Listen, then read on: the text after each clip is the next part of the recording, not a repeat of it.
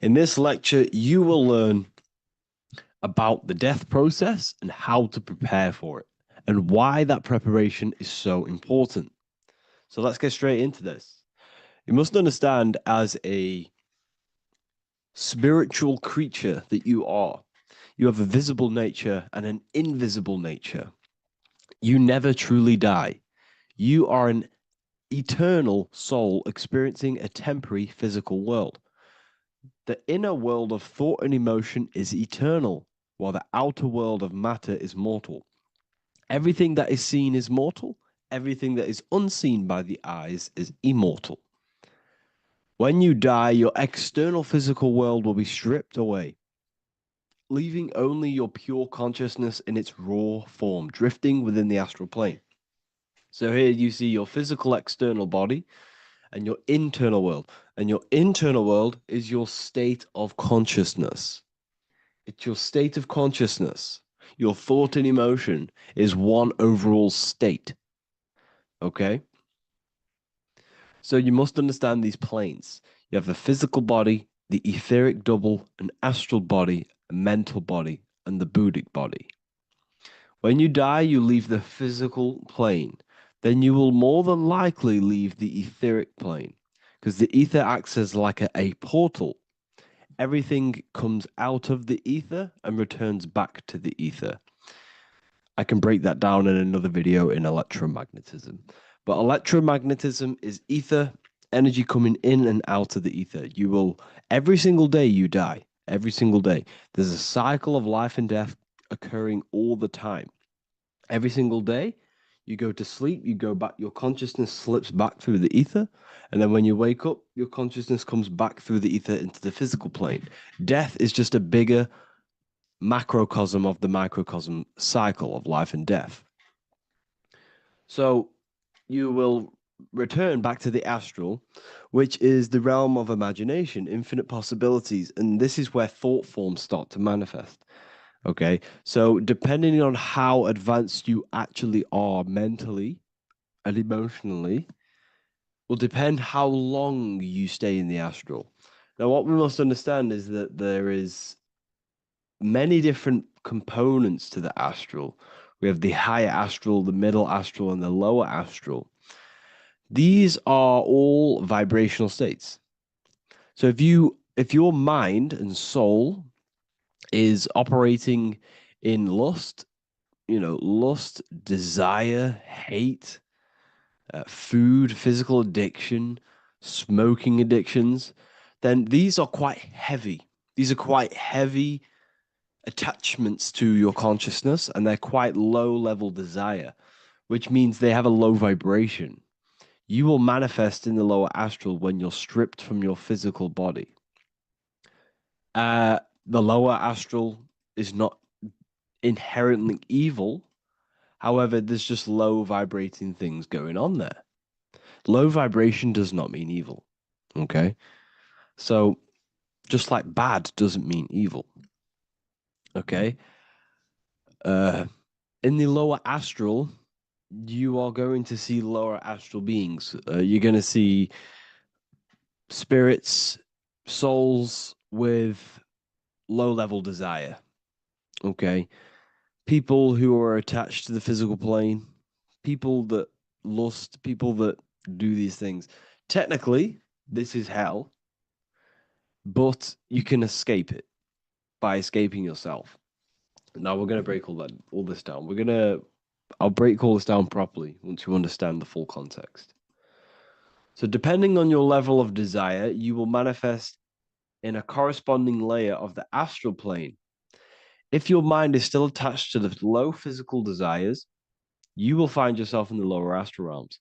But if you have few desires and have detached from the worldly attachments while you are encased in a body, then you will rise into a higher or middle astral plane, mainly the middle. Okay. The higher astral plane is very formless. So as I broke down here, this is, well, the physical plane is the lowest dimension. This is the most form, the most matter. It's quite heavy. The higher you go, the lighter it becomes, the more fluid, the more formless it becomes. So you see here it says denser down and lucidic up. So this is more lucidic in these higher realms. This is more dense in the lower realms. So this is why the ancient Egyptians were always talking about, I'll show you this.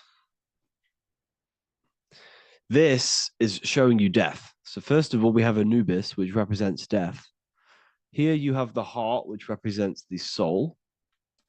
And here you have a feather. And this is a scale. You see how this is a balanced scale? So what this is symbolizing, this represents death. This represents your heart, and this is a feather. So when you die, your heart must be as light as a feather, which means your emotions, your soul, should have no attachments to the world. It should be light. It should be detached.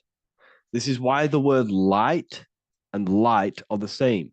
Light is in heavy and light is in very bright. Because when you're less attached to the things, your soul shines. You're authentic. You're light. You're very bright soul. And you have no attachments. Your light is in not heavy. So you must detach from the worldly desires. We have to detach from the smoking, the food. This is why we should fast.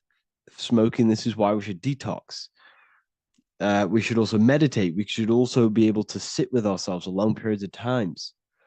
Okay, I'm going to break all this down properly. But that's why the Egyptians show you the symbolism here. Okay. So you're stripped of your material body. So that state of consciousness you're in right now, your inside world, if you shut your eyes, that state you're in, that is what you're going to experience when you die. Okay. And you're going to be manifested into the astral. In the physical plane, you can mask or hide almost anything. But in the spiritual realm, you cannot. The astral body, your thoughts and emotions directly shape your spiritual body, your astral body, revealing your true inner state.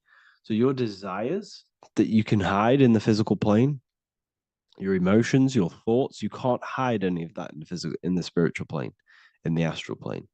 That will directly shape who you are, your color of your astral body, and your astral body as a whole. So here we have Kim Kardashian. If you could see this lady's astral body, you would run so far that you would be horrified for the rest of your life. If you could see their spirit, their astral form, it would be horrific because their mind is so attached to, physical things, so attached to desire, money, fame, worship, power. These people do not want to die. These billionaires and millionaires will never want to die. They will do whatever they can to stay alive because they understand what when they die, they have to face themselves. They have to face their inner world. And their astral body, their true authentic self on the inside is horrible and horrific and so low vibration. So this is where it comes in. You must be as light as a feather. This is what the Egyptians are showing you in their artwork. Your soul must be as light as a feather. In order for the soul to ascend to a higher plane and not look at that physical plane and say, I want to go back or I want to desire things down there, you must detach now and prepare for death. Hell is not a place, it's your own personal suffering born from within.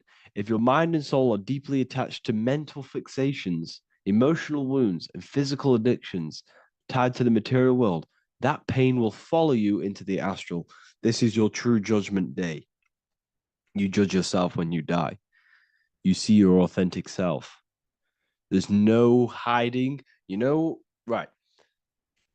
Imagine right now that you that everything you cling to was stripped away. No matrix, no electricity, no food, no TikTok, no phone, no possessions, no distractions, no one else. Could you sit alone with yourself for just 1 hour? Could you sit alone with your thought and emotion? That moment of truth is what you must begin to prepare for. Could you sit alone with yourself? Can you sit alone for long periods of time and just think? And if you cannot, then you're running from your internal world. You're running from your thoughts. You're distracting yourself from your thoughts. This is what we must address. Now, don't feel bad if this is you. We've all have problems. We all have internal problems. But this is what we have to face directly in order to prepare for life after death. We must meditate for long periods of time. Not even meditation. We should be able to sit with ourselves with no distractions and just think. This is what the people of the past used to do when we had no technology. People would sit and think for hours. This is what we need. Because if you cannot sit with yourself, imagine sitting with yourself with no physical body. That's the level that's going to happen. And we need to prepare for that. The soul and mind must become as light, as weightless, as radiant as a feather to ascend to a higher plane and move beyond the physical life. To rise, they must release heaviness, attachments, burdens, fears, and desires. The lighter and brighter your inner being becomes, the more freely it can rise into a higher state of existence. Ascension is not about going somewhere, it's about becoming something pure, clear, and luminous. Okay, this is very important. Very, very important. We must detach from the worldly things. So, enough of that. How do we do it? How do we attach? How do we prepare? Number one, you must detach from the material things. Start loosening your grip on things, possessions, titles, even identities. They are temporary. Appreciate them, but don't let them define you. Let nothing outside of you define you. Nothing. Your name is not you. Your job is not you. Your reputation is not you. Your bad past is not you. Your good past is not you. Your business is not you. Everything outside of you is not you. Now, what I'm saying is, I'm not saying go full right hand path and never care about anything physical, never care about your family, don't love your family. I'm not saying that. What I am saying, love these things, love these outside things, but do not become attached and do not let them define you.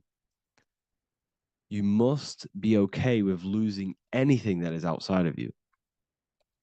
You must be okay with that because you must understand the physical plane it's promised that everything is temporary. Everything is temporary in this plane. So don't ever think it's going to be there forever because it's not. And you must remind yourself, not remind yourself, but I think about this sometimes when I start becoming a bit attached to work and stressed. I just remind myself that I'm going to, this is temporary. I'm going to leave this world one day and I'm not going to care. So you must have the balance. Okay. The balance is key. You can go down that right hand path and just fully cut off from the world like a monk and shave off your hair, disconnect from the physical world. You can do that. That's not wrong. There's different paths in life. You have the left hand path, purely physical. You have the middle path, which is balance between the physical and spiritual. Then you have the right hand path, which is monk mode, where you fully disconnect from the world. They shave their hair off to disconnect from the physicality. They meditate for long periods of time. This is what they're doing. They're preparing for death. Monks prepare for death. They understand this. They understand that you don't die. Your inner world is the true world. The inner world is the only world that exists. Everything outside of you is an extension of you. Number two, cleanse the mind. Watch your thoughts. Are they rooted in fear, anger, regret, or craving? Meditation, mindfulness, and inner reflection help purify the mind. The cleaner your thoughts, the lighter your spirit. So your astral body is formed by your thoughts, it's formed by your emotions. If you sit around thinking about eating all day, you're going to have a very heavy astral body. It's going to manifest in the lower planes. But if your mind is thinking about good things with good intentions, love, knowledge, expansion, you're going to manifest even the middle of the higher. And there are ways to even ascend out of your astral body. Yes, you can ascend out of your astral body and out of the mental body, but that's all very advanced, and I'm not going to teach that yet. I'll make another video on that, but you can ascend from them bodies. The astral plane is not the end. You can keep ascending as a soul until you're left with just the pure essence of the soul. But we're going to, anyways, cleanse the mind, reprogram the limiting belief systems, let go of mental attachments. And the way you do this is by getting a piece of paper and writing down every single attachment that you have. And you're going to realize, dude, there's more than you think. Okay. We have to detach from these. We have to. 4, practice presence. Can you sit in silence with yourself? The more at ease you are with your own inner being, the less you'll feel death. The afterlife is just an extension of your inner world. It's so important. This is so, so important. Can you sit with yourself? If you cannot sit with yourself, you have some inner work to do. You have some thoughts to address, some beliefs to address, and some feelings to address. Okay, so practice sitting in the present, meditation, or just literally sit there and try and be okay with yourself. And if you can't be okay with yourself, then there's something you need to address, whether it's a belief system, whether it's an emotional trauma, or something. This is what we must reshape, refine, and let go of. Live truthfully, speak and act from your soul, not from fear or ego. The more authentic you are, the more aligned you become with your true self, which carries beyond this life. The ego is your mind's perception of itself while being incarnated in this world. It's been shaped by your experiences, your thoughts, your beliefs, and your emotions. So your ego is basically this false thought form that you've created. It's a false layer of yourself that sits on top of your true authentic self. It's basically your physical character. When you were young, you had no ego. You were pure. You had a pure consciousness. But then as you grew older, your ego started to grow, and it still is growing because it was shaped by experiences, things you've gone through, things you said, things you believe, things you think. It's created by you, by your mind. And the ego is close to the word echo. The ego is the echo. It's an echo. It's a layer. It's a false identity. It's a false layer that sits on top of your soul. And if you don't get rid of that ego, if you don't know how, well, not get rid of it, but balance it. If you don't know how to rise above that ego and you die, it's that ego that's going to be pulling down when you die. It's that ego that's going to be your suffering. Okay. 7, connect with the divine, whether through prayer, meditation, tune into something greater than yourself. The connection is the soul's compass beyond this world. If you can meditate and rise above them clouds of thought, that's the soul, that's the observer. We must connect with that. Okay, this will definitely help with just allowing yourself to connect with your true self. Meditation's great because you can just fully detach from the world. And the more you meditate, the more you can prepare for death. A powerful way to cultivate detachment is through daily detachment meditation, done either at night or in the morning or the first breath upon waking. Or do this as many times as possible per day. Start by physically grounding yourself in the present moment. Say out loud, I am here right now, nothing else matters. Let that phrase draw your awareness into the now. Just keep saying it until you're present. Then begin to slowly list everything you identify yourself with, one by one. I am not your body. I am not my body. I am not my name. I am not my possessions. I am not my house. I'm not my children. I'm not my everything. I am not my thoughts. Release each layer gently. Imagine, if you want to, if you have a good imagination, imagine placing these things into a big box. Placing your body, placing your name, placing your possessions, placing your house, your car, your thoughts, your beliefs into a box, and then shut that box. If you have a good imagination, do that. That can help. And you'll be left with yourself. And you're not even that. It goes even deeper. Eventually, you'll reach the mind itself. Detach from the language that the mind is even using. Now, that's very difficult. And not many people have ever thought about that, and they've ever even been there. Detach from the language that the mind is using. Think about that for a second. Your mind is not what you actually think. It goes very deeper. Your mind is not that little voice. It's that voice that the language is using. So even the language is a spell on your mind. Okay, it's an attachment. Eventually, you'll reach the mind itself, detached from the language it uses, the voice in your head, the need to define. What remains is something beyond thought and beyond words. I can't even describe what's left, because words, once the language is gone, it's purely metaphysical. All I can say it is pure awareness, and it's symbolized. This is why symbols are so amazing, because they can symbolize things that are beyond words. A flame, it's just a flame. And you won't be able to understand that until you've been there. It's just a flame. It's pure cause. Words can't describe it. You'd have to experience it. Connect with this essence daily. This is truly who you are. So this is a great way to detach. We can do these detachments every single day during meditation. This will definitely help over long periods of time. Of course, you're not going to be ready tomorrow for death, but just try and prepare for these things. This is the whole reason people used to meditate.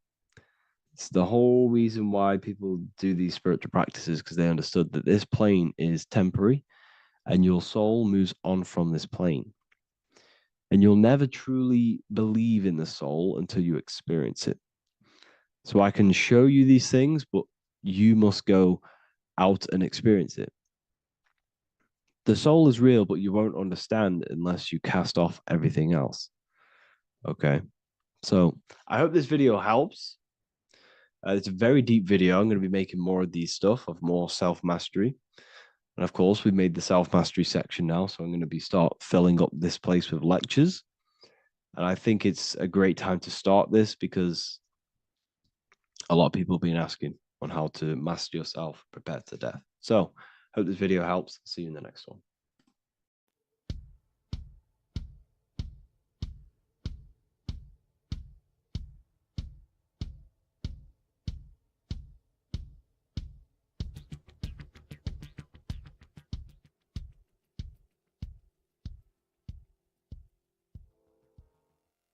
Welcome people, we're back with another video.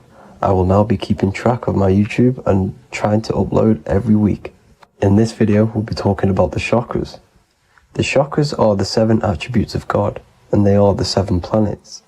These are literally vortex portals within us that connect us to these vices and characteristics of God. Each one of these energy centers are a spinning wheel of energy which controls the cells and organs in that particular area of the body. For example, it's literally a mini brain for that area of the body. Each chakra has a vice which you need to turn to a virtue in order to climb up through the system. They work like a stairway system. You have to go through each chakra in order to unlock the one above. This process is turning matter into spirit, as you descended from spirit to matter. Saturn is Satan, that's why it's the lowest chakra, and that's why the devil is red, because red is the lowest vibrational color. When you are in these lower states of consciousness, you are in your animal nature. This is your physical side of your nature, and you are mainly being driven by your animal instincts, or your ego. Moving back to your higher self, or your spirit self, is not an easy process. It takes a while. However, with discipline, consistency, and motivation, you can achieve this, and this is what the ancients called Christ consciousness. Once you have achieved this, it is basically a state of mastery of the mind. You no longer lust for the lower animal nature things. Now let's start with the root chakra. This is located at the base of your spine, and you can feel this chakra by tensing your anus. This energy center is in control of your survival needs, your vitality, your stability and security. Now, if this chakra is unbalanced, you will feel insecure, fear, anxiety, unstable, low self-esteem, anemia, over or underweight, and constipation. In order to balance this chakra, you need to feel grounded, embodied, stable, calm, centered, a sense of safety, and trust in yourself and the world around you. The next chakra is the sacral chakra, which is located around the belly button area. You can feel this chakra just by sucking in your belly. This chakra is to do with relationships, self-worth, creativity, empathy, and most importantly, sexuality. This is the most important one in order to start to raise your vibration overall, is giving up the over-sexualized nature. In order to balance this chakra, you need to come into harmony with all the toxic relationships that you have. Get rid of the fear, the anxiety, the isolation, and 100% get rid of the over-sexualized nature. Lust is one of the most lowest vibrations you could possibly feel. It is literally manifesting hell. In order to work on this chakra, you need to feel self-worth. You need to do creative things, empathy, healthy relationships, and 100% being confident. The next chakra is the solar plexus. This is to do with personal power, will, metabolism, eating, happiness, and your self-esteem and self-identification. You can feel this chakra just above your belly, below your ribs, and you can suck in this area. If this chakra is blocked, you will feel lack of confidence, difficulty in manifesting your desires, low self-esteem, misuse of power, misuse of dominance, weak will, and shame in yourself. Biggest one for this chakra is overeating, as it's to do with metabolism. If you are overeating, you are literally unbalancing a lot of your lower chakras, not just the solar plexus. In order to work on this chakra and balance it, you want to have a positive self-identification. You want to feel happy, a happy self-esteem, effectiveness to people, not overeating, and a strong willpower. Now for the heart chakra, one of the most important chakras. Chakra is to do with love, understanding, trust, hope, openness, compassion, balance, and forgiveness. The most important because your heart is the tree of life in the body. It is the center of the toroidal field. It is the most powerful chakra. Your heart is 5,000 times stronger magnetically than your brain. Once you have hit the heart chakra and you start surpassing the heart chakra, you are now turning matter into spirit, as the lower three chakras are dense and physical, and the above the heart chakra are turning to spirit. As you can see already, this is a hard and long process of working on yourself physically and internally. The symptoms of a blocked heart chakra would be lack of love or too much love, difficulty to accepting or giving love, lack of compassion, loneliness, and lack of emotional fulfillment. Finally, a lack of connection with a divine or to nature. In order to balance this chakra, the most important thing and the most powerful thing you can do is loving people, accepting and giving lots of love. Second most important thing to balance the heart chakra is balance. You need a balanced life. You need balance in all aspects of your life. Now for the throat chakra. This is a very important chakra as it's to do with communication. A symptom of this being unbalanced is a lack of self-expression and putting on a front all the time, acting with the ego. In order to balance this chakra, you need to constantly self-express yourself. You can't be putting on a front. That voice inside your head, you have to let it come outward. Don't just block it off with a wall. Self-expression will lead to you gaining friends who actually like you for being you, and not these fake friends that you have to put on an ego for. In order to balance this chakra, you need to express yourself, express the word that's within you, Don't be lying to people. Don't deceive or be deceptive. The next chakra is the third eye chakra. This is starting to get very advanced and you are coming very close to spirit. Just before we head on, I want to announce the PDF is now available, containing all the presentations I've ever made, all into a condensed 38-page PDF. The link will be below this video for you to access. And if you want to learn how to create reality using your mind, how to attract your desires, how to get out of the situation you are in, the link will also be there for the Manifestation Mastery course. Now for the third eye chakra. The third eye chakra controls the pineal gland, which is your first eye. It's to do with your psychic abilities, channeling, telepathy, astral travel, visions, and connection to the higher self. You need all of the chakras aligned to get the full potential out of your third eye or pineal gland chakra. For example, if you're astral traveling and you fear something, you will be instantly shot back to your body. So you need to master all of the chakras before you go on and try and do these higher spiritual activities. Symptoms of the third eye chakra being blocked is lack of imagination, lack of vision, lack of concentration, blocked or clouded intuition, can't see the big picture, and especially overly reliant on logic and intellectual thinking. A good way to work on this chakra is imagining things, vision things. Trust your intuition at all times. Always follow that inner voice. Cut out the tap water, which contains fluoride. Fluoride blocks the pineal gland. And cut out all junk food, because all of this is affecting your pineal gland. When in meditation, you want to focus your eyes and your attention to the center of your head between the two eyebrows. This is where the pineal gland is located. This will help and awaken the pineal gland over time when you keep doing these meditations. Finally, for the crown chakra, this is to do with universal consciousness, all-knowing, enlightenment, cosmic connections, the God source. This chakra is blocked by being cut off from spirituality, plagued by the senses, being tricked into the five senses and being tricked into thinking you are the body. In order to work on this chakra, you need to feel grounded. You need to know yourself, your real self, the voice within you. Have common sense, have specific decisions that you're making, be very direct.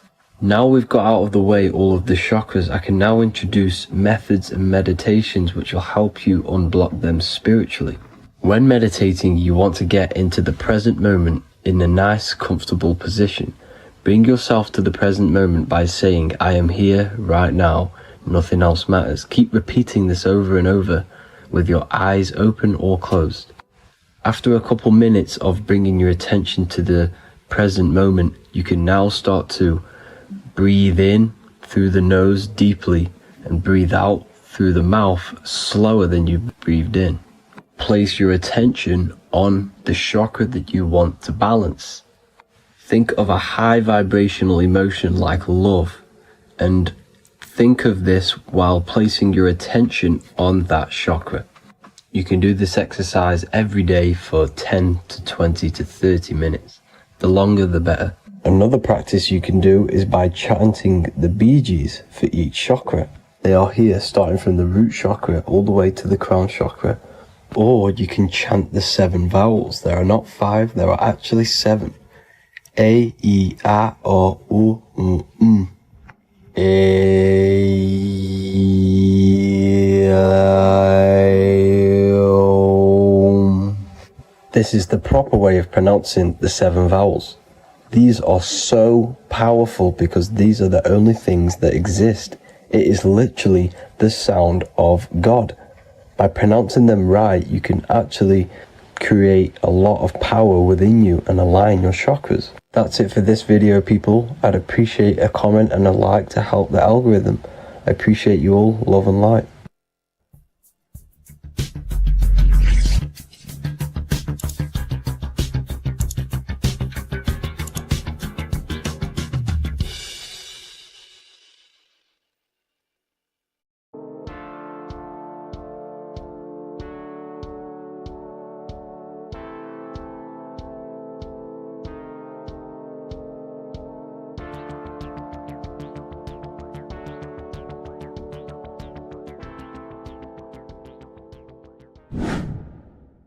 Hello and welcome to another video, people.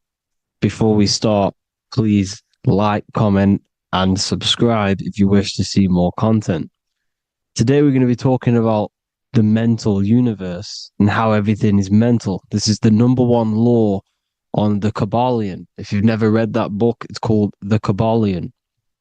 A very good book. It's the first law because this is the most important thing you need to understand. Is how everything exists within the mind. Behind every single one of these eyes is the same consciousness expressed in different bodies. The mind is what gives perception to what you're experiencing. Behind every single one of these eyes is the exact same consciousness, but the brain that they inhabit is giving them a different perception, a different being, a different body. Now, this is the difference between humans and animals. Humans possess a advanced consciousness, an advanced mind that gives us the ability to be aware of ourselves mentally, physically, and spiritually. We can reflect on ourselves. When a dog looks in the mirror or an animal looks in the mirror, it doesn't know what it's looking at. It doesn't realize it has a consciousness. It can't reflect on itself. It can't say, I want to improve in this area. It doesn't have that consciousness. We have a divine consciousness. Take away the N for divine, and you get with a D, put it with a D, you get divide, because we have a divided two-way consciousness. An animal only has one. However, it's still the same mind. We're all mind. We're all mental. We all exist within the mental plane. Look at this person walking.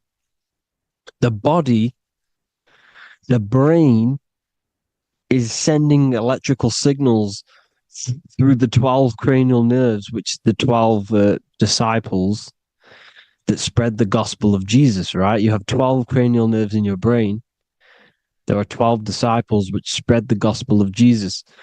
Jesus represents the mind, the intelligence, the invisible intelligence that we all are, the same intelligence, the same exact consciousness, which then sends a command into the brain.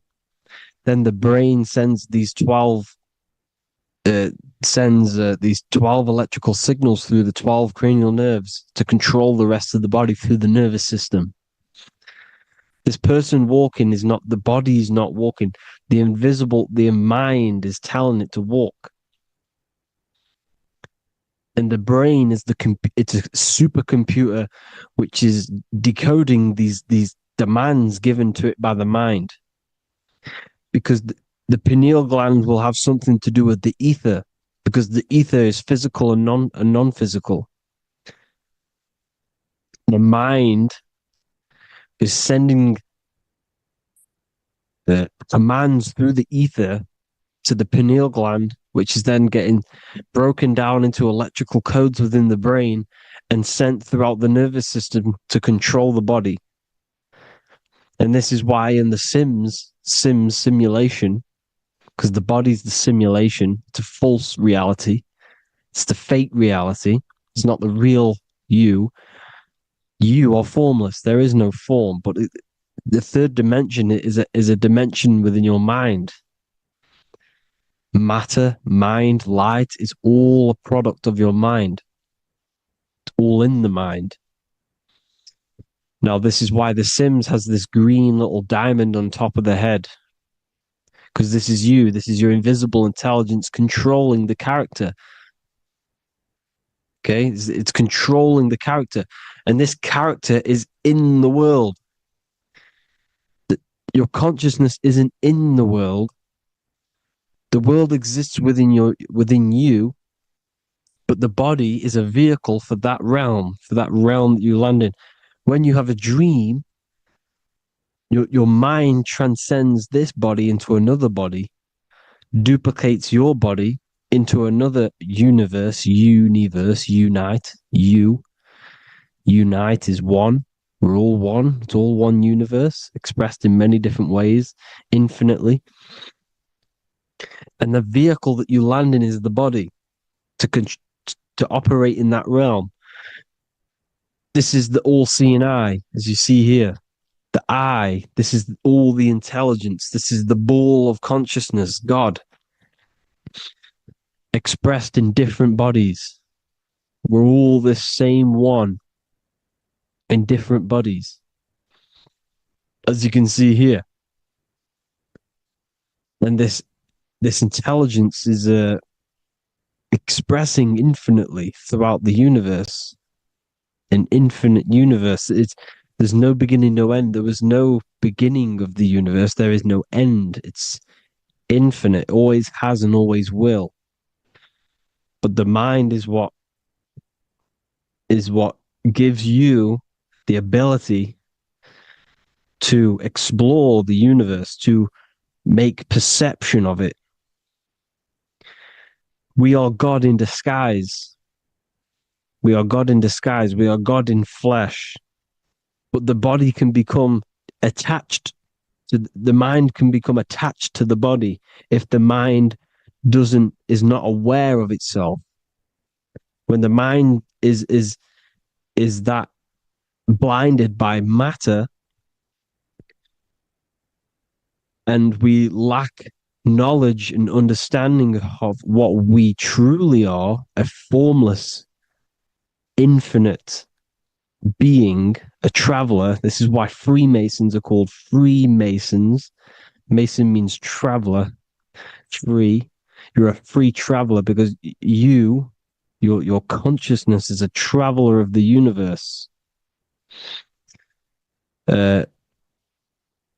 When we lack understanding, our mind bounds to the body because we don't separate the body with our different layers of consciousness. When we separate them and identify that we are mind, body, emotion, you then can apply this knowledge to when you want to astral travel and explore the different realms of your mind, because the mind is the universe. People, this is what we need to understand. The mind is the universe. I am you and you are me. This is the Egyptians showing you this. The Ankh is the symbol of life. This is the one ball of consciousness, mind, giving it the Ankh life to all the different life forms. The cows, the birds, the snakes, and the big Ankh given to the humans, because the humans are the most intelligent. We have the most advanced consciousness. We have the most advanced consciousness. This is why the one is giving a big Ankh to the humans here. Here you see again, this is not the sun. This is also showing Ankh giving out its life to all things infinitely. And this is the Most High. We are the Most High in disguise. When we strip off the body, we strip off the desires for the physical world, we strip off all of these fake identities that the mind gets attached to. That is God. The universe. You are the universe experiencing itself. I and I. The letter I and the number one is just one line. The letter I is the number one. Because your I am, when you refer to yourself as I, every single one of you who's watching this video refers to yourself as I, which is the one. We are all the one. We are all intelligence. We are all invisible. We are all the one. One is the only number. 1, 2, 3. Everything goes up in ones because there is only one.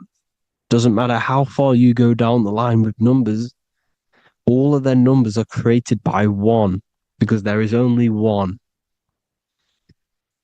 It's me and you are the exact same consciousness expressed in different bodies. Mind, cause. There is only one cause. There is only one mind. There is only one being. But because we lack understanding of this, we think we are the bodies. And this causes division, because the physical world's the most illusionary world. It's an illusion. It's all an illusion. Now you see with the two, you look with the two eyes, but you see with the inner eye, the mind. Okay, the mind is the mental plane is a shared plane, and it gives perception to what you're looking at. The mind. I'm affecting you when I speak, because the mental plane is shared. We all share mind. We all express mind. When I'm speaking to you, I'm affecting you because we are mind. So the words that I'm saying, which are being manifested from my mind, are being manifested through my body into vibration, is affecting you. I'm affecting you with what I'm saying. And these words are having an effect on your mind, because we're all mind. This is why you need to be careful what you're listening to, music and all sorts, because music can also create thought loops within your mind. Because the chorus, we shouldn't be listening to choruses. Choruses are loops. And what they're saying in the chorus is being looped. And this can create thought loops within your mind. Go and listen to an old song that you used to listen to about 5 years ago, 10 years ago, 20 years ago. Go and listen to an old song, and you guess what? You will get nostalgia. Why will you get nostalgia? Because that song will trigger the thoughts that you were thinking in that time of listening to that song. So songs with choruses create thought loops, and they reprogram your subconscious mind. It's important why music is very powerful. Mind and mind, same word. See, language is the truth, people. This is why I use language in all of my presentations, especially the English language. It's riddled with occult truth. I is my me. I, you, and me, or I, one. We are not the name. We are I. Every single one of you is I, because we are all the one, all mind. Now, the only thing that is truly mine is my mind. When you say something is mine, it's an illusion. It's not yours. The only thing that is mine is mind, my mind. Okay? It's my mind. It's the only thing. It's the same word, mine and mind. Like I said before, everything's one. Hot and cold is different degrees of the same thing, of the one substance, of degrees. The 7 colors are different frequencies of the one white light. Everything is one. There is only one. We are all one. Everything is one. Hot, cold, day, night. It's the same degree of one, which is mind.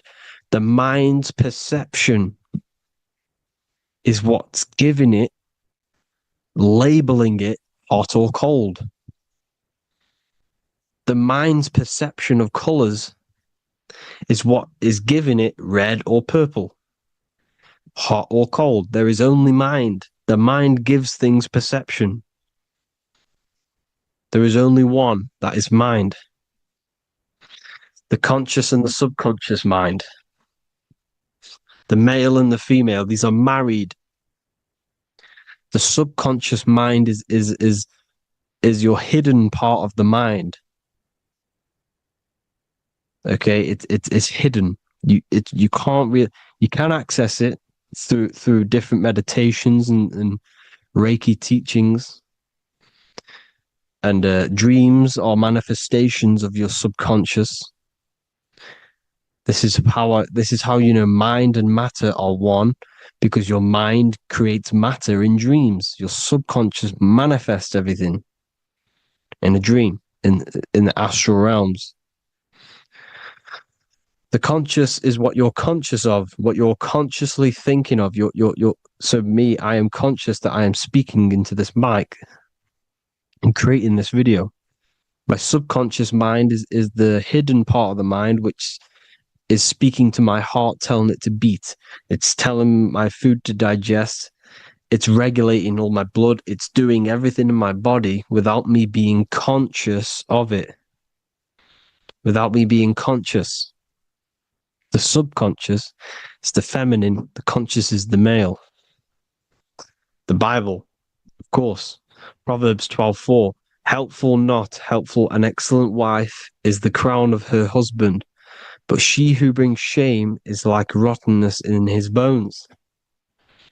In the same way, husbands should love their wives as their own bodies.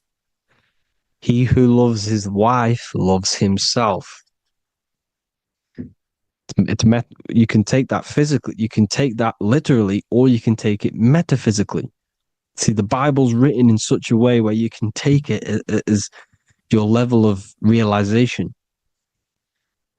He who loves his wife loves himself. If you love your subconscious, if you love yourself, you speak good about yourself, because your subconscious takes everything literally. If you say, I hate you to someone, your subconscious does not know the difference between me and someone else. It only thinks me, me, me. Why? Because mind is the only thing that exists. You are mind, I am mind. If I say, I hate you, you're saying that to yourself. Your subconscious picks that up and says, I hate myself. And that's telling your subconscious that's what you want. Because your subconscious manifests 90% of your behavior. The programs within your subconscious. Tying your shoelace is a program. You don't need to be conscious of it. You can just do it because it's a program. It's deeply interwoven in the subconscious. Driving your car, texting on your phone. You don't have to think about what letter. You just do it because you know where the letters are. It's a program. Therefore, if you look after your subconscious, they are a married couple. It's your wife. Your subconscious is your wife. And it manifests 90% of your daily basis thought patterns, actions, behaviors, emotions, all the things that all the trauma that you've experienced is stored within your subconscious, which is affecting you. So let's say you were in a car crash 10 years ago, and you had a really traumatic event, you really hurt yourself, and you had a very, very, very strong emotion that you felt of pain.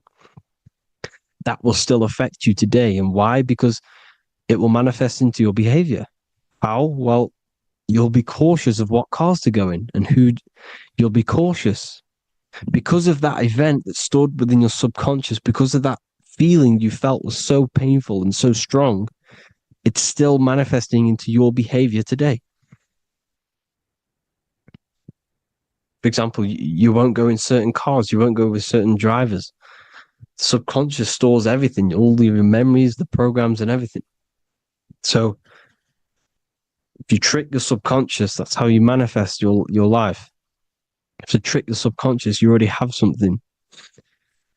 And therefore it will manifest into your life and into your behavior, thoughts, and actions. This is why the golden rule is to treat others like you want to be treated.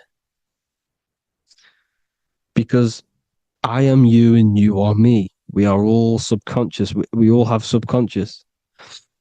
Whatever I do to you, I do to me. Because my subconscious picks that up and thinks I'm speaking to me. Mind is very powerful. Whatever I do to you, I do to me. Treat others like you want to be treated. The golden rule. That is the only rule we need in this realm, in the universe. If everyone understood this rule and how the subconscious works and how karma works, we'd live in heaven on earth, the Garden of Eden, the golden age. As a man thinketh in his heart, so is he. Proverbs 23:7. Where your heart is, there will be your treasure. Your heart's the emotions. The storehouse of emotions is where you feel emotions. You have to let your emotions move through you, not become you. You can't let your emotions become you. Or except be like the sky and let them pass through you. Be like the clouds and the stars passing over. Let them pass through you. Do not let them become you. And this is how emotions can take over your mind. We are driven by, when a man is driven by emotions, he has no self to control. You must control the mind, because the mind can be corrupted. Because your thoughts are electrical in the brain. Your thoughts come from the mental plane. So how the mind works is that you place your attentions on something in the mind, and infinite information just flows in. Think about it. When you think of a certain topic, as soon as you think of that topic, information comes flying into your mind. Different ideas, ping, ping, ping. It's all connected. It's why we call it a mindset, because your mind sets itself to frequencies.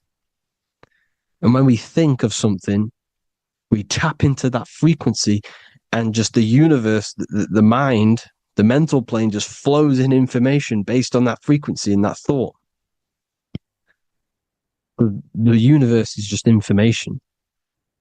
All of the information out there, nothing is new. It's all there. You just have to tap into it.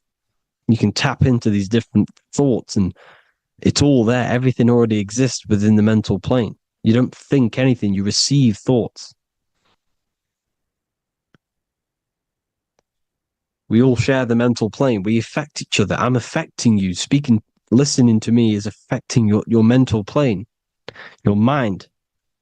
The physical plane is the lowest plane. It's the world of effect. Everything you see in the physical plane is the effect of mind. Like I said, the person walking is the effect of their mind telling the body to walk. The physical plane is the lowest dimension of your mind. Mother Earth, we are in a mother. We're in the womb still. The Earth is feminine. It looks after you. It provides you with food for free. It grows on trees with water. It's Mother Earth. It's the womb. The dome above your head is your mother's belly. Okay? Is your mother's belly. You're in the womb still. You're forever in the womb because your mind's constantly expanding. Because when the baby's mind figures out that there is a reality outside of its mother, it starts to hear the people on outside of its mother, what does it do? It figures a way out of the mother, and it becomes born again in the water, in a hospital, into the other world. It's the same with our minds. When our minds figure out there is other worlds beyond this physical, we explore them. The astral plane, for example. You figure a way out of the body. Because when you're the firmament, look at the word firmament, meant at the end.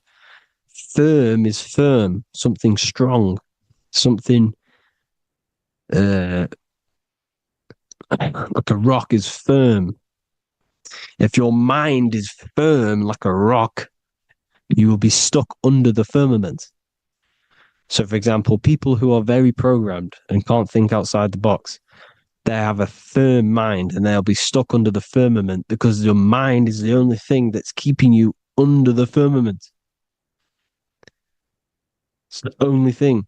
When you're doomed, doom is dome. This is the dome, which is your head. Your head is the dome. Above your head, above the earth is the dome, the ethereal barrier. But that's just an external manifestation of your head. You don't leave the earth, you leave your body to leave the earth, because your body is the earth. It's a dimension within your mind. So when you're doomed, you're domed. Your reality is your level of realization. You realize something, or when you have an idea, the mind, in the EYE or I, same thing, mind, it's all mind.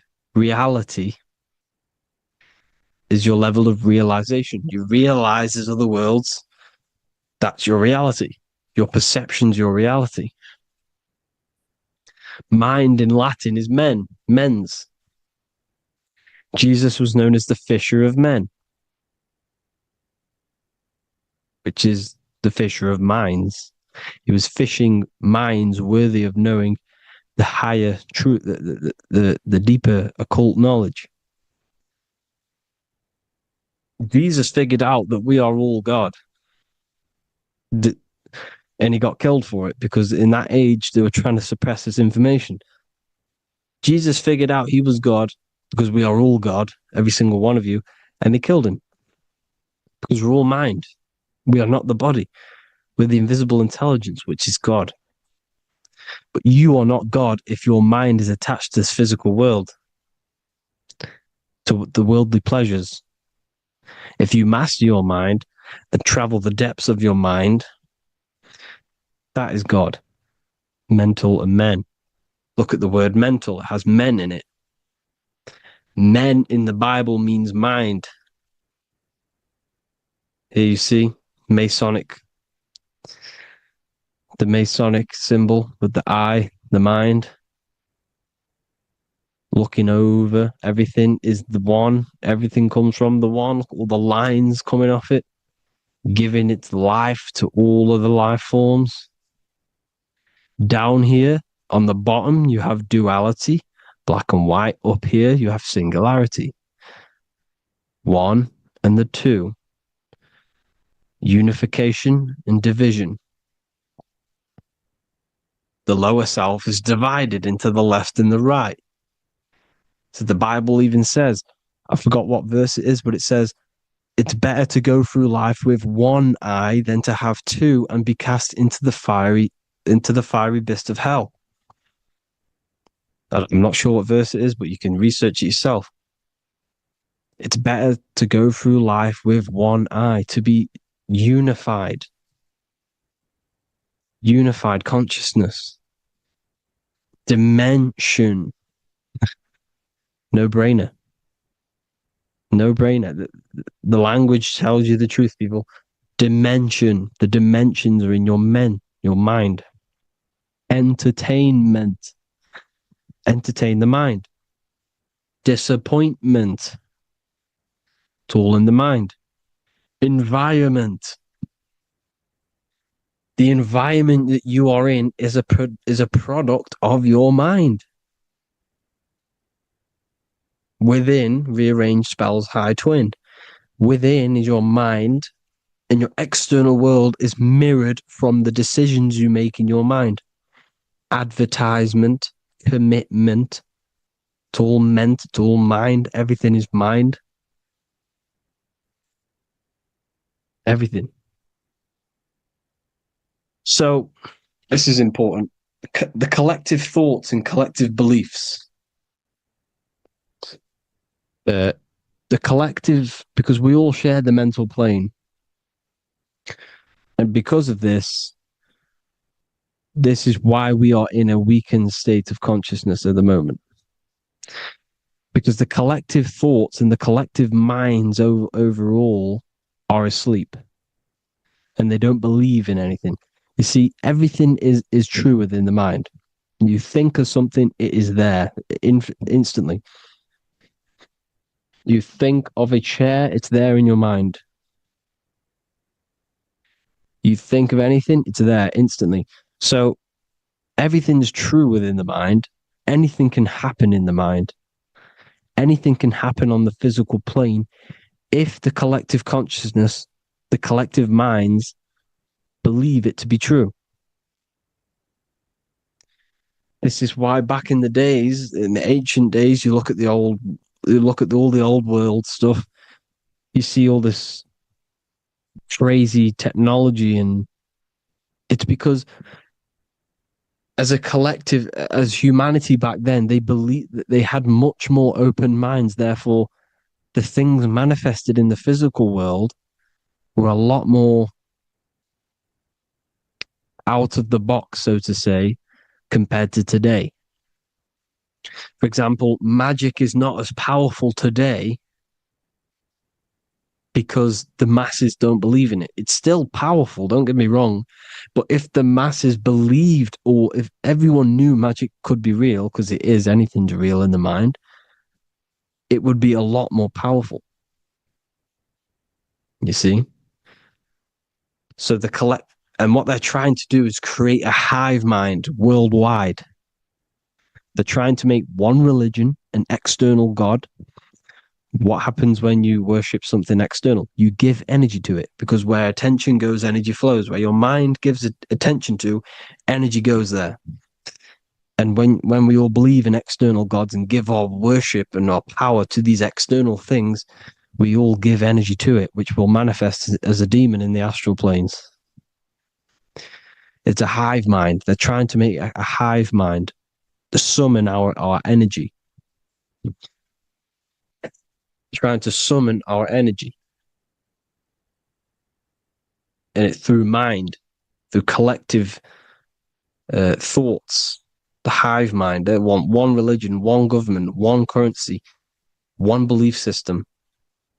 And that will create a hive mind, which will limit our consciousness, which will limit what we can do in the physical world.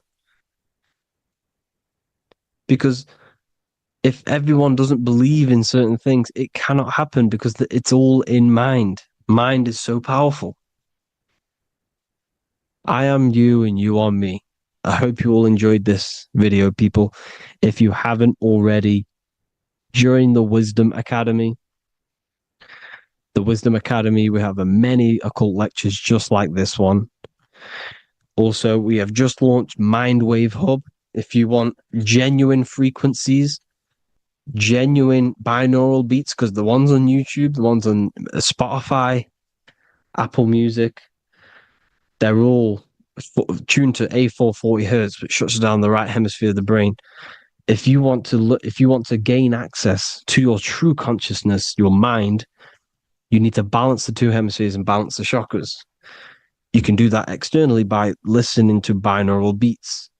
If you want true frequencies, true binaural beats to hemisync the chakras, hemisync the brain, to gain access to the different dimensions of your mind, well, you can gain access anyway, but it's going to help you if you're trying to learn this.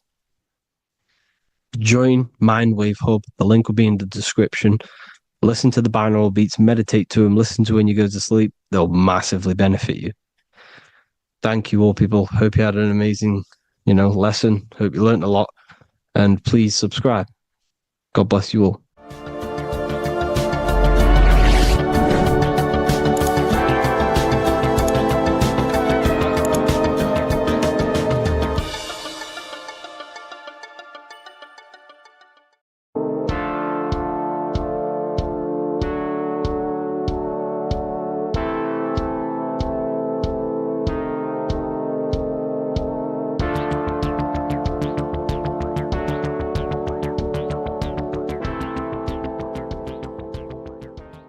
Welcome back everyone to another video.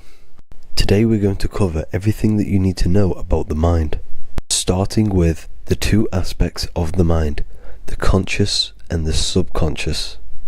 The male aspect of your mind is the conscious. This is the 10% of your mind. The conscious part of your mind is only aware of everything around you, your vision, your sight, your smell, your taste, your hearing, and your current state of emotion and thought. Every thought that you consciously think about has an emotion directly attached to it.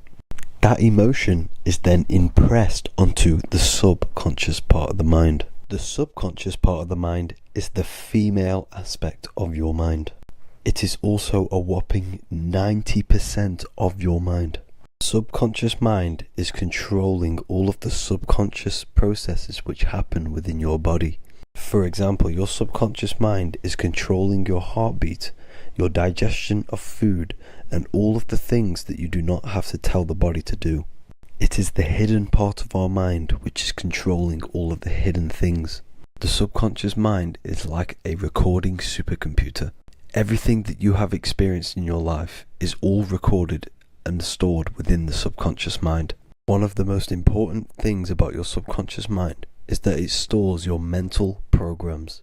Everything in the subconscious mind manifests into behavior and actions within the body. Your daily basis routine and habits are all mental programs within your subconscious mind. These mental programs are created by mainly two ways. 1, repetition, and 2, emotional impact.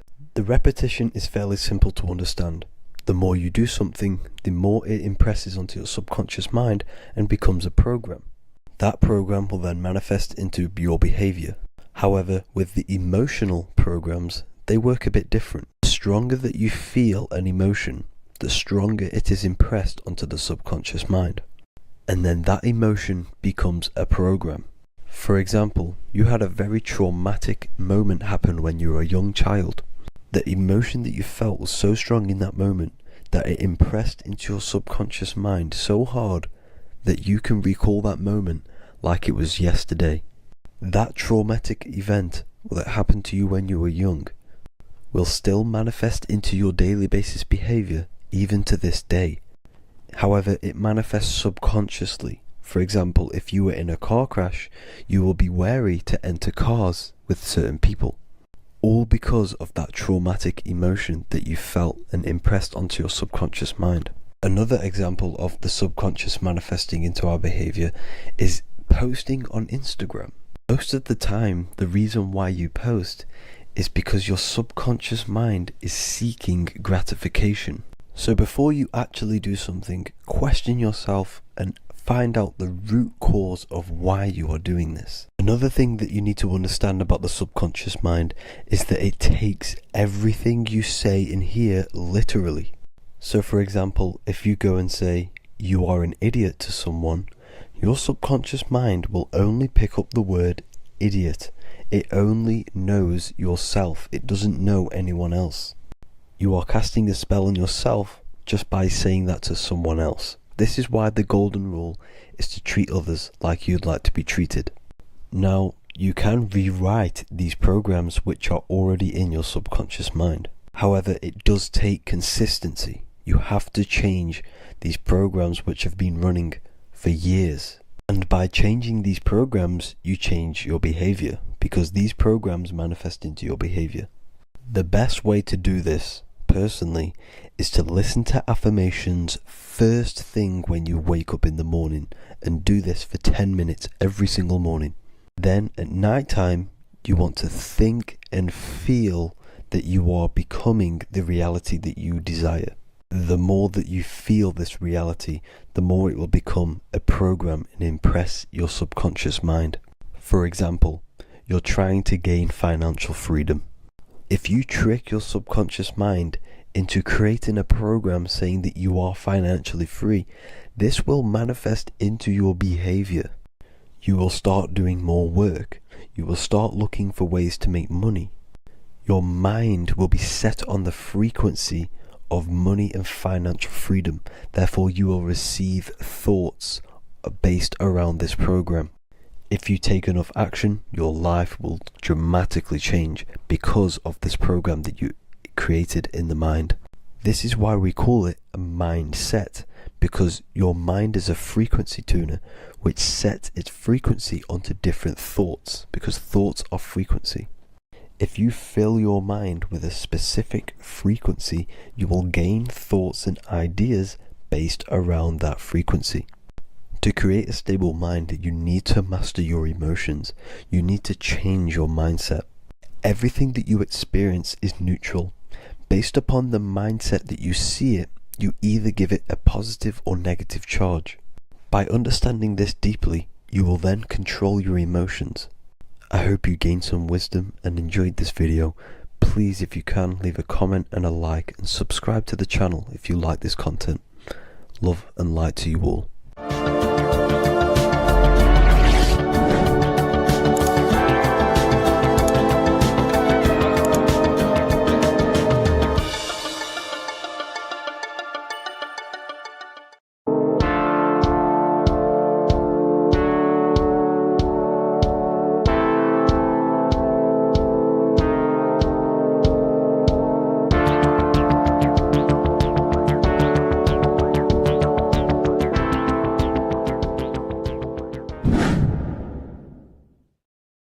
Welcome back, people. We're back with another video.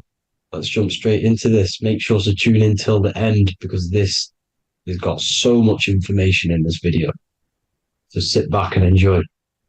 So everything's Taurus fields. The Earth's a Taurus field. Everything's Taurus, which is electromagnetic field, electric and magnetic. The center of the Taurus field is where the two opposing forces meet in the center. And this is what creates the plane of inertia, the dielectric plane of inertia. Okay? You got red shift, blue shift, positive, negative, south and north pole, right? This is what the ancients were showing with the tree of life. As you can see here, this is the plane of inertia, and this is the Taurus field. Everything consists of this. Everything is a Taurus field. A atom is a Taurus field. Okay, now the inertia is the 0 point. So this plane is a 0 point. It's the balance between two poles. Okay, now this creates matter, because matter is two opposing forces in motion equalized. So these two forces coming together is what creates matter on this physical plane. And this is why we can't see the electromagnetic field, because it consists of one of the elements, which is either electric or magnetic, but when they combine together, it's what creates this physical plane, which is physical matter, which is light in motion. Now, everything is one. Don't get confused by duality. Duality is two opposing forces, but them two opposing forces are created by the same substance. It's two aspects of the same substance. So, for example, water and ice are the same thing. You know what I'm trying to say? But it's two aspects of the same substance, because all is one. The whole universe is one. All goes back to the one, which is God, the creator, or magnetism, whatever you want to call it, because magnetism pulsates. Electricity has two poles, red shift, blue shift. Okay, so red shift, blue shift is electricity, and electricity vibrates, and all vibration always comes back to a standstill point. But magnetism is what pulsates. This is why your heart pulses. You breathe, which is a pulse. This is the breath of the universe, magnetism. Now, this is why the earth is green, okay? Earth can be spelt heart. If you just move the H to the beginning, it spells heart, okay? Because the heart is the center of the Taurus field, which is the heart chakra for us humans, okay? We consist of the same field, as you already know. Heart being the center, which is green, which is the center of the seven colors. The center of the seven colors. This is the most powerful chakra in your body. People think it's the crown chakra, but it's the heart chakra, because it's the center of the Taurus field. You must align them all and combine them all into one, which is the heart chakra. Now, Earth is green. Nature's green. Okay, this is because we live on heart chakra, the plane of inertia. It's the center of the Taurus field. Okay, and this is what the Egyptians called Isis, which is nature. Nature is balanced, and nature is female, Mother Nature, because it looks after us with the fruit it grows with abundance and the water. It's a female energy, Mother Nature, and this is the symbolism of an equal, balanced arms. This is the scales. It's balanced. Mother Nature is balanced. This is why the sky is blue, because what comes after the heart chakra? Blue. Sky is blue. We live in Midgard. This is what the ancients called Midgard. You don't have to take this tree literally. It's a metaphor. We live in Midgard, where both positive and negative duality here. Now, Mount Meru. Mount Meru was known as the center of the earth, okay, or known as Hyperborea. And this is the North Pole, the electromagnetic North Pole. But when I say Mount Meru, it's not an actual mountain. They weren't saying there was a real mountain in the center of the earth, a magnetic rock. No. The plane of inertia, okay, there's something called a hyperboloid. That's what it's called, a hyperboloid. And this is the center of the Taurus field. And this hyperboloid is what is in the shape of a mountain, you see? So if I go to this next one, they say Hyperborea on this map. Why do they call it Hyperborea? Because this is the hyperboloid in the center of the Taurus field. And this is the electromagnetic mountain, a metaphor. Mountain, what they're metaphorically saying, this is the electromagnetic mountain at the center, the double vortex, the center of the Taurus field, which is the North Pole. Pole of electromagnetic energy. So this is why they call it Hyperborea. It comes from the word hyperboloid. And the center of the earth is so sacred.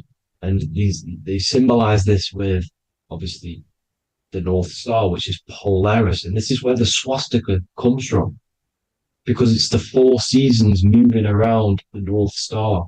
This is the Big Dipper constellation moving around the North Star, which is Polaris. There's that pole again. Pole. Magnetic pole of the Taurus field. And this is where the green, emerald green, aurora borealis comes from. It comes from this center hyperboloid at the center of the earth, where the most electromagnetic energy is stored. The center of the plane of inertia. The center of the plane of inertia. This is the all-seeing eye as well. As you can see, they got the sun, the moon. This is the Masonic cosmos, the sun, the moon, and the all-seeing eye, because the eye is Polaris, the eye of the stars. It's all a big eye. Now, the eye means a lot more as well. It's not just that. There's different ways you can interpret symbols. Now, this is the emerald tablets. Deep in Earth's heart lies the flower, the source of the spirit that binds all in its form. Okay? The flower of life is thine own place of thine spirit, and stream through the earth as thine flows through thy form, giving off life to the earth and its children, renewing the spirit from form unto form. This is the North Pole. This is what he's talking about. He's talking about the aurora borealis. Aurora borealis. It's the Earth's aura. Emerald green. Heart chakra. Plane of inertia. Green. Earth. Heart. You see? All related. Now, there's many symbolism of this. So much symbolism of the ancients. The 7 layers of heaven. 7 layers of heaven, which are the 7 planets. Okay? These planets are the solar system.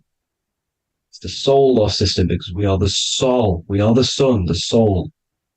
And we're inside of a solar system, which is the 7 planets. That's why there's 7 layers of heaven. Okay? The rings of Saturn, the rings of the planets are moving around us. Okay? So this is what the ancients were depicting in their cosmology. Now this is the Hebrew cosmology of the earth. This is the Mayan cosmology of the Earth. You see, it's all an enclosed system. We live inside of a giant torus field. All is atum. It's what the ancients said, ancient Egyptians said. All is atum. Atoms are torus fields. Don't be tricked by the modern science today with the current model of an atom. It's completely wrong. They're hiding the torus field. They're hiding the electromagnetic field, which is in everything. Absolutely everything is in motion, and motion comes from this field.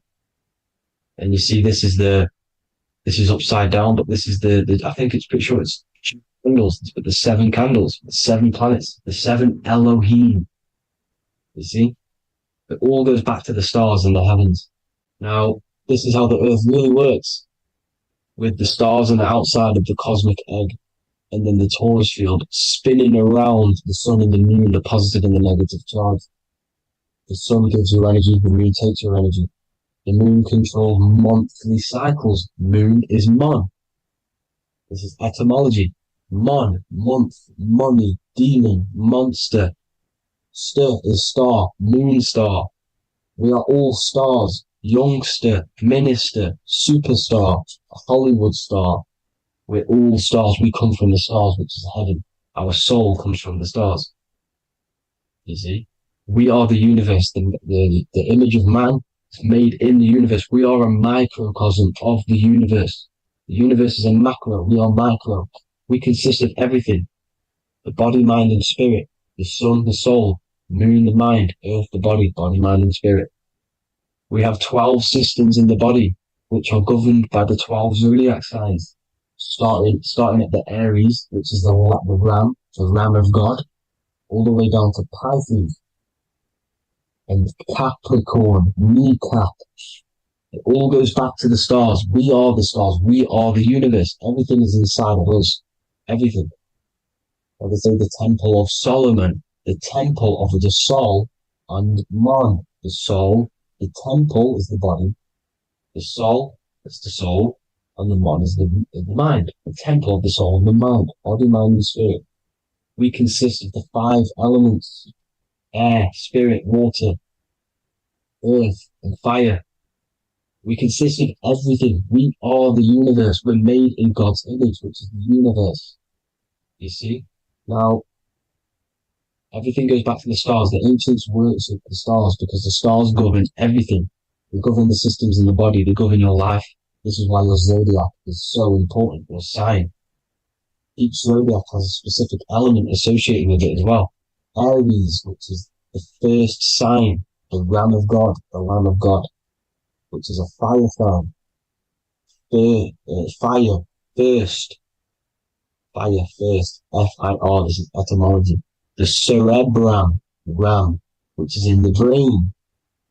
Aries, the ram, controls the head, the face, and the nose upwards. So it controls the cerebrum. The Torah, which is, I'm pretty sure it's a Hebrew Bible, which is the Taurus. Tornado comes from the Taurus field. You see? Everything's inside of you. It all goes back to the Taurus field, and the Taurus field is everything. Now, like I said, 12 zodiac signs, 12 systems, 12 cranial nerves in the brain, the 12 disciples of the Bible. All symbolic. Have to read the Bible properly. Now, this center at the center of the earth, right? This is what's stirring the ether, and the ether consists of the 4 elements. Because there's 5 elements. Spirit can be called ether. People call it spirit or ether. Ether is pure potential, pure energy. It's what connects the astral to the physical. It's the dimension between the physical realm, which we're on, and the astral. So it has pure potential. It's pure energy. This is why we say either. I either want to go there or there. It's connecting 2 scenarios. That's what the ether is. It's connecting the 2 worlds, the astral and the physical. The center is like the cosmic womb. There's a black hole in the center. This is the center of the torus field. This is the womb of creation. This is the womb of creation. And inside of this this black room with the 5 elements and everything's being stirred around. Everything's in motion. Light is motion. Everything's motion. Now, like I said earlier, light crystallizes into physical matter. They are the same substance. Spirit and matter are the same substance, but different variations, different aspects of the same substance. Low vibrational spirit turns into matter.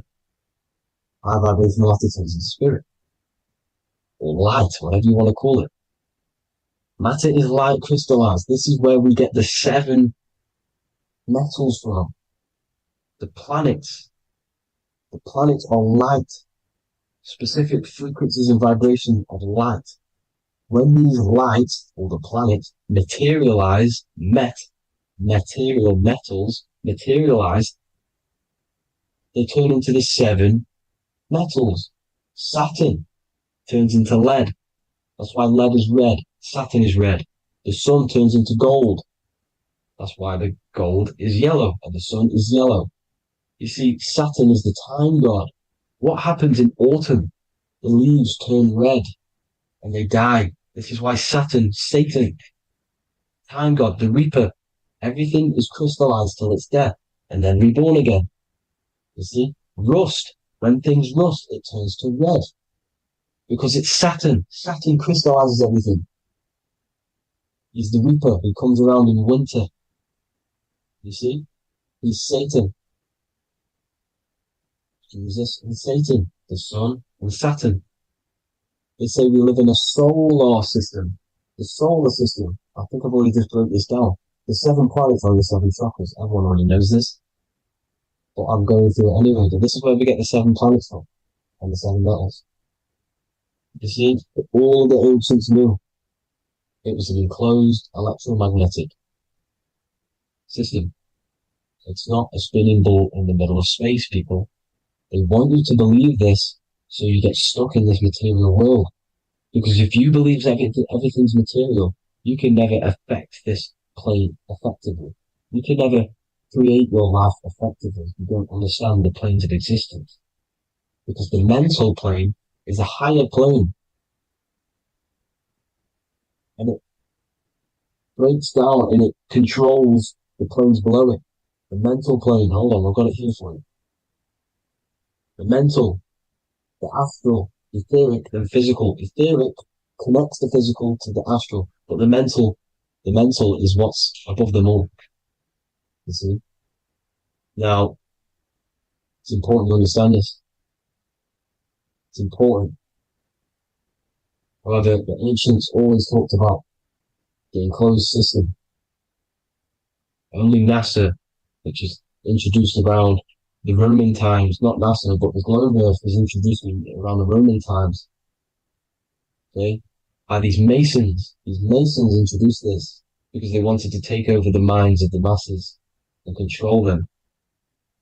These people worship the physical realm. They know how it works. They know the ins and outs of it. They know how to do the magic. They know how to do it all. They understand it all. That's why Masonry have to take the oath. The oath of not speaking. You're not allowed to speak about anything you learn about in Masonry. Because they're discovering the truth about your mind and how it creates reality and stuff like that. So, this is the Masonic cosmology. The 5-pointed star, the 5 elements. The checkerboard for duality, positive and negative. The 2 aspects of every substance. This is another ancient painting depicting the firmament. The stars inside the firmament. The sun. You see, the ancients worshipped the sun because it's so important for sustaining our life. It's the only reason we're alive is because of the sun. But then people think it gives you cancer today. They brainwash you to think the sun gives you cancer when it's the #1 source of all life. They want you to believe it's a big, spinning, dangerous ball in space. It's not. It's here to give us life. It's God's son. That's why Jesus is known as God's son. It is the Son of God. God created that to sustain us. You see? So it's important you understand the the true cosmology of where you are. Because if you don't know where you are depleted of all of your morals. You're depleted. You're demoralized. You're lost. You don't know where you are. You don't know where you exist. Okay? Once you accept the globe model, the heliocentric model, you will subconsciously think that you come from nothing. This is why they implemented the evolution theory just after the globe model was introduced by Charles Darwin. Charles Darwin came in after the globe model.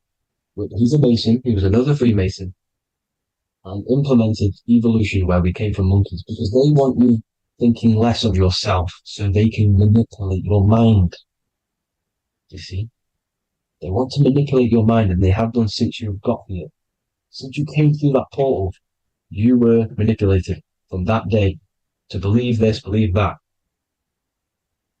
The true cosmology, the truth will set you free. You will understand things better. You will feel better in yourself when you know the sun is here for you. You'll feel better in yourself that you know that you didn't come from a monkey. You were created as a human, a manifester, a creator. You're so intelligent. Your mind is amazing. You can manipulate matter, mind over matter. See? Thank you all people for tuning in. Tap in with yourself. Love yourself. Find the truth. Spread the truth. Nothing dies. Nothing in this creation dies. Everything's energy. Everything's light. Light can never die. You're a light being. That's why it says Hu. Hu man. Hu is light in Hebrew. Or Latin. Either one of the two. You are light. You're a light being. You never die. Ever, ever, ever die. Ever.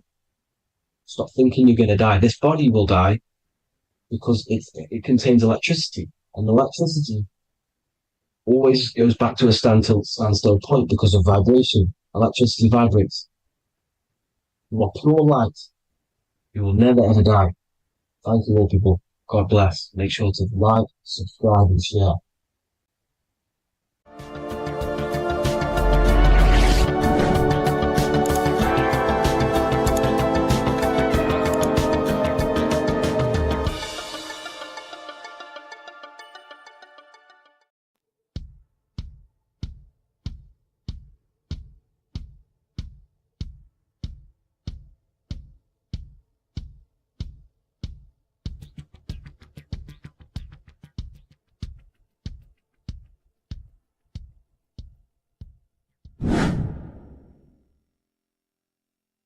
What is good, people? How are we all doing? Today we're going to be talking about the different planes of existence, the occult side of the world, the things they don't teach you in school. And of course, you can only find that on this channel, so welcome. So you need to understand is that your consciousness moves through these different planes of existence, these different states of consciousness, which make up all of you. Okay?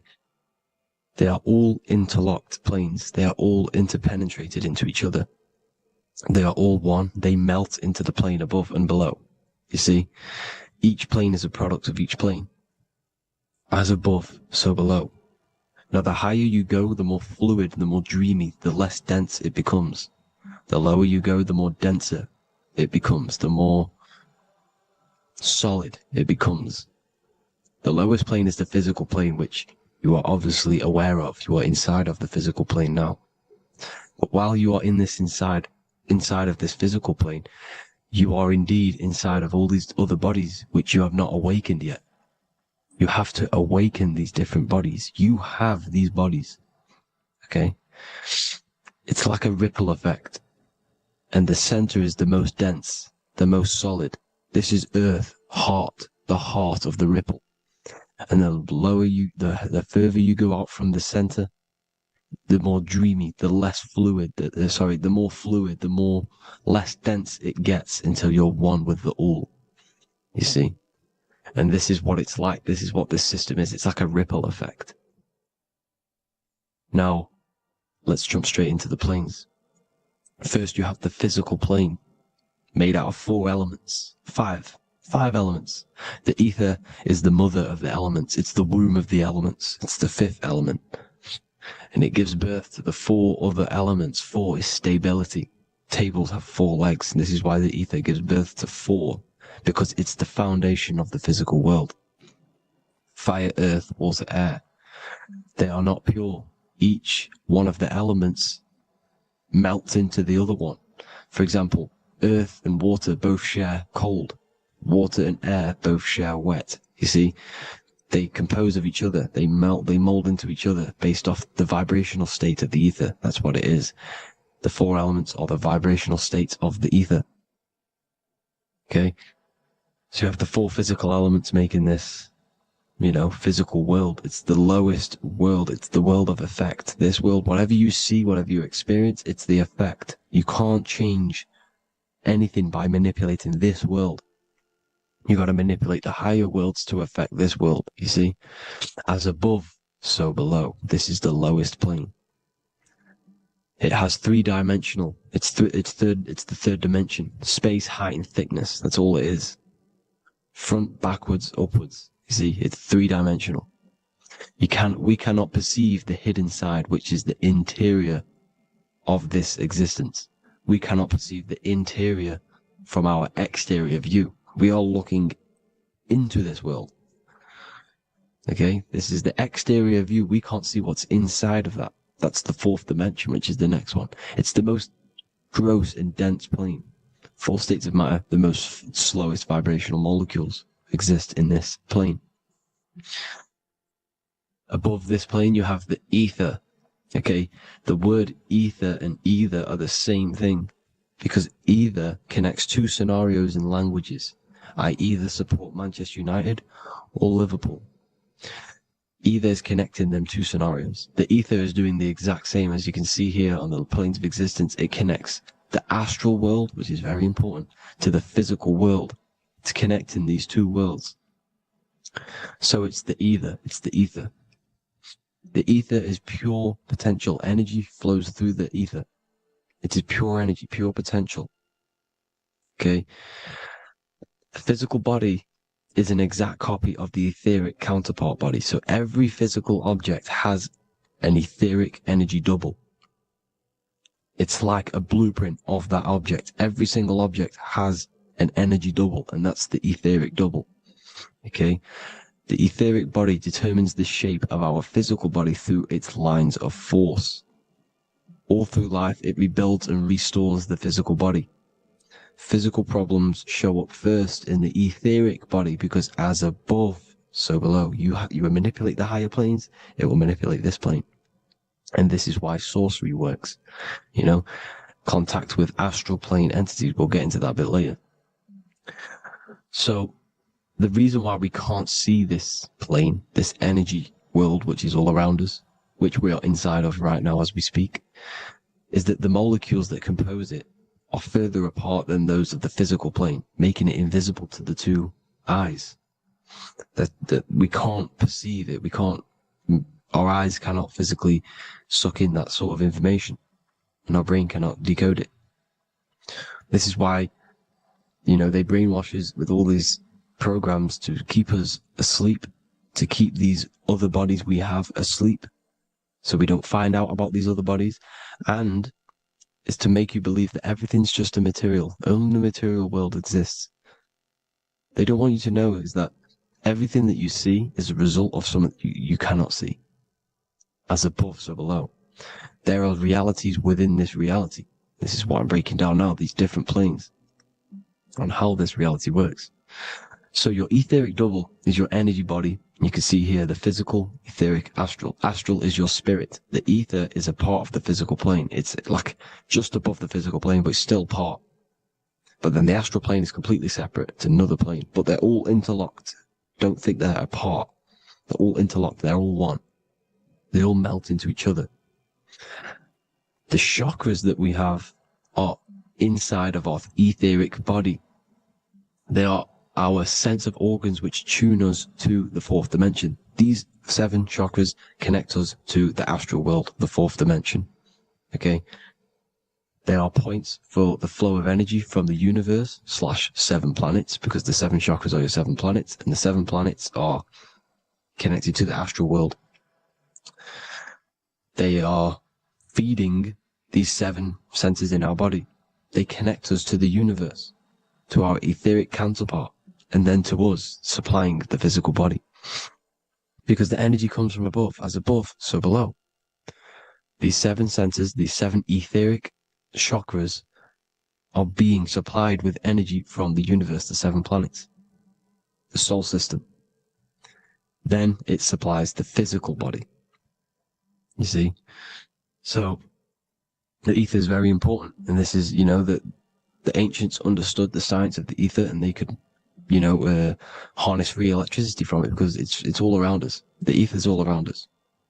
And this is what they were doing. They were harnessing free energy using the ether. The astral plane, the 4th dimension, very important plane. Very, very important. We've all been there. Every single one of you has been there. Okay? The 4th dimension is unseen of what we see. It's the interior of the exterior that we see.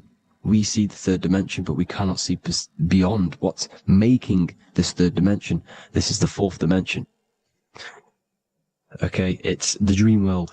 This is where you go when you dream. Okay? This is where you go when you dream.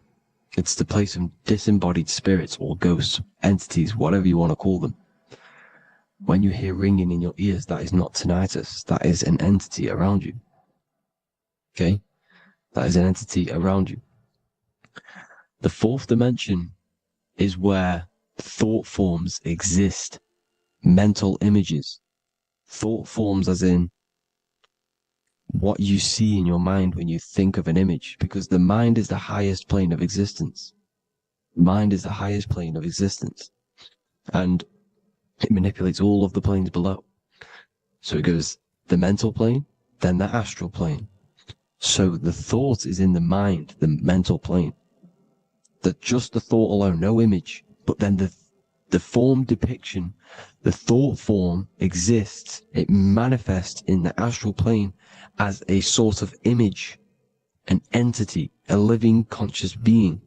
So this is why thoughts are things. You see, thought forms exist within the 4th dimension. So when you imagine something, when you are, for example, right now, look into your hand and imagine there's an apple in your hand. If you can see that, you are seeing into this 4th dimension. You can only see into this 4th dimension using the mind's eye, not the 2 eyes, the mind's eye. When you shut off the 2 eyes into darkness, the 3rd eye opens. The mind's eye is open. And you can see, this is astral travel. You got to work on astral travel. And you will see this astral plane, this 4th dimension. And there are 3 different sections to this astral plane. Higher, middle, or lower. So yes, there is a kind of a heaven and hell, and a mid-God. Heaven being the higher vibrational entities manifesting higher vibrational thought forms existing there, the lower vibrational thought forms existing in the astral plane. But these thought forms are beings. You can create these beings. They're called elementals. Okay?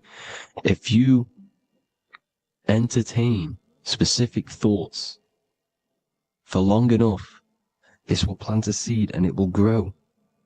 If you keep, so for example, you have a bad feeling or whatever, what's a good example?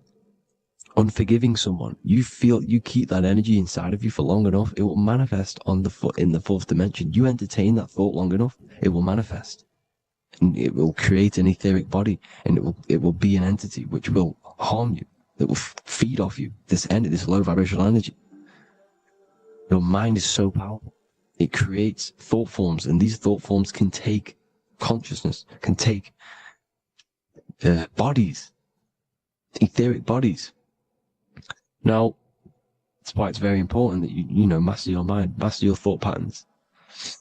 So this 4th dimension is the astral world. So when you have a nightmare, this is the lower astral plane. You're in the lower astral plane.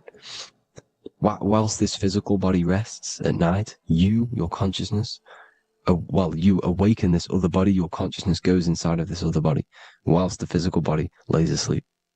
You see? So it's all inside of you. This is what you need to understand. You just haven't awakened these bodies yet. You can awaken them. You just got to awaken them. Okay? The next is the mental plane. This is the mind, the source, pure cause, pure motion. The most less dense, the most fluid, No form. There's no form to the mind. Astral plane is the first plane where a form takes existence, pretty much. The mental world has no form. It's pure mind, pure intelligence. Thoughts alone exist here without any images or manifestation. The most fluid, the most dreamy, the most causal plane. All of the rest take the effects of this plane. That's why it's mind over matter. Your thoughts they create vibrations. Each vibration is vibrating on a specific frequency, which creates mental images, creates effects down here on this physical plane. This is why it's so important to master your mind. Master what you think. Master your mind. It's the hardest thing to master. You could conquer the world, but it's probably harder to conquer your own mind than to conquer the whole world. I can promise you that, because the mind can play tricks on you. You got to listen to that inner guide within you that will constantly manifest the good things. So anyways, people, hope you learned a lot from this. Please work on trying to activate these other bodies. I will maybe do another video on trying to activate these bodies if you wish. Please comment down below if you would like to see that. And have an amazing day. Please like, subscribe, comment down below any video ideas you want me to do, any information you want me to spit. Thank you all. Have an amazing day.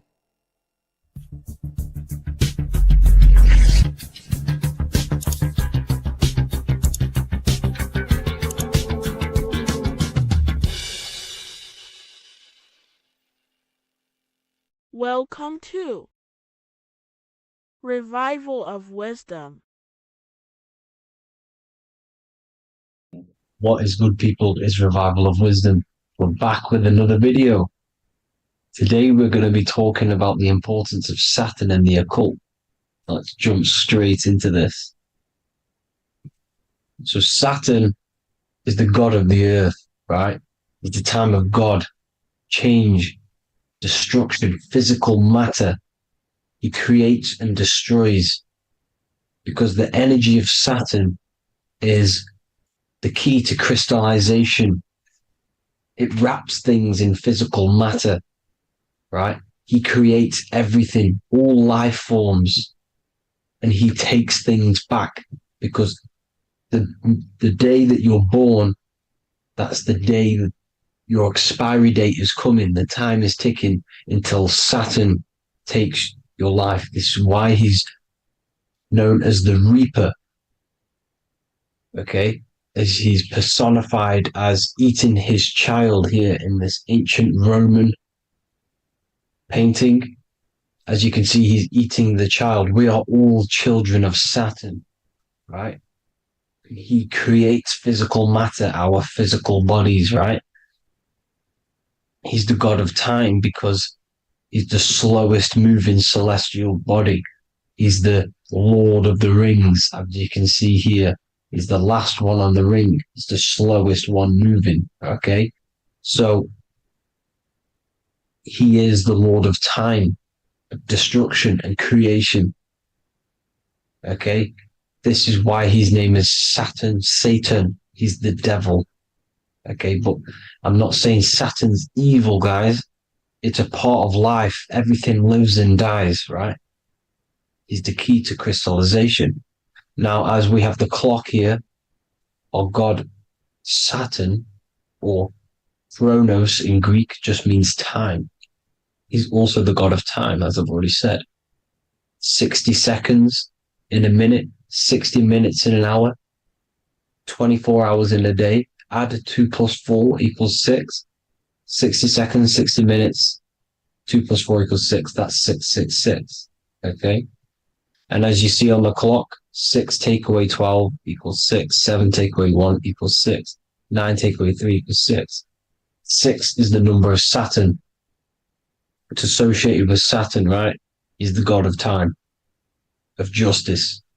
Everything goes back to the Reaper in the end. Everything lives and dies. Now, the artwork of him, he's always got the Reaper staff. You see, It's personifying death. Now, when you see this, the Romans were not saying Saturn was a real person, a real god in human form. No, this is personification. This is what the ancients always did. They personified, just like the Bible. It's all personification. So the personifying Saturn eating its children because it eats, it's the Reaper. No one can escape the Reaper. No one can escape death. Now, Saturn is 666, which is in the Bible, the number of the beast, right? The number of the beast, Satan, 666, right? So on the North Pole of Saturn, you have a hexagon, which makes a cube, right? Now, this hexagon, when you join up all the corners, creates the six-pointed star known as the Star of David, right? In the Jewish religion. Now, as you can see, the six-pointed star has 6 points, 6 mini triangles, and a six-sided hexagon. That makes 666. And also, your Saturday is named after Saturn, the 6th planet, the 6th day of the week, and has a six-sided polygon on its north pole. That's also 666. Now, this Star of David, this symbol goes back thousands of years, and it originates from Saturn. It's not the Star of David, right? It originates from Saturn. It symbolizes the physical and spiritual aspect combined into one, which makes us humans, right? Also symbolizes the male and female combined into one. These two sacred energies create the human. We consist of both male and female energy, also known as the Seal of Solomon. And we all know if Solomon was a real person, he talks about communicating with 72 demons. He could apparently, in the text, he could communicate with 72 demons, and this is sorcery. This is black magic. Now, this symbol is associated with hexing people. When you place a hex on someone, that is a form of witchcraft, which a hex is just a curse. When you're cursing someone, this is black magic. Now, the black magician would stand in the middle of the symbol and cast his spells onto other people. Now, this symbol is obviously on the $1 bill, twice on the $1 bill. And it's very, very ancient symbol. And it originates from Saturn. And let's keep going. So the cube. So I've just said how you see the cube on the North Pole of Saturn, right? The cube is limited. It's a 3D shape. It symbolizes limitations to the physical 3D dimension, the third dimension, the physical realm which we are in. Now, as you can see, the color associated with Saturn is black, right? Black is infinite potential. Black is the creation of all things before there was light. Light is born out of blackness, darkness, okay? Now, black is physical matter. And as you can see, the black cube, black symbolizing physical matter, the cube being limited, as the physical realm that we are in is limited. It's not like the fourth dimension where everything can exist in a thought. The third dimension is limited, right? And this is what Saturn is. It limits you to the 3D 666. Your body limits you to your physical body. Now, these black cubes are placed everywhere. As you can see, Australia, Denmark, Manhattan. There's one in New York. As you can see, the Apple have a cube. The Nintendo GameCube. Trump Tower is a black cube. This is worshipping the energy of Saturn, the god Saturn. Okay, it's not a god, it's a celestial energy. However, it rules over Earth because it pretty much created the physical realm. Now, as you see, when you go to a funeral, you wear black, a black suit symbolizing Saturn, which is the color associated, black.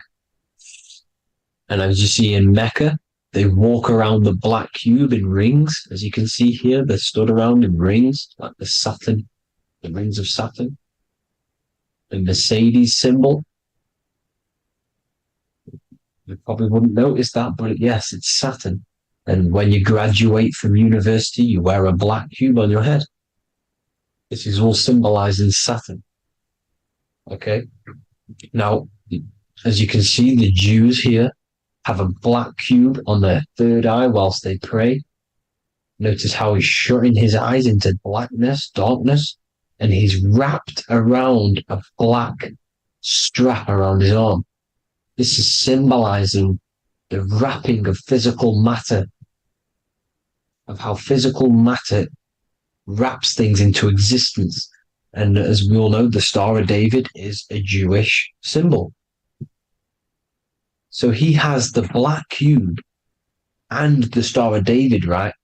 So all of these religions are secretly worshipping Saturn. Okay, this is all Saturn worship, Kronos, the god of time and destruction, the physical reality. Now, as you can see, it's symbolized everywhere in all major corporations. Pepsi, internet, that's obvious. NASA, of course, NASA. NASA means to deceive in Hebrew. Universal, Walkers, that one's so obvious. Nike, Toyota. So many different ways they symbolize it. You either see the rings of Saturn or the black cube, as I just showed you here, the Nintendo and the Mercedes, right? It's absolutely everywhere. Now, they also use 666 to symbolize it, as I've just broken it down to you. 666, the World Economic Forum. We all know how they're trying to enslave us into this new world agenda. Google Chrome, CERN, Disney, Coca-Cola, Cadbury's, all of these have 666. Now, every UPS barcode has 666. And even www is Hebrew for 666, as you can see here. Monster. It's the same Hebrew letter that means 666. Drake, 6 God. That's his God, Saturn. Why? Because they love physical realm. They love the physical dimension, the third dimension. Because they can rule here through riches. They can build an empire here. It's not like the fourth dimension. They don't want to ascend. They want to stay down here in the physical realm. Okay? Now, this is why they're cloning. They can move their consciousness into other clones to live forever. This technology exists. This is why they love the third dimension. As you can see, all of these sellouts here, Drake, Leonardo DiCaprio, you know, all of these people doing 666 because this is their God. This is their God. They love the physical realm. They sold their souls for wealth and fame in this physical realm. So why would they leave? You see? Now, this isn't all just evil, okay? So you have 7 chakras, right? You have 7 days of the week, 7 solfeggio scale notes. These are frequencies, the solfeggio scale. Now, it's called the Saturn moon matrix because the moon symbolizes your mind, because you're created out of the Holy Trinity, which is body, mind, and spirit, right? That's the triangle, the equal triangle, body, mind, and spirit. Now, the 3 main celestial bodies are Earth, Moon, and Sun. The Earth being your physical body, the moon being your mind, and the sun is your soul, hence why it's called solar. It's a solar soul. Now, these symbols are alchemical symbols. So when you're doing alchemy, you use these symbols to obviously symbolize what we're talking about. Now, as you can see, these are all the symbols of the planets. Of Saturn is created out of the moon on top, the moon on the bottom and the earth on top, as you can see here. You see? And this creates the number 5. Now, with the moon being your mind and the earth being your physical body, this is mind over matter, because the earth is your body's matter. This is a matter over mind. You don't want to be matter over mind. This is low states of consciousness. You won't be mind over matter. You see, to manipulate matter, to create your own reality. Now, obviously, we all know Saturn is associated with the lowest chakra, which is the root chakra. This is to deal with your animal instincts. When you're down here, you identify as the physical body. You don't know anything spiritual. You're you have a pure physical mind. You don't believe in anything spiritual. This is survival mode, consumption. They want you trapped down here, which is matter over mind. They don't want you to create your own reality, which is mind over matter. You see? Now, that's what Jupiter is. Saturn is the moon on the bottom and the earth on top.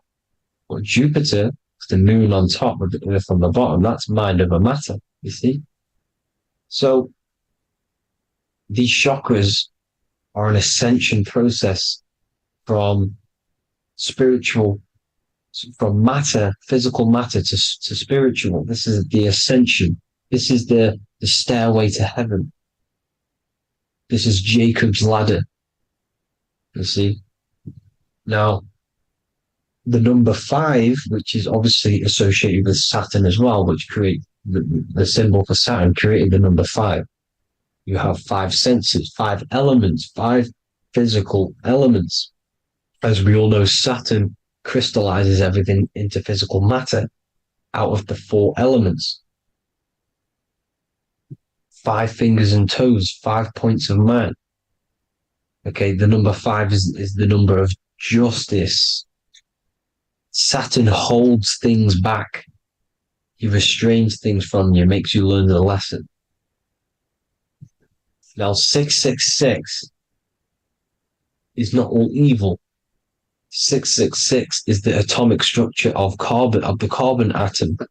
6 protons, 6 electrons, 6 neutrons, right? We are carbon-based life forms. All life forms are based on the bonding properties of the element carbon. Because Saturn crystallizes everything into physical matter. Now, the Masons symbolize this with the checkered boards. They have the black square, which is obviously matter. As I just said, the black cube. And spirit is the white square. Because white is eternal light. White and light. You see? Black is physical matter. Now, this is what we are. The point of our soul is to transmute from matter to spirit. But these are interchangeable. This is the constant cycle between spirit and matter, spirit and matter. High vibrational matter turns into spirit. Low vibrational spirit turns into physical matter.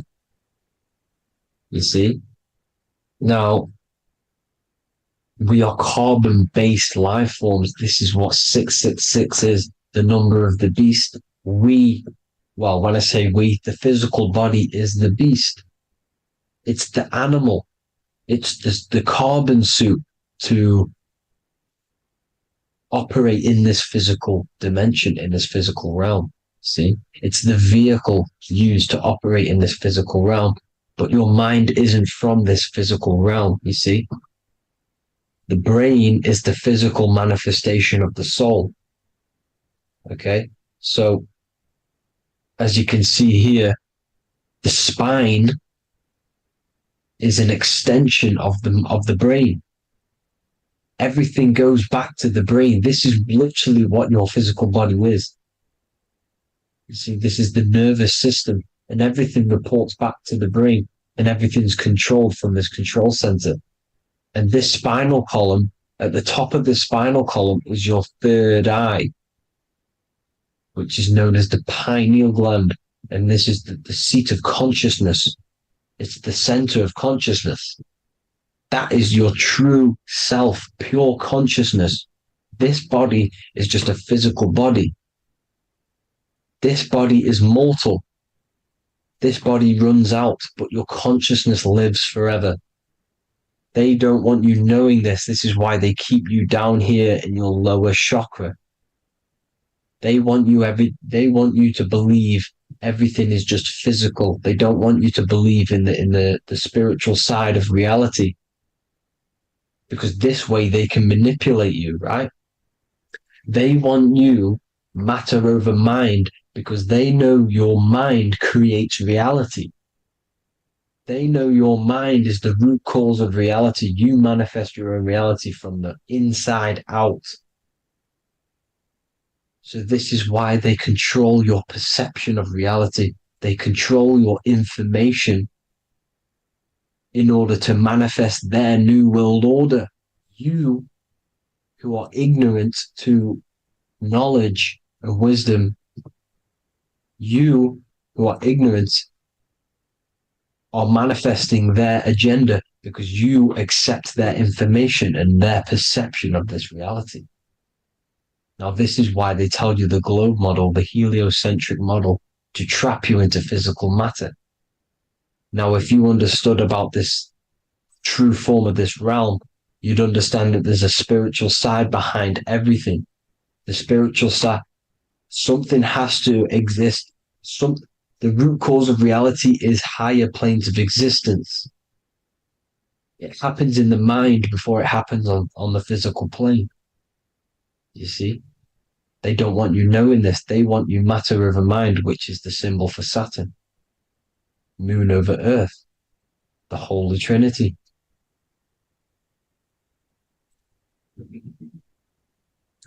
Now, as you can see, the cube also makes IXXI. This is Roman numerals. This is Roman numerals, and when it's translated from 9/11. Yes, 9/11.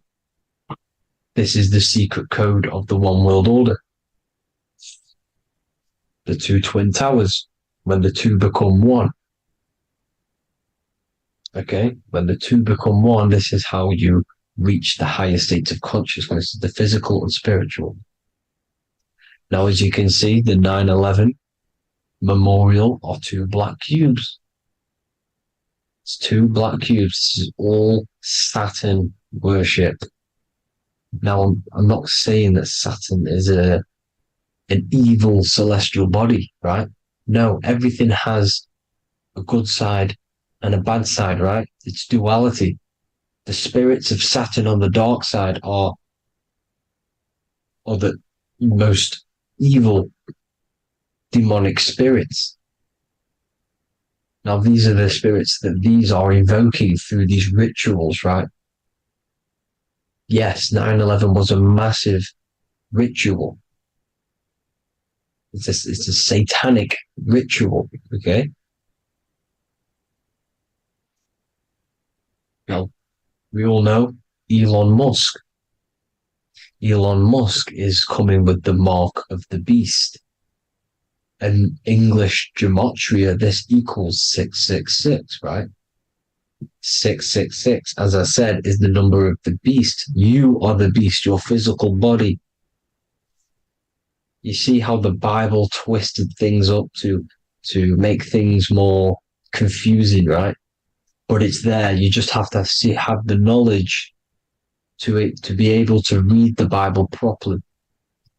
As we all know, we had this virus. I'm not going to say the name because I'll get flagged. This virus adds up to 666. because this is all part of the New World Order. It's all part of keeping you in this physical dimension. Okay, now as you can see here, Novus Ordo Seclorum on the back of his shirt, on Elon Musk's shirt. This is also on the $1 bill. Novus Ordo Seclorum. This means New World Order. Yes, New World Order. This is on the back of Elon Musk's shirt. And as you can see here, he owns Neuralink, which is the brain chip which they're going to be putting into implanting this onto your brain. This is the New World Order to connect you and merge your consciousness with AI. Neuralink and Meta, he owns Meta as well, which is the metaverse. These are going to be linked in, hence why they have the same symbol, but just in a different format. It's the infinity symbol. And the infinity symbol comes from the torus field, as you can see here, your electromagnetic field from around your body. Now, the end goal is for this New World Order is to trap your consciousness inside of an alternative reality being projected from the metaverse.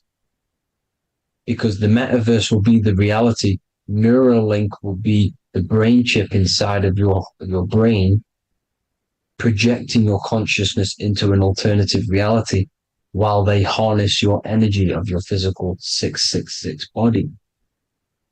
Now, this stuff gets real deep, people. Now, this is the end goal of the New World Order, is to connect you with AI.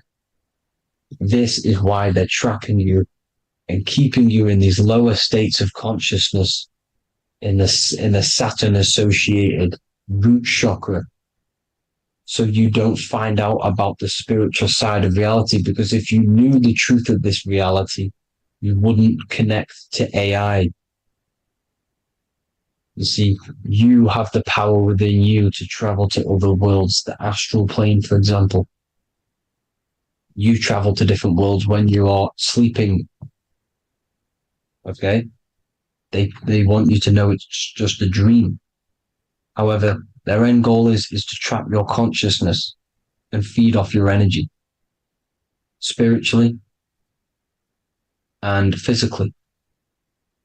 Okay? I don't know why these people are just pure evil. As I said, evil love bondage. They love the physical dimension. They don't want to ascend to other realms.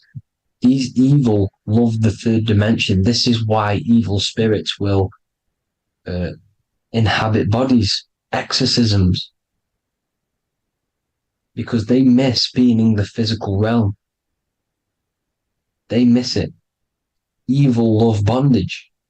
So this is why they're cloning and putting their consciousness in clones to stay in this third dimension, to stay as further away from the source as possible.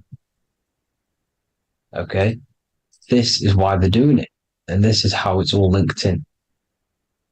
So I hope you all enjoyed this video. Hope you gained some wisdom. Please feel free to join the Telegram.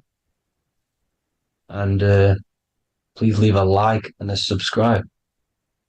Thank you all, people. God bless.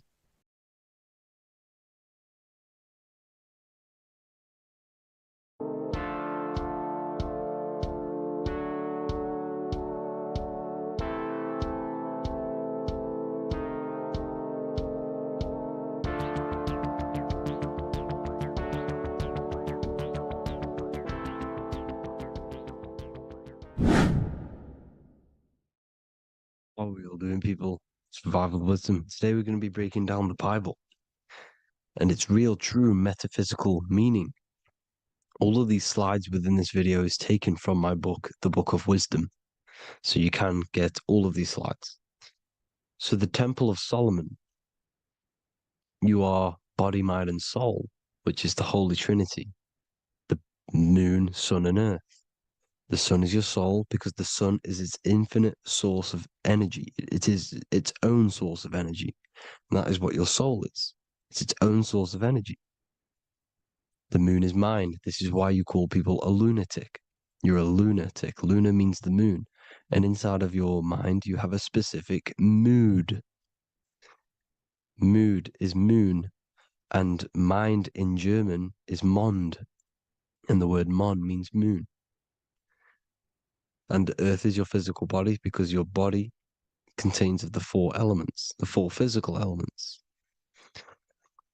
Well, the temple of Solomon is the temple of the soul and the mon, the soul and the mon, the soul and the mind. And it's the temple of the Holy Spirit in the Bible. Everything leads back to one singular point in the center of the brain. The brain is not the mind. It's mind over matter. Okay. The brain is the physical manifestation of the mind.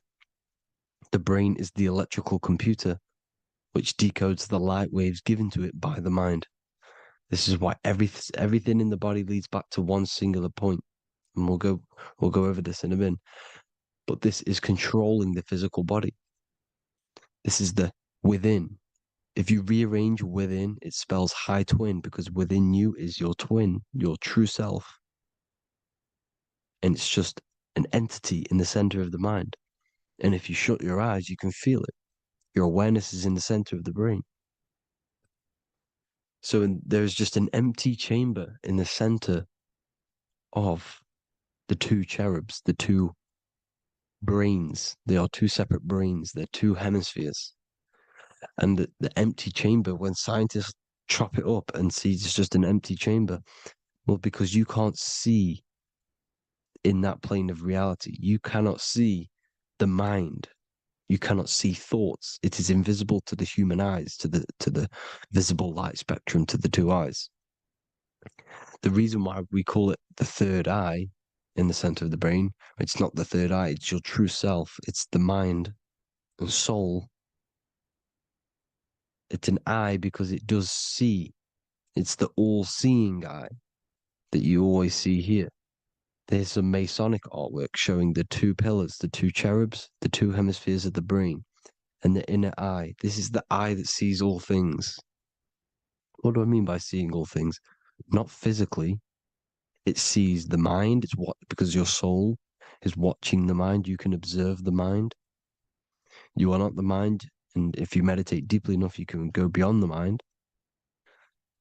It's the all-seeing eye. It sees the mind. It sees what emotions you're feeling.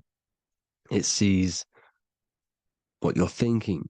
It sees what you're seeing with the two eyes. It's the all-seeing eye. It sees all things. It's omnipresent. It's everywhere.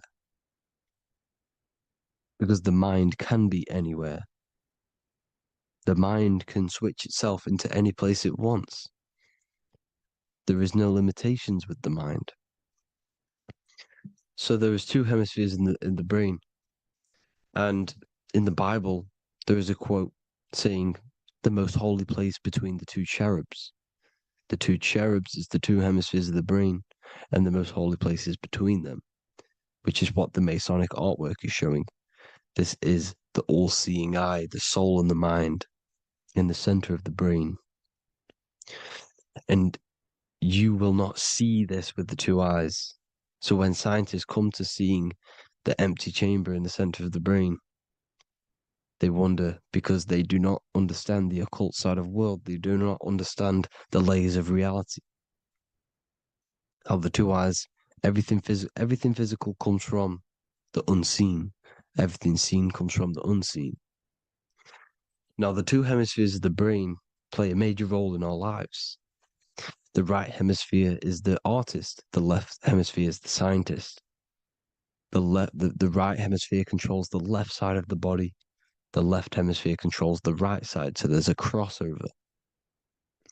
Now, the right hemisphere is to do with your feminine energy, creativity, unification, metaphors, visualization, intuition.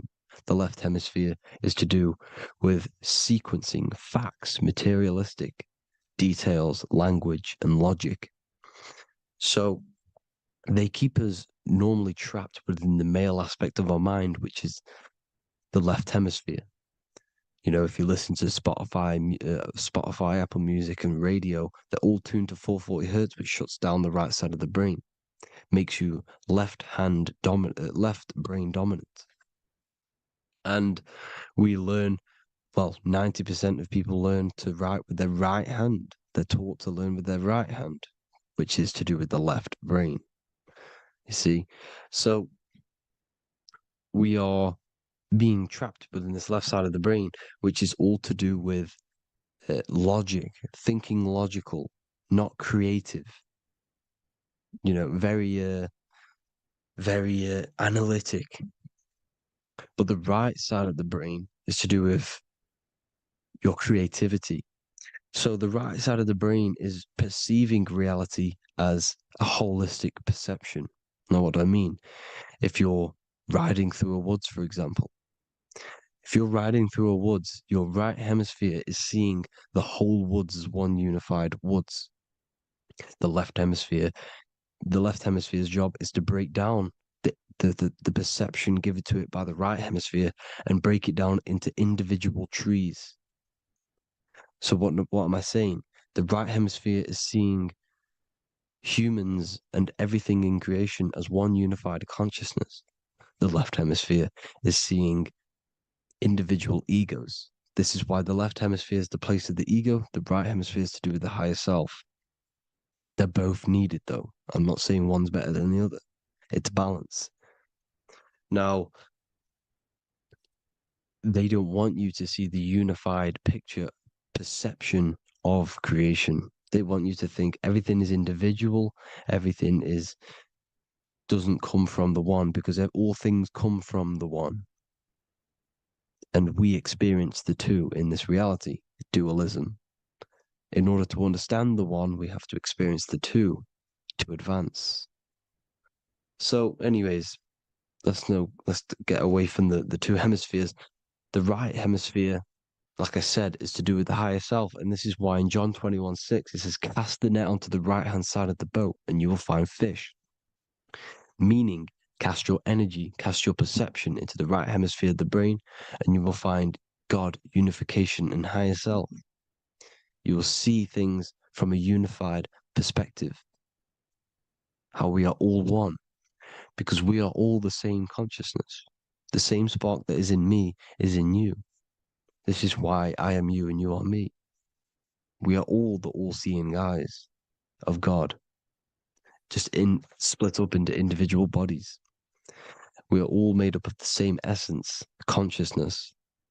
And that consciousness, that mind and soul, is in the center of the brain. You are just in different avatars.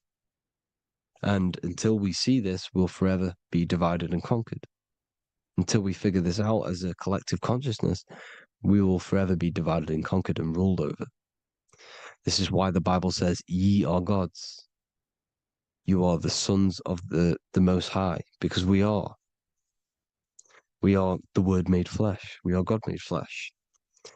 Mark 16:19. So then after the Lord had spoken unto them, he was received up into heaven. Head is heaven, H-E-A, and sat on the right hand of God.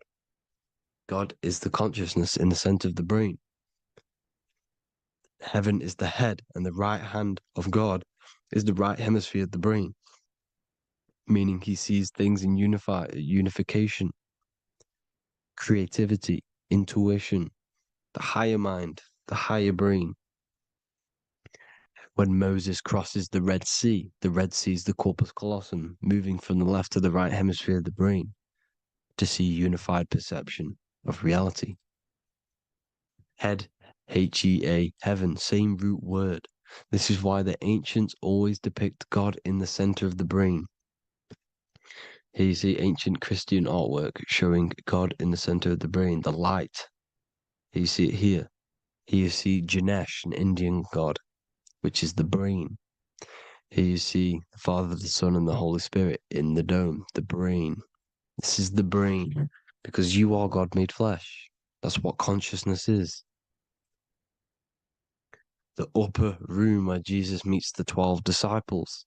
It's the upper brain on the upper room The upper room is the chamber, the empty chamber in the center of the brain. That's the room. And the 12 disciples are the 12 cranial nerves in the brain, which pretty much rule the body, all the cranial nerves. The tree of life, the cardiovascular system. This is why in Genesis it says the tree of life was in the midst of the garden. Midst meaning middle, because the middle of the body is the cardiovascular system, which is controlling all of the systems in the body. The tree of knowledge of good and evil is the nervous system. It's the spine and brain. This is what's detecting good and evil. The brain is the electrical computer with the left and the right hemisphere, decoding the dualistic world, decoding the light waves given to it by the external world. It is an electromagnetic computer. It is artificial intelligence. It is very intelligent, the brain and the nervous system, the human body as a whole. But the tree of knowledge of good and evil is the nervous system, because it is the tree that detects good and evil, makes you learn good and evil in this dualistic reality. Here you see Adam and Eve around the tree of knowledge of good and evil. Adam and Eve, male and female energies, with the serpent in the tree, and the tree of knowledge of good and evil. Well, this is the spine, the brain, and the serpent is the kundalini up the spine. The serpent is the S. That's why S, serpent, S, the letter S is the serpent. Sex and serpents make an S noise. You know, the Bible cursed the serpent. So we don't figure out the true religion. The true religion is raising the kundalini and becoming God-man and reaching our higher states, our true God self. Because once the kundalini is saved and hits the pineal gland, it activates 100% of the brain, when we're only using around 20 to 10% as of right now without the kundalini awakening. So when you use it, you're activating 100% of the brain. You're activating all the dormant brain cells. You're regenerating the body. And this is the serpent in the tree of knowledge of good and evil. This is the spine, brain. This is Adam, Eve, the male and female energies. The light of the body is the eye. Therefore, if thine eye be single, thy whole body should be full of light. Matthew 6:22. This is the single eye in the center of the brain. It is not the pineal gland. It is what's inside the pineal gland. You have to go beyond the physical world, and there are no words to describe things that are not physical. Metaphysics. And the whole body should be full of light. Well, this light is the same pyramid that you see. You are the pyramid with the all-seeing eye on top. This is why the ancients built the pyramids with the stairs in the middle symbolizing the spine, because once you open all the chakras and balance them and raise the kundalini, you activate all of the brain, which gives enlightenment. The word enlight in ment. Ment means mind, light in the mind. Enlighten the mind.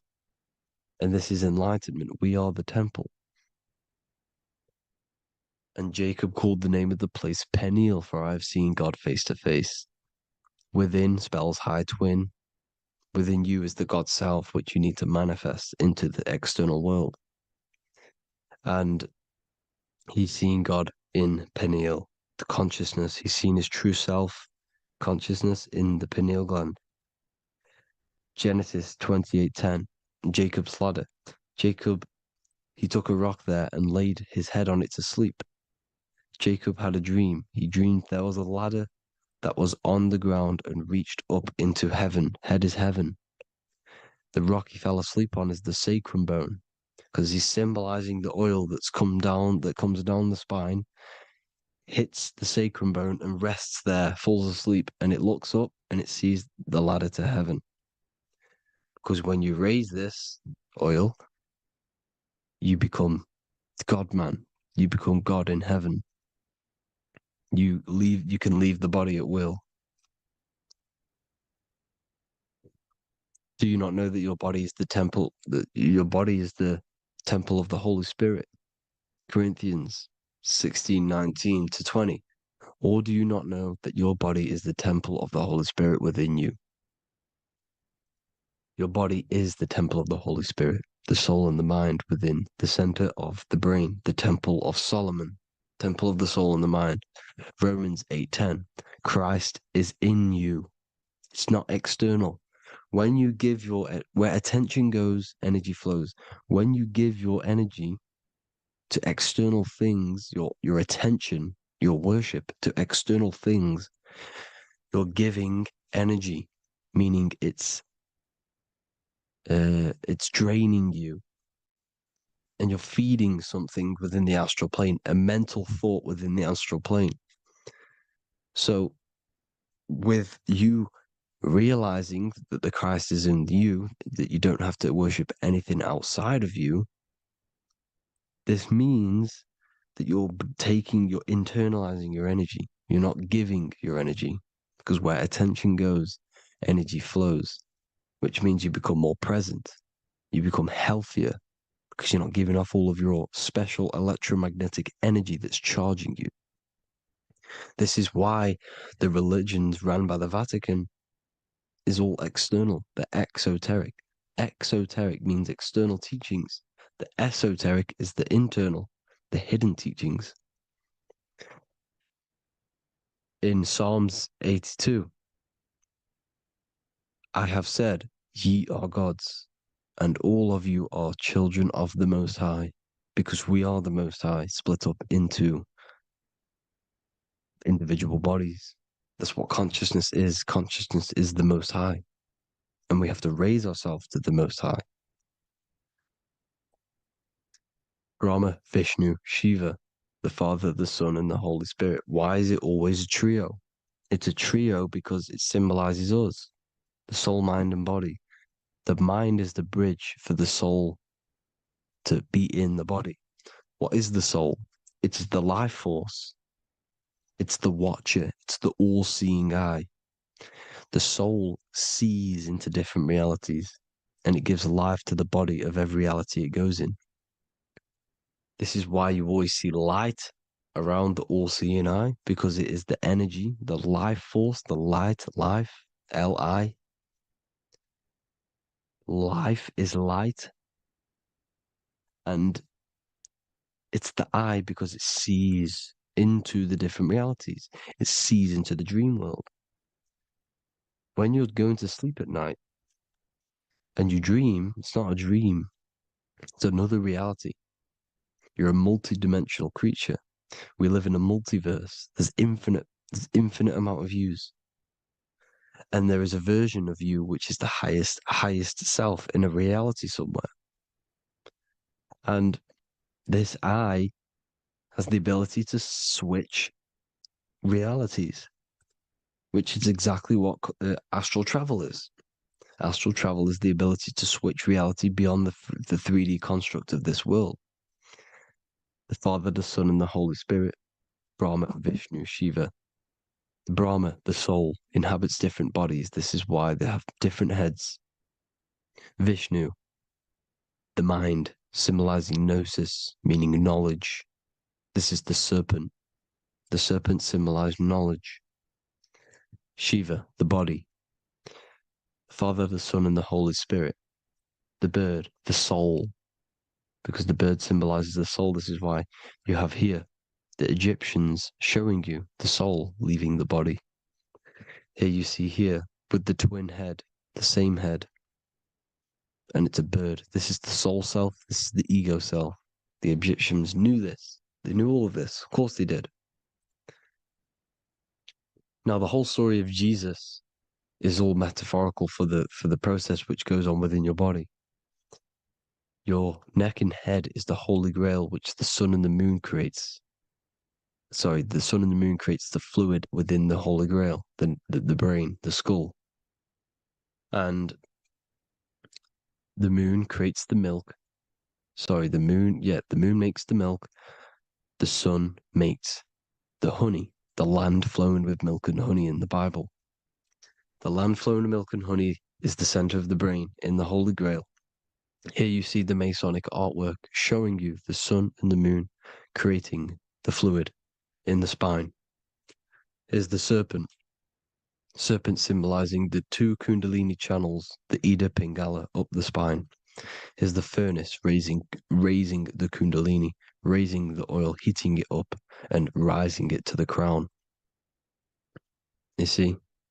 So here you see more Masonic art, seeing the sun and the moon creating the holy fluid in the brain, in the cup, filling the cup. This is why it's a cup, because it's the Holy Grail. This is the holy oil in the center of the brain that gets released down the spine, which is Jesus coming down from heaven. It comes down the spine, down the River Jordan in the Bible. This is when Jesus goes from Nazareth to Jerusalem. He comes down the River Jordan, and Joseph and Mary are in Nazareth waiting for Jesus' return. Joseph and Mary symbolize the pineal and pituitary gland, which produce the two oils created by the sun and the moon. And he returns. When he returns, he gets crucified at 33, because there's 33 vertebrae at the back of the spine, and it crosses the vagus nerve. The crucifixion of the oil past 33 vertebrae creates God-man, and it creates your higher self, and it activates 100% of the brain. And you turn into spirit, you turn to your spirit self. This is why Jesus dies. He didn't physically die, it metaphorically dies, and becomes his higher self. The ego self is left behind. It's the same with the whole story of Jesus. Jesus comes down from heaven, which is the oil.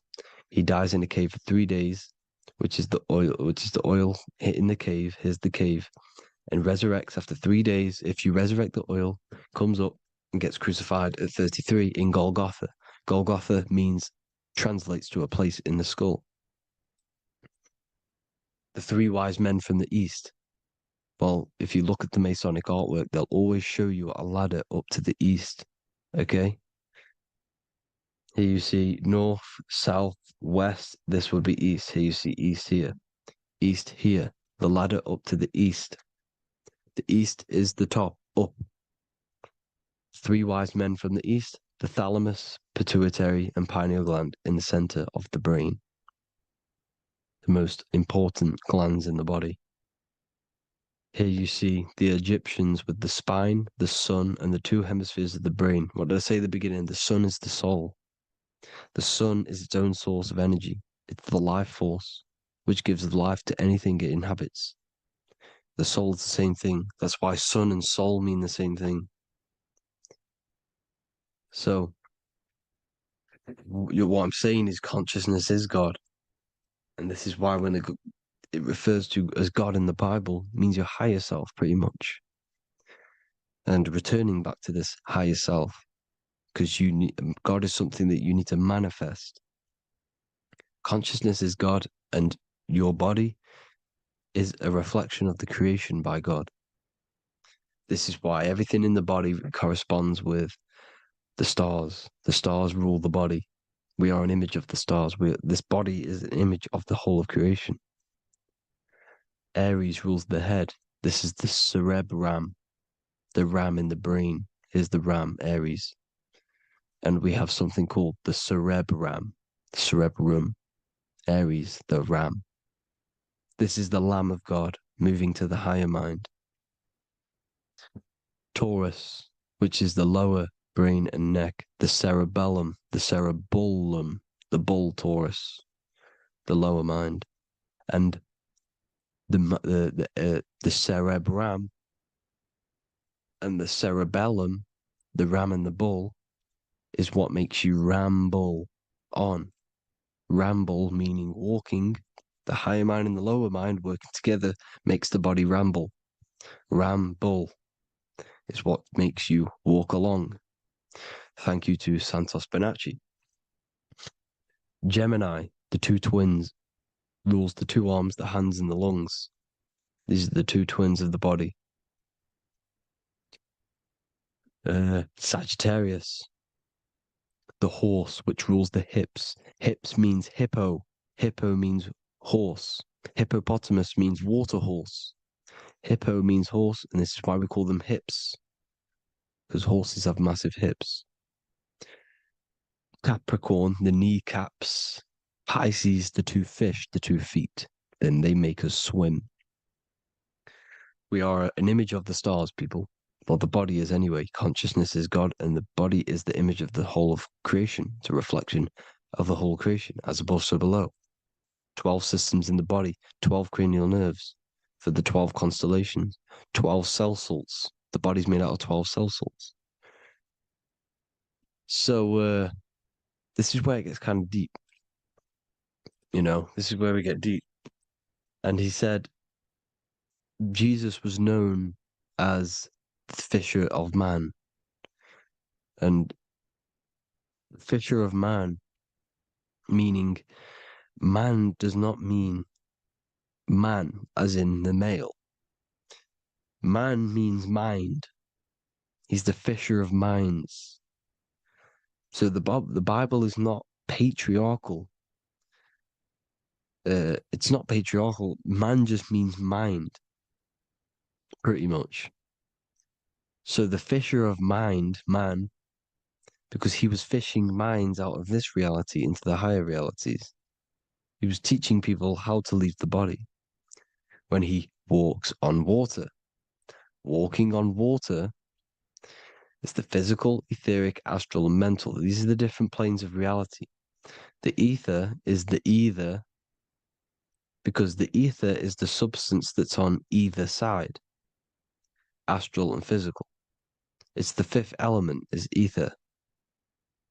And the 5th element is the water. The same water at the beginning of the Bible when it says, let the firmament divide from the waters above from below. The water symbolizes the ether. It's the base of all physical matter. And the ether symbolized is known as the water. So when you're walking on water, you're walking on the ether, meaning you're leaving the physical body. So when Jesus walks on water and he's teaching Paul to walk on water, Paul becomes scared and falls back into the water. Well, when you astral travel and you become scared when you're projecting, you'll fall back into your body. So he's pretty much saying walking on water is leaving the body, and walking on the ether, because the ether is the veil between the astral, and that's what devil means. Devil has the word veil in it, because the devil is trapping you between one veil, which is this world. They're trapping you in this world, this thin layer of reality. Your dreams are different veils. The ether, the astral, the mental are different veils. Devil is deveil. Deveil. You need to escape being stuck in one reality and live in between realities. And this is when you truly become a multi-dimensional being, because your soul is just the eye. That's what you are. You're just an eye, and you see into different worlds. And it also, when Jesus means the fisher of man, the fisher of minds, he is. I truly believe, because of my research, that there is other worlds. It's not just this one. There's higher worlds. There's an infinite amount of you, and you've been in you, in them dreams. You call dreams. Them dreams are other realities that you are in. That's why when you're there, you don't feel like you're in a dream. You feel like it's 100% real, because it is real. So this is why the ancients always depicted the many different heads, because there's many different versions of you. And this I, the soul, the watcher, is switching itself into different bodies at all times. Well, when you sleep, when you astral project. And this is what the ancients were doing. They understood the multiverse and they could switch bodies at will. And this is what the 7 seals are in the Bible, also known as the 7 chakras. These are literally portals within us to these different worlds. We're in the heart at the moment. Earth rearranged spells heart, meaning middle. This is where good and evil exist. It's the middle point, the midpoint of realities.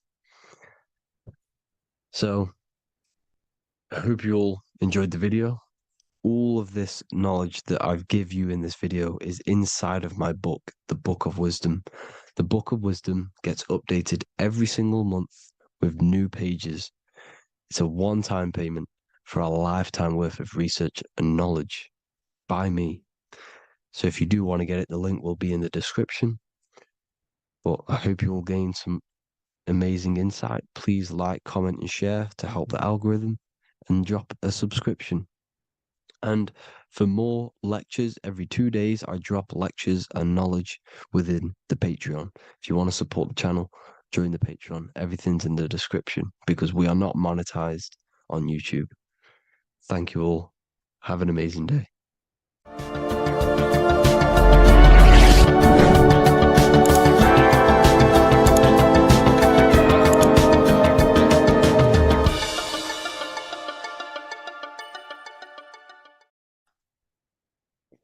In this video, you're going to learn exactly what Christ consciousness truly is and how to cultivate this into your life so you can live a better life, create the things that benefit yourself and humanity, and ultimately to bring heaven on earth. This is the true way. If you're familiar with my work, you know that, I'm pretty much obsessed with symbolism. Symbolism is such a massive topic, and it unlocks profound ancient wisdom that is hidden behind these layers of symbolism of the ancient paintings, symbols, and texts.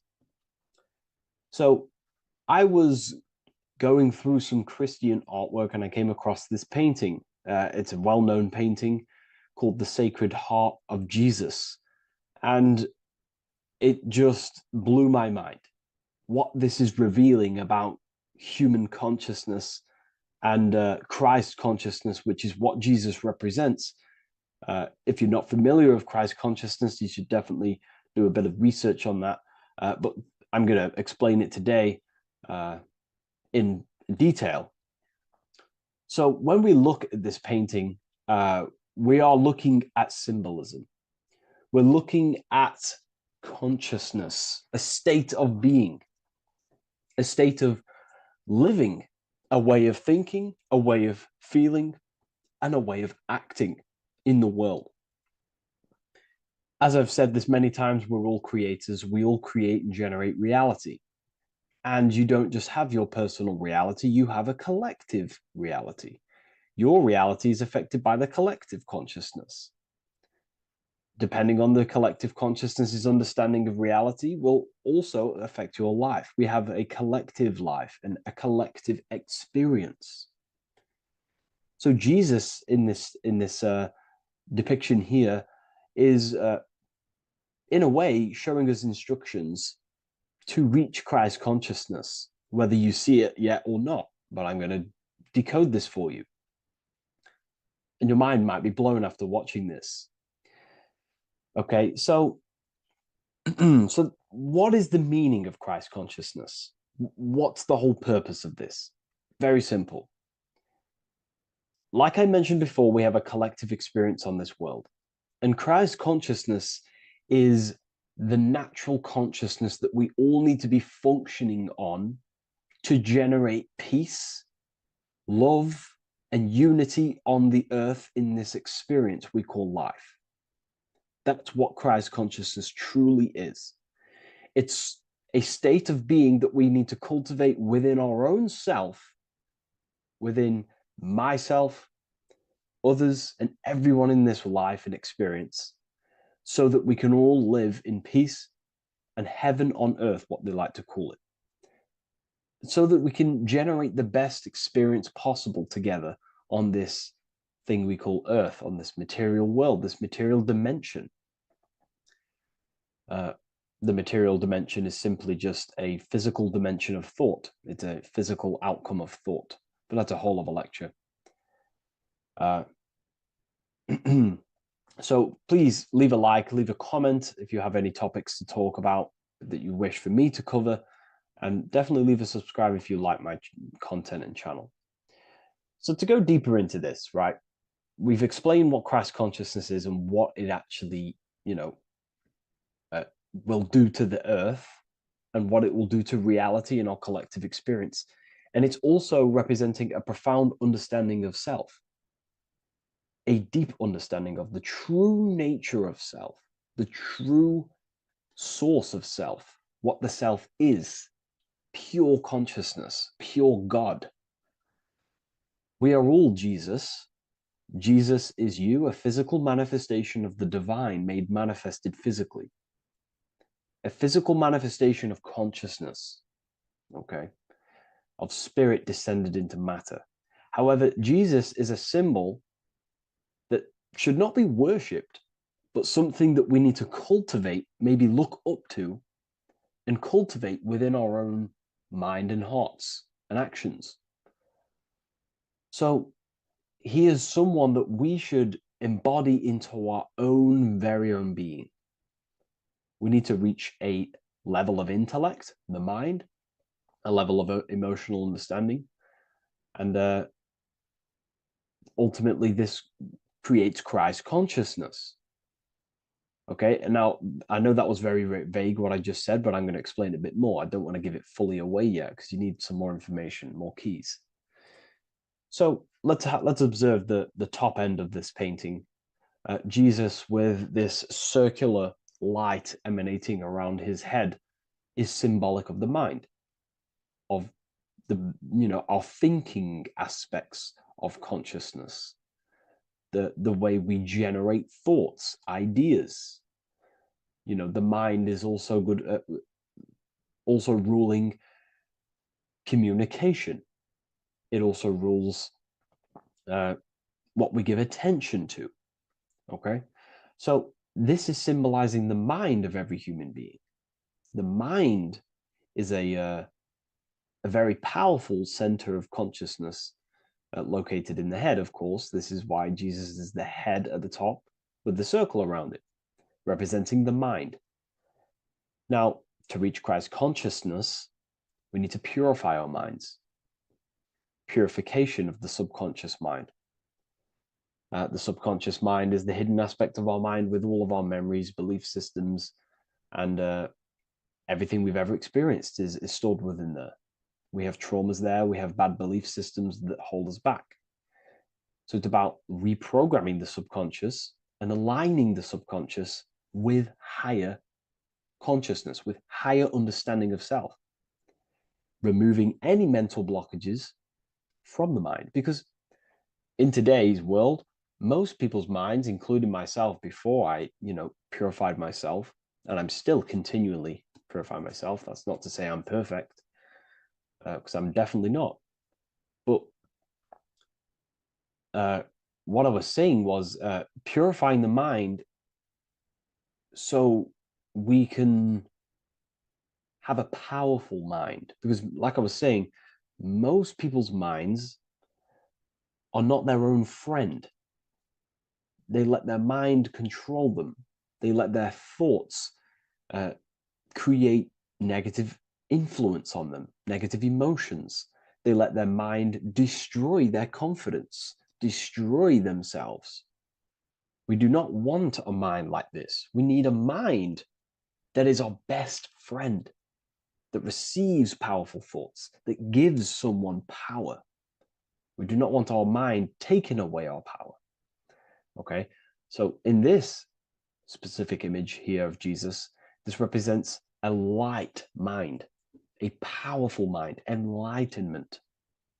The word enlightenment means light and ment coming from mental or mind, light in the ment. This means a powerful mind. Light is in also Light is also symbolic of knowledge, information. When someone's very intelligent, you call them a bright person. It's a bright mind. It's knowledge of self. So the mind is conscious of self. That's another thing. We need to be conscious. A lot of people are not conscious, including myself before I did this, before I woke up. Most people are not conscious of their actions. They're not conscious when they're actually awake in the day. They do things unknowingly. Are we conscious of our thoughts, emotions, and actions? What we're giving attention to in our mind? Because ultimately, this shapes our experience. There's a great quote. I think it's Julius Caesar or one of the Roman emperors who says the quality of your life is dependent on the quality of your thoughts. Something along them lines. I don't know if I'm 100% correct there, but it's very true. Our thoughts dictate our happiness. So to cultivate Christ consciousness, we need to be conscious of our actions, conscious of our thoughts that we're giving attention to. There is a level of mastery that we can achieve within ourselves where we become conscious of every single thought that enters our mind. That sounds easy, but it's definitely not. But that's a high level of mastery that we can achieve and cultivate within ourselves. So we're looking at a powerful mind here from Jesus, a powerful mind, a purified mind. And we purify the mind through, affirmations, meditations, ritual work. Rituals are things we do every single day with an intent in our mind and an emotion in our heart to impress that state of consciousness into our subconscious so it can slowly rewrite our consciousness and align our consciousness and sync it with higher thoughts and higher emotions with love. We can sync our consciousness with love, which is ultimately what Christ consciousness truly is. Well, now we're going to go on to that now. So we've gone over the mind. Now we go over the heart. Now notice before we go into the heart, Jesus is revealing. He's pulling back the robe, symbolizing opening the heart, revealing the heart, revealing the soul, the light of the heart. Our authentic self lies in the heart. Our pure intentions, our love, our soul needs to be shining through our heart. And our soul is unconditional love. Now, that's not to say that we can get corrupted hearts. We surely can have corrupted hearts, for sure. We can love sick and twisted things, and that's evident in today's world. People love killing people. People love hurting people, manipulating people. People love power. Now, that's obviously an inversion of the natural state of consciousness for humans. When we're born with a natural state of love, of unconditional love for the self, for everyone else, for animals, insects, the earth. We love everything as a child. And not only do we love everything, we actually act upon this. As a child, we do not act on anything we know is not good. And I'm talking early stages of being a child, before we're indoctrinated, before the mind and heart become corrupted. We are pure. This is symbolizing this. Light represents also purification and truth, because when you shine light on something, it's the truth. You see it. You shine it through the darkness. It reveals. So light, this is symbolizing revealing the light of the soul, of love consciousness, holding love in the heart, true love, not love for sick and twisted things, but true love for the self, the body, and for everyone else and all things. Holding love in the heart. There's a famous saying of keeping the sun in your heart. Keep the sun in your heart. It's a very famous saying. The sun is a symbol of love. What does the sun do? It gives abundantly. All it does is give light, give energy, power, light to the earth, and everything is feeding off this source. The sun expects nothing back. It just abundantly gives. It's a symbol of love. This is the love principle of creation. Now, the heart is also governing our actions.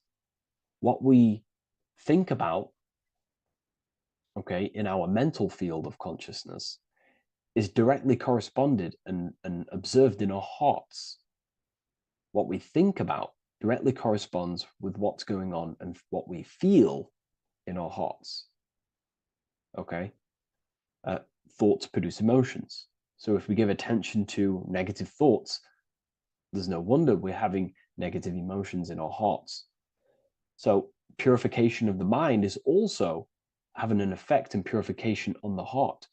Because when we purify our thoughts and only give attention to powerful thoughts and positive thoughts that uplift yourself and humanity, then we're going to also see this change in the heart, see this emotional change in our consciousness. Okay, so this represents the purification of, a purified heart, the light emanating around the heart. Love for the self, love for one another. And you're revealing this, you're shining the heart on others. This represents, revealing your true self to everyone without suppressing aspects of self. Revealing the light, not holding back the light. Because people in darkness will look at people who are spiritual and say, oh, he's into the woo-woo stuff. It's about revealing that and not caring about others. Because when you shine a light, you're also planting seeds in other people. Now, I'm going to tie this together with the hand gesture. Now, what we're looking at here, we're looking at a hand gesture with two fingers up. We have the middle finger and the index finger upwards. And notice how they're crossed over. They're crossed. They're not separate. They're crossed, representing unification. Unification here. This is a unified two fingers. Two represents division. Crossed over represents oneness. It's the unification of the mind and the heart. A lot of people talk about this, but not many people go into detail about it because, for many reasons. But this is the unification of thought with emotion. This is how we truly reach Christ consciousness. And ultimately, when we do gain the love in our hearts and we do slow, it's a gradual process of cultivating love for the self and everyone else in the world, because we're so programmed to be divided. But it's a slow progress. But when we do cultivate love in our hearts for the self and one another, love is a very, very nurturing and growing force. Like I said, the sun earlier, that is pure love energy. It makes everything grow on the earth. While love in your heart grows connections with people. It grows care. You go out your way to do things to people and do give people things. It's a very nurturing and growing energetic force. And me personally, I think the whole universe is built upon love. The whole thing. Without love, without the love, there is nothing. Nothing is, love is the only true emotion that truly exists. Everything else is either an opposition of love or a different degree and branch of love. Love is the only true emotion, and everything is built upon that principle.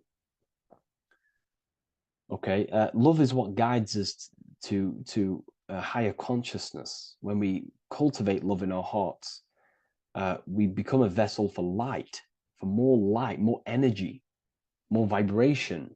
Our electromagnetic field expands, or biofield, when we hold love in our hearts. It's a very powerful force.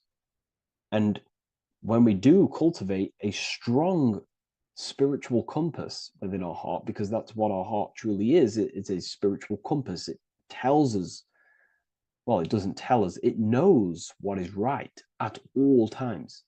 If you think something, your heart tells you whether that is right or that is wrong, whether you should act upon it or whether you should not. The heart knows what's good and evil. No one told you this as a child. As a child, you already knew this. You came into the world, you knew what was right and wrong. You knew it was wrong to hurt people. So this unification that he's doing with his hand symbolizes thinking with the love of the heart. represents thinking with love of the heart. Thinking with love of the heart for the self and the collective. Now, ultimately, what this does is give birth to perfect action. Why? Why does this give birth to perfect action? Think about it. Every time you've taken an action, why did you take the action? You probably, well, you would have thought about it, you had a feeling towards it, a care energy, and you took action. Why do we go to work? We care about paying the bills and staying in our house. We go to work to earn money. We think, we care, we act. Everything you see in front of your reality, on the screen that you're seeing right now, you've called your eyes. Everything is in front of you because you care. It's the heart energy that leads the body. Okay? And that's even present in the body. Have a look at the body. We have the head, thought, then emotion, then our feet is at the bottom, and our feet take action. Thought, emotion, action. Thought, emotion, action. So even the body is basically a blueprint of how creation is manifested. So we receive thoughts from the divine planes, from the higher planes of consciousness. We receive them. That's another thing that I missed. If we purify our minds, we're basically attuning our mind to a higher part of the mental plane, and we will receive higher thoughts. We will receive thoughts that are more genius, what we like to call today, or better quality thoughts. We receive good ideas when we attune our mind to a higher consciousness. Okay, so we are like a radio. We receive thoughts based on what our mind is set to. That's why we call it a mindset. So, like I was saying, we receive thoughts through the head. We feel the emotion, then our feet take action. Thought, emotion, action. So the body's a blueprint of creation. It's beautiful when you really notice this. So this unification is about thinking with the love of the heart, which gives birth to perfect action in the world. And this is the state that we need to cultivate within myself and everyone in the world so we can give birth to heaven on earth through action. Because ultimately the world is molded through action, physical action. And them actions are molded from thoughts and emotions. Now,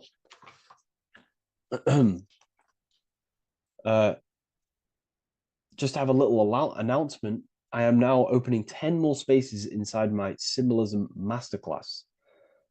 We have 10 more spaces. You're going to learn about a lot more about symbolism. It's very affordable. I'll leave the link in the description if you wish, if you care about gaining more information and learning the ability to read symbols. So what is the inversion of this? What is the inversion of this consciousness? Well, that's what we call satanic consciousness. Satanism. Satanism on its true level is the opposite, the opposing the natural state of consciousness that we are born into. It's about thinking with no emotion, thinking and acting. This is what the Skull and Bones represents here. So the Skull and Bones Secret Society, this is their main logo. Again, we have the skull, which represents thought, and the bones, which represent action. The bones take action in the physical body. We're looking at thought and action with no emotion, no empathy, no love for one another, only love for the self, the inverted love. Okay? We're looking at gray. Gray is a symbol of dullness, death. There's no emotion in gray because colors provoke emotion. When we look at a color, it invokes an emotion. Gray has no emotion. So we're looking at dullness of the emotions. I'm not going to go too deep on this subject. I'm going to create a whole new lecture for that. In fact, I think we have a great lecture inside Ethereal University on Satanism. We're going very into depth of what Satanism is and what Satanism consciousness truly is. And again, it's just the cross inverted. Satanism is just it's the invertation of, I don't know if that's a word, but it's the inverse of natural law, natural consciousness, of love consciousness that we are born into. Okay, so ultimately the message in this video was to create love in our minds, love in our hearts, think with the love of the heart, think with the care for one another, and that gives birth to perfect action. And when we align When we do truly act out what our heart is telling us, and I know this from first-hand experience. This is what happened to me. I woke up, I started to follow my inner guidance. I always took action on it. I was saying yes to it every single time. And it led me, I'm getting goosebumps actually saying this. It led me to where I am. That action, me saying yes to my heart, to that knowingness of goodness within me, was like a domino effect. And that domino effect, every time I did it, it was just opening more and more doors, not physically, but mentally. I was receiving more information. I was receiving more opportunity physically. My work started to explode on social media.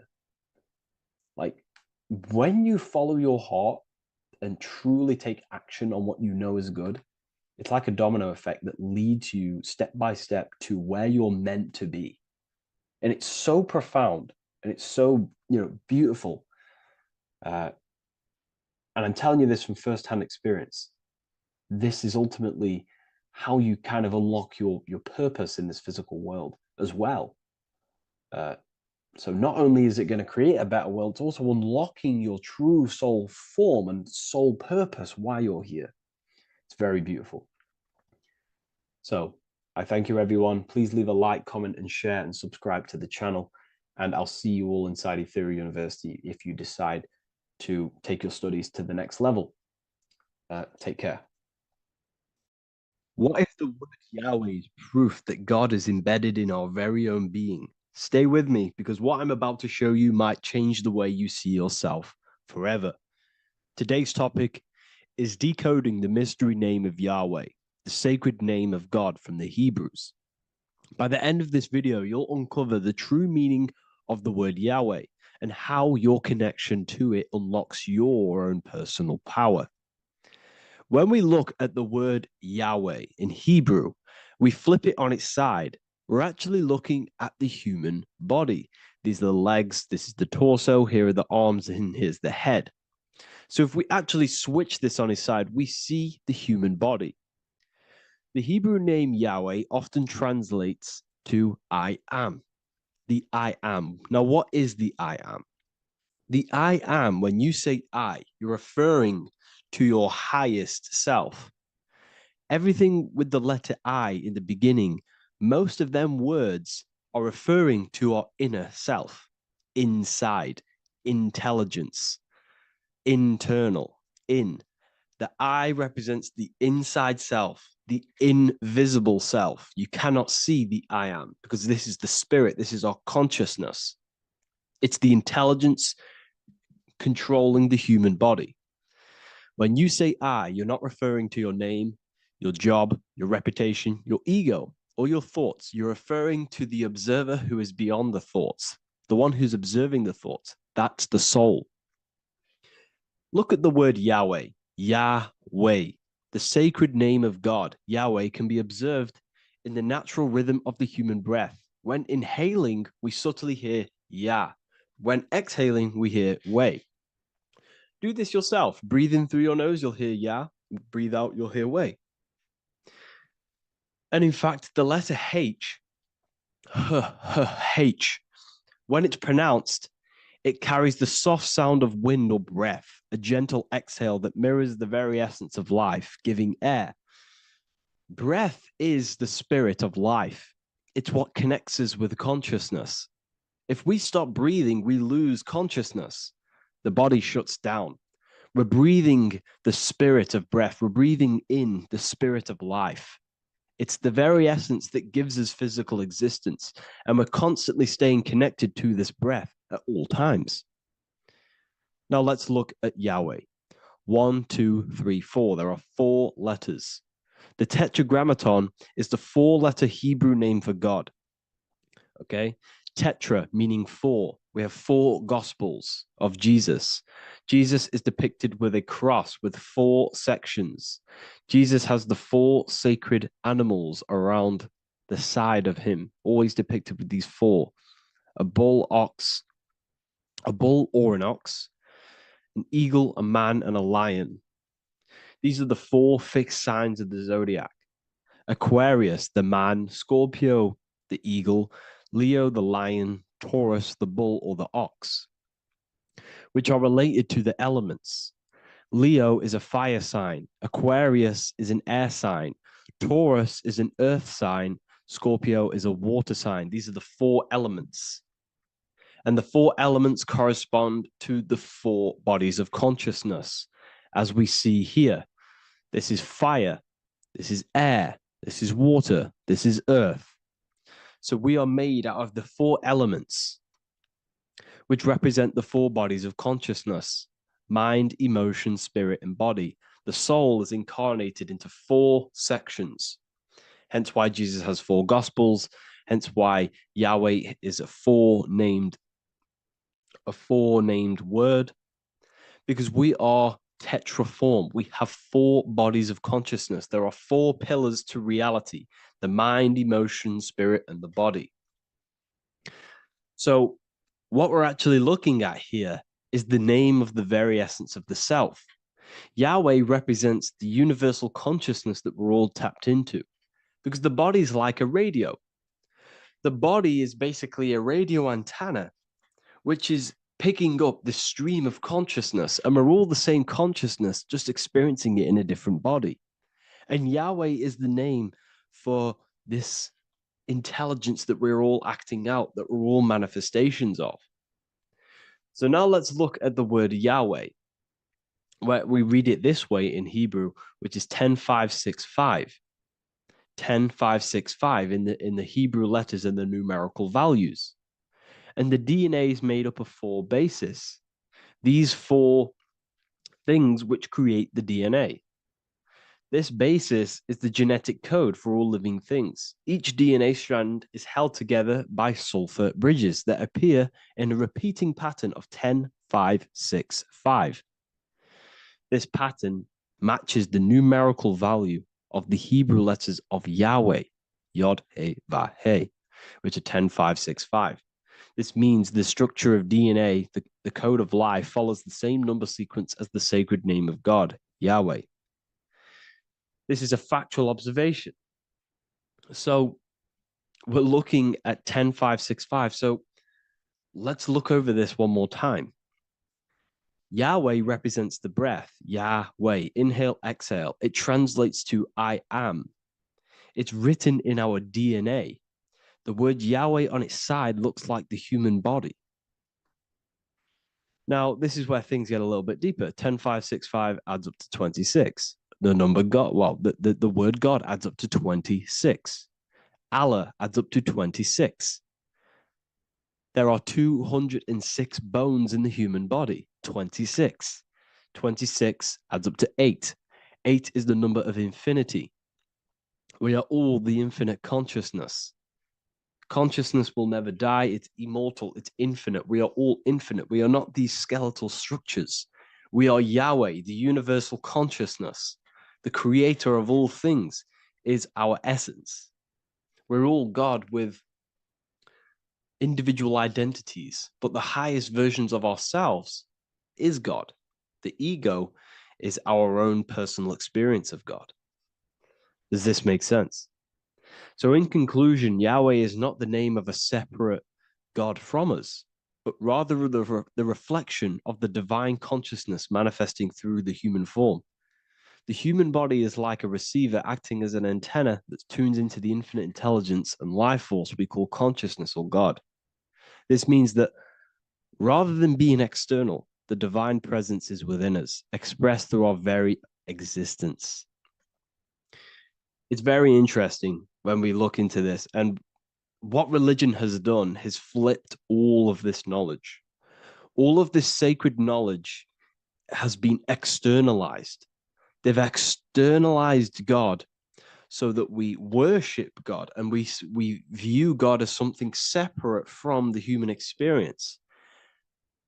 They do this so that we don't find the God within us, so that we don't find that we have the power of creation. The mind is the creative force of God. The body is the will to act out that thought. They don't want us to figure out that we are creators and we're all creating our own earthly experience. We're all projecting this reality. And they don't want us connecting with the divine intelligence within us because they want to be the creators. They want to keep this knowledge. They don't want the masses to wake up to this powerful knowledge. So what they've done is that they've taken the scriptures, they've externalized it so that we start worshiping and giving away our power to these external things. And when God is external, we start to fear God because we start to think that God has power over us. He can send us to hell or heaven. So this is what's going on. They've been externalizing this for thousands of years to keep us in a suppressed state. Okay. Humans are very advanced because we possess self-awareness. We possess the ability to move our awareness and our thoughts outside of the instinctual nature. For example, a cat or a dog. These things can only live in their instinct. They live based on instinct. They smell, they eat. That's pretty much what they do. But humans, we have the ability to rise above that nature and turn to our infinite selves, our higher selves. We can move beyond our instinctual nature and create very advanced things. That's why humans are made in the image of Yahweh. We are literally God in human form. So this is what we all need to realize. And I hope this video has helped. Please leave a like, a comment on inside of the description. I'll have some links to my books and my university. The people who have read them have just absolutely changed their lives. You could probably see that in the comment sections if someone leaves a review of the book. We also have Trustpilot. But yeah, I thank you all. And I'll see you in the next one. Hello, everyone. Today we're going to be discussing the esoteric and occult meaning behind the story inside of Genesis, the story of Adam and Eve. This is a widely known story, but not many people know the true esoteric meaning behind it. Okay. So today we're going to be breaking this symbolism down. Before we get into this, please leave a like and a subscribe on the channel. I would greatly appreciate it. And please comment below any lectures or anything you wish to know, and I could maybe make it in the future. The first thing we must understand about the Bible is that it is an esoteric and occult book. It is written in allegory.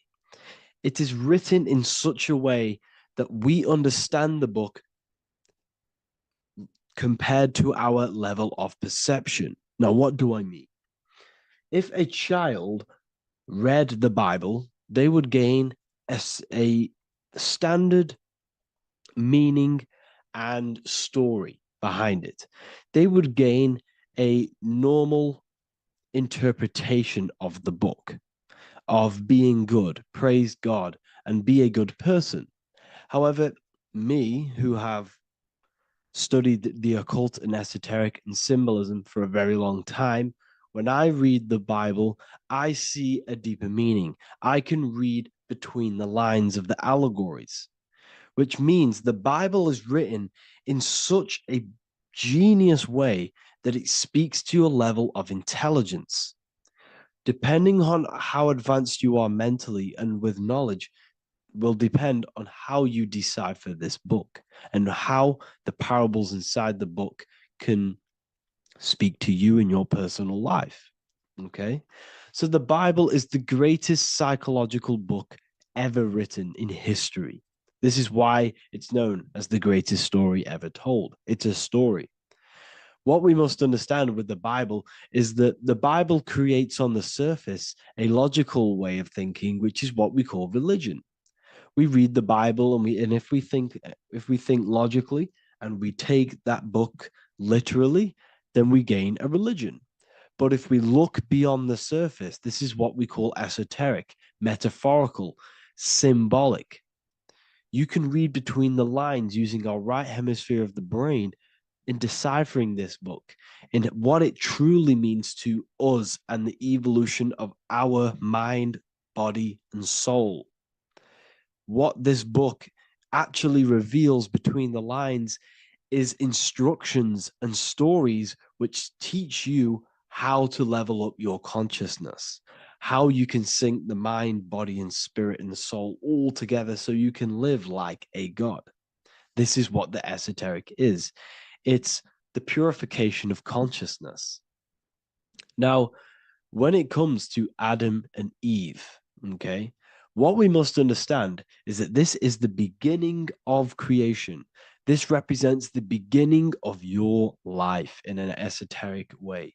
This is symbolic for the beginning of your incarnation into this physical world, okay? And we have Adam, masculine, Eve representing feminine. These are the two masculine and feminine energies which create the whole material universe, okay? And as we are born with a pure consciousness. We are born with pure consciousness. Well, now, what do I mean? As a baby, we have no knowledge. We are pure essence of the soul. You know, we don't gain the knowledge of good and evil.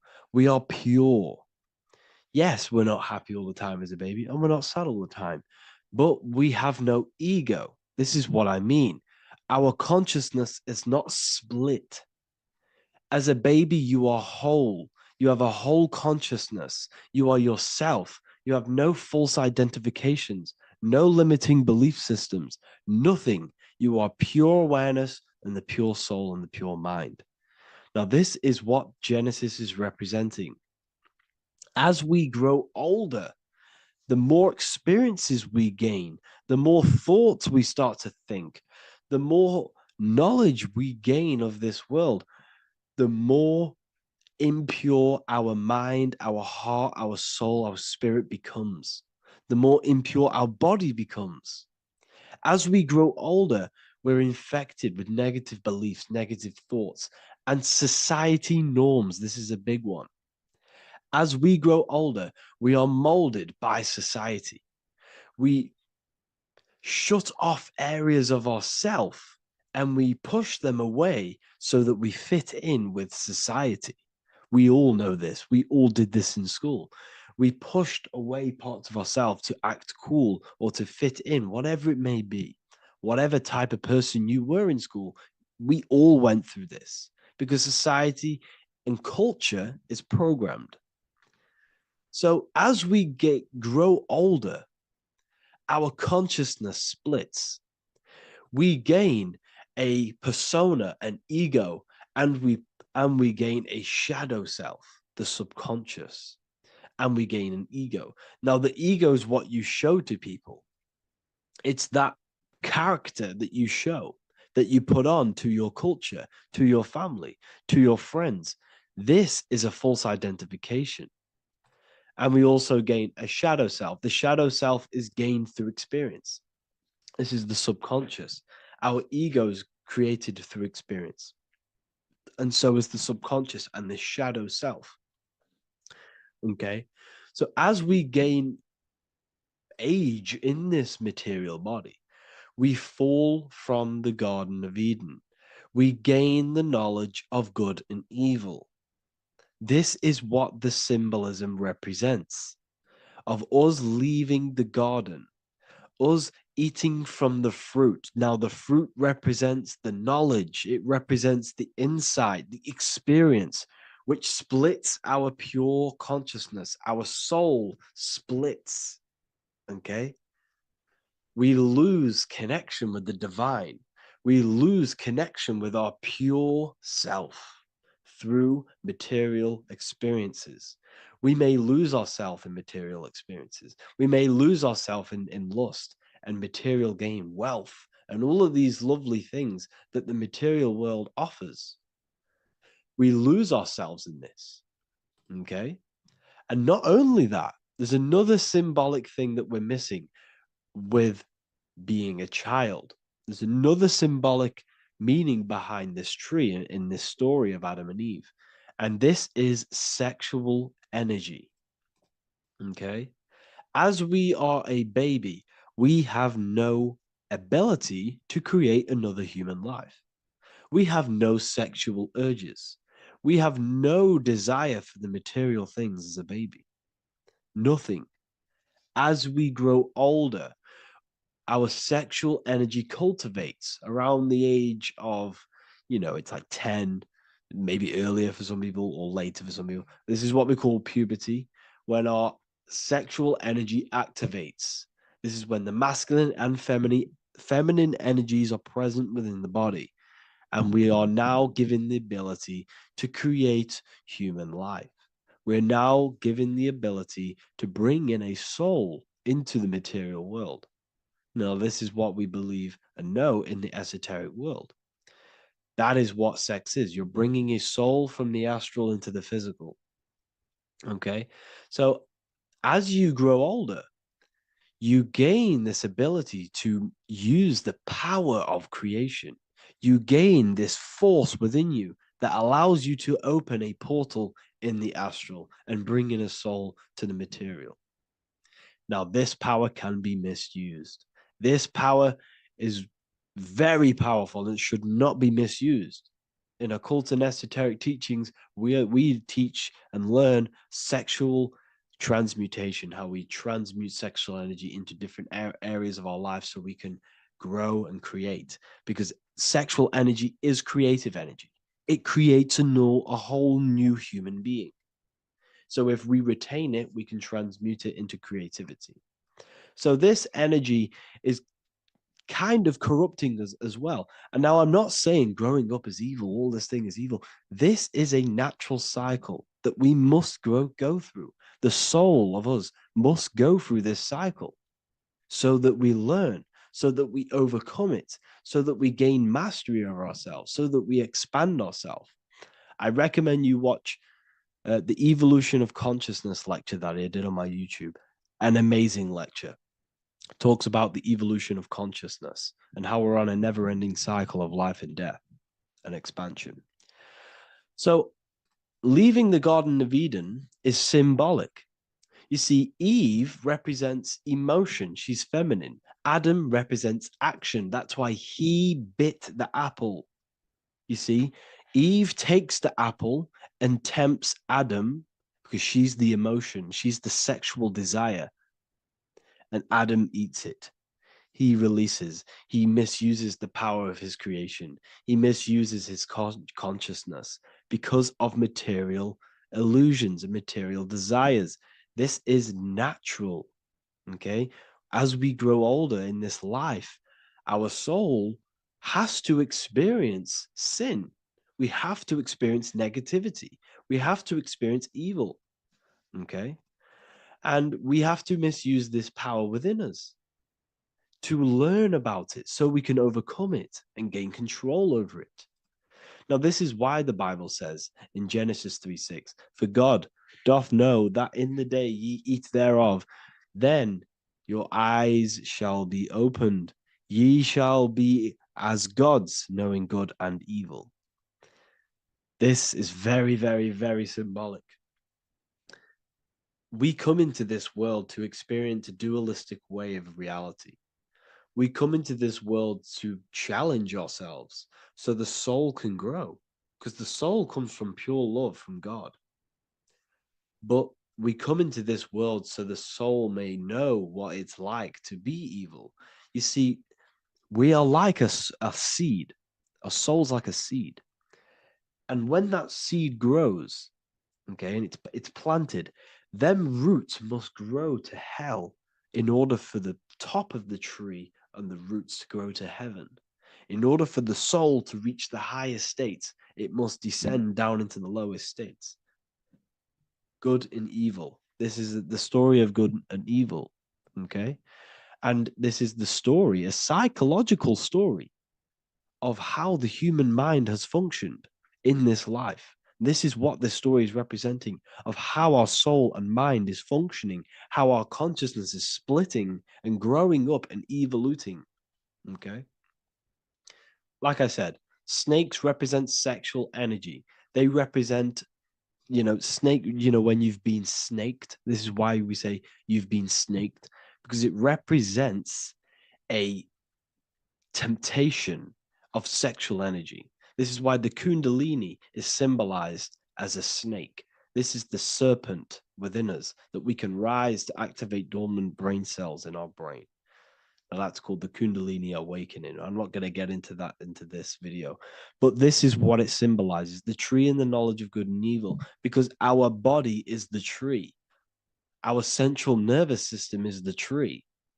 The snake is our sexual urges and this false temptation that tempts us to interact with sin, the material world, okay, and go against our higher divine self. This is what it represents. Now, it's very, very symbolic. Not everyone is going to agree with this, but this is my interpretation of Genesis based on my research of occultism, symbolism, metaphors, and me studying the Bible. This is my interpretation, and I hope it resonates with you. It might not resonate with you, but this is what makes sense to me, and this is what has made sense to many other occult researchers who are in this space as well. Okay. So please leave a like, leave a comment, leave a subscribe. I'd greatly appreciate if you could, just give me some support on this channel. We're nearly at 100,000 subscribers, which is insane. I just want to say thank you all. And yeah, I will see you inside the university. If you join, I'll look forward to mentoring you, connecting with you on the live calls. There's a new symbolism course which is going to be available very, very soon.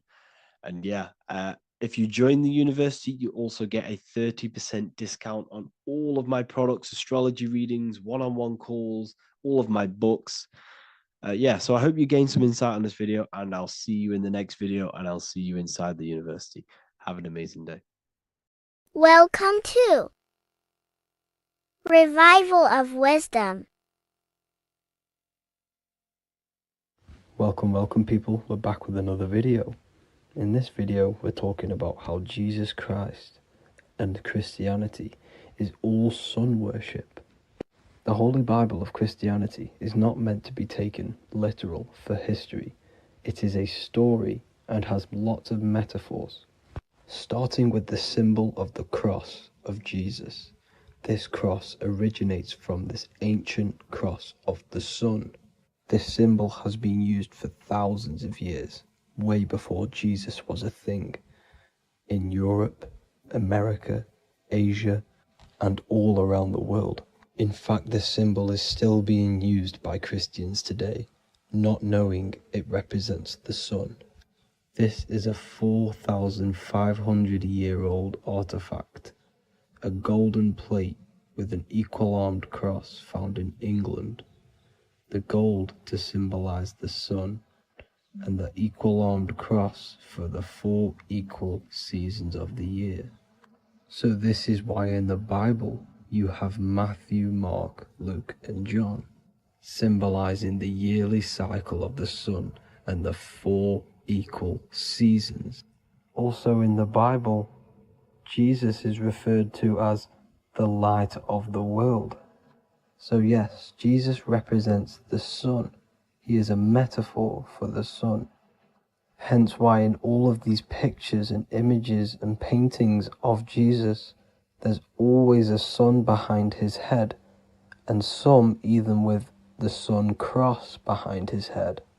Jesus also has 12 disciples, which represent the 12 zodiac signs and the 12 months of the year. This is the Last Supper by Leonardo da Vinci. As you can see, the sun, being Jesus, is in the center, because the sun is in the center of the zodiac signs. There are 4 groups which symbolize the 4 equal seasons. Each group contains 3 people symbolizing the 3 months and the 3 zodiac signs in that season. There is only one female in the painting, which is Virgin Mary, who symbolizes Virgo, the astrological sign. So yes, Jesus symbolizes the sun with his 12 zodiac signs and 4 gospels for the 4 seasons of the year. However, there is another phenomenon The 25th of December is known as the birth of Jesus Christ, which is known as Christmas today. Jesus symbolizing the sun and is born on December 25th. This is the day the sun moves 1 degree northward, bringing back the warmth, the growth of crops, the life and light back to the northern hemisphere. Everything is springing back to life, as we call it, spring.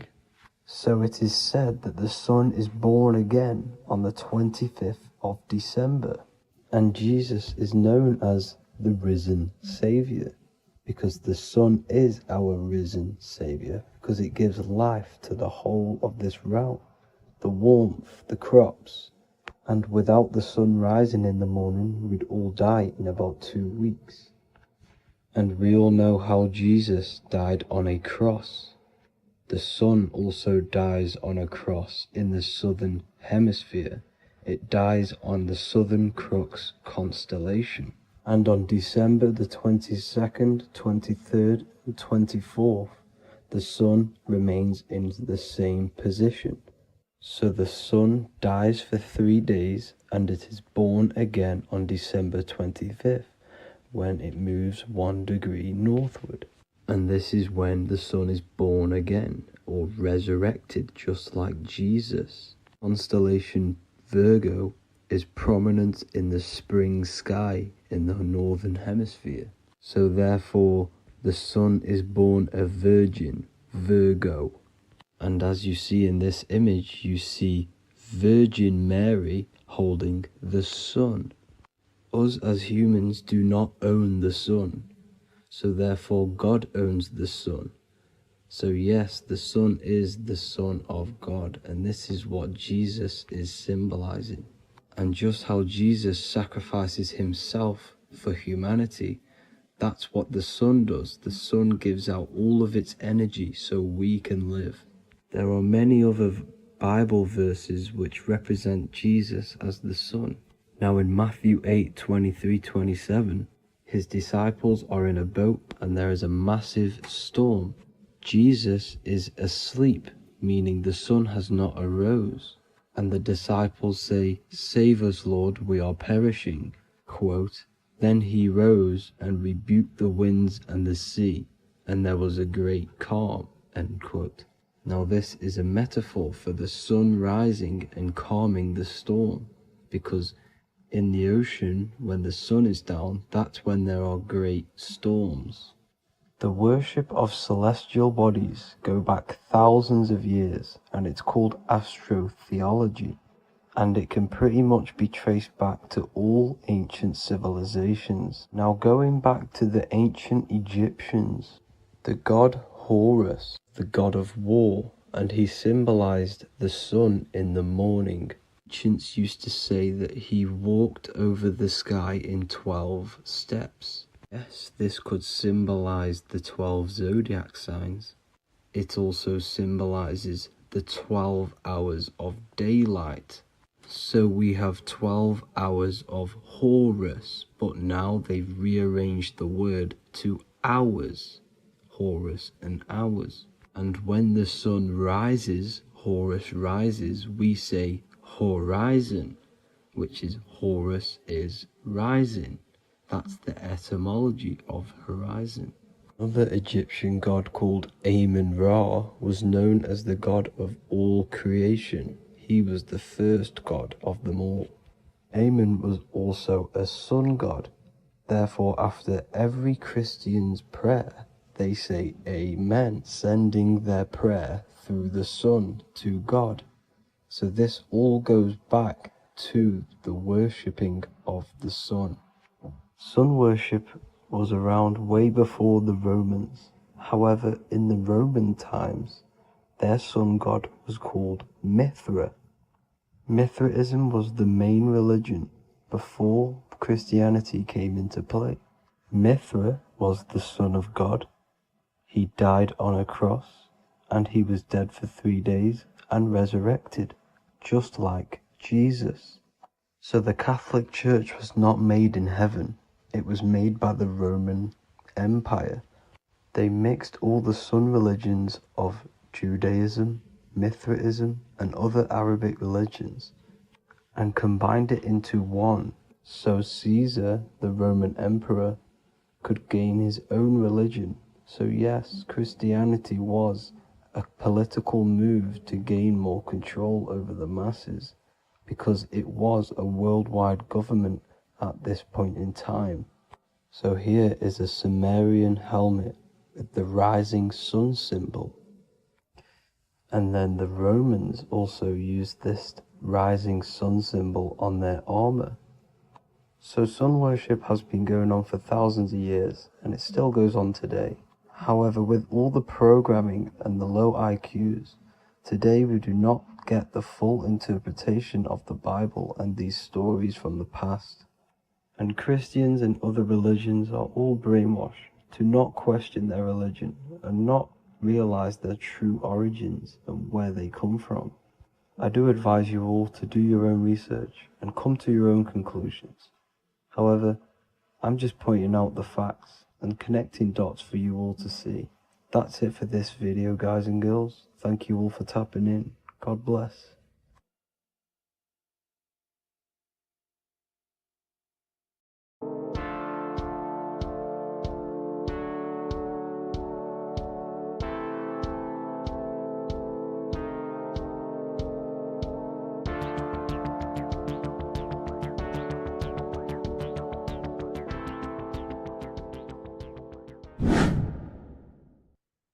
Left and right hemisphere, and what are they doing? How does it contribute towards your perception in this world? And this is what we're going to be talking about in today's video. We're going to be breaking down the two hemispheres of the brain and how they function in your life. So first, we have the left hemisphere. This is the logical hemisphere. This is the analytical, divided, scientific, or verbal hemisphere.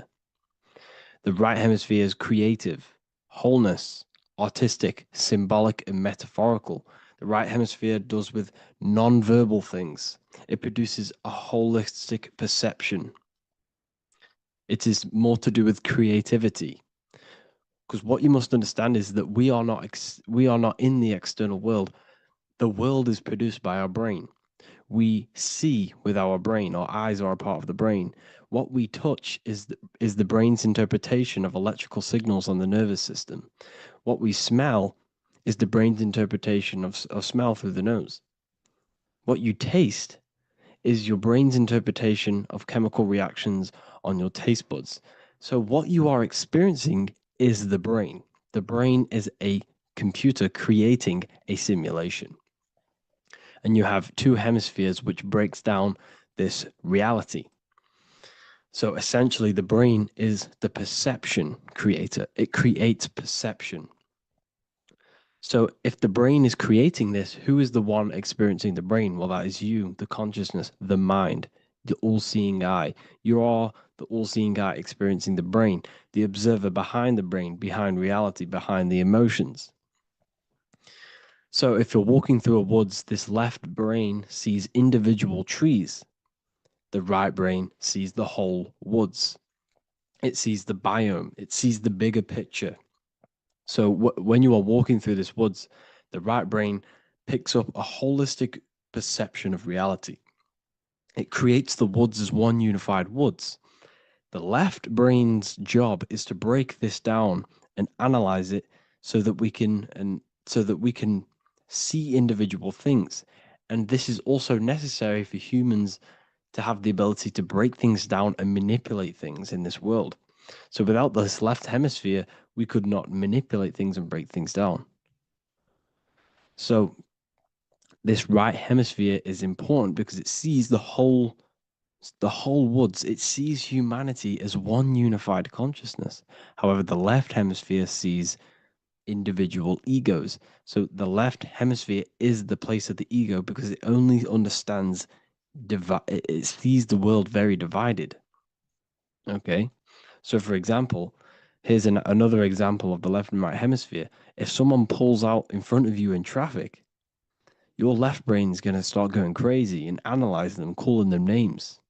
The right hemisphere, however, sees the bigger picture. Maybe he didn't see you. Maybe it's just a mistake. Maybe he's in a rush. You see how the two brains are very different. They do the same thing, but they function in different ways. The right hemisphere is feminine, the left hemisphere is masculine. So, like I said, this person pulls out in front of you, you start to think with the left. If you start to perceive that in the left brain, you're going to start analyzing them, you're going to start going crazy and calling them names because you're analyzing it. You're not seeing the bigger picture behind it. You're not seeing it from his perspective. So there is a crossover. So the left hemisphere of the brain controls the right side of the body, the right ear, the right eye. Everything to do with the right side of the body is connected to the left hemisphere, and the right hemisphere controls everything on the left side of the body, including your eyes, your arms, your legs. So everything is crossed over, and even your visual field is crossed over. So this is your visual field, as you can see here, and even the left side of your visual field goes to the right brain. There's a crossover. No one really knows. There's not really a reason for this. However, this is how the human body is designed. As we all know, the human body is the most advanced piece of technology on the face of the earth. They cannot replicate the human body. And they tell you it has no creator. This is crazy. People are that brainwashed, they can't even understand that their body is the most advanced piece of technology.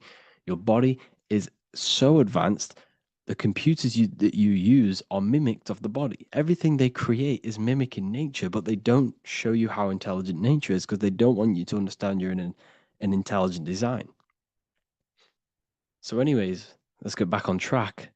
There is a crossover in the brain, and this is why they teach you to write with your right hand. And I was speaking to someone who's in a nunnery, or whatever you want to call it. They were a nun, or they knew someone who was who was a nun, and they forced these people, these nuns, to write with their right hand. You had to write with your right hand.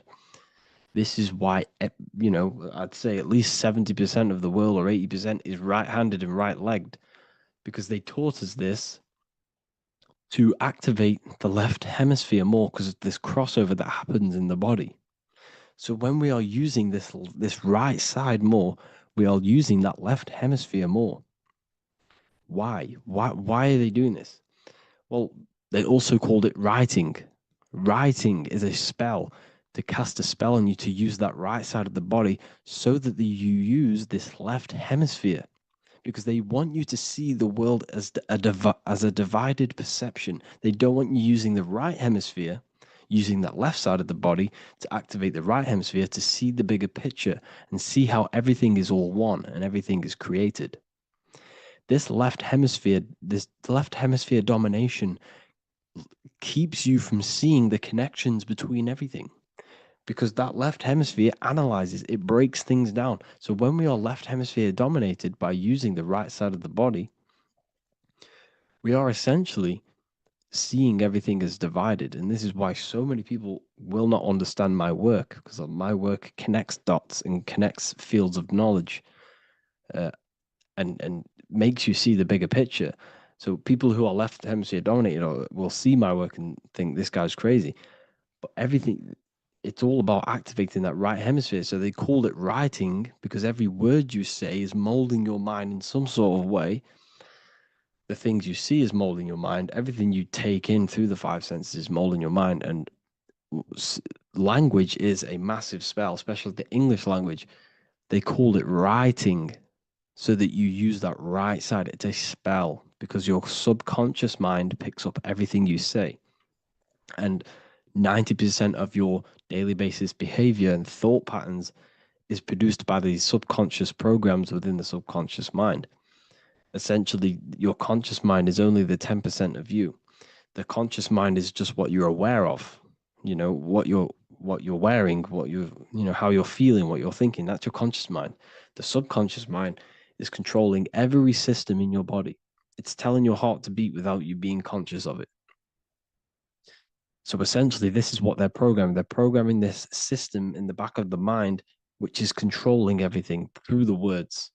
And this is what spells are, because it's all about creating perception in the subconscious. So they want you to use that right side more. I truly believe the ancients, they were balanced. They used the left and the right side of the body. They didn't have a stronger side because they understood this science of the body and how the body works. So this is actually called phonetics. It's not etymology. Etymology is the study of root words. Phonetics is the study of how words sound similar. The way words are spoken. So phonetics, phone is why we call them a phone, because you speak into a phone. So this is write and writing, to use that right side to activate the left hemisphere more. So your hands are a manifestation of your brain. The left hand is the right brain, the right hand is the left brain. And as a child, we were always taught that when you place your hands together like this is the size of your brain, which is true because your hands are a part of your brain. They're an extension of your brain. Every part of your body other than your brain is an extension of the brain. Everything's working and feeding back information to the brain because you're experiencing the brain. So another trick that you can do, or another exercise, is looking in the mirror and closing one eye at a time. If you close your right eye, if you take your top off, for example, you'll analyze your body if you close your right eye because you're using that left hemisphere. Sorry, other way around. If you look at yourself through your right eye, you'll use that left hemisphere, which will analyze yourself. You'll see individual body parts. If you close the right eye and use the left eye, you'll see your body as a whole. You won't really analyze it. This is how you can analyze yourself using these two hemispheres. So this whole system is created to keep you thinking logically and to restrict you from creating and restrict you from understanding symbolism, allegories, metaphors, and teamwork.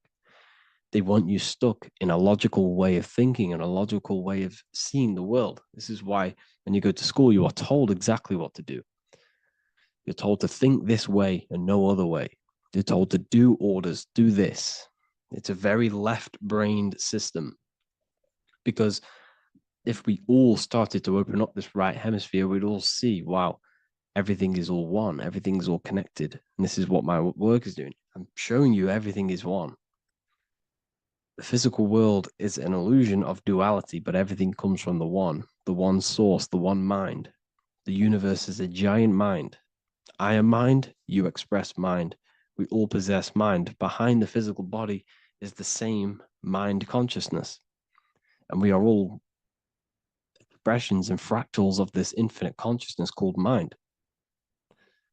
And this is what they don't want us to figure out, is that we are all just one consciousness expressed.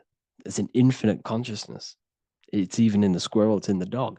All of these different animals, they're just different bodies, but behind the bodies is the same consciousness, which is mind. That's what the pineal gland is. The pineal gland is not the mind and it's not the third eye. The third eye is your mind. If you have a closed third eye, it just means you have a closed mind. If you have an open third eye, it just means your mind has expanded from beyond physical things through astral projection and mystical experiences. This is how you gain an open third eye. It's just an open mind. A mind that has astral travel, that has explored the realities within the mind. So everything they do is to keep us in a divided state. Divide and conquer, right? That's their motto. All to keep you thinking how everything is divided. Everything they've done is division. Postcodes, countries, everything is divided. Like football teams and all this stuff.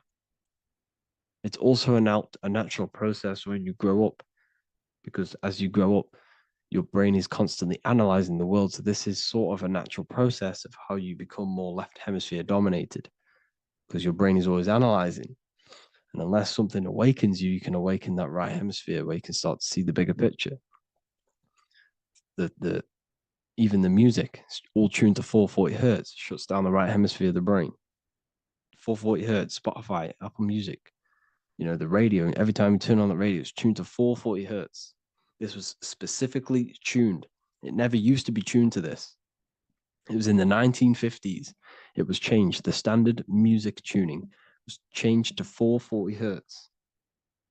because it shuts down that right hemisphere of the brain. They don't want you thinking, seeing the world in this way and perceiving things as one.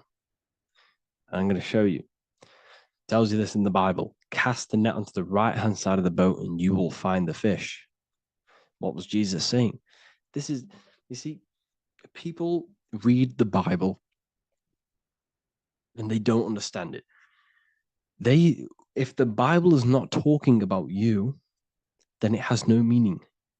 The Bible, everything you read in the Bible is about you and how it can better your life. It occurs to you. So if Jesus says, cast the net onto the right-hand side of the boat, this is an allegory. The boat is your body. Cast the net. It's the awareness, the perception onto the right hemisphere of the brain, and you will find the fish. What's fish? What do fish do? They swim deep in the ocean. It represents the knowledge, deep knowledge. Cast the net onto the right-hand side of the boat and you will find fish. You will find the wisdom. You'll gain understanding when you cast that your awareness into that right hemisphere.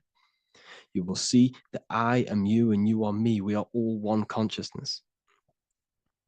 You will see everything. You'll see that the trees are the same patterns as the nerves in your body. You'll see everything is connected. Everything is a fractal of the one infinite consciousness. And how many fish did they catch? 153. That adds up to 9. This is now numerology. The Bible's filled with numerology. Adds up to 9. What's 9? Human consciousness. It represents consciousness. You're in the womb for 9 months. Feminine. It's all about consciousness. And in Revelation 14, and I looked and behold, the Lamb standing on Mount Zion. That's the spines, the mountain. With him, 144,000. 144 adds up to 9. It represents consciousness on top of the spine. You see? And he had his name the name of his father written on the forehead. What's the father? The higher mind, the higher consciousness within you. Where is that? In the forehead, the pineal gland. The pineal gland is the radio receiver for the higher consciousness.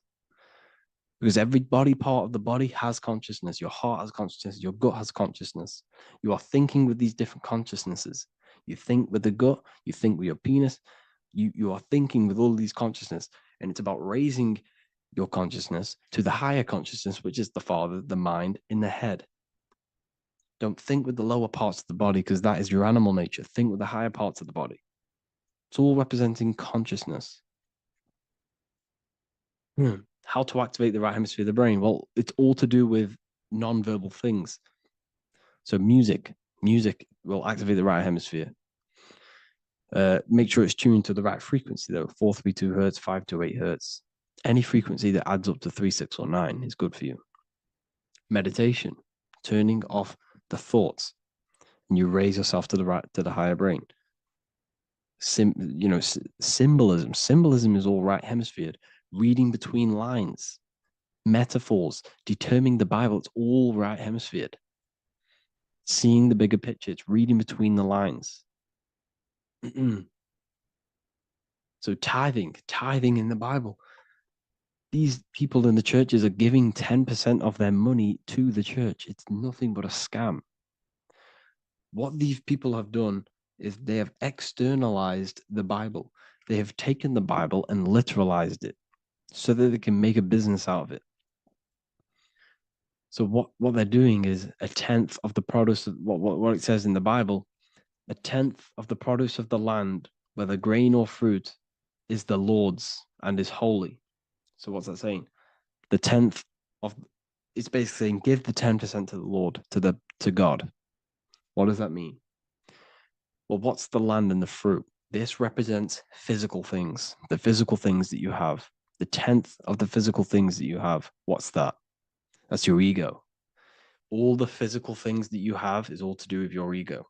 That's the lower self. The ego, what is the ego? It's the mind's perception of the physical self. You had no ego when you were a child.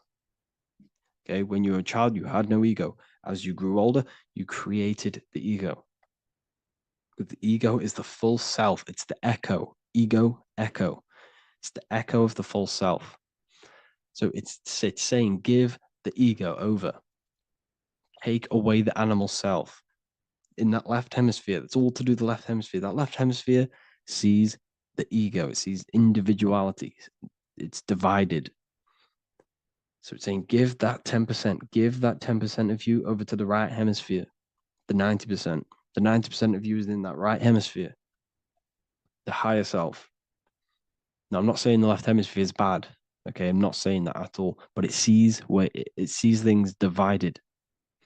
It's like I said, the left, the hands are manifestations of the brain. So when these Christians are praying, they're putting their hands together. What are they doing? That they're syncing the brain hemispheres. What you're doing, because everything's an extension of your brain. So if you put your hands together, you're putting the two hemispheres together. And what's happening when you place the hands together? All the electricity in the body is now running in a circuit. Once you connect these two hands, the electrical energy is now running in a circuit, and energy can move around the body quicker and more efficiently.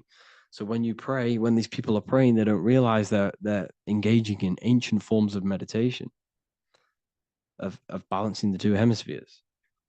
So now we're talking about balancing the hemispheres, not the right hemisphere. This is what Israel is. Look at the symbol for Israel, the up triangle and the downward triangle. What's that? The up triangle represents male. The downward triangle represents female. Okay? This is talking about the brains. Israel is Ra. Isis, which is female, the Egyptian god. Ra, El. El means God. Electricity. That's the force of the physical world. It's the force that runs this world, electricity. It's the force of God. El, consciousness. It means God. Is Ra, El. Isis, Ra, and El. It's the two hemispheres of the brain, the holy land of Israel. It's the holy land, it's the brain. Once these two hemispheres are synced, this is how you unlock your consciousness. This is the easiest way of astral projecting. Hemisphering, I forgot the word for it.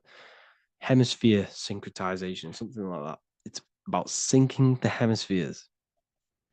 This is how you unlock your consciousness. Once the brain is running as one electrical system, this is how you balance the two masculine and male opposing energies. Once these opposing energies are no longer in war with each other, the brain, they come together to work as one. You unlock your consciousness. You are born again. What happens when a male and female have sex? It creates a new child. It becomes one. You are born again. Once the two hemispheres of the brain, you are born again. You can then have an out-of-body experiences. So this is why the symbol of the Holy Land, Israel, is the up and down triangle back combined together, because it represents unification of the male and female, unification of the hemispheres. You're born again. You unlock consciousness. And you can get this for free. It's called the Gateway Tapes on my website. Basically, it's a audio track from the government, and they did this in the Gateway Experience. It's a CIA document, and what they do is there are different forms of meditations you go through. I think there's about 5 waves of meditations you do, half an hour each one, and it will teach you. It will sync your hemisphere, because what does it do? They understood that playing one frequency into one ear and another frequency into the other, they understood that the right ear is connected to the left hemisphere, the left ear is connected to the right hemisphere. So when you play 2 different frequencies into both ears, what happens? The brain picks this up, the 2 hemispheres of the brain picks this up, and it syncs it. It syncs these 2 hemispheres, these 2 frequencies together. So now the brain is working as one to sync this frequency. So this is how you can sync your hemispheres, through listening to these frequencies. Okay, you can get them for free and do the meditations yourself. This will definitely help you. This is an easy way to astral project. So it's all about syncing the hemisphere and seeing reality from a unified perception. We should all aim to get out of that left hemisphere. I'm not saying don't use it, but we should now start to see we should now start to read between the lines of the Bible, read between the lines of the symbolism they're showing, study symbolism, study allegories and myths. What are they trying to tell us through these allegories? And this is how we start seeing things in a better way. Once we understand that we are all microcosms of an infinite consciousness, we can all come to one, because love is the unifying force of this infinite consciousness. We are all divided. We are all disconnected from our hearts. Once we all connect with our hearts and see that everything is one, we can all start to love and come together as one, because love is the unifying force of consciousness. So if you haven't already seen, I now have launched the Ethereal University. I will be doing lectures like this one, but even better, deeper, and even releasing knowledge that I can't talk about online as they are censored. I'll be doing lectures every single week. I'll be doing live calls every single week. You also gain access to my library, which is filled with over 45 occult books, filled with knowledge. Okay, I'll show you now. Plus, you get my book, The Book of Wisdom, PDF form, and the Human Health Guide, PDF form. You also get all of this stuff, the health section, Q&As, Ethereal meditations. We've got some celestial studies, cosmology, numerology coming soon. You also get the brand new Manifestation Mastery course, plus the library. And there'll be new books, new lectures, new live calls every single week. Or you can get the Book of Wisdom, use the code WISDOM in all capital letters to gain 40% off.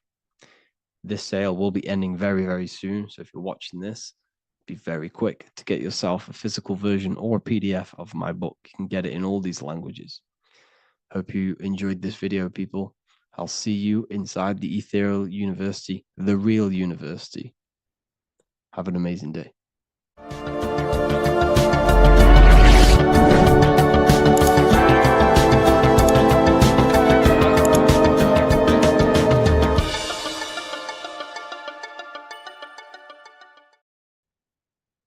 You don't just have a physical body. You have a physical, mental, spiritual, and emotional body. Each one of these aspects are a body of its own. Body does not just refer to a physical substance.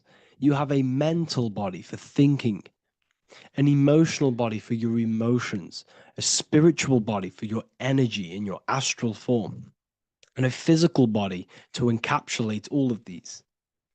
Each four of these aspects are essential for the human experience and essential to balance.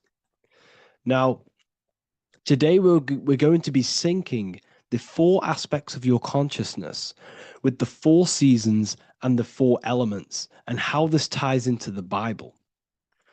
So we have four physical elements. We have 5 elements in total, spirit being the most important, but spirit is pure invisible. We have 4 physical elements. We have air, fire, earth, water. Earth and water are feminine. Air and fire are masculine. Air and fire are active. Water and earth are passive. The air corresponds with the mental body of consciousness. This is where your intellect, this is where your communication, this is where your thoughts, intuition all comes from. This is the mental body of consciousness that allows you to think, allows you to process, figure things out, and have intellect and gain knowledge. This is your intellectual aspect of your consciousness, located in the head region. We have a fire nature, a spiritual nature. This is our astral body. Our astral body is all to do with the subconscious realms, the higher realms of consciousness. This is the body that allows us to be free from the physical body. Our spirit is more of our energy.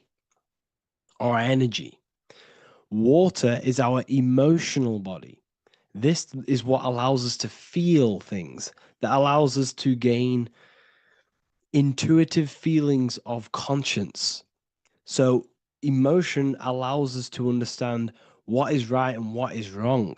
When we feel something bad, we know that this is wrong. When we feel something good, we know that we are doing good.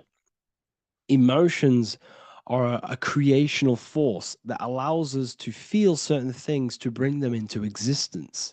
Our emotional body is a creational force and should not be reactive, and they should be controlled.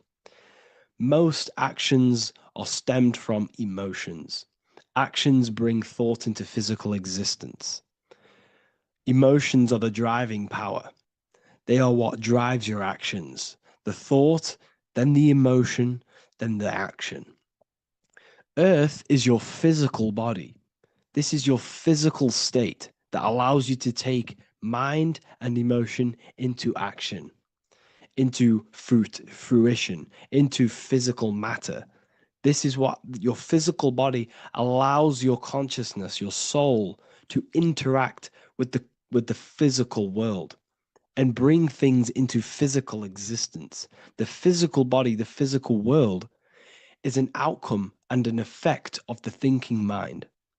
All physical substance comes from the thinking mind. The pen, the phone you're holding, the microphone I'm speaking into, all began as a thought in the thinking mind, then it was brought into physical reality. Earth is the most dense. So it goes in this order: body, emotions, spirit, mind. The higher you go up, the more lucid and fluidic it becomes. The lower you go down, the more dense and dull it becomes. Air is the mind, fire is the spirit, water is the emotion, earth is the physical body. So this is why you are a microcosm. You have these four things within you. You contain of these four elements, which correspond to the four bodies of your consciousness, the four bodies of the soul. You are the soul. You are the spirit. So this is why in Theologians 4:17 it says, "Caught up together with them in the clouds to meet the Lord in the air." You don't meet God or the Lord in the physical air, in the clouds. This is clearly a parable. A human being cannot go up to the clouds and meet a mystical man in the clouds. This is obviously a parable, a metaphor. The air is your mind. You must raise your consciousness beyond the body, beyond the emotions, beyond the spirit, and enter in the mind during meditation, turning the mind inward to connect with the Lord. The Lord is the highest aspect of your consciousness, the one that exists beyond the physical body, beyond your emotions, beyond the thought. So you meet the Lord in the air, in the mind. The mind represents the air. This is why in America there's a saying called an airhead. You're an airhead. This means that you are stupid, or you don't think, or you have nothing in your mind. You have nothing in your head. When someone's very stupid, you call them an airhead, because air represents the mind. The air is elevated. The air is invisible. The mind is totally invisible to the human eyes. It is a metaphysical substance. In fact, it's not a substance at all. It's so fluidic. It's everywhere. The mind can be everywhere at all times. It can be anything. Nothing is impossible within the mind. Now, this is synced with the four seasons. The four seasons represent the four aspects of human consciousness, the four bodies of your consciousness, the four bodies of your soul. The sun is your soul, okay? And the sun travels around four seasons. Summer, when the sun is the most hottest point. Autumn, when the sun starts to move away from the hottest point. Things start to die. Then it goes to winter. This is when everything dies. This is when things enter in within itself. This is when darkness occurs. Then spring. This is the reignition of the sun. This is when the sun starts to bring back the warmth back to the summer. You have four seasons which correspond to the four bodies of consciousness. Fire is the spirit. This is when you are passionate. This is when you are taking action. This is when you are fiery. The sun is blazing. You're taking action. You're very passionate. You're very spirit. You're in the spirit. Autumn is water, emotion. This is when you start to become very reflecting. This is when you start to feel emotional. Because in autumn, there's lots of water. This represents the emotional body of consciousness. Winter is the mind. This is air. Winter, what happens in winter? Everything enters within itself. The leaves die, the trees die, everything dies and goes within. This is the mind. The mind is the darkness, remember. You close your eyes to enter within the mind. The winter represents meditation. In the winter, what do people do? They stay inside of their house. They research more. They read more books. They become more intellectual. They think more in the winter because we are so we're stuck inside. So we're more reflective. We're thinking more. We're more communicative. We're more intellectual. In the spring, this represents the earth, the body. This is when we start to come out of the mind and we awaken to the body, and things start to grow again. The plants start to grow. The earth is growing again and reborn again. This is the body. This is when you become more active in the spring. And then the summer, back to the summer, we then take action on these thoughts and these thoughts that we gained over the winter. Essentially, this is just a massive cycle. And this is a daily cycle also. The nighttime is the winter. The morning is the spring. The midday is the summer. And the evening time is the autumn. This is a microcosm. We have 4 bodies of consciousness. You are the sun, you are the soul, and the soul has 4 bodies: summer, autumn, winter, spring. Emotion, air, body, spirit. Sorry, emotion, mind, body, spirit. So you are the soul. You are the pure essence of consciousness. The sun is your soul in the heart. And the seasons are inside of you because you are a microcosm. Okay? You are a microcosm. The word sun is son. The Latin word for sun is sol, which is soul or solo, because the sun is solo. It's on its own. You are the soul, and the soul has the 4 different bodies of consciousness. So before we move on any further, if I've blown your mind, please, if you can, leave a like, a comment, a share, and a subscribe. Let me know what videos you want me to make in the future. Please drop a like. It definitely will help me. You are a microcosm of the macrocosm. Man is a miniature universe that goes through its own cycles. The seasons of the summer, winter, spring, and autumn do not occur merely outside of him, but within him as well. The summer is within you. You feel different in the summer. You feel different in the winter. You feel, depending on the body of consciousness, it's your soul's interacting with. So the sun in the sky is your soul inside, and the sun goes through these cycles, which is affecting your bodies of consciousness, because the cycles represent your bodies of consciousness. Now, this ties in with the Bible. This is why we have 4 Gospels. This is why Matthew, Mark, Luke, and John are always seen with the 4 different zodiac sign animals or symbols. So you always see each one of the Gospels. If you just type in on Google Matthew, Mark, Luke, and John, type in ancient pictures, paintings or pictures of them, and you will find these 4 zodiac signs are always standing with each one. Taurus, the bull; Leo, the lion; Scorpio, the eagle. An old symbol for Scorpio was the eagle, and a man for Aquarius. Here you see very, very ancient paintings and artwork. Here we see Matthew, the man, Aquarius. Here we see John, the Scorpio. Same here. We also see it on the tarot cards, on the world card. We see the 4 fixed zodiac signs. Here we see it as well. These are called the 4 fixed zodiac signs.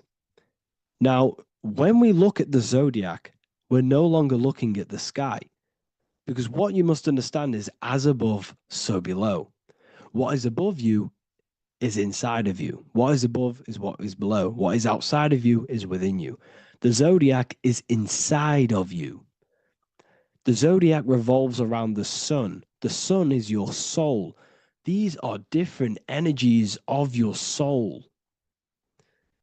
Like I said earlier, the 4 seasons are the 4 bodies of your consciousness. And in each body of consciousness, you have these different energetic energies that you can work with. Okay, so this is the true astrology. This is the true astrology, the internal esoteric astrology. You can't find much information on this at all. Very hard to find. So what we're looking at are the 4 bodies of consciousness. Obviously, when we look in the middle of each season, spring, the middle of spring is Taurus.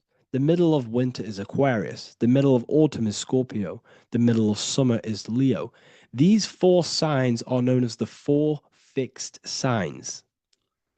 Okay, Scorpio is fixed. It's the middle of autumn.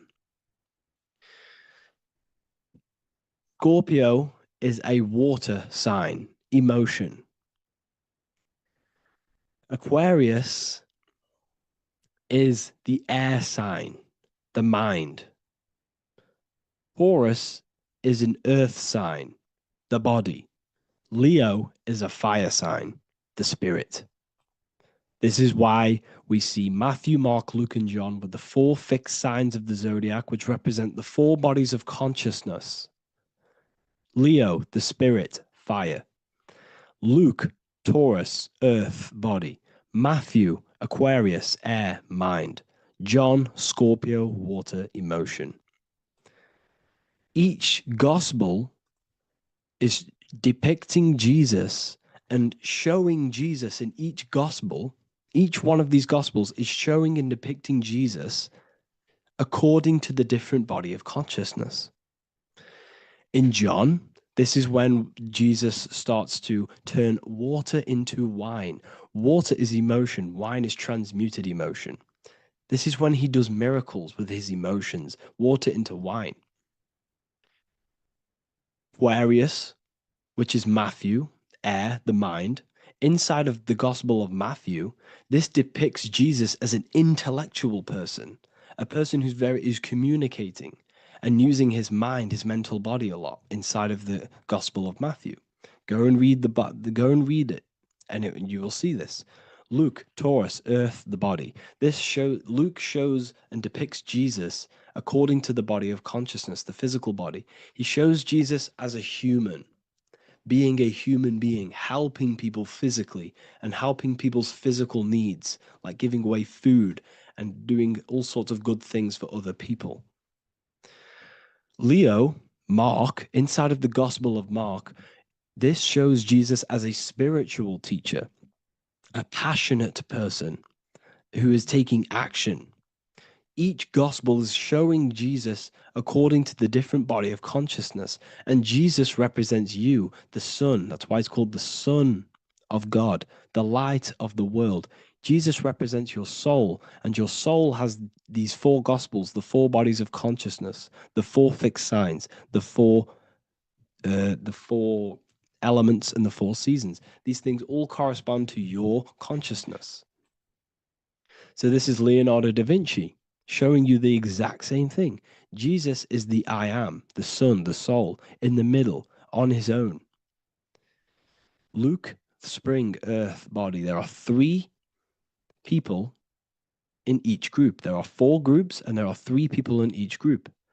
1, 2, 3.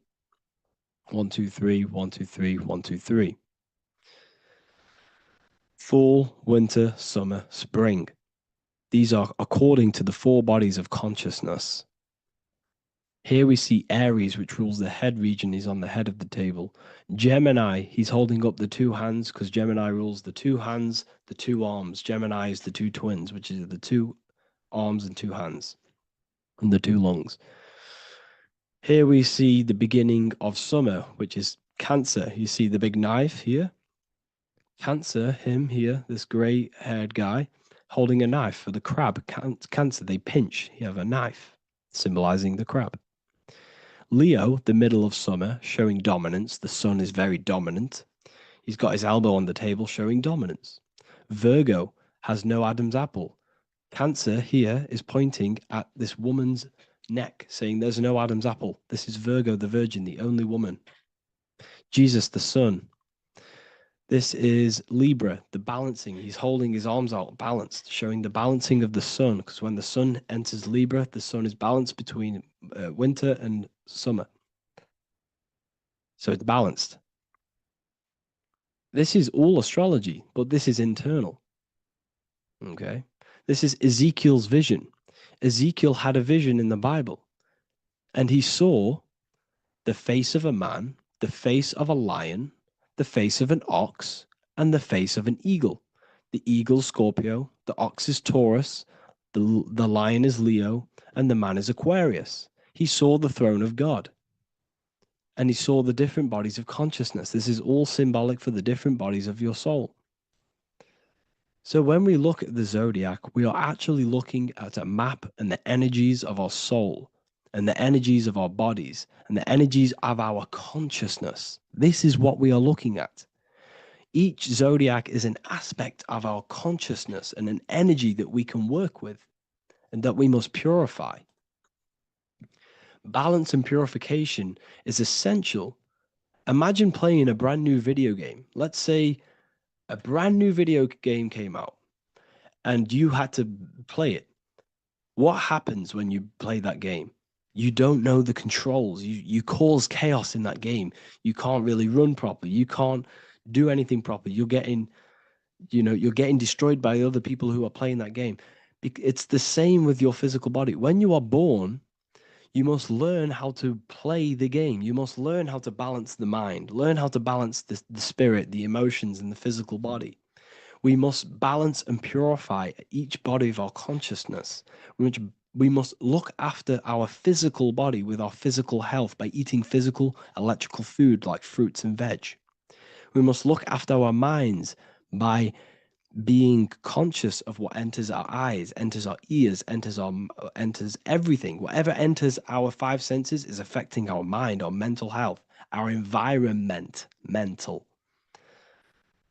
We need to look after our thoughts, control our thoughts by purifying our thoughts, only positive thoughts.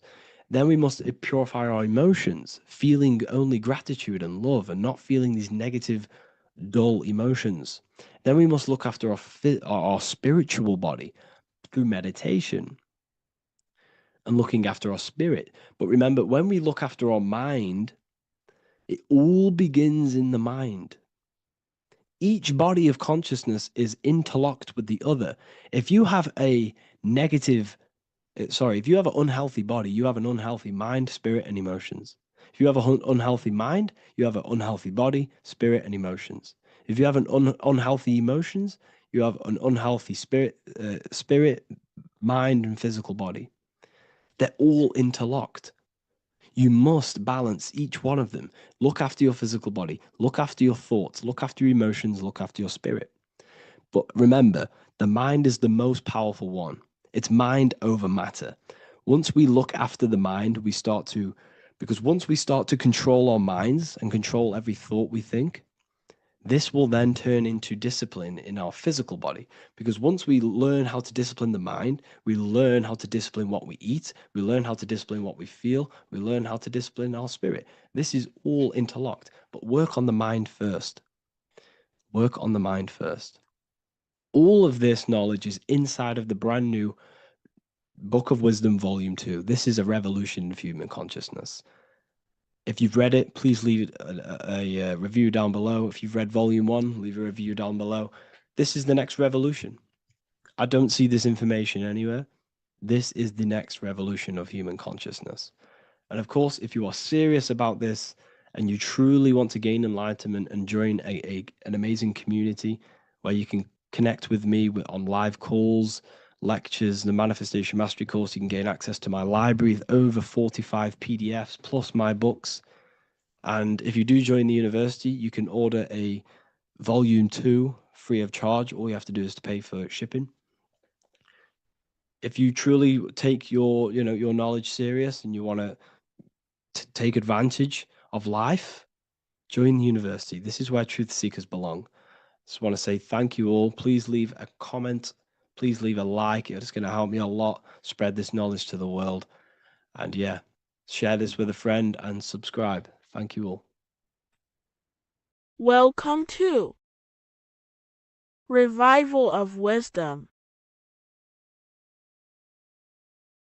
Today, we're going to be talking about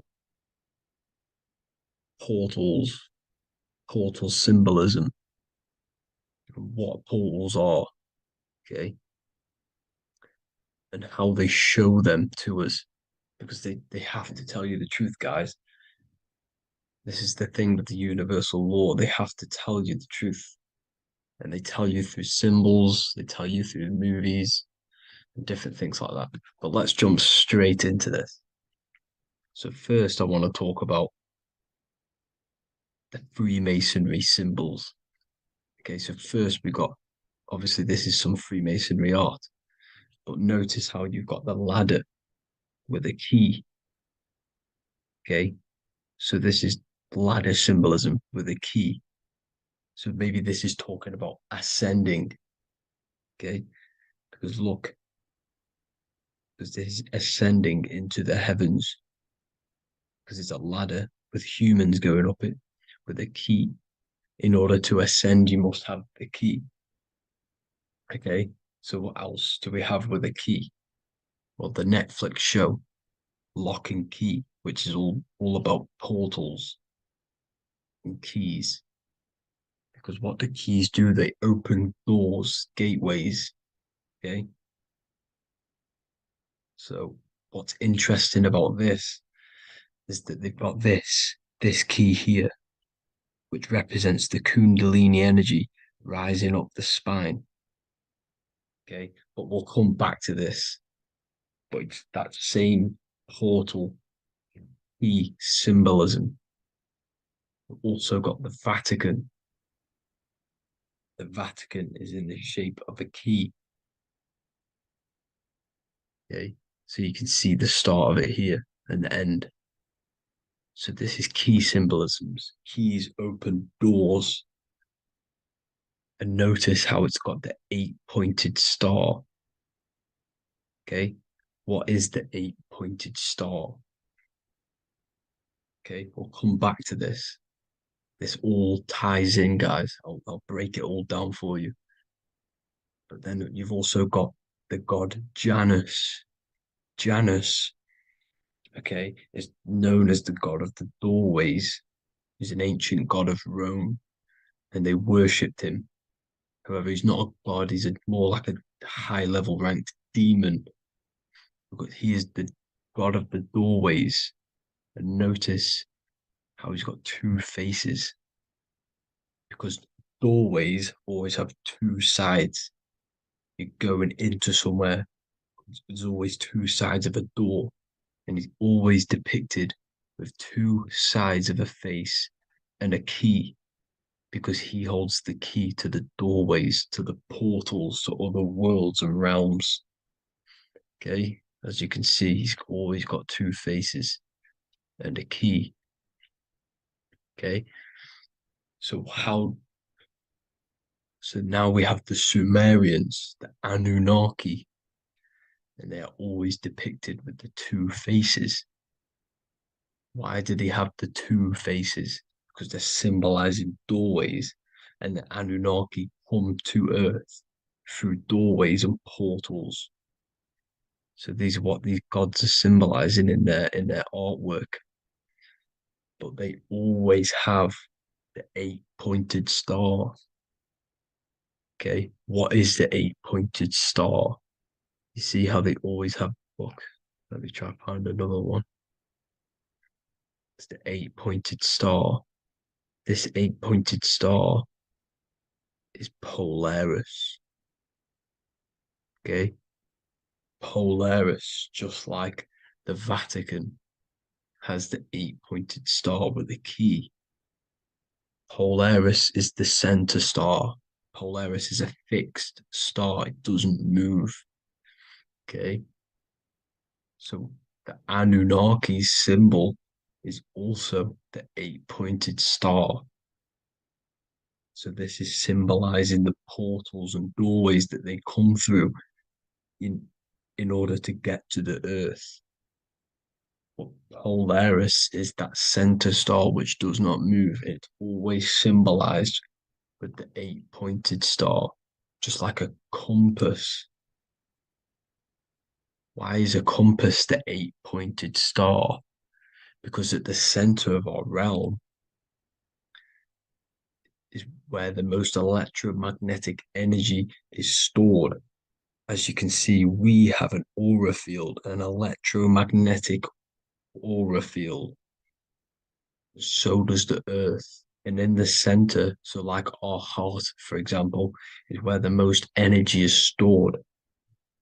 And like the center of the earth, this is why all compasses point to the center, because this is where the most electromagnetic energy is stored.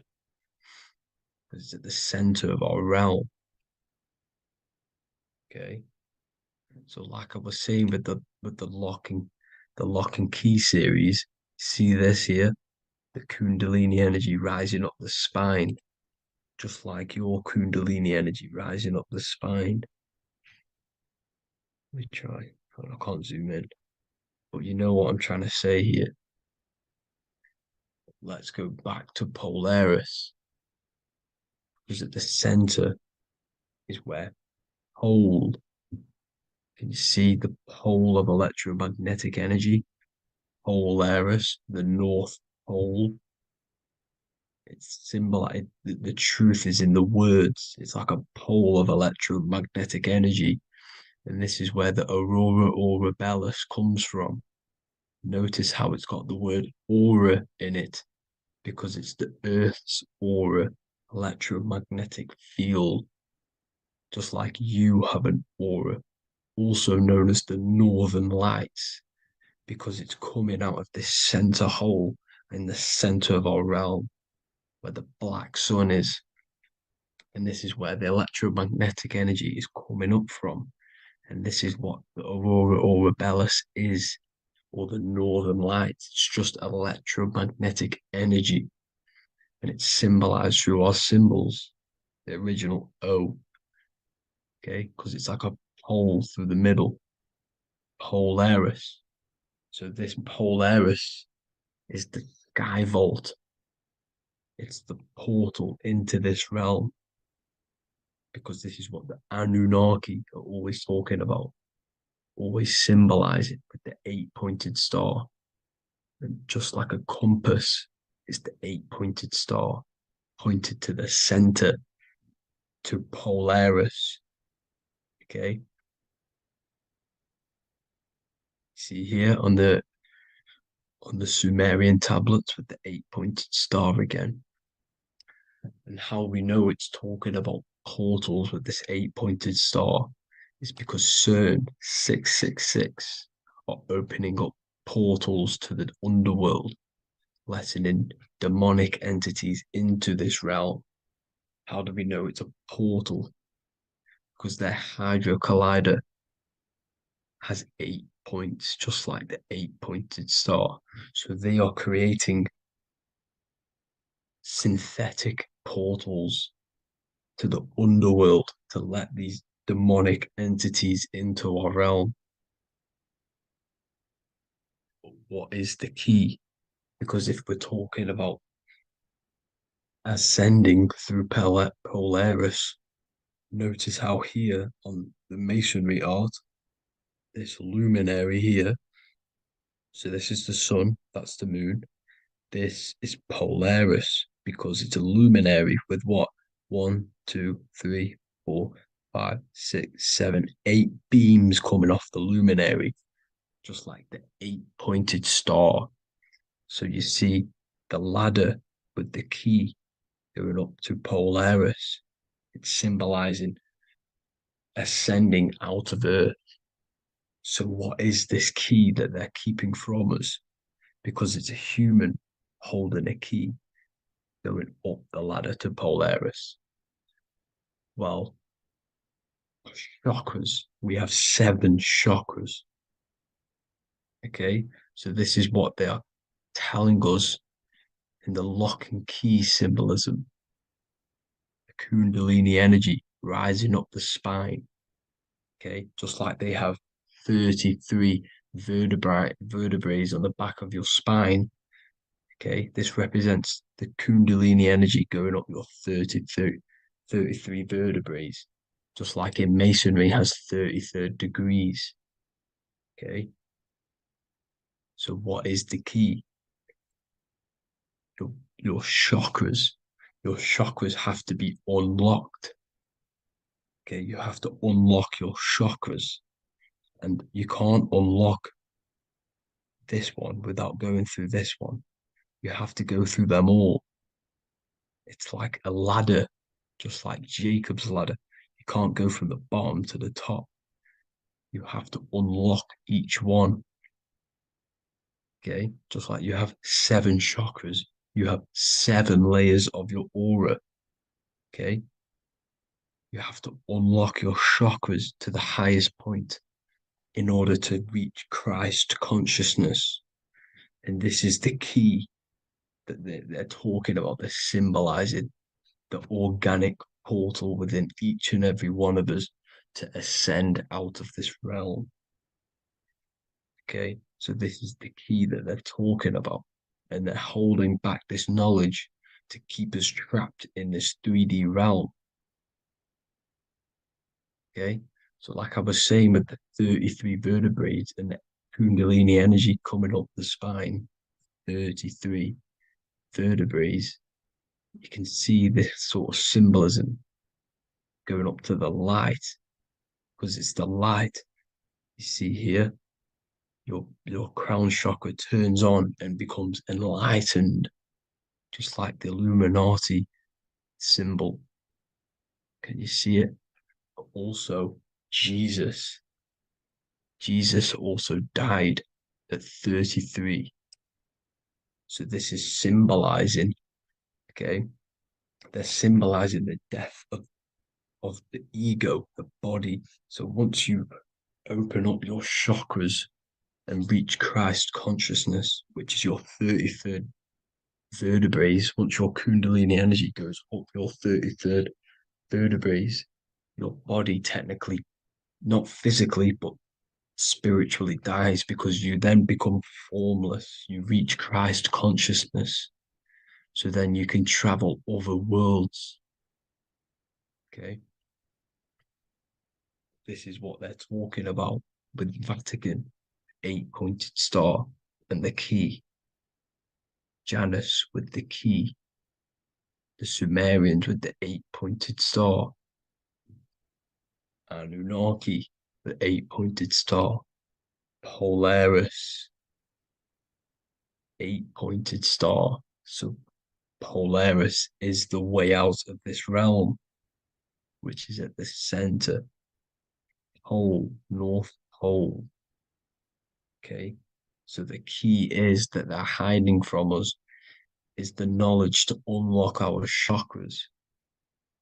Okay, and without this knowledge that they keep from us, is trapping our souls in this reality to keep reincarnating. Okay, well, thank you all for tuning in. I'm going to leave you all there. Make sure to leave a like and a comment in the comment section. Let me know some topics to talk about so I can break it down for you. God bless you all. What if I told you that you are under a spell, and this spell is controlling you in every aspect of your life, and you don't even realize it? Spells are not what you've been taught. They're not fantasy magic wands that are casted over you. No, no, no. Spells are much, much deeper. A spell is a belief system that is installed into your subconscious mind, which holds power over you. Okay? If I install a belief into your mind and that belief holds power over you and controls you, that is you under my spell. A spell is a belief that someone has installed into you. Okay? You have a subconscious mind. The subconscious holds power over 90% of your daily basis behavior, thought patterns, and overall emotional state. Because the subconscious is the back end of our mind, the mind that we don't really have access to. It's the shadow self where all of our programs, all of our memories, all of our traumas, all of our everything that we've ever experienced is recorded and kept in this vast database called the subconscious. Now, the subconscious is the 90% of our mind. We are only aware of 10% of our mind, which is the conscious mind, which is what you're using now, what you're consciously aware of. But there is a subconscious mind that holds power over your conscious decisions, and you don't even realize it. For example, as a child, you had a very, very traumatic event happen. Let's say as a child, you were not loved enough by your parents. And this feeling of you not being enough for your parents and feeling alone as a child implanted this seed. And this seed was planted by your emotions, a strong emotion. And over time, as you grew older into an adult, this seed grew and grew and grew. And what this seed grew into is you being very needy, you always seeking validation from others. Okay. But you taking this conscious decision 10 years down the line actually stems from this hidden cause within your subconscious mind, within this little feeling, this seed inside your subconscious where you don't feel like you are worthy. So this results in a conscious decision of you seeking validation from others, being very needy from others. Okay. This is what the subconscious is. The subconscious holds power over us. For example, posting on social media. Why are you actually posting on social media? If you take a selfie with your new watch, new car, and you go and post that onto your social media, why are you actually doing that? On the deepest root cause, it's not because you just want to post a picture. No, it's much deeper. It comes from a subconscious belief or a subconscious emotion of you seeking external validation, whether you believe that or not. But that's what it is. If you're posting on social media, you're seeking attention, you're seeking validation from others on a deep level, on a subconscious level. You may not even realize this because it's subconscious. Now, this is what a spell is. Money is a type of spell. Remember, money doesn't actually exist. Money does not exist. Money is a physical object inside of the material plane. But the physical object has a belief in the mental plane. See, the mind is the highest plane. This is the root cause of reality, the mental plane. Okay? So our belief in our mind has given this piece of paper value and a meaning.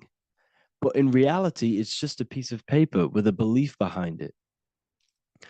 But this subconscious belief behind this piece of paper is controlling your daily basis behavior, is controlling your emotional state and controlling your life without you even realizing it, without you even realizing that it's all an illusion.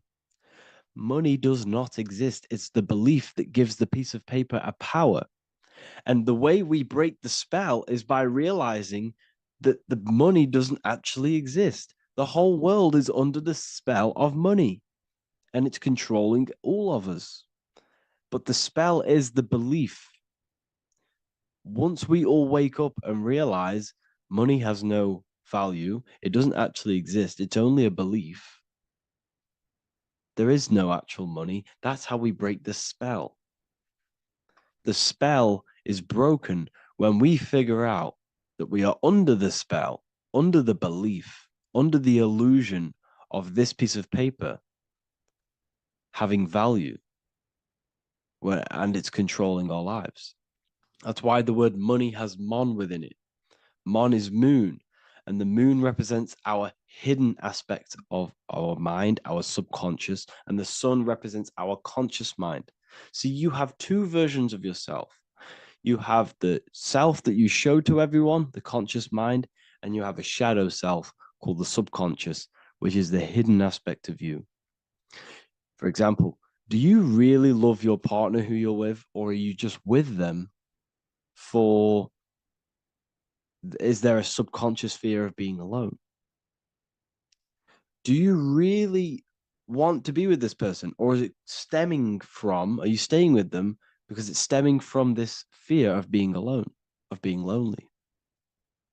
Or are you just with them because you have a subconscious sexual addiction? And all of your conscious decisions are actually coming from this little seed of wanting sex or not being alone. You have two versions of yourself, the conscious mind and the subconscious, the shadow self and the self that you show to everyone else. Okay? And the subconscious is what's holding power over you. When you drive your car, you don't consciously have to think about changing gear. You've done it that many times. It's on autopilot. That's the subconscious doing it. You can be walking down the street. Your conscious mind can be thinking about what you're going to cook for tea later, but your subconscious mind is controlling your body and walking your body. You don't have to think about moving the body. You just do it because you've done it that many times. It's a program. It's a belief in the subconscious that's giving this movement power. You see, the subconscious holds a lot of power over you. Our beliefs hold power over our daily basis behaviors and actions. Okay, like I said, posting on social media, this is seeking external validation. There's a subconscious stem, there's a subconscious urge bringing this desire into conscious reality. So we must break the spell of our emotions controlling us, our traumas from a child controlling us. For example, another example of this, let's say you were in a car crash years ago, and this car crash led you to having a very traumatic event, very traumatic emotion you felt in that car crash. You felt a lot of pain. That was impressed into your subconscious. And even to this day, you're probably scared of going into trains, going onto cars, going inside of vehicles. And you might not even be aware that it's actually stemming from this event that happened 10 years ago. That's the spell. That's the spell that's holding power over you. And you don't even realize it. You realize the spell when you realize you're being controlled by this old belief, this old trauma. That's what a spell is. A spell is not something I cast over you with a wand like Harry Potter.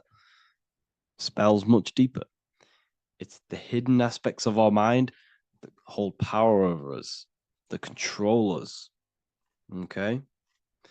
So how do we get rid of the spell? How do we break the spell?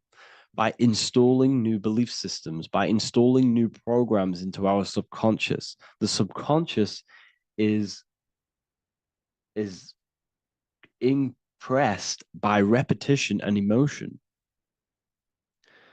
Everything you do on repeat, for example, tying your shoelaces, you can be looking up into the sky, closing your eyes, thinking about what you're going to create for tea while doing your shoelaces. You've done it that many times, you don't have to think about it. That's the subconscious taking over. Okay? That's the repetition aspect of the subconscious. For example, you could probably run down your stairs. You know exactly how to run down the stairs. If I tried to run down your stairs, every staircase is different. I'd probably fall over. But you've done it that many times, you know exactly how to do it.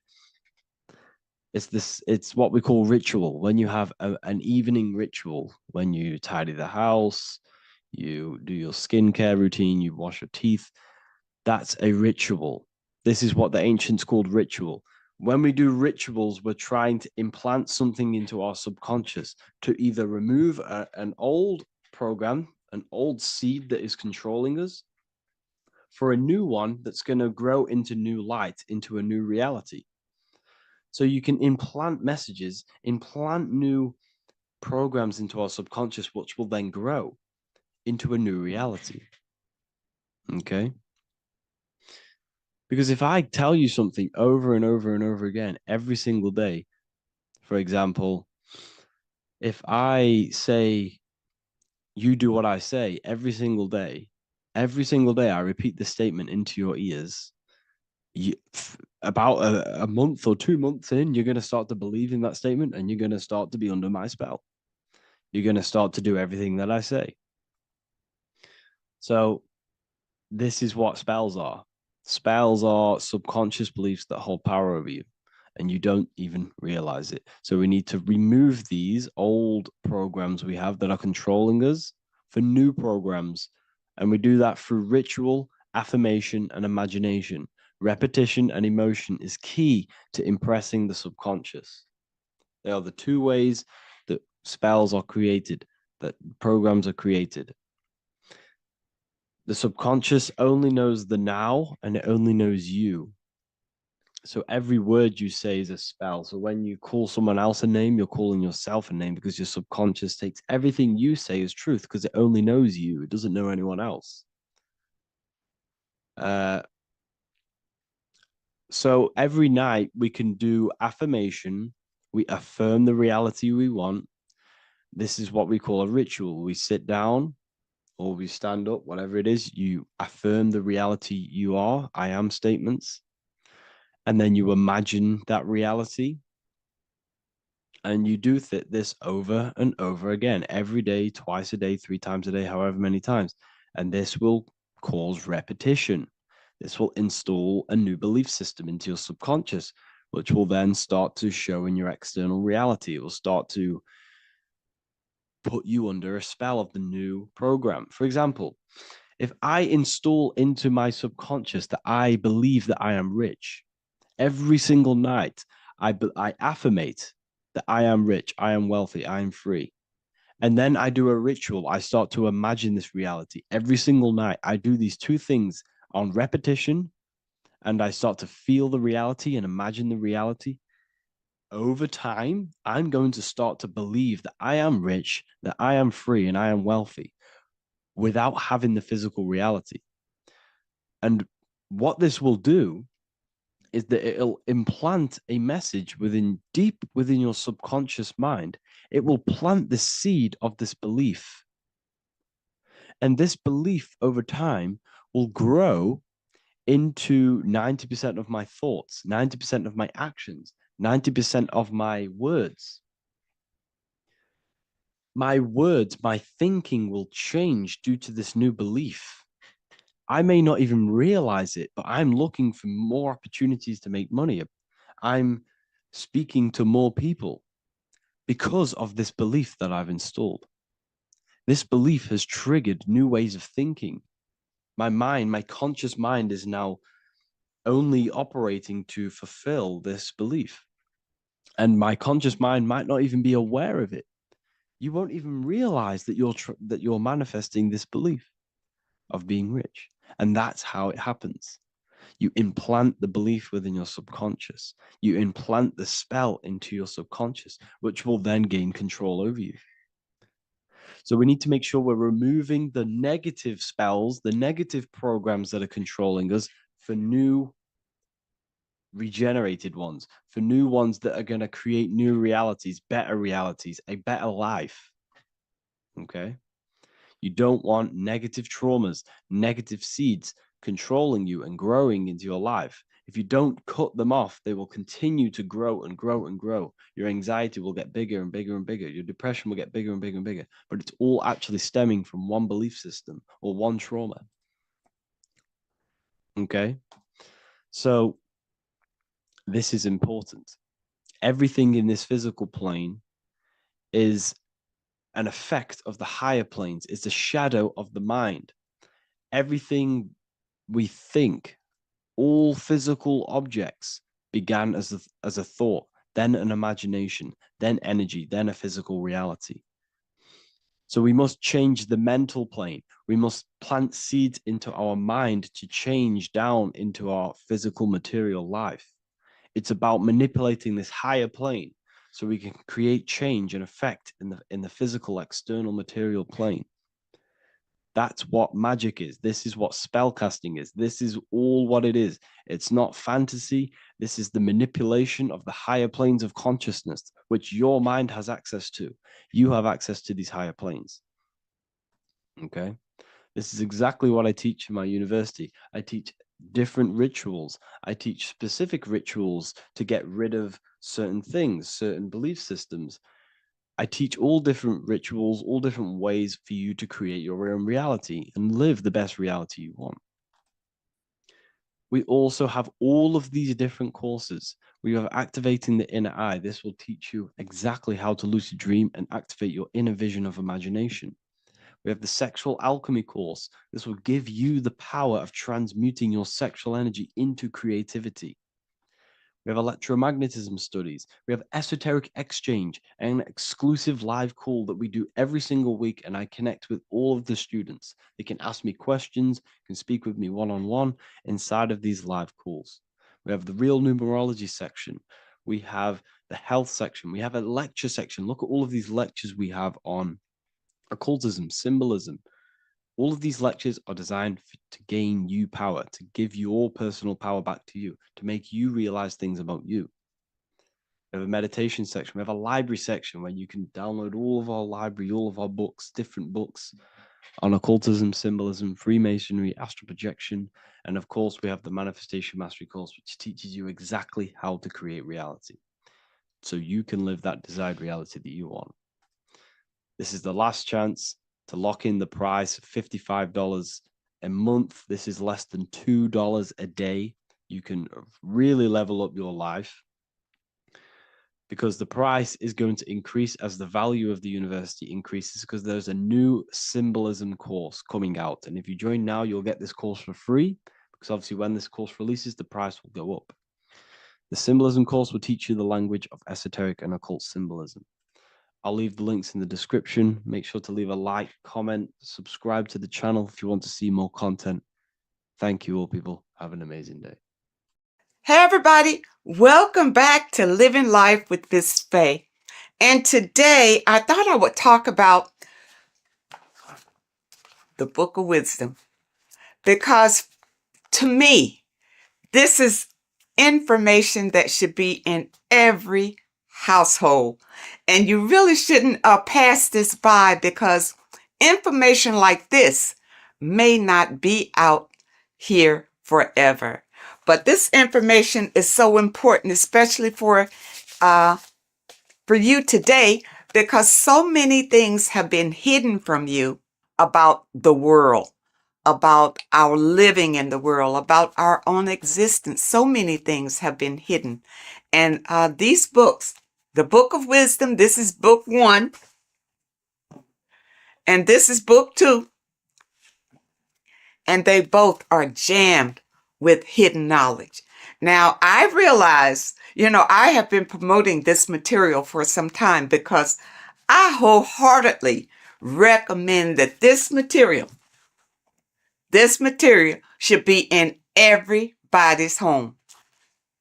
Your children should be exposed to this material, because when they go to school, they're taught one thing. They're taught to be not to be free thinkers. They're taught to be followers in school. And this information goes into why that happens and why the system keeps you in the dark. All right. And also your religion has a lot to do with it. Now, even in your religion, a lot of things have been misconstrued, and some of it is just downright lies that have been told to you. But in this material, it tells you exactly what's going on. It really does. And it tells you the meanings behind a lot of the artwork that we've seen, and the beautiful figures and the way that the chapels are painted. There's a meaning behind all of that we are not privy to. But this information reveals it. These people have really dug deep into finding the truth. And I am a truth seeker. So I am all about finding out the truth. Now, in book 1, it's an overall summary, and it really opens your eyes about a lot of things. Look at this. Know thyself. Do you really know who you are? Do you really know who you came from?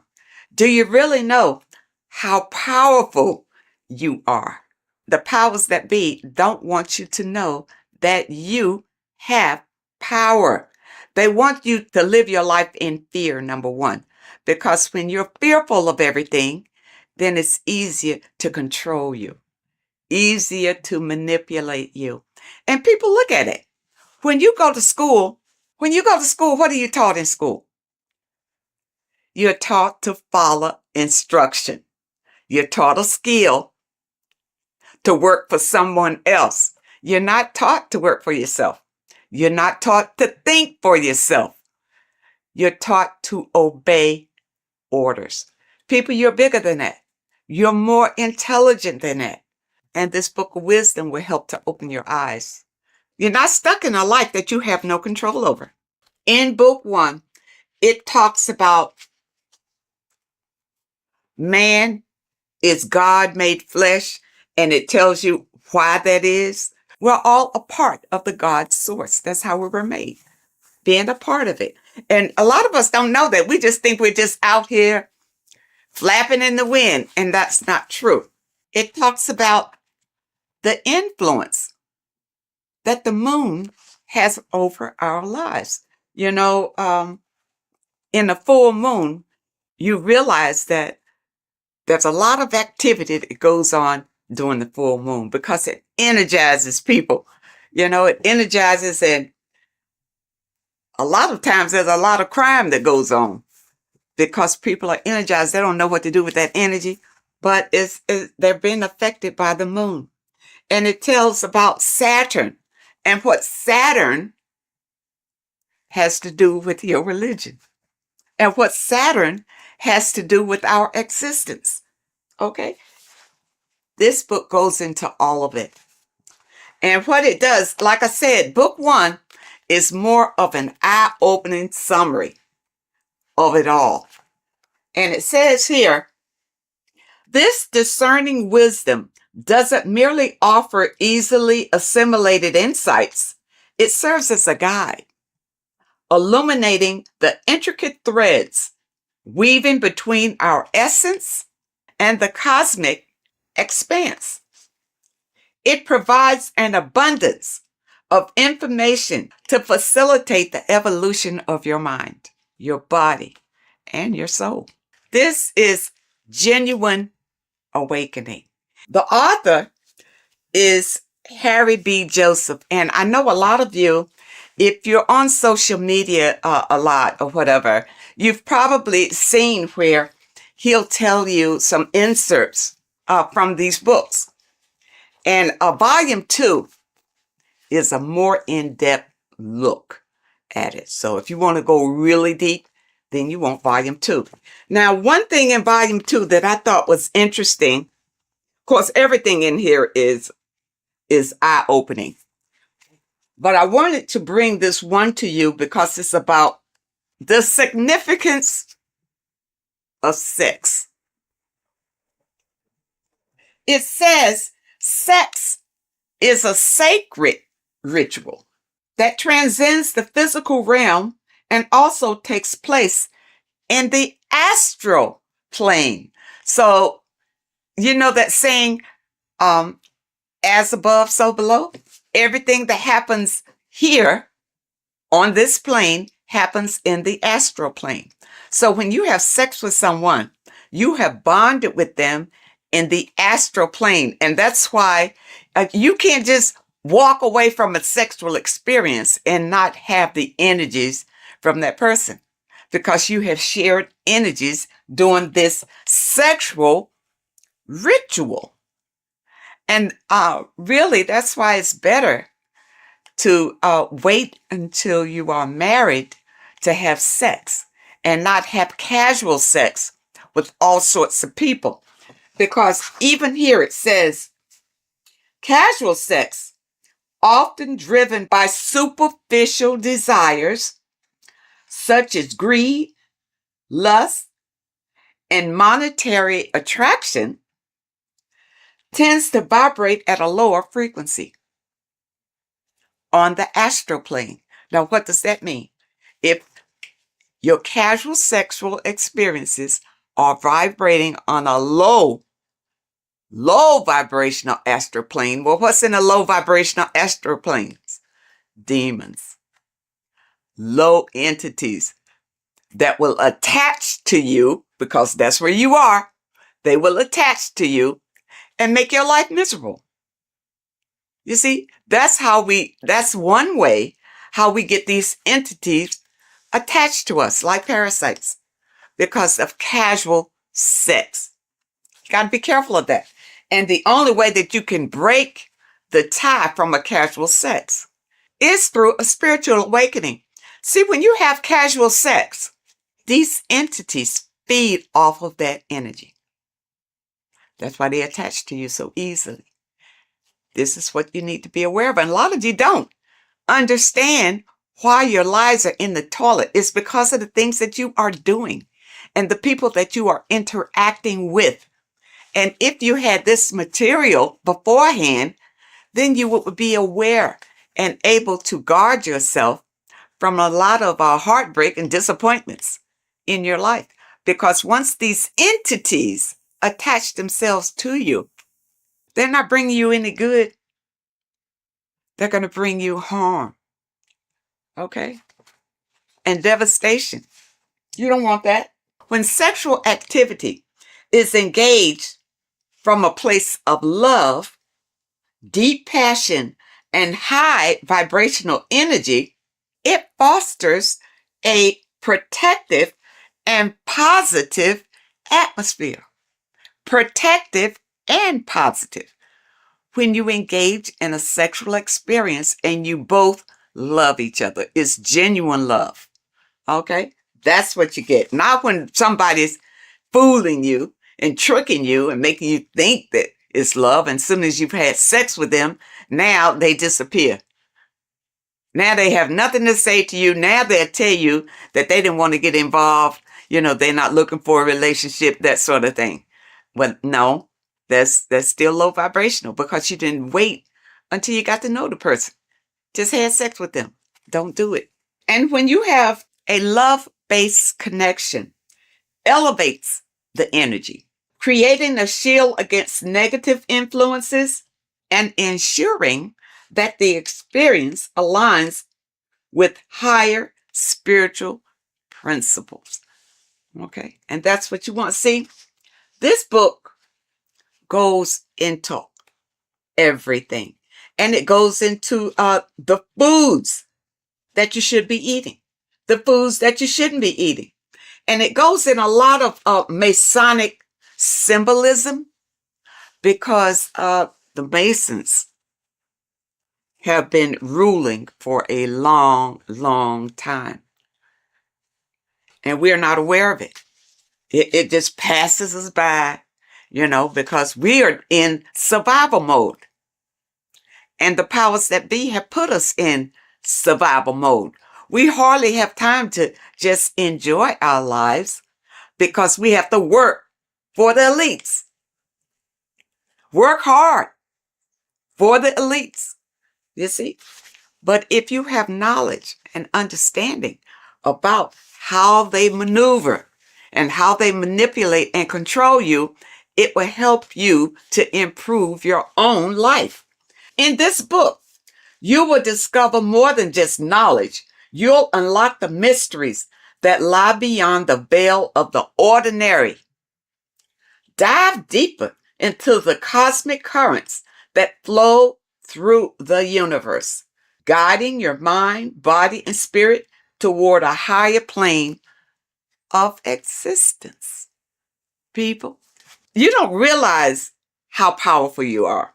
because you have been dumbed down from the time you got here and made to believe you don't have any power. There's an external God that you must pray to for forgiveness of your sins, for anything that you desire in your life.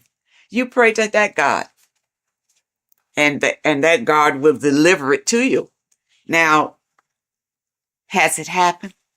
Have you received all that you desire from the God that you have been worshiping? If not, maybe you need to know the truth about things. Maybe you need to look deeper into things. Now, it also talks about symbolism, and symbolism is everywhere. But many times we don't understand what the symbolism is. And we see people doing these mantras, and we think, it's evil what they're doing. What they're doing is calling in power from the entities that are around them, because they understand that we are all energy. And they do these mantras to bring in energy, whether it's for confidence, whether it's for strength, endurance, or whatever. That's why you see a lot of celebrities doing these mantras that you think is evil, because you don't know, because your mind is closed and you're living in fear of everything. You don't understand, but you see them progressing and doing better and better and better and doing all these evil signs. These signs are not evil, number one. They're not evil. They have learned how to manipulate energy to their benefit. And you don't know how to do it. That's why you need the information. You need the information to learn how to manipulate the energy that's already here to better your life. The first book will open your eyes to it. When I first got this, I tell you, when I first got this book, I was so impressed by it.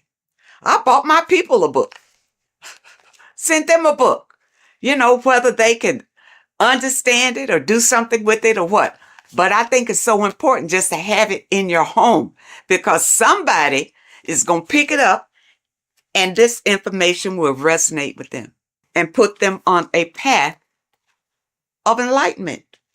And those of you who have your book, spend a little time every day reading and understanding, because there's so much information, even in the first book, that it will take you a while to go through, where you can understand what it's saying in every page. The advertisement on social media talks about this book. He goes through some key points, but don't think that he's covering all of this information. It's too much information to cover in a 1 or 2 minute stint, but it's information that can change your life. This is the thing, people. It's worth every penny, even if you don't have much. If you don't have much, you need to save enough to get these books. Get both of them. You see, I got both of them. Start with this one. If you never dug into this kind of information before, start with this one. This tells about the black cube. These things are in the world today that you don't know what it means. You don't know anything other than what your leaders have told you about it. Well, who's to say they're telling you the truth about what it is? Okay? It's all here. Okay? All here. It talks about the scam. It talks about scams in here. And what this one is, you see NASA right there? You remember the moon landing? All of this is to deceive you. And this information brings out the truth, the absolute truth. And volume 2, you see volume 2 is thicker than volume 1 because it goes deeper. It goes deeper. And even if they come out with a volume 3, I'll be ready for that one too. This one opened my eyes to so many things that I had questions about, as far as heaven, hell, the gospel, the Bible. For a long time, I just rejected the Bible totally. I rejected it because the stories in the Bible didn't really make sense to me. It really wasn't logical. Going through this material, I realized that the Bible is written in parables. All right. It's like morals to a story. It's like lessons that you learn from the stories that they tell. Okay. Because think about it. In the Bible, it says that, the apostles wrote these chapters in the Bible. During those days, those apostles couldn't even read or write. So how they write that? Okay. But from whichever documents that they pull certain information out and put the Bible together. All right. But the Bible, and I'm going to use this little slogan that I heard that I really like. The Bible is basic instructions before leaving Earth. It's not for you to take the stories literally. It's to take the meaning behind the story and apply it to your life. And because many of us have not read the Bible, and many of us have, the Bible is written in a way to it's hard really to understand. That's why you go to Bible study, so somebody can tell you the meaning of it or what. And most of the times when you go to Bible study, they don't know any more than you do. They haven't ventured out into research to know exactly what those scriptures mean. In this information, it goes through it. It goes through your scriptures and tell you what it really means. Okay? And it leaves no stone unturned, really. And it opened my eyes so much to the Bible until now I can embrace it. I can embrace the Bible because I understand that these are stories for you to learn from. But you got to understand the meaning and what it means. For instance, water is emotions. Okay, it's not just water. It stands for something. It stands for your emotions. The light is the Christ energy. The Christ energy is light. And we all want to embrace the light. All right, so people who follow the Bible, understand the Bible, understand what the Bible really is. Don't be deceived by the interpretation of the stories. Many of the interpretations that you are given is to put you in a subjective role, a slave than a master. Puts you more in a slave role if you take those stories literally. And that's why you're not encouraged to go out and look for other information, especially in your religious institutions. They don't encourage you to venture out for other information because they'll tell you the information. Just keep coming here. We'll tell you all you need to know. You see, but I understand about religion because I was raised Christian. And the thing about it, even when I broke away, it took some strength because your mind, you have a mindset about it. Being raised as an infant in the church, that's all you know. Every Sunday, you go to church. Yeah, you go to church. Your body is used to going to church. But then when you decide, well, no, it's not working for me. I'm not, my life is not changing. My life is the same. I just come here on Sunday, maybe to be entertained and maybe not, but it's really not worth it. And then you listen to your pastor or whoever is delivering the message. And what he's doing is giving you the spiel that was given to him in theology school. That he's doing. He's giving you the interpretations that he was given. That's all he's got, because he hadn't done any research on his own. He didn't know any different. You see? And there are many people out here who feel like ignorance is bliss. I know you've heard that. Ignorance is bliss. No, it's not. Especially in today's world, with so many changes coming down the pike, and fear is leading it. Fear is right in front, leading all these changes down the pike. And fear is leading it so that you won't buck against it, so that you will be so afraid you'll just hold on tight and hope that you come out okay on the other end. But if you get this material under your belt, it will give you strength and a way to grab the power that you have inside of you, so that you won't feel desperate and you won't feel afraid. You'll feel empowered. And that's what we all want. That's why I feel like everybody should have this material in their home. Everybody. And your kids should grow up reading this before they go to school, and their little minds be manipulated to believe whatever the system wants them to believe. Because really, they're just grooming them to be little worker bees, to be worker bees. You see? People, you have the right. You have the right to be the master of your own reality.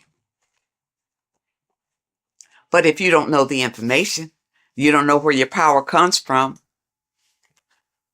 and how to use the power that you have, doesn't mean anything.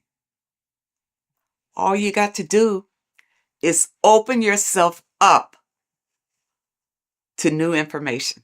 That's all it takes. And your life could change drastically by just the information that is revealed in these pages.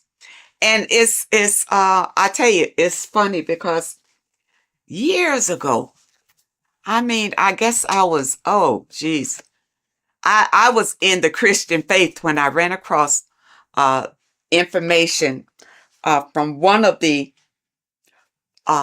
folks who contributed to this material. And when I heard him talking about it, it resonated. Something he said resonated in me, and I never forgot it. And then when I found this material again and I saw his name, I think his name was Santos Benucci or something. I don't want to destroy anybody's name, but I know he is referenced in some of this material. This is it. When he talked years and years ago about it, and now here it is in printed form. People, do not let this pass you by. This is your life right here. You think your Bible is? The Bible is great, but it's in parables. You can't understand it the way it should be understood. Okay? But with this being your companion, it will open your eyes like they've never been opened before. And I know a number of you out there have purchased the book. Leave us a comment and tell us how you feel about it. But take your time. These are not fast reads. Either one. And the thing about it is, I keep going back to them. It's not the kind of material you read one time, put it aside and forget about it. You put this on the coffee table and read a little bit all the time, because it reinforces your soul and helps you to manifest the life that you desire. Okay, people? I hope that you understand, and I hope that it helps. And of course, I will leave a link in the description where you click on the link and you can get either one. You can get book this volume 1 or you can get volume 2. And the volume 2 is in hardback. You know, when I first got it, it was in the soft cover, but I love hardback. So I have this in the hardback too, because the hardback I absolutely love. And because the books that I purchase, I want to pass them on to my people when I'm gone. They mean something. Stop wasting your money on stupid magazines and crap that doesn't mean anything. You buy a book, buy one that's going to change your life. Oh, and also, when you click the website, you'll notice that there are courses on there that you can sign up for those of you who want to go really deep. And also, there's a PDF on food. And I'm waiting for them to come out with the book on that. I don't want a PDF. I want the book. And once they come out with the book on foods that you eat and foods that you don't eat, I will be the first one to get that one. So I encourage you to add these to your library. This is the best material that I have found to date that opens your eyes to what life is really all about, and also opens your eyes to who you are and the power that you have to create your own reality. I thank you so much for joining me today, and I really hope to see you next time. The third eye, or the all-seeing eye. This is an important video because there's a lot of misunderstanding when it comes to the third eye. People tend to think that the third eye is the pineal gland. The pineal gland is not the third eye. It is the radio receiver for our eye. It's not the third eye, it's the first. It's the eye where everything begins. So the pineal gland acts as a radio antenna or a radio receiver because the pineal gland has crystals on it. And crystals are used in your phone, they're used in radios because they pick up and transmit frequency. So the pineal gland is the radio receiver for the higher consciousness, for the thoughts, for the commands that come from within. Before you move your body, it begins mentally in the eye. Before you say something, before you kick a football, it all begins in the eye. What happens above happens below. What you think, you manifest into the body. Whatever you think, your body reacts. You see, this eye is the universal cosmic intelligence, the higher consciousness, which is controlling the physical body. Like I said, you have the Buddhic, mental, astral, etheric plane. This is a page from the brand new Book of Wisdom, Volume 2. You have the Buddhic plane, the nothingness. Then you have the mental plane, infinite potential. This is the I, the singular consciousness. This is the infinite potential within you. The I is where the thoughts are. This is the mental plane. And it is this I which experiencing everything. It's the I behind the body. It's the I behind the thoughts. Yes, the mental plane is the plane of thoughts, but you are the I experiencing the thoughts. You are the I behind the thoughts, behind the emotion, behind the words. Deep, deep down within your being, there is the all-seeing I, which the body obeys. Everything that I says, the body does. This is the I in between the two pillars, or in between the sun and the moon in the Masonic artwork. Sun, masculine, left brain. Moon, feminine, right brain. The all-seeing eye in the middle, consciousness. The I, the order, the intelligence, the infinite potential within you, the creative force within you that can create the good and the bad, the left and the right. So you are either creating negative or good. You're even doing good, which is God, or evil, or the devil, which is do evil. You have this creative ability within you, which is God, the consciousness, and you have the choice to do the devil or the God.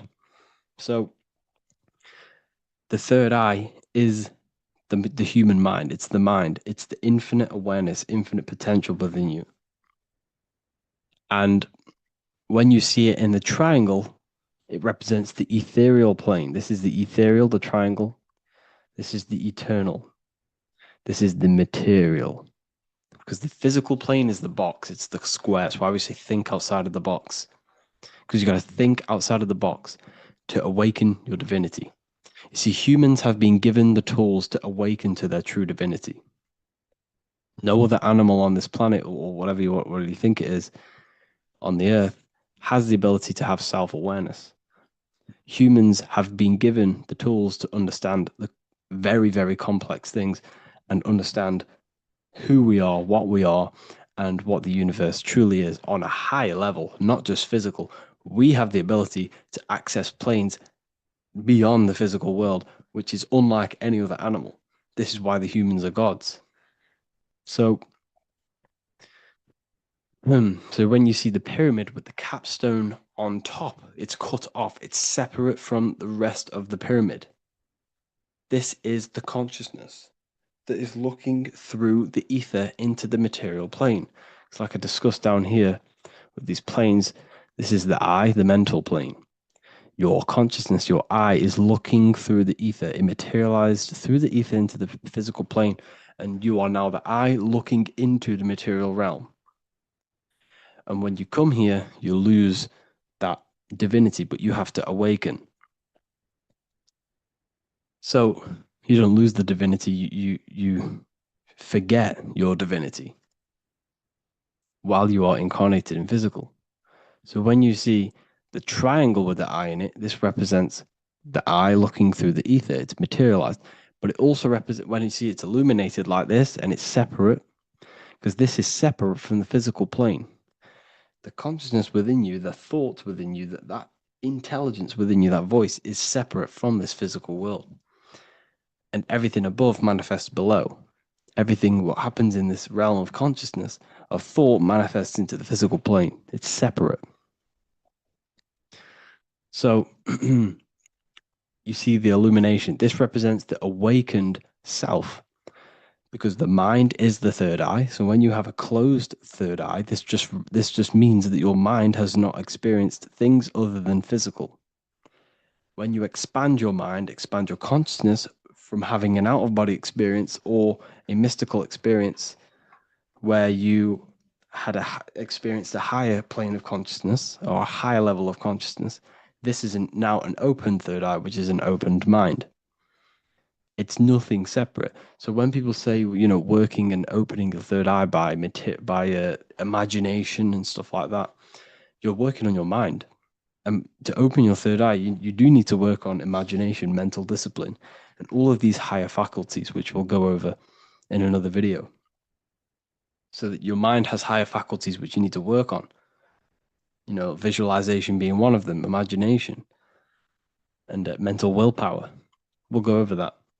But the illuminated eye in a triangle represents the illuminated mind, the awakened mind that has self-consciousness. It's conscious of itself and it's experienced higher planes of consciousness. Like I said, the I and the I. The idea. So when you see I on the beginning of words, it represents that inner self, that inner cosmic intelligence within yourself. That's why you say inside, intelligence, or idea. It's the idea, the I, the all-seeing eye. This is why the Roman numerals, I was one. And what is one? It's one line. The I is also one line. Because we are all the same intelligence with the same consciousness. If the universe is one, there is only one being in the universe, which is God. And we are all expressions and fractals of God. We are all manifestations of God. We share the same creative power as God. We all have the ability to bring non-physical thoughts into a physical reality, which is the word made flesh in the Bible. So when you see covering the eye with the 666, this represents the eye stuck in matter, worshipping the physical body, the God in flesh, which is Satan. Satan represents God in flesh, yourself in flesh, because evil love bondage. And everything these artists and, actors are doing, they're part of these cults. They're promoting materialism to keep your eye, your consciousness, stuck in three-dimensional awareness. So this is what they're promoting. You see that the hand symbol creates 666, which is your body, the carbon. Your body's created out of carbon. And all life forms are created out of carbon. The I in it, the I in the 666, represents I being in material, keeping the mind in material. Matthew 6:22, the light of the body is the eye. Therefore, if thine eye be single, thy whole body should be full of light.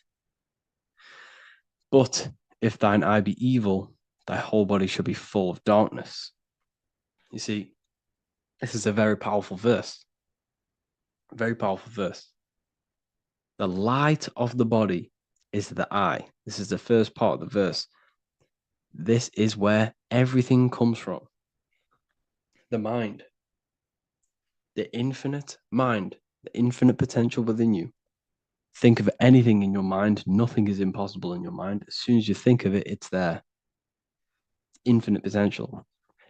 It's the light of the body, because the mind is what gives life to the body. It manifests its will through the body. It's the light. All the things that the body does happens mentally before it happens physically. Before you move your hand, it is a mental power. Just like when you astral project. When you astral project, you use your mind to move your body. It's mental. If therefore thine eye be single, thy whole body should be full of light. So what does that mean? Becoming one with the consciousness within you. The single eye. Instead of being divided between the left and the right, the masculine and the feminine, instead of being divided between the higher and lower self, when you combine all the aspects of yourself to be balanced and connect with the true self, that's when the whole body should be full of light, which is the good, the enlightenment. But if the eye be evil, which means what? Because your eye, your consciousness, your mind has the ability to create positive or negative, devil or the God. And when you think negative, what happens? Darkness goes through the body. Every thought has an effect on the body. What you think goes through the body. For example, become erect. What do? You think of being erect, and it happens, the body becomes erect. What happens in the mind happens in the body. So if your eye is evil, if you are thinking negative, if you feel negative, you're going to produce negative. Your body will be full of darkness. And this is what the all-seeing eye is. It represents you, your consciousness within you that can create anything in this physical world. So yeah, if you have any questions, make sure to contact me, and I will get it created for the university. Thank you all for joining, and see you in the next one. The Freemasonic square and compass is not just a symbol that represents Freemasonry, a lodge, or a secret society. It is a symbol of gaining your own personal power. Now in this video, I'm going to be breaking down this symbol in the most detail I can possibly go into. Most people live in a state of illusion. They live their life impulsively, acting based on their five senses, tasting. They want to feel a certain thing like an orgasm, or they're basically just slaves to external things and their five senses, which leads to a very dark path where you'll never actually become a conscious creator and you'll never actually be internally happy. The Freemasonic square and compass reveals some deep wisdom about this. Now let me break this down. If you want to gain your personal power, listen up. The Freemasonic square and compass is a compass which is used to create circles. Now, if you notice something about the circle, they have no beginning, no end. You can't tell where it begins and ends. It's eternal, which means this represents consciousness. Now, if you don't know What consciousness is? If you close your eyes, you have an internal world. You have thoughts, emotion, visualization. This is all consciousness, spiritual. Then we have the square. The square creates squares or lines, which represents matter. It has a beginning and an end. You can quite see where the beginning of the end is, right? So we can even link this to Leonardo da Vinci, the Vitruvian Man. We see the man in the square with the circle. The circle is the eternal consciousness, and the man is the square, limited to the physical world. But consciousness is not limited, that's why it's outside the square. This is eternal, the body is mortal. The body will die, consciousness will never die. If we look even closer at the symbol, we notice in this particular symbol, we have the compass overlapping the square. This is very, very symbolic. This represents spirit over matter, also known as mind over matter, consciousness over matter, the circle over the square. Like I mentioned earlier, most people are slaves to their senses. They go through their day and all they do is chase validation and feelings. They eat all day to feel good, which means they're a slave to their taste. They're slaves to their feeling. They masturbate, which means they're a slave to orgasms and external things. They're literally being governed by the external world controlling their internal world. They're literally living life on autopilot. And don't get me wrong, I was guilty of this too. We're all guilty of this when we join this world because we're not taught this sacred knowledge. Until you actually stop and recognize this, you'll be living life on autopilot, literally not even living. You'll be running off subconscious programs, seeking external validation and being ruled by these five senses. The square underneath the compass represents consciousness on top of matter, which means the internal world is controlling the external world. It is the mind controlling matter and not matter manipulating the mind. In the occult and esoteric world, it's very important that you are conscious of every action that you are taking in your day-to-day life. Never act subconsciously. Always be conscious. What are you thinking? What are you acting? What are you giving your attention?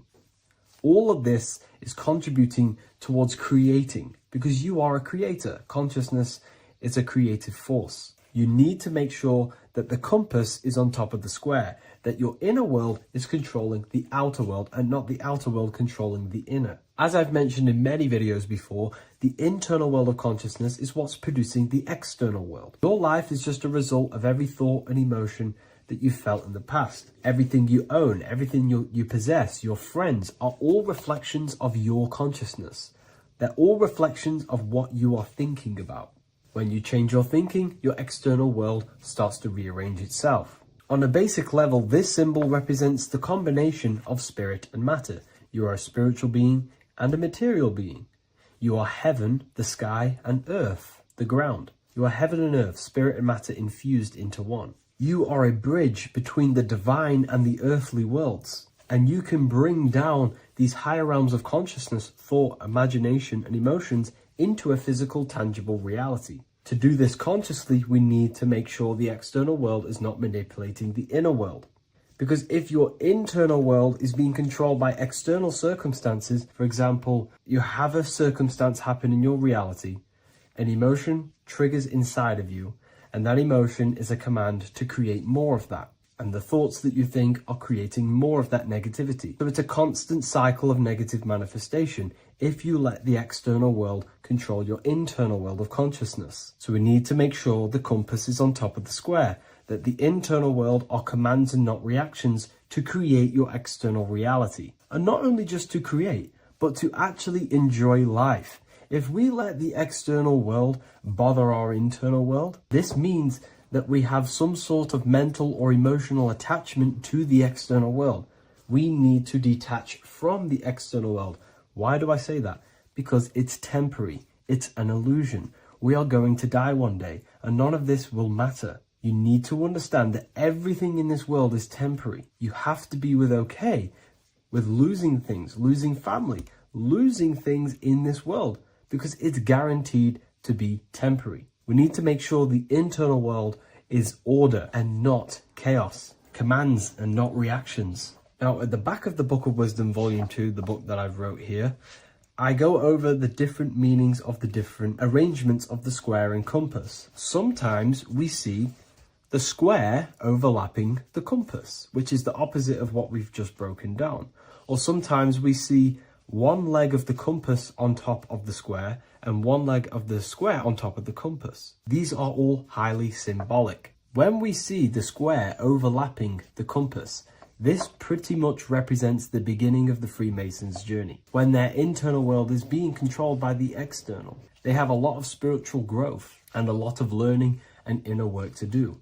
Now, when we see half and half, one leg of the square on top and one leg of the compass on top, this represents the Masons' gradual emergence from the material realm into the spiritual. This interplay of symbols reflects the process of gaining greater light and knowledge as the Masons ascend from material concerns towards spiritual enlightenment. And of course, we've just broken down what this means. This represents spirit over matter. They're not chasing external physical things anymore. They're actually chasing and gaining validation and happiness from spiritual growth, more knowledge, and deeper understanding of consciousness and themselves. Most people chase external material things, which actually don't make you happy in the long run. You could be given £1 million today.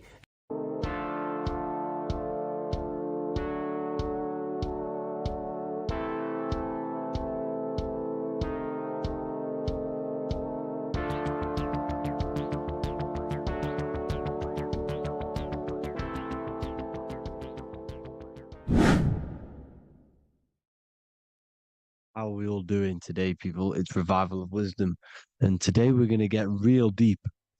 This video is going to get real deep. A lot of people are not going to be ready for this sort of knowledge. Okay, you really have to do is to really deprogram the mind, because everything we've been taught is a complete lies to keep us trapped. Okay, this is really advanced knowledge. Now, let's get straight into this. All of the ancients depicted other worlds, and they called this place Midgard. Midgard is the mid-garden, the middle garden. This is why the Masonic symbolism on the floor is always a black and white checkered board, symbolizing the polarity here, the good and bad, because we're in the middle garden, the heart. Earth rearranged spells heart, because we're in the heart of this system, or whatever it is, a super quantum computer, whatever you want to call it, simulation. Now, in the Quran, it talks about the 7 layers of heaven. All of these ancient artworks are depicting these different layers of reality. Okay, and look at the Egyptians here with the boat outside of the firmament. Boats travel on water, and this is exactly what the Masons are doing. So they're still using the same symbols. Why? Because it's the same knowledge, just hidden. The Egyptians have the same knowledge as the Freemasons. It's just hidden. Now, this cosmology that they're showing here, which is probably made maybe 100 years ago, this painting or artwork, is the exact same as the one we see here, with the arch, the boat. You know, it's similar, because the boat is symbolizing traveling these other worlds, because the ether is also symbolized as water, because if you look up at the stars through a telescope, it looks like it's water. It's shining through water, because this ether, whatever this substance is outside of this world, was symbolized as water. Okay, and look at all these ancient depictions showing these different layers of reality. Now, we are being trapped within this 3D dimensional world, which is the cube, the Saturn cube, because there are 6 sides to everything in this world: front, back, left, right, up and down. 6, which is the cube, because we're in the Saturn, Saturn's world. Okay, now, always been depicted as a tree of life, the tree of the universe. It's always been depicted as this tree. Because let's get a bit deeper. Now, the cosmology of this reality is the sun, the moon, and Polaris, always in the Masonic art. The sun, the moon, and Polaris, the all-seeing eye. If you go inside of the temples of the Masonic temples, they always have this star in the middle, shining light beams. Okay? Look here. The light beams coming from the big star in the middle, which is Polaris. This eye is God. It's God's light shining down from his abundance. Now, when you astral travel, you will see this big ball of light above you, and this big ball of light is God. But you cannot travel towards it until you are pure. It doesn't work like that. You have to become formless. You have to become pure before you can become one with the light. In all these Masonic artworks, it's all depicting the star in the center. This star is Polaris, because Polaris is the way out of this place. And this is why you see the stairway to heaven all the way up to the light beam, the light source. What does it say in the Bible? God is light, because everything is made out of one substance, and that substance is light.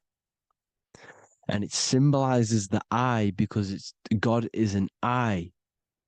All things that are alive have an eye. And we all say, I am. We all see these realities through eyes. God is an eye. He's the all-seeing eye. He sees all things at all times. And he is projecting this light. And this light comes down to create all the different levels of the worlds. And this is what the two pillars symbolize the number 11. 11, the number 1, is just a vertical line. It's the one. It's a 1 point. 11 symbolizes the mirror nature of reality. Everything's mirrored. As above, so below. Now, the 11 also symbolizes openings, doorways. And as you can see here, an opening to the all-seeing eye. And you see here again, an opening to the stairway all the way up to the light. This light is the light of God in the astral worlds, beyond this world. Now, Polaris has also been symbolized as the UFO. They put the truth in plain sight. So, you know, in the films, how the UFOs suck people up. That's what Polaris is doing if you ascend beyond this world. If you do not ascend beyond this world, you will be reincarnated in this world. The whole thing is to outgrow this consciousness to the plane above. And I'm not just making this up. I'm going to be bringing in scriptures after this. But you can see with the Christmas tree, we always put a high, big star at the center, at the top, which is the star of Polaris, which is exactly what the Masons are doing here. The star at the top. And it's on top of our Christmas trees. And all of these symbolize the other stars, because Polaris is the most high star. And all the other stars are wrapped around the firmament lower than Polaris. And that's exactly what the Christmas tree is. And it's a triangle. It's a triangle, just like light beams travel from one point in the triangle, just like the all-seeing eye. It's a triangle. The light is coming from one point and sending its rays downward. You see, it's kind of like you see here with the water. And the lower you go, the darker it gets, the more evil it becomes. And this is what the ancients would call hell. Now, this all-seeing eye is Polaris. And below Polaris is Mount Meru, the North Pole, the magnetic North Pole. The Tower of Babel, which is in the Bible. The etymology of the word Babel, Ba meaning spirit, which gives the ability to move the soul through the worlds, which is that's the ancient Egyptian description of the word Ba, meaning of the word Ba.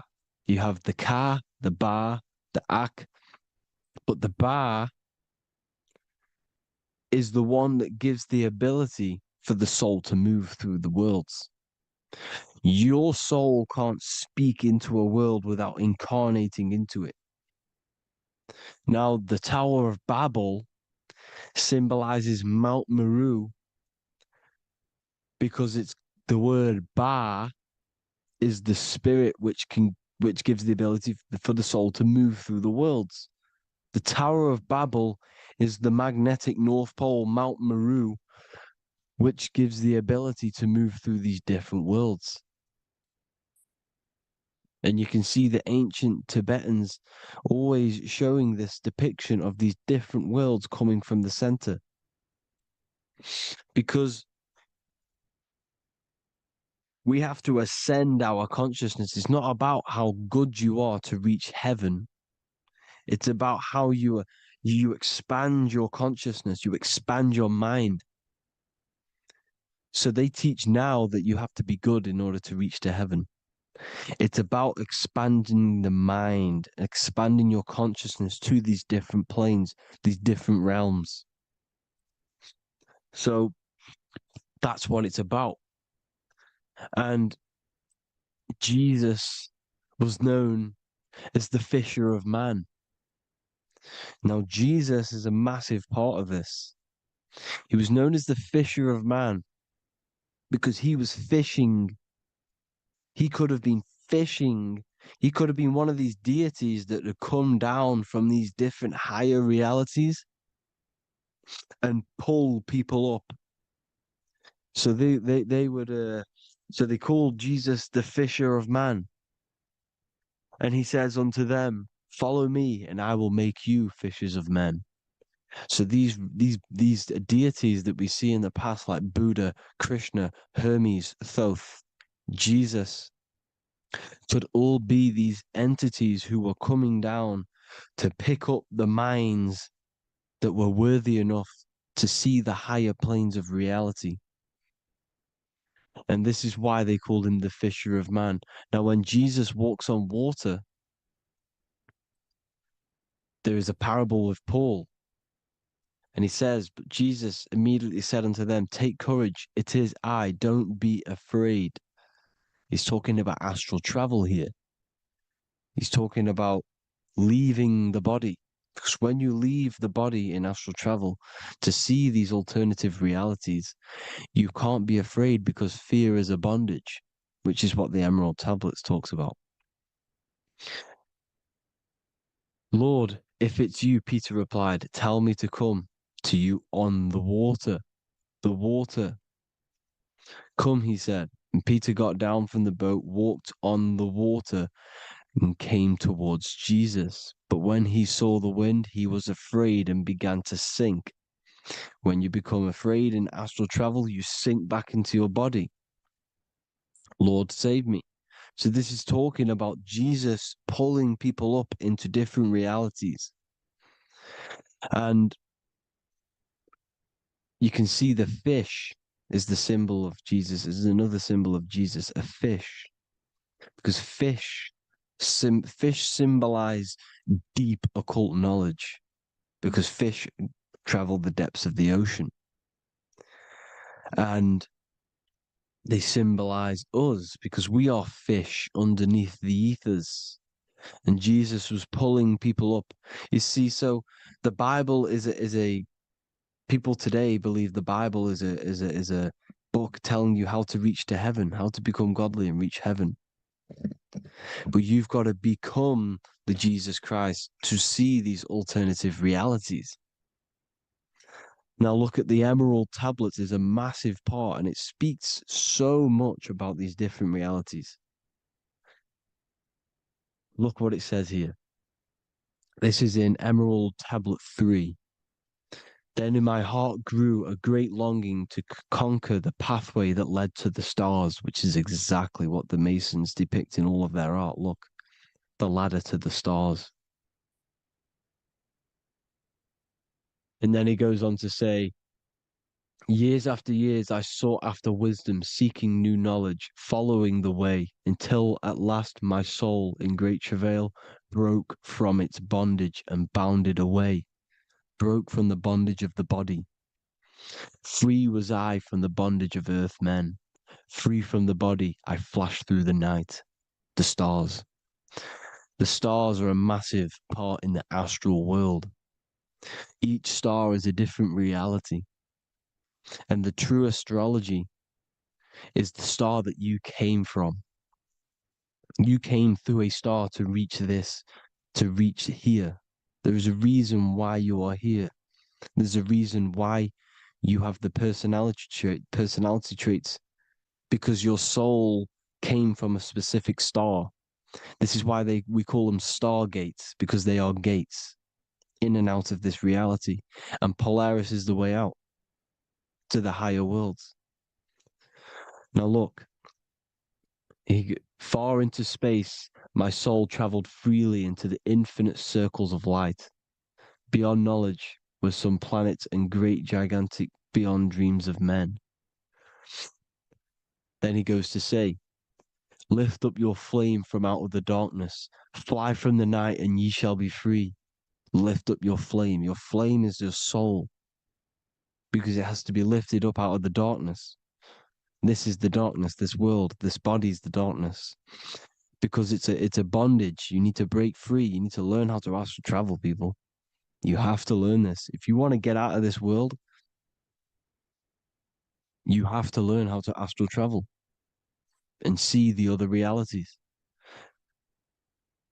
Traveled I through space-time, knowing my soul at last was set free, knowing that now I must pursue wisdom until at last I pass to a plane hidden from knowledge, known not to wisdom, extension beyond all that we know.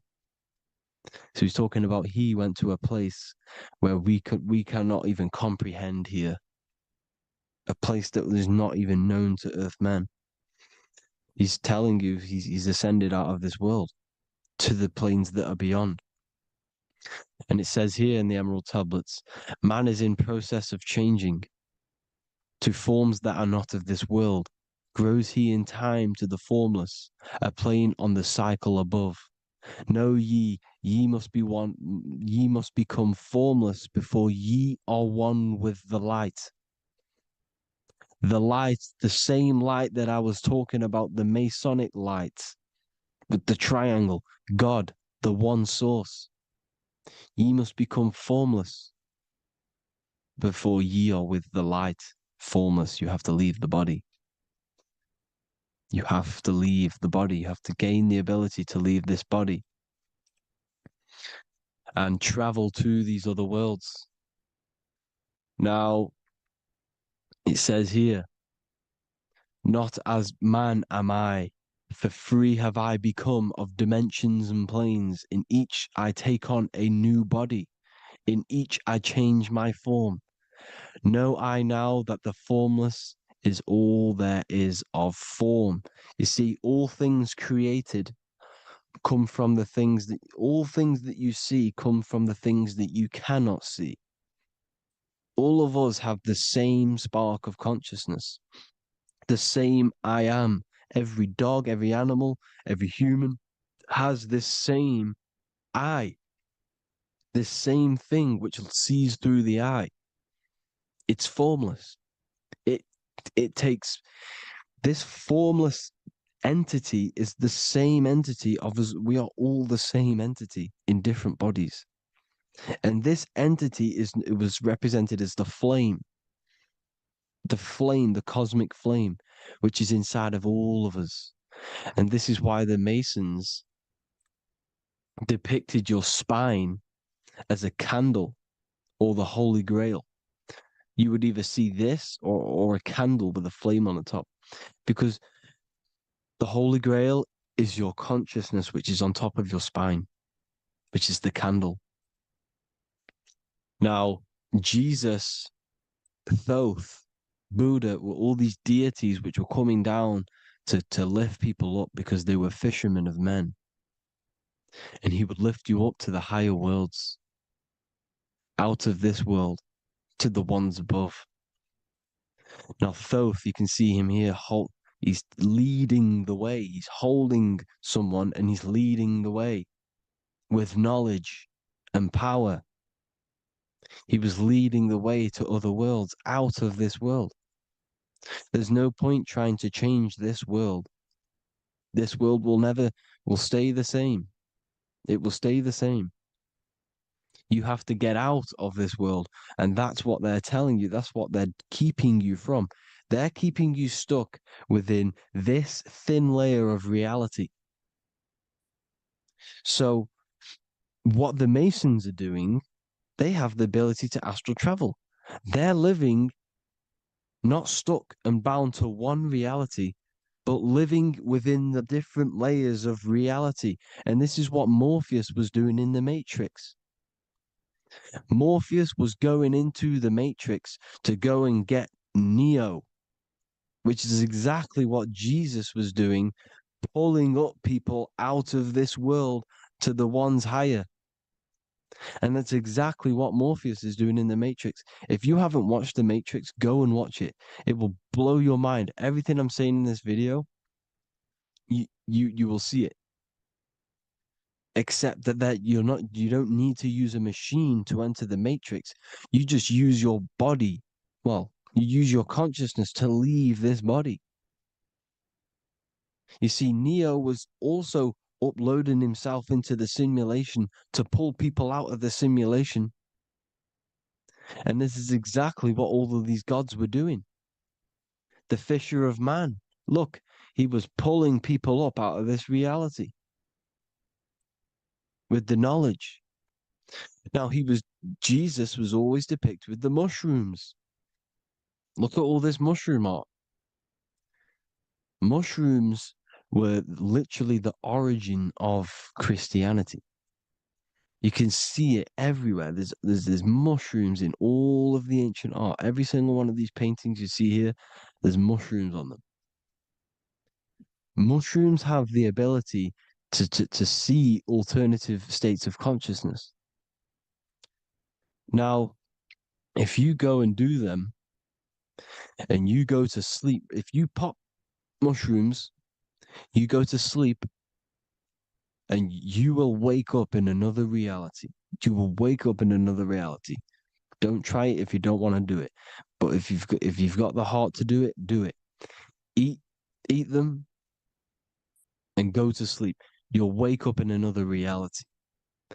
And Jesus was handing out mushrooms to the bright minds, to the minds that he wanted to fish out and pull up to the higher realities. He was giving them mushrooms to see themselves in an alternative state, in an alternative reality. This is why there was so much mushroom art. And it's not just ancient Christians, it's Sumerians, it's the Mayans, the Celtics, the Egyptians, all used mushrooms. All of them. Look at all this art. It's on stones, it's everywhere. Because mushrooms, see, everything in nature is a macro. Look at the form of a mushroom. It's literally your spine and brain. Because they alter your consciousness. Your body is just a radio receiver. Everything that you're experiencing is a program being ran by the central nervous system, and your consciousness is experiencing this program, these electrical impulses of the nervous system, because it's all feeding back to one point, which is the pineal gland. And this is the candle with the light on it. Type in Masonic candle and you'll see it. It's your spine with your spark of consciousness on top of the spine. And it's a mushroom because this sends you to alternative states of consciousness, alternative realities. Now, they were all doing this, the Egyptians, the Mayans. Now, there's more symbolism which goes into this. Look at the Christmas trees we use. The Christmas tree with the presents underneath them. Magic mushrooms grow under trees. And these are the presents under the trees that we symbolize today with Christmas. Santa's red and yellow for the red and yellow mushrooms. The same mushrooms Mario has to collect. And when he gets enough mushrooms, he levels up. And then what does he do when he go past the world? When you win that world in Mario, you go to another reality. You go inside of another world. It's truth in plain sight. And it's using mushrooms. It's using mushrooms. Everything, all of the characters in Mario, well, a lot of them are mushrooms. Look at this one. The presents, black, yellow, and red and white. Red and white mushrooms. And the bow on the top is the mushroom head. That's a bit of a reach, but you know, the symbolism never lies. Is what you need to understand. And it's as above, so below. Now look at the Sumerians. The Sumerians were also multi-dimensional beings. Okay, look at how they have the double faces. They had 1 foot in this reality and 1 foot in another reality. And look at this one, a double-headed god inside of like a portal. You see? Because and look at these with the wings, the astral travel. Birds, ancient birds symbolize the soul. Because the soul is a bird, it flies to different worlds, it flies around the cosmos. And mushrooms gave you the ability to see these alternative states of consciousness, these alternate realities, because you exist in infinite realities. You exist in infinite realities. Now look at the 33rd degree Ordo Ab Chao badge. You get this badge when you become a 33rd degree Freemason, and it's a double-headed eagle. A double-headed eagle. And you can see this in Sumeria first. Sumeria have the same symbol, a double-headed, bird. You can see it here as well. And the Masons are still using this symbol today. And when you become a 33rd degree, 33 vertebrae on the back of your spine, above the vertebrae is your consciousness, and it's a double-headed eagle. One reality in one.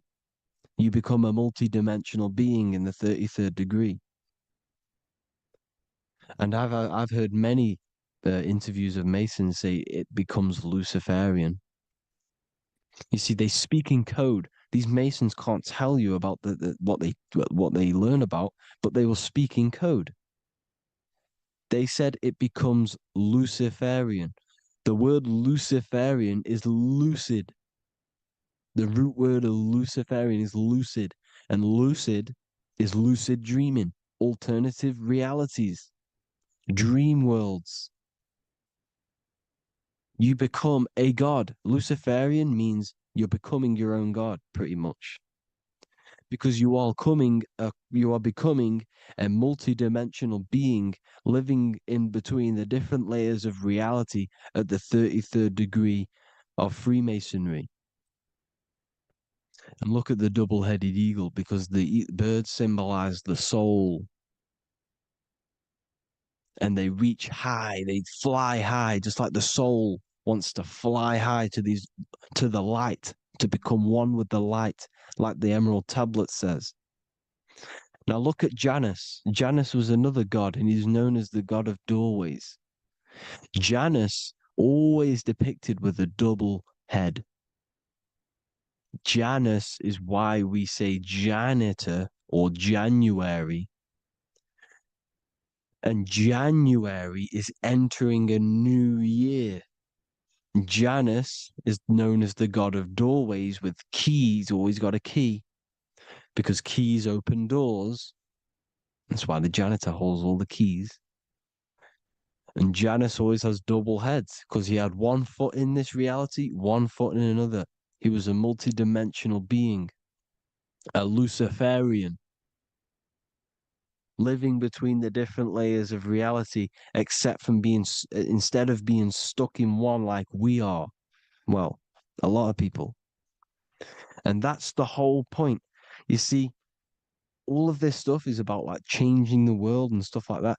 This world will probably never ever change. It's probably been like this forever. Well, forever, for a long time. But it's about moving out of this reality to the higher states. And the Masons always depict the ladder to the luminaries, the stars, with a key, the same key of Janus. The Vatican is a key, and it's in charge of all the religions.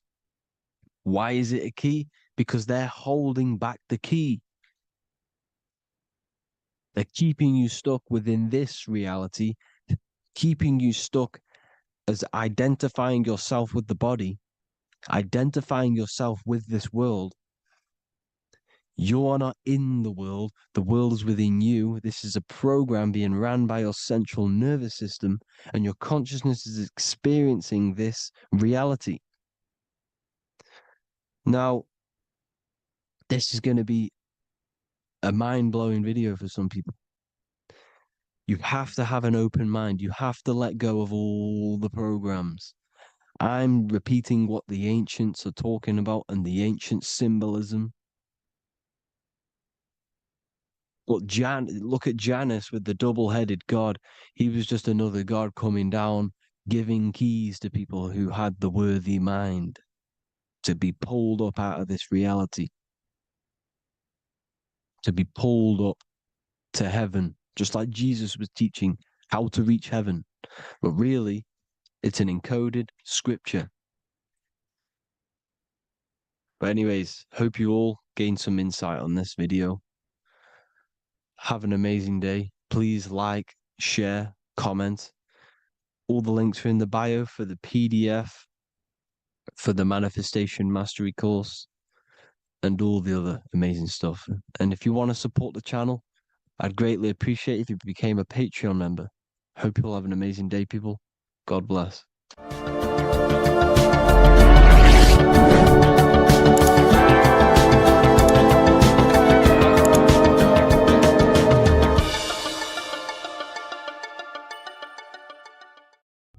There's an ancient symbol hidden in plain sight, one that holds the key to transformation, power, and unlocking your true potential. It's been used for centuries by mystics, rulers, and even modern science, but almost no one understands its true meaning. Once you do, it will change the way you see yourself and the world forever. Stay with me, because this could be the key to your own awakening. The symbol of the snake, or the serpent, is a very powerful symbol that refers to something within you, that we all are on this journey. So first of all, we see this symbol in ancient Egypt on the top of the pharaoh's head. We also see this with Buddha, with the snake on top of the Buddha's head and below. We also see this in Rome, with the Roman god Mercury holding the staff with the snake. We see this in Adam and Eve's story with the snake tempting Eve. We even see this today on the medical facility. What does this mean? Why is this symbol being used for thousands and thousands and thousands of years? It has a very deep esoteric meaning. We see this in the caduceus staff, and we even see the snake representing the kundalini. What does the snake actually mean? A lot of people think it represents the kundalini, which it does. However, there's a deeper interpretation of this symbol, and it goes very far beneath the surface of what the snake actually represents. Okay?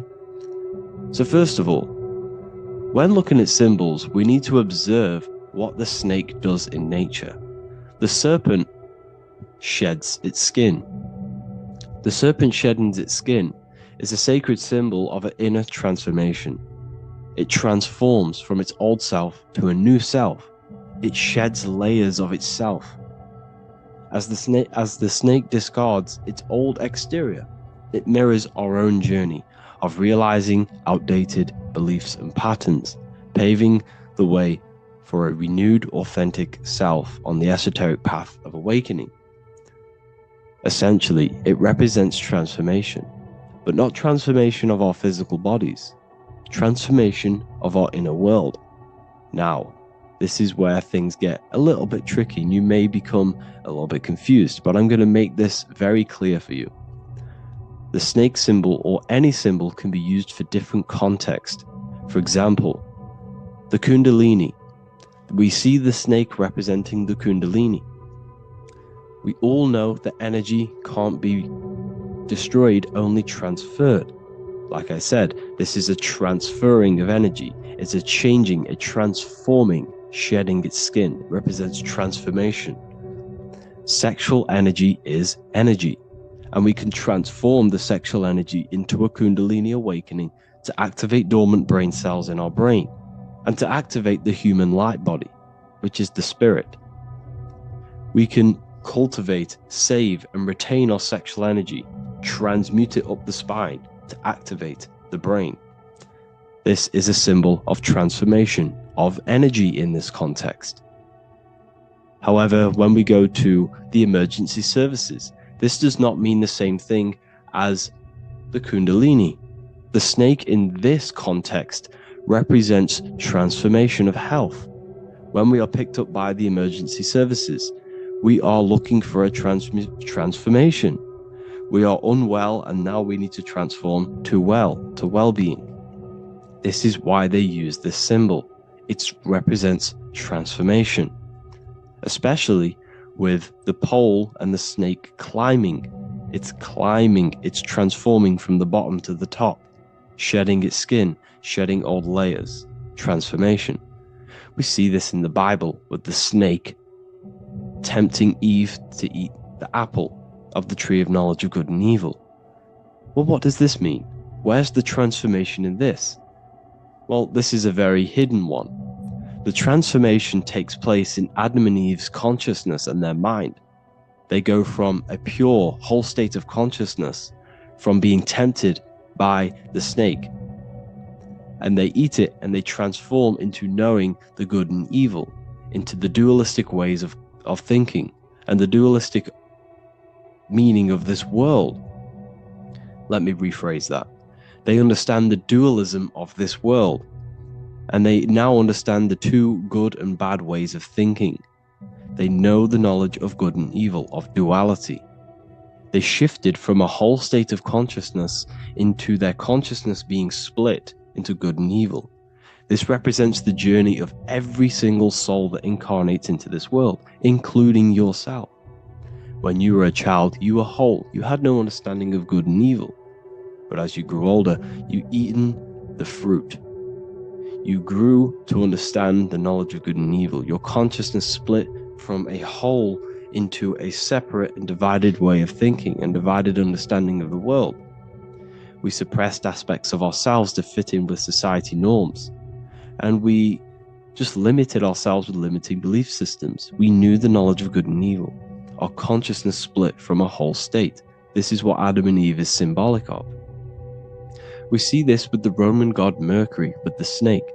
Mercury represents intellect, communication. He's always flying in the air, which represents the air, the mind, the intellect.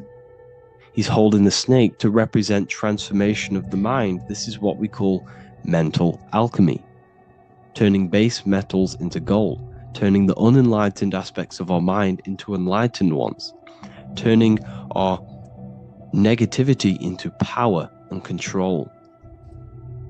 We see this with Buddha, and Buddha is all to do with transformation of the inner world, transformation of the mind and the soul and the emotions. And it also represents the Kundalini. We see this in ancient Egypt. We always see the snake on the head, representing the place where the third eye is, representing the intellect or the mind, the mind's eye, the third eye, whatever you want to call it. This is the place of the invisible intelligence within us. This is our mind or intellect. And this is the transmutation of the mind. This is why the snake is on the head, representing the transformation of the mind, going from the unenlightened into the enlightened, going from the uncontrolled to the controlled mind, so that we can control the very fabric of reality. I've kind of just given that away. Why is this important? Humans are creators. We're the architects of creation, endowed with the divine power to channel the fourth dimension, which is the imagination, into reality. Each thought and intention is a seed. When nurtured with focus and clarity, transforms the unseen into the tangible experience. This creative process bridges the gap between the ethereal and the material. Humans are creators. It's impossible for you not to create. Whether you're doing this consciously or subconsciously, you've been creating your whole life, turning non-physical thought into physical reality. We are creators. However, the mind cannot create in a state of chaos. The mind cannot create with limiting beliefs. The mind cannot create with thoughts that come and destruct our minds.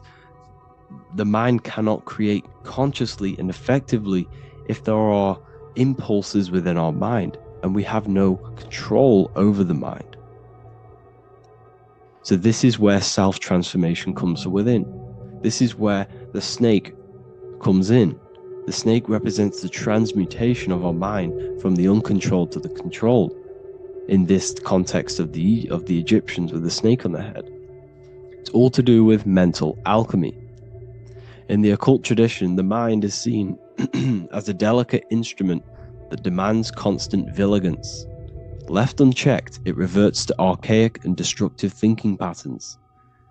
Like a finely honed blade, it must be continually sharpened through discipline and self-refinement.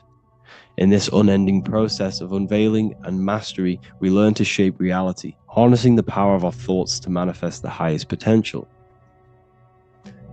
It's all to do with mental alchemy, and this is how the snake is connected to you. And what the snake represents to you, it represents the transmutation, the changing of ourselves, of our consciousness, so we can gain control in this 3D world. If we lack control, then we'll constantly be manifesting chaos. Now, there are 3 ways that we can transform our world, and we can slowly transform our mind. Now, this is not an overnight process. It takes periods of time of purification. And number 1 is affirmation. Let's say we have this dirty cup of water and we have a tap of water. And in this tap, it's pouring in more water, clear water. Over time, if I keep pouring clear water into this cup, it's going to slowly purify this cup. And then in the end, it will look like the cup on the right. It's the same with your mind. The cup represents the limiting beliefs, the negative thoughts, the negative mind, the uncontrolled mind. But if we keep repeating affirmations over and over and over again, such as I am disciplined, I am powerful, I am limitless, over time this can purify our subconscious and we can gain control over the mind, and we will become conscious of the thoughts that we are giving attention to. The second way is meditation. Meditation allows one to develop an off switch for the mind, providing a sense of control over it. Over time, we gain the ability to filter our thoughts and become more conscious of the ones we choose to engage with. Meditation, over a period of time, will give you this button that allows you to filter out negative thoughts. If you have a negative thought in your mind, you'll be able to become conscious of this and redirect your mind's attention. This is all about self-control, because remember, we become what we think about. The snake represents the transmutation of the self. And another way is visualization. Visualization allows your subconscious mind to experience the reality you desire, accepting it as truth. As the subconscious becomes more immersed in this imagined reality, it works to manifest it into your conscious experience. Your visual eye, visual eye. You're using the mind's eye to see and mold your future. That's what imagination is for, to create in your future. You can become your future now in your imagination. And this can slowly purify your consciousness, slowly purify your mind, which will then, if you do all three of these over periods of time, you will see great transformation from the inside out. And your outer world will start to mirror your inner transformation, because it's as within, so without. You change your inner world of consciousness, of thought and emotion, you'll change your external reality and your circumstances. So I hope this lesson has gave you a great understanding of what the snake actually represents. And now that you see it, you will see this everywhere. Every time you see a snake, you know it represents the transformation. So please, if you can, leave a like, comment, and subscribe, and turn on the alerts to make sure you never miss a video. And if you have any video suggestions, feel free to make a comment and I can make a lecture on it. I appreciate you all watching this video today, and I'll see you all inside my university if you're inside, and I'll see you all in my Telegram if you join, and I'll see you in the next video, of course. Thank you and take care.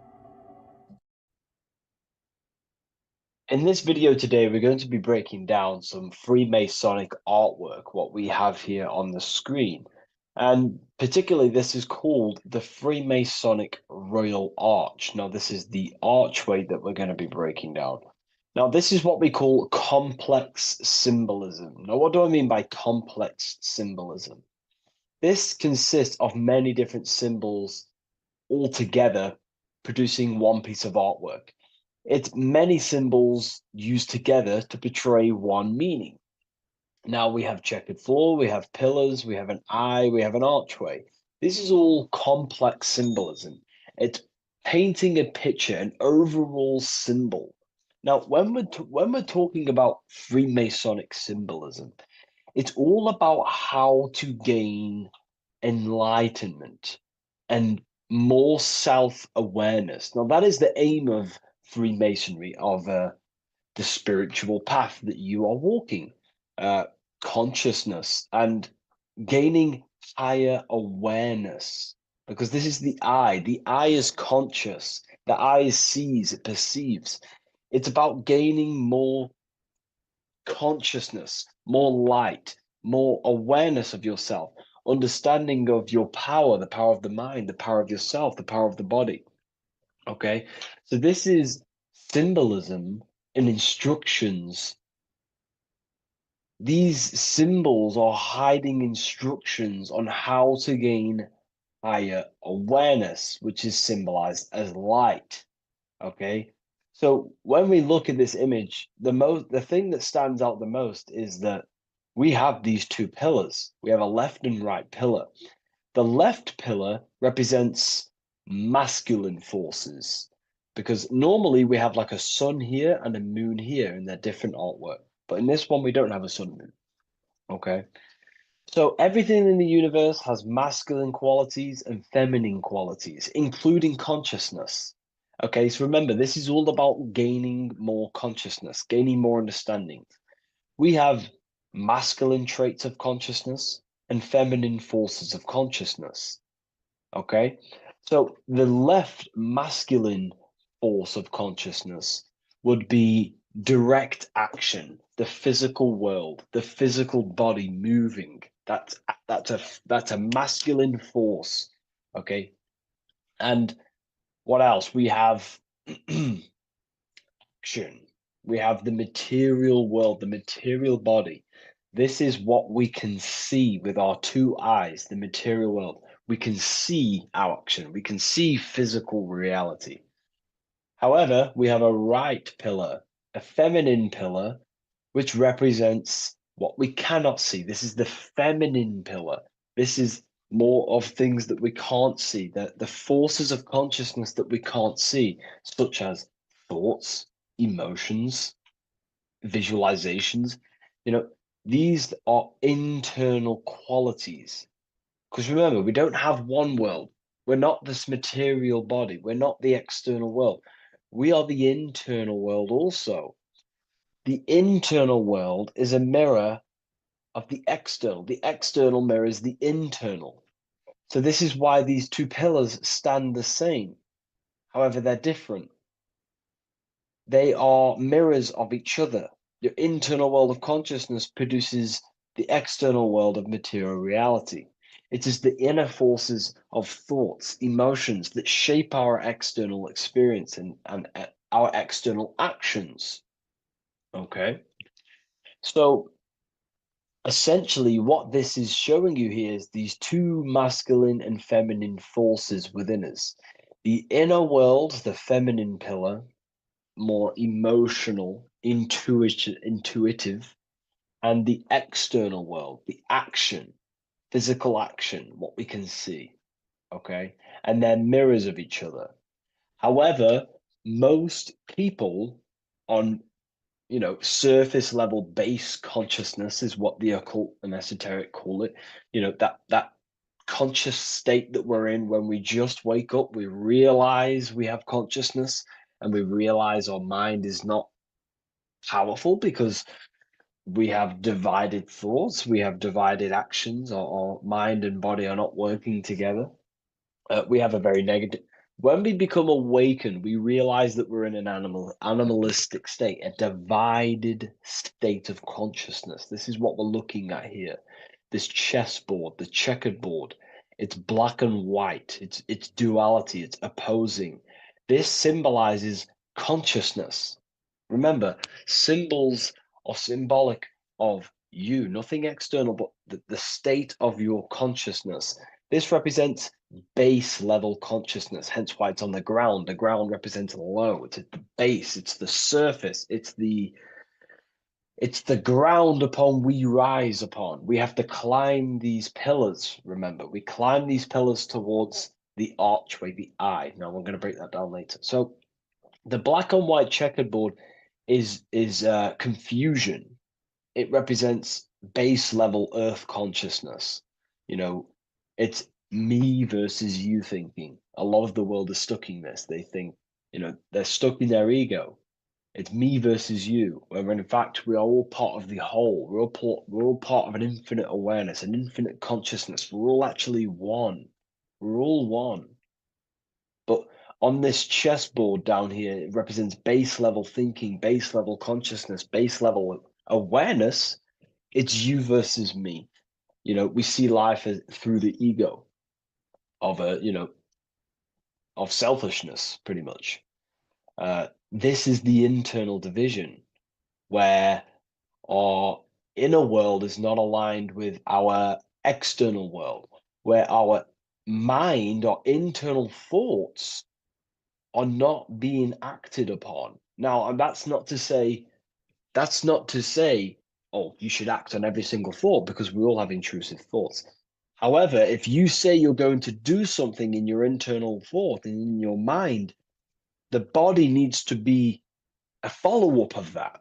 You need to have honor within you that your body acts out the mind's will, the mind's desire. If you say you're going to start something, you need to start something. You should not have the contradiction between the inner and the outer world, which is this division you're in. If you say you're going to better your life, which is what Freemasonry and the spiritual path is about, bettering your consciousness, mastering your mind, and leveling up your awareness. Okay, you have to do what your internal world is saying. You have to act out left pillar action, your internal world. You need to build a connection between the mind and the body. The mind is the monarch. It is the command center. It is it's above all forces. The mind is the force that the body needs to obey. If you want to get out of this division, you have to align your mind's will and desire with your body's actions. You have to act according to rise above this base level consciousness. Okay? So what we're looking at here is how to achieve wholeness, singularity, unity consciousness is what they call it in the occult. Unity consciousness, where there is no external physical body and internal mental body contradiction. There is no contradiction between the feeling of doing good and the action, because we all have a feeling in our soul. Our soul communicates to us the right thing to do at all times. We all know the right thing to do at all times, and that is a feminine force of consciousness. That's the right pillar. We must act on what we know and feel is good at all times in order to climb these pillars towards unity consciousness. Okay? We must, upon the feeling of doing good. You know, when we're in an environment, we feel inside whether we should be here or not. Whether on your phone, you know intuitively whether you should be on your phone or doing something else, studying, reading, whatever it is. Your higher mind tells you what is right and what to do at all times. You know you shouldn't be on your phone wasting time subconsciously and on an emotional, intuitive state, which is a feminine internal quality, a right pillar quality. And the body's not acting out this. It's not acting it out. The body's on TikTok. The intuition is telling you to reach the higher mind. That's the division. That's base level consciousness. Okay. And in order to climb these pillars, we have to act according to our internal intuition to build these bridges between left and right. The inner world and the outer world need to be synced, not divided down here. This is the division. That's base level consciousness. If you want to gain higher awareness, you want to gain personal power, mental power, you have to become a strong force. You have to gain a strong connection between the inner and outer, the intuition and action, the mind, the higher mind, with the physical body.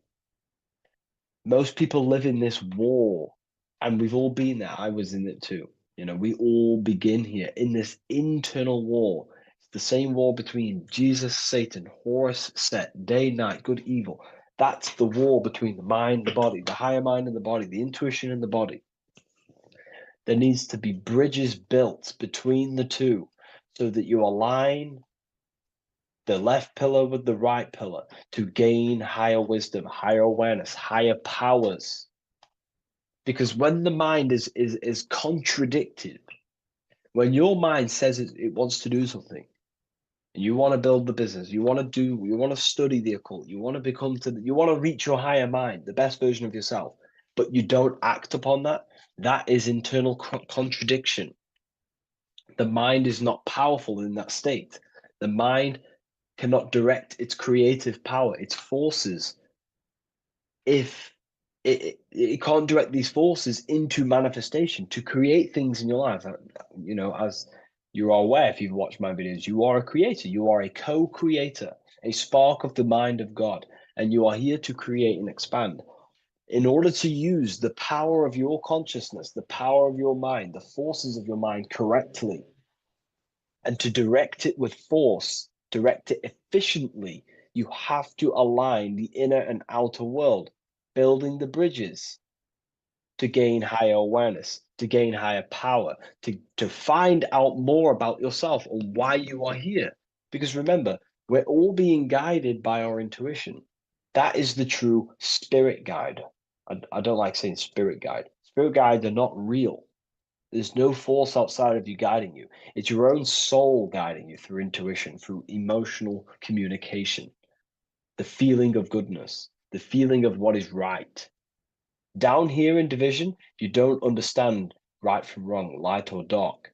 But when you awaken, you start to understand right from wrong. You gain higher awareness.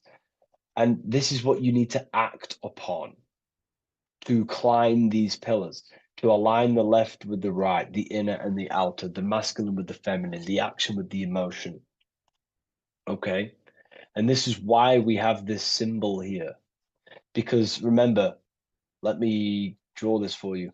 Upward triangle represents fire, which is masculine, left pillar. The downward triangle is water, which is feminine. And together they combine to create this symbol, which is, again, symbol of unity consciousness. And when you gain unity of the inner and outer world, and you climb the pillar, which takes time, you don't just take one action and you end up all the way here. It takes time. You have to go up and up and up. Then you build the bridge between the left and the right, the inner and the outer, and you gain power.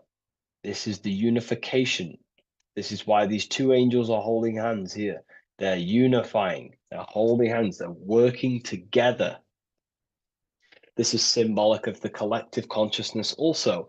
Our life is shaped by the collective consciousness. We need to work together. The elites are using this symbol as chaos. It's a symbol of chaos, internal division, chaos. And they keep us divided. They keep us on the chessboard. Why? Because we're weak on the chessboard.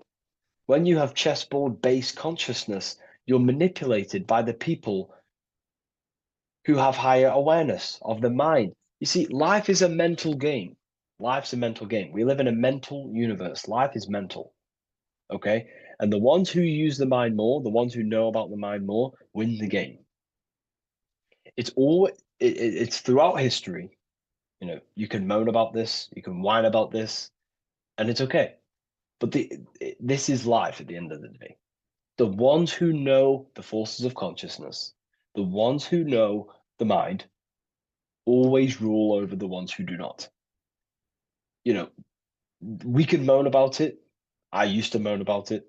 However, it gets you nowhere. This is the game we're in. This is the situation we are in. We have to learn how the mind functions.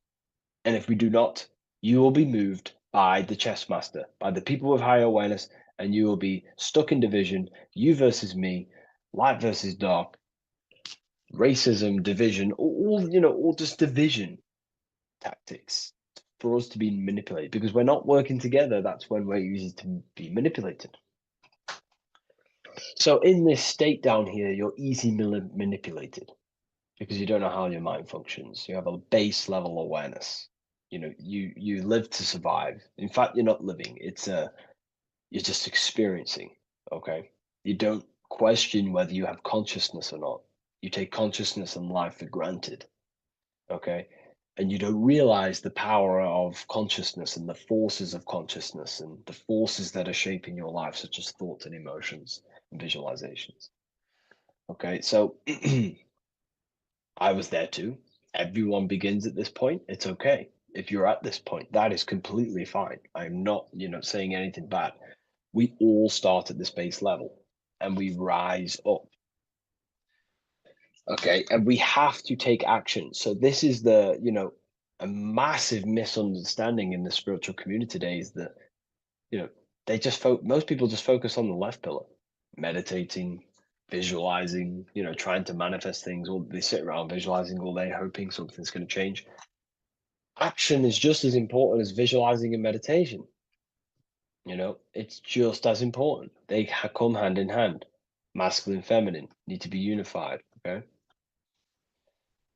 This is why we have these tools up here, right? We have the spade and a pickaxe. These are Masonic tools. The spade does what? It digs. It digs down. Because these are tools to lift ourselves out of this base level consciousness. We have to dig ourselves. We have to actively, masculine force, action, dig ourselves out of our lower mind. We have to shovel we have to destroy our old self. We use the pickaxe to destroy action, our old mind, our old thinking habits, our old actions, our old emotional chaos. We have to actively destroy our old self. Okay. And the spade represents shoveling. Why is the spade on the right side? This is the feminine pillar. This represents our subconscious mind. We have to actively seek into our subconscious mind, dig deep into ourselves, and question, why am I taking certain actions? Why am I posting on social media? Am I seeking validation? Where are these actions coming from? Am I actively seeking a relationship with someone to actually love them? Or am I actually secretly, subconsciously fulfilling a childhood trauma of not of being alone? We have to actively seek within our subconscious and question and go deep within ourselves with the spade to question, where are these lower actions, these low level actions coming from? What forces are driving our actions that are keeping us stuck in the lower mind, in the division?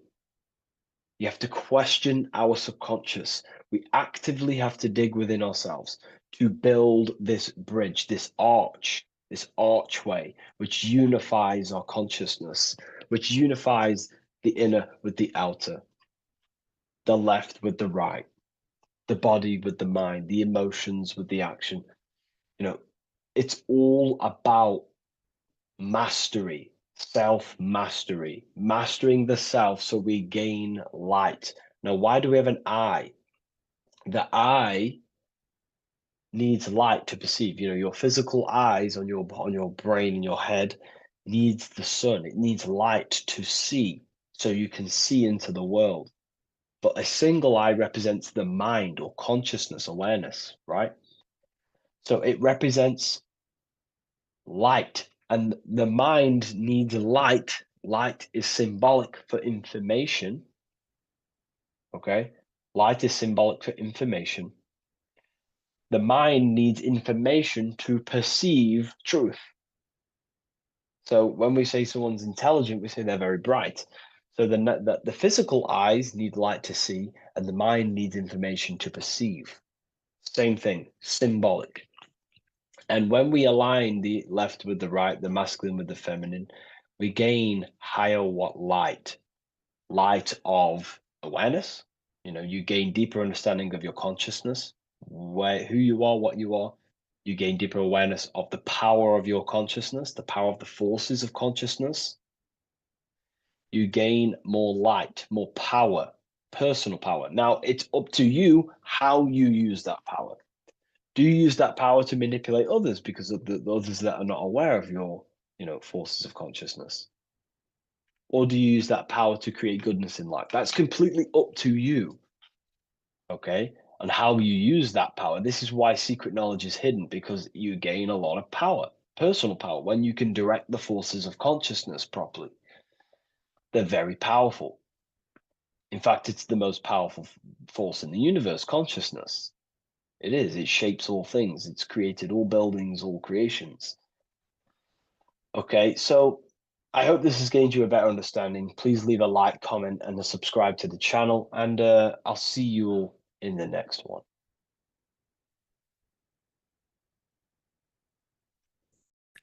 What if I told you that reincarnation is real and that there is a metaphysical, spiritual science behind this? Most people leave this world just as lost when they entered it. That they carry their fears, attachments, and addictions with them, only to be born again, trapped in the same cycle, repeating the patterns of lifetime after lifetime. This lecture is not just about preparing for death. It's about mastering yourself before death, so you don't take them burdens with you. Because the truth is, whatever addictions, fears, and unresolved emotions you cling to in this life, you carry with you into the next. Unless you break free now. You must master yourself before death. Death is not the end, it is the great passage.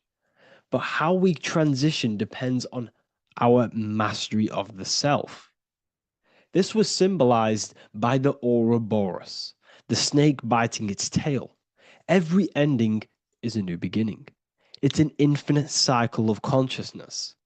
Now, your human body is basically an antenna tapped in to a stream of consciousness. Just like a radio is tapped into a specific frequency to play that radio. Your body is basically an antenna, a crystal picking up the consciousness of God. You are on an ever-ending journey, a journey of learning and expansion of the mind into new fields of thought. This was symbolized as the Ouroboros. When you die, it is a new beginning. It's a transitioning, not an ending.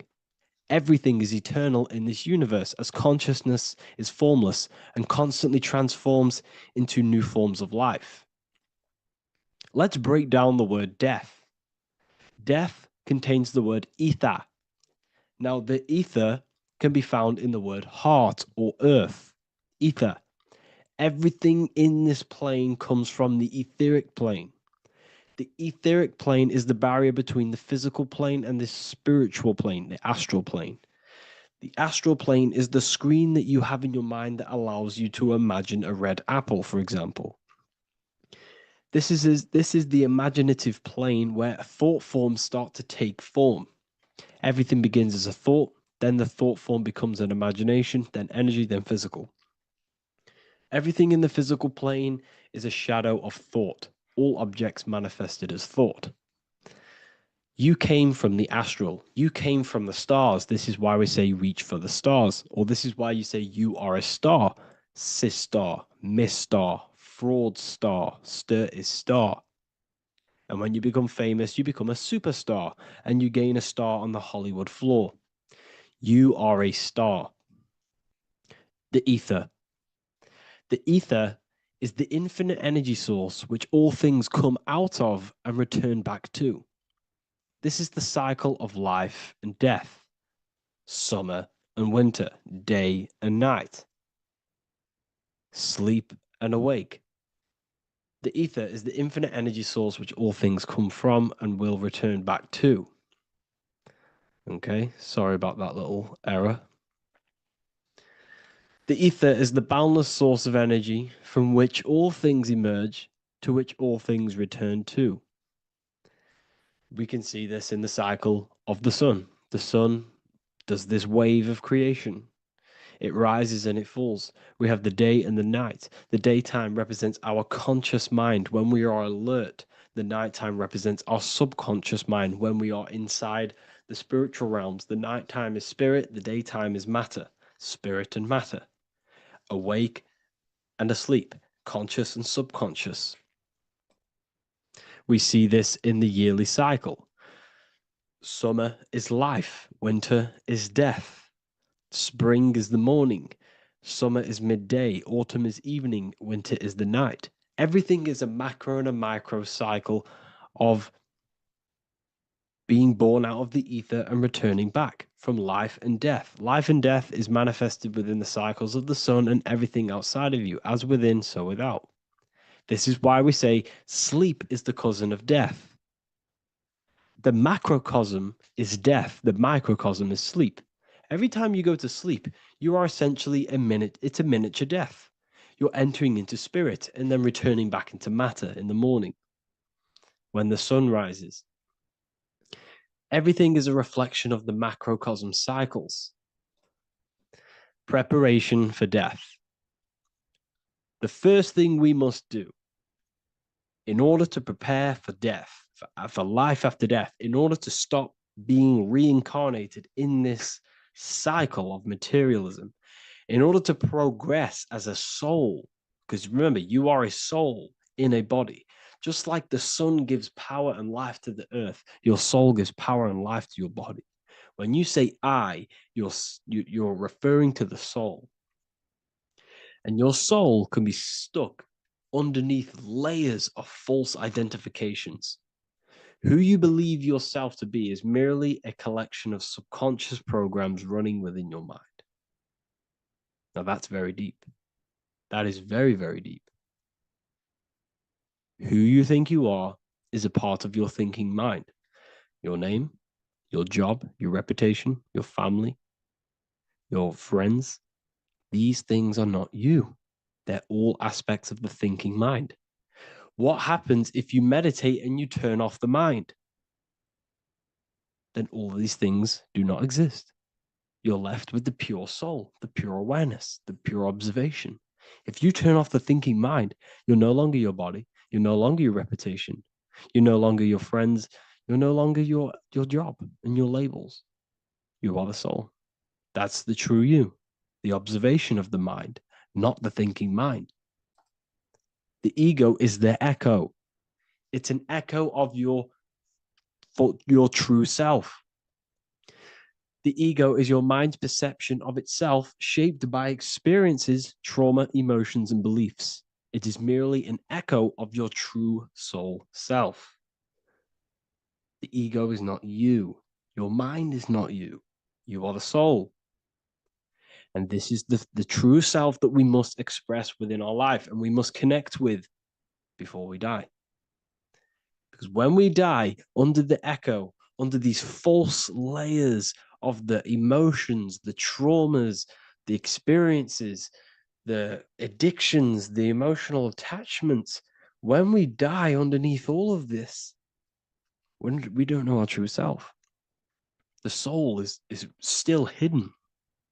The true you is hidden underneath these layers of false identification. We must remove these layers of false identifications. We must remove them. We must destroy the echo. Remember, the ego, you never had an ego when you were a child.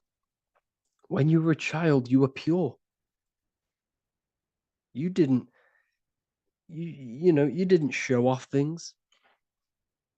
When you were a child, you were pure. You expressed yourself freely with you didn't hide anything. You didn't hide any aspect of yourself. You didn't suppress any aspect of yourself to fit in as a child, as a baby. Because the ego was not here when you came here. The ego grows with experience. The ego is a false perception of yourself while being incarnated in this material world.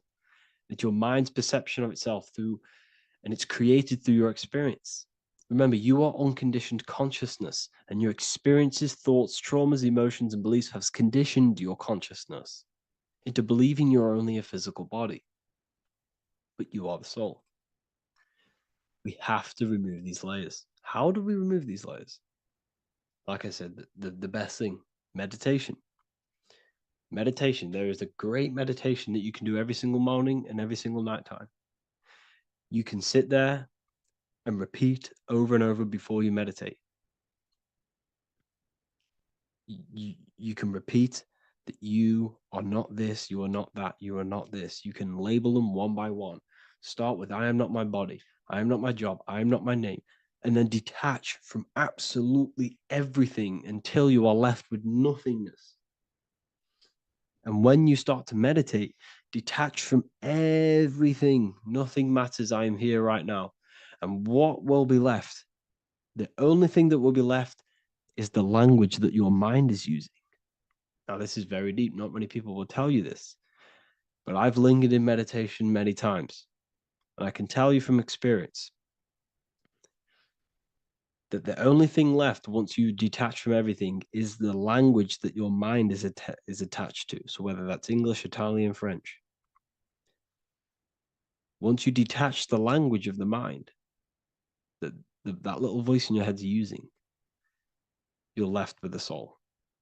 Once the mind is switched off, you're left with the soul, and you have detached from all of these external things. You're left with the soul. That's you. That's the power. That's the source of all creation, where everything you've ever done has come from. Every thought, every idea has come from your soul. Number two. That's meant to say number two. Sorry about that. Mental addictions and emotional addictions. Okay. These two are very important. Mental addictions, this could be thought patterns, this could be the labels that we've just been talking about. Then you have emotional attachments, which is maybe you're too attached to an external thing. Maybe you're too attached to your phone. Maybe you're too attached to family. Maybe you're too attached to loved ones. Yes, I'm not saying don't love them, but what I'm saying is do not rely on anything in this world to make you happy, to fulfill your emotional needs. Everything is found within you. You must look within, and if you're looking without, if you're trying to find yourself in the outer world, you'll never find yourself. You'll constantly be looking around in loops. because you cannot find yourself in the outer world. Nothing will give you long-term validation. Seeking validation in the outer world will leave you soulless, leave you feeling empty inside and sad and depressed. You have to find yourself within. You have to detach from everything you are relying on to give you emotional stableness. You have to detach from all. Yes, love your children. Yes, love these people, but do not rely on them. Because everything in this world is temporary. Do not conform to this world. The Bible tells you this. Everything in modern society nurtures the body, but neglects the soul. They keep you addicted to as many things as possible. Smoking, you have to detach. Drugs, you have to detach. Alcohol, detach. You cannot rely on anything. This is why this path is very, very difficult to walk. But I'm showing you the way. These are the things you must do before death. You have to detach from absolutely everything. If you die and your mind and soul is still addicted to these worldly things, then you guess what? You're going to reincarnate. You're going to reincarnate because your mind is still thinking about these material earthly things. And if you are operating in that vibration, you're going to project that vibration and come back here. You have to detach. You have to master the soul and master the mind. Like I said, the matrix is designed to keep you addicted to as many things as possible. Your phone, food, smoking, drugs, alcohol, clubbing, all of these things. Everything in society is made to trap your soul and reincarnate in this world. That's why it's very, very, very difficult to walk this path. Very difficult. Matrix, matter tricks. John 2:15 to 17. Do not love this world, nor the things it offers you. For when you love the world, you will lose God. Do not love this world, nor the things it offers you. Do not conform to the pattern of this world, but be transformed by the renewing of your mind. Great quote.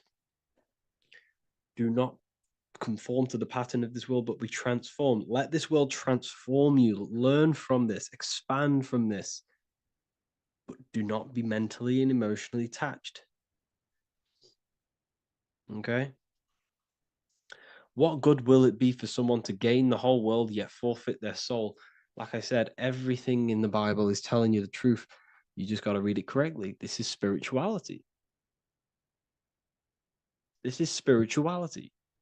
The Bible is spiritual. It's a spiritual text. We must disconnect from everything outside of us and connect with the true soul. Here we have the Egyptians showing you the soul leaving the body. Here we have the soul here. Here we have the Masons showing you the soul coming out. The soul is real. You are the soul. And when you leave this physical plane, you will go into the astral plane. That's where you came from.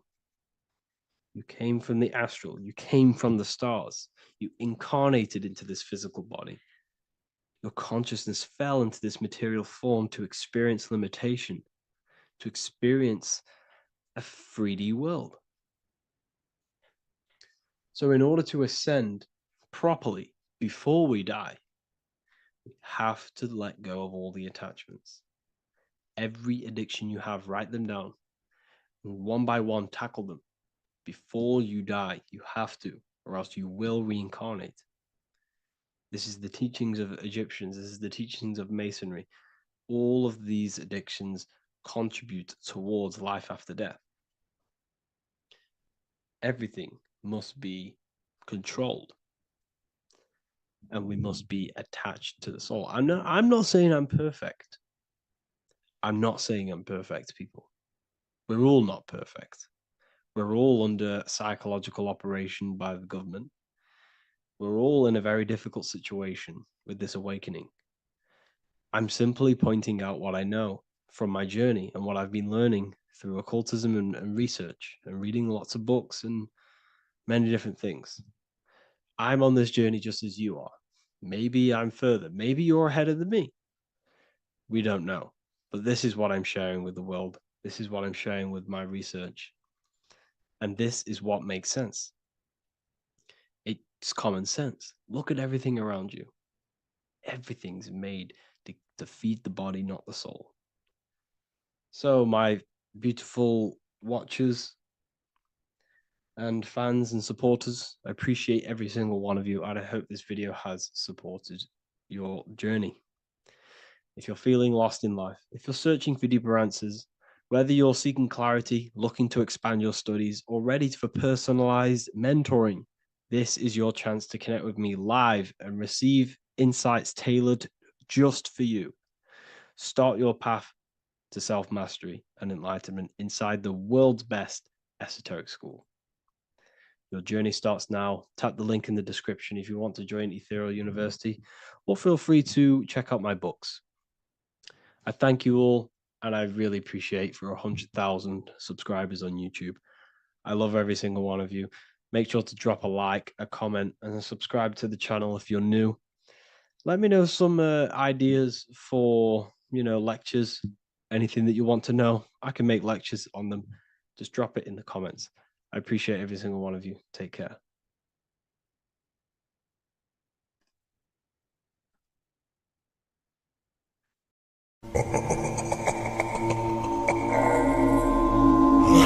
If your ultimate goal is to be famous, then you're gonna do a lot to get there, like sign your name in blood in a contract with the devil. That's how I got introduced to the music industry. I swear I wanted to be like the Amy Grant of music. Yeah. But it didn't work out, and so I sold my soul to the devil. Well, needless to say, sold my soul.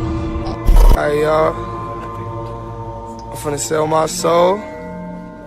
I'ma hit y'all when I'm through. I'm gonna be rich as hell, alright? Bro, man. You trying to sell your soul, man. Look.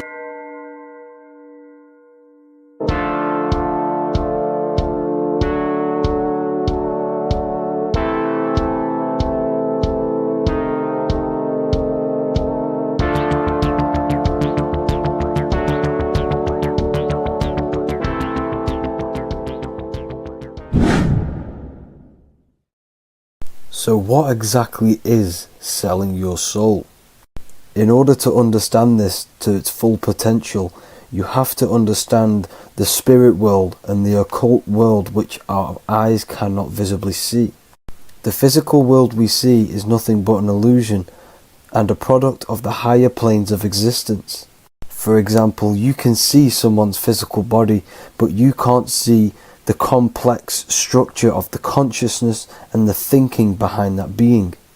With that being said, there are forces and entities not attached to physical bodies, which they exist on the astral and etheric plane behind the physical plane. Now, there are numerous videos and music with artists talking about this. For example, I sold my soul to the devil and the price was cheap. Why do you still do it? Why are you still out here? Well, it goes back to the destiny thing. I made a bargain with it, a long time ago, and I'm holding up my hand. What was your bargain? To get where I am now. Should I ask who you made the bargain with? with the chief commander. On this earth? And on this earth, and then in a world we can't see. And then in a world we can't see. so selling your soul is cutting a deal with an astral plane entity in exchange for wealth and fame on this physical plane. This is classed as black magic because you are bending reality against your intuition. Now, making deals with entities beyond the physical plane, you always have to give something in exchange. When it comes with demonic entities, it always involves some sort of sacrifice, bloodshed, or humiliation. Now, there are countless of rappers who someone close to them have died just before their career takes off to the next level.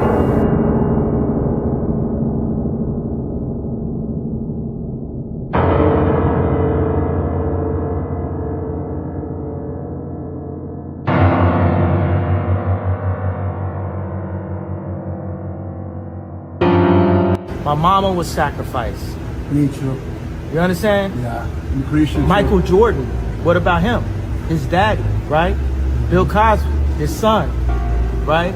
Dr. Dre, his son. You know, out in Hollywood, a lot of people come up missing. So these rappers and celebrities do have to do sacrifice rituals in order to take their career to the next level. Top flight, I've been going up, it's a ritual. So the occult side of this reality is heavily connected with the music industry and the elites. This is why they are all connected to Freemasonry.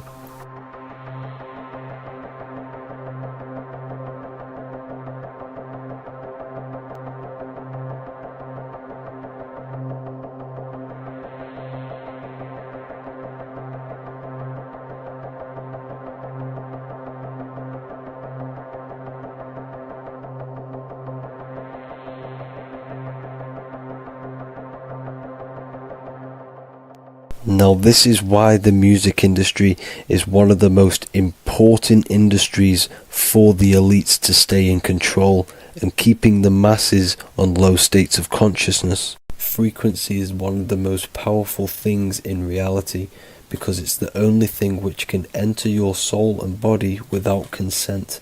The frequency on Spotify and all major platforms are all tuned to 440 Hz, which was set by the Rockefellers.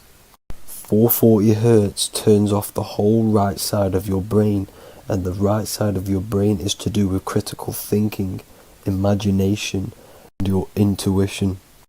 Music has the ability to influence your intent, your emotions, your thoughts, and your actions just by frequency itself.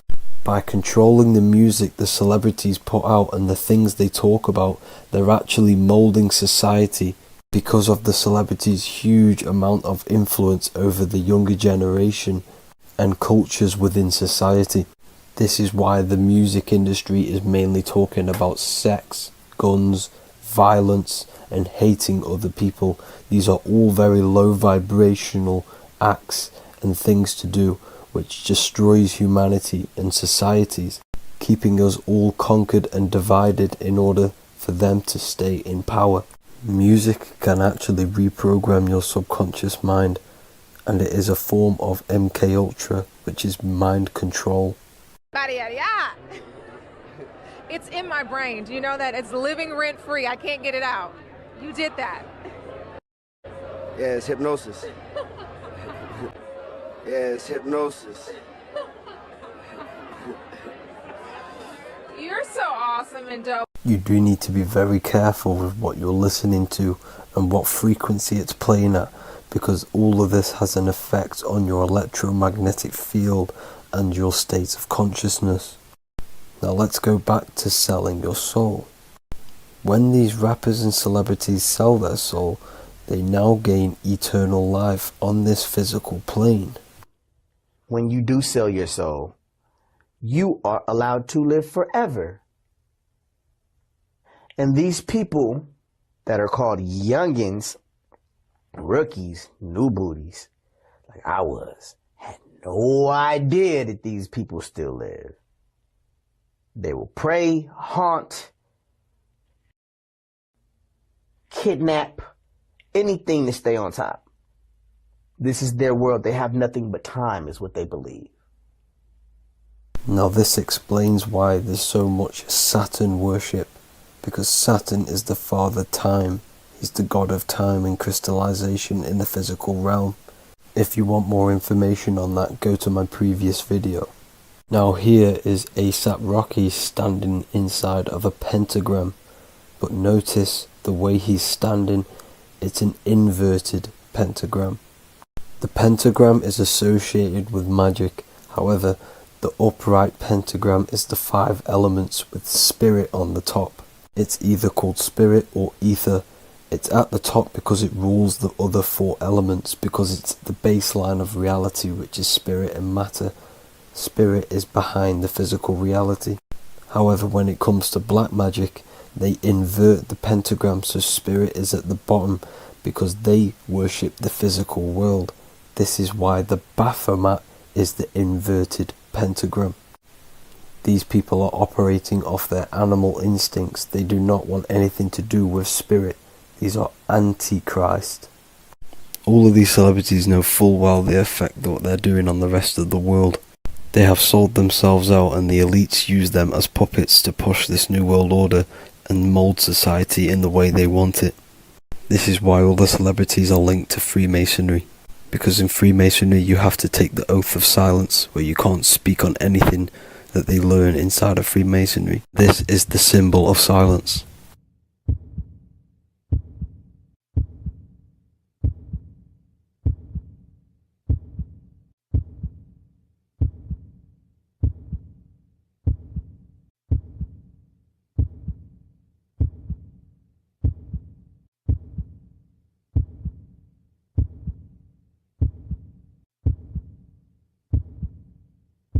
The elites need them under this oath, so they do not talk about certain topics and certain things to the public because of the amount of influence they have on society.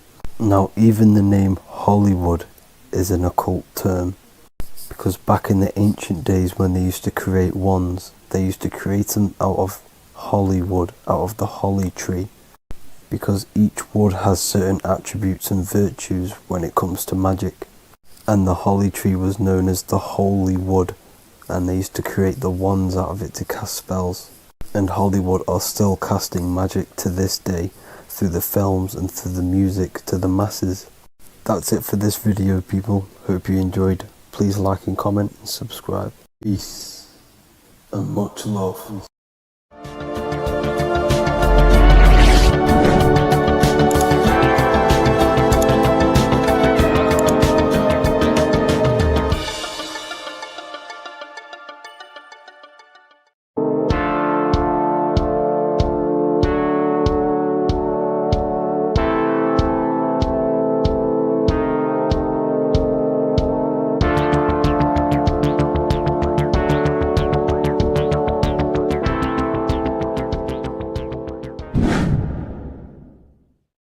What is good, people? We're back with another video, and today we're talking about the chakras. Let's jump straight into this because I know there's been a lot of requests for this video. So let's jump straight into this. So you have 7 chakras, right?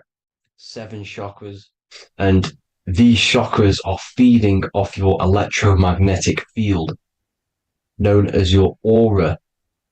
This is both positive and a negative pole, male and female, right? This electromagnetic field is made out of electric and magnetism, and together they come as electromagnetic. Now, your chakras, the word chakra just means wheel, spinning wheel, because that's what they are. They are spinning wheels of energy. They do not exist on this physical plane. They exist on the etheric plane. Okay. Now, these energy centers are known to regulate your emotions, and each energy center controls the organs and cells in that particular area of the body. So, for example, your sacral chakra will control the cells and organs of your sexual reproduction area. Okay, the navel chakra or solar plexus will control the digestion in your body. Same with the heart, same with the throat, right? So they are like mini brains for each center of your body. They run along up the spine, but notice the crown chakra exists outside the body. It's just above the head. Now, this process of the chakras is obviously the 7 colors of the rainbow, starting from red, which is the lowest vibrational color, all the way to violet, which is the highest vibrational color. This, like I said, these energy centers are feeding off your electromagnetic field. So if these chakras are unbalanced, they are taking too much energy from your electromagnetic field, making it weaker. Now, this is the North Pole. As you all know, the Earth is flat, and we live inside of a giant torus field, and the North Pole is the Earth's heart chakra.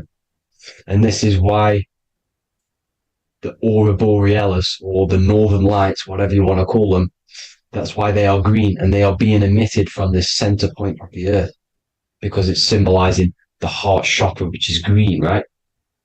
Now, you do work your way up to these. However, this is a torus field. You are a torus field. You have different layers of this torus field, right? And you need to balance all of these chakras, but you can't move up these chakras until you open the one below it. So it's like a stairway. You can't go to your solar plexus without going through your sacral. You see? So you have to work up these. However, you have to work up these and then live from the heart, because the heart is the center of the torus field. It's the balance between male and female poles, positive and negative poles. So you have to balance all of these chakras and then bring them all into one, which is the heart chakra. Now, they exist on the etheric plane. They exist on the etheric plane, and the etheric plane is a layer of the material plane.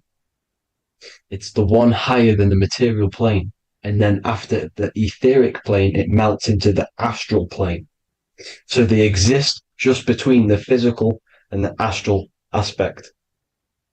Now, this is the yin and yang matter, which is the lowest root chakra, physical matter, and then to spirit, because high vibrational matter turns into spirit, low vibrational spirit turns into matter. So they're interchangeable. This is the yin and yang. Now, when you see ancient paintings with the halos, you see this is like a toroidal field coming out the top of his head, you see, with a halo. This was symbolizing in the old days, in the ancient days, that they've aligned their chakra, they've reached Christ consciousness, which is God consciousness, right? Now, this electromagnetic field is the apple that we bit out of in the Bible, because you see that apple is a torus field. So they were metaphorically or personifying the torus field. That's what the Bible is. It's a massive personification. It's all metaphors. You have to read it properly. It's got a greater meaning behind it. Now, when we bit from the apple, we ate from the tree of knowledge, which is good and evil. Our lower mind took over, so we materialized to feed our physical bodies. We materialized through Saturn. That's what Saturn does. Now, if you don't understand that, go and watch the video previous to this one called Occult Secrets of Saturn. And that will show you how Saturn is the materializer. Now, this is one of the secrets behind the Masonic compass, electric and magnetic, male and female, duality, positive and negative. Now, like I said, they teach you about the torus field, about a magnet in school, but they don't teach you about your electromagnetic field. Everything alive has a torus field. It is the building block of this creation. Absolutely everything has a torus field. There's not one thing without it. And as you can see here at the center of the apple, that's where the seed is. That's where the life is. The reproduction of that organism. As you see, this is where the most electromagnetic energy is stored, in the center, because this is where the two duality, this is where the field meets at the very center. This is why the seed is at the very center. Now, your spine is a elongation of the brain. The brain is heaven, and the bottom of the spine is hell. So this is Saturn, which is the root chakra. The 7 planets are associated with each chakra. Moon equals mind. Okay. Now Saturn is physical matter, as I've just explained. This is the lowest vibrational color. And they want you trapped down here, which is your hell state, your animal nature, your physical nature. They want you to identify as the physical body. They don't want you to reach these higher states of consciousness. Okay? Now, in the brain, you have 12 convolutions. Now, this is what they were symbolizing in the Bible with the 12 disciples. And obviously in the Bible, it says the upper room where Jesus met with his disciples. This is heaven, the brain, the higher states of consciousness. Now, this is your North Pole. This is Jacob's ladder. Okay, this is why you have 33 levels of Freemasonry, because it's symbolizing the 33 vertebrae, which are these little things here on the back of your spine. Because once the Kundalini energy from the bottom of your spine rises to the top, this is when you get enlightenment and opens your third eye. Spiritual enlightenment. As you can see here, this is Jacob's ladder. This is the Kundalini symbol, right? And they're even showing you this in the medical symbol. They're putting it in your face. The serpents are wrapped around the spine. Now, the serpents symbolize how the energy moves around the spine, because it's a torus field, you see? At the center of the torus field, it wraps around the center pole. It wraps around it, and this is how the energy moves up. So they're symbolizing it with the serpents. Okay? Now, every religion has a sacred river. For the Egyptians, it's the River Nile. For Christianity, it's the Jordan River, right? This river is the canal, the energy canal at the center of your spine, all the way leading to heaven, to the Holy Land. This is the chamber which the energy rises up, right? Now, they used to say the gods descended from heaven to man. This is just heaven. This is the mind state. And they said the gods were connected by a rainbow bridge. That's the chakra system, the rainbow bridge. Okay. Now, the ancients called this place Midgard, Earth, where both evil and good live, right? Midgard. But you can go to heaven, which is a pure mind state, because once you're in heaven, nothing negative can ever bother you. That's completeness, pure Christ consciousness. Now, this is why Jesus dies at 33. He didn't actually die, but it's symbolizing the death of the physical body. Not the death of the physical body, but his consciousness rising above the physical body to, as I said here, matter to spirit. Matter died off and he came spirit consciousness. This is symbolized by the 33 vertebrae, which is obviously the 33 levels of Freemasonry. And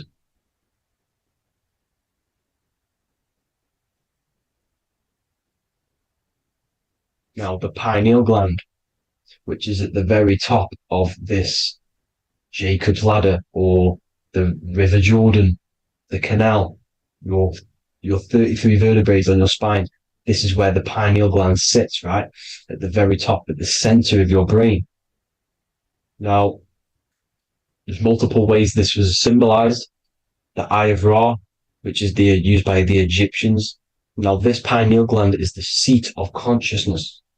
This is where your consciousness is stored, right? And the ancient Sumerians used the pine cone, hence why it's got the word pineal gland, the seat of the soul consciousness. It produces DMT, dimethyltryptamine, which is known as the spirit molecule. And the pineal gland is wrapped in microcrystals, and we all know crystals transfer frequency and energy. Now, radios use crystals. A radio is a frequency transmitter, turning a frequency into a frequency that we can hear with our ears, right? Because all the radios are actually playing right now in your ears. However, our ears can't pick it up, so the radio transmits it into a frequency that we can hear using crystals. So this is the power of crystals, and this is what our third eye is wrapped in, crystals. Now, this third eye is not actually your third eye, it's your first eye. When you're being materialized in your mother's womb, this is the first gland that is produced, and everything's built around it, because it is the consciousness. It is your consciousness. Your consciousness never dies, ever. It's an eternal essence. It lives forever. You never actually die. Only the mortal body dies. Now that's what we call life. Life is abided by time, and time is change. And change is what we call life, because everything's constantly moving and transforming into different things, right? Now let's not get off track. The pine cone is obviously, this is in the Vatican here. The pine cone is symbolized as the pineal gland, pine. And this is the opened pine cone. The opened pine cone means or symbolizes the awakened man, the awakened third eye. But the ones here, which the Sumerian gods are holding, these are shut pine cones, symbolizing the unawakened man. But let's not get confused, people. These gods were not gods. They are human beings just like you. They reached Christ consciousness. They are nothing more special than you. They just had the ability to reach Christ consciousness. And obviously their knowledge was far more intelligent than ours, far more advanced than ours. They knew the truth about this reality to the depths. Now, the ancient Hindus had a goddess called Kundalini, which is said that she descended by the means of a ladder or a cord from heaven, which is symbolizing the spinal cord. Now, this is what hickory hickory dock, the mouse went up the clock and came back down. This is all these stories, like Santa as well. Santa comes up and then down the chimney. This is symbolizing the Christ oil. There's an oil which is produced in your pineal gland, right? And this oil travels down the spine. And once it's down on the spine, you must have to raise your consciousness, just like I said, but the chakras, you have to raise your consciousness, raise your vibration to heat up this oil and turn it into a gas. And it travels back up the spine through like the serpents up the spine, and this awakens the third eye once it's coming back up the spine and hits the pineal gland. This is the secret behind Santa and hickory hickory dock, because Santa comes down and feeds the presents and goes back up the chimney, and he lives in the North Pole, the positive pole. This is the North Pole, people, and the presence is your sacred oil. This oil, your physical body is the furnace. It's the spiritual furnace, which you have to heat up this oil by raising your frequency and turning it into a gas to rise up this chamber, the River Jordan, to your third eye, right? Now, this is an alchemical process. Your body is the alchemical furnace. It says in the Bible, if therefore thine eye be single, thy whole body shall be filled with light. I shouldn't have cut that out, but that's what it says. The light of the body is thine eye. If therefore thine eye be single, thy eye shall be filled, their body shall be filled with light. This is symbolizing the pineal gland, enlightening the body, the spiritual body, filled with light. Now, as I said, they want you kept down here, which is the root chakra, which is your animal nature, which is obviously mind, matter over mind. This is the symbol of Saturn, right? As you say, we're built of body, mind, and spirit, the Holy Trinity. That is the sun, moon, and earth. The sun's your soul, solar. Moon is your mind. Earth, which is the cross, which is your physical body, the 5 elements, right? So body, mind, and spirit. So the Saturn symbol is actually made out of the cross on top, which is the earth, and the moon on the bottom, which is symbolizing matter over mind, because earth is physical matter. You don't want to be matter over mind. You need to be mind over matter. See, they want you identifying as your physical body. They don't want you to realize you're an eternal consciousness. You're an eternal essence of consciousness which never dies. They want you trapped in your animal nature. And this is why the Baphomet has a goat head, because it's symbolizing the animal nature, which is evil. Not evil, but you're more likely to do evil things, right? Which brings bad karma. That's your animal side. This is why the Baphomet has an animal goat head. As you can see here, he's got the Kundalini energy here. So when you see the inverted cross, the cross is your body, as you can see here. The inverted cross means your chakras downwards, down here, your head's down here, your mind is down here, but your mind needs to be up here, which is the upwards cross, which is Christ consciousness. And as we all know, 7 colors of the rainbow, 7 planets, 7 chakras. Red light is low frequency and long range. This is why Saturn is the slowest moving celestial body. And it's the lowest chakra, because it's low frequency, long range. The moon being the crown chakra, which is high frequency. This is why the moon moves around the quickest. The moon is your crown chakra, which moon in mind. See, so there are multiple ways of your chakras becoming blocked. Now, each chakra has a specific intelligence. It has a specific thing that it's doing for the body, right? Now, this can be overused. It can be abused. For example, masturbation. That keeps you down here in your sacral chakra because you're abusing the energy center. You're abusing your sexual energy, which is then becoming unbalanced. So this is how energy, this is why these centers are pulling more energy out your electromagnetic field, because these centers are wheels. The chakras just mean spinning wheel of energy. So when you're abusing these certain centers, you're pulling energy out of your electromagnetic field, which is making your field weaker, which is making your frequency lower, which makes you prone to diseases, prone to lower negative energy, right? So you need to align these chakras. You need to unbalance them. And as you can see here, you can screenshot these to see how they're blocked. I'm not going to go over each one because it'll take me forever, but have a little read yourself. This is why they're blocked. Now, the ancients used to say Aum when they meditated. Now, these are the 7 vowels. There's not 5 vowels, there's actually 7. Now, when they say Aum, they're aligning all their chakras by saying this when meditated.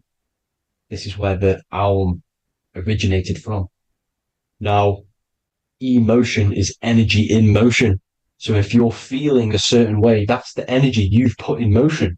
It's a reflection. We live in a mirror reality. Everything's mirrored. Everything's mirrored. As within, so without, as above, so below. Everything's a reflection of some sort. So whatever you're feeling, you're doing something wrong. It's telling you you're doing something wrong from the root cause. Because your energies are the effect. You're feeling the effect of something you've caused. The law of cause and effect, nothing escapes it. Now, the Jehovah's Witness believe that exactly 144,000 faithful Christians go to heaven or be resurrected, right? This is not true. This is symbolic. 144,000 go to heaven. Now, the petals on the chakras, this is the root chakra, this is the crown chakra. Now, if you add up the first 5 chakras, the petals, add up the petals on the first 5 chakras, you get 48. And then you get to the third eye, which has 2 petals. 48 times 2 equals 96. 96 plus 48, which you got from here, equals 144. The last chakra has 1,000 petals. Times 144 times 1,000, you get 144,000. This is a frequency. This frequency is the frequency of the ascension up your chakras. This frequency is a high frequency, which turns that oil into gas, which rises up the spine, activating your third eye. Right? So this is all the religions are all symbolic for this sacred secret of Christ consciousness. As it says in the Bible, the kingdom of God is within. It's not out there, people. You must look within yourself. You are God. You are a spark of his consciousness, infinite consciousness, right? So 144,000 is a frequency, and you must achieve this. Like I said, these people in the past, they're not gods, people. These were just humans. Nothing special. They just reach Christ consciousness. Now, they keep you in these lower vibrational states with the food, right? And as you can see here, all of these fast food restaurants are mainly are red and yellow, which are these lower states, these lower two chakras, lower vibrational colors, because they want you trapped down here in matter. And these foods are so low vibrational, they will keep you down here because your gut produces, I think it's like 80% of melatonin. Melatonin is your feel-good hormone.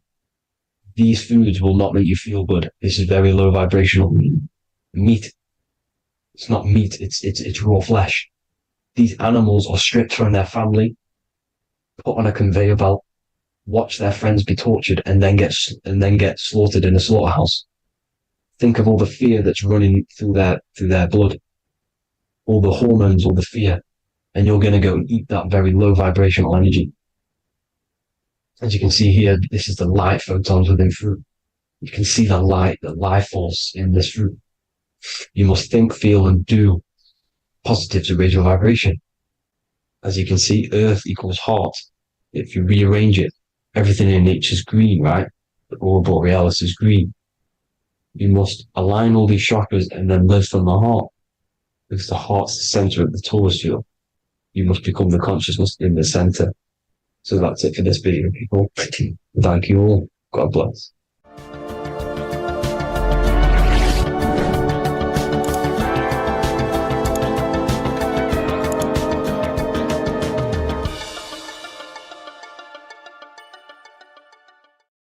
Geometry.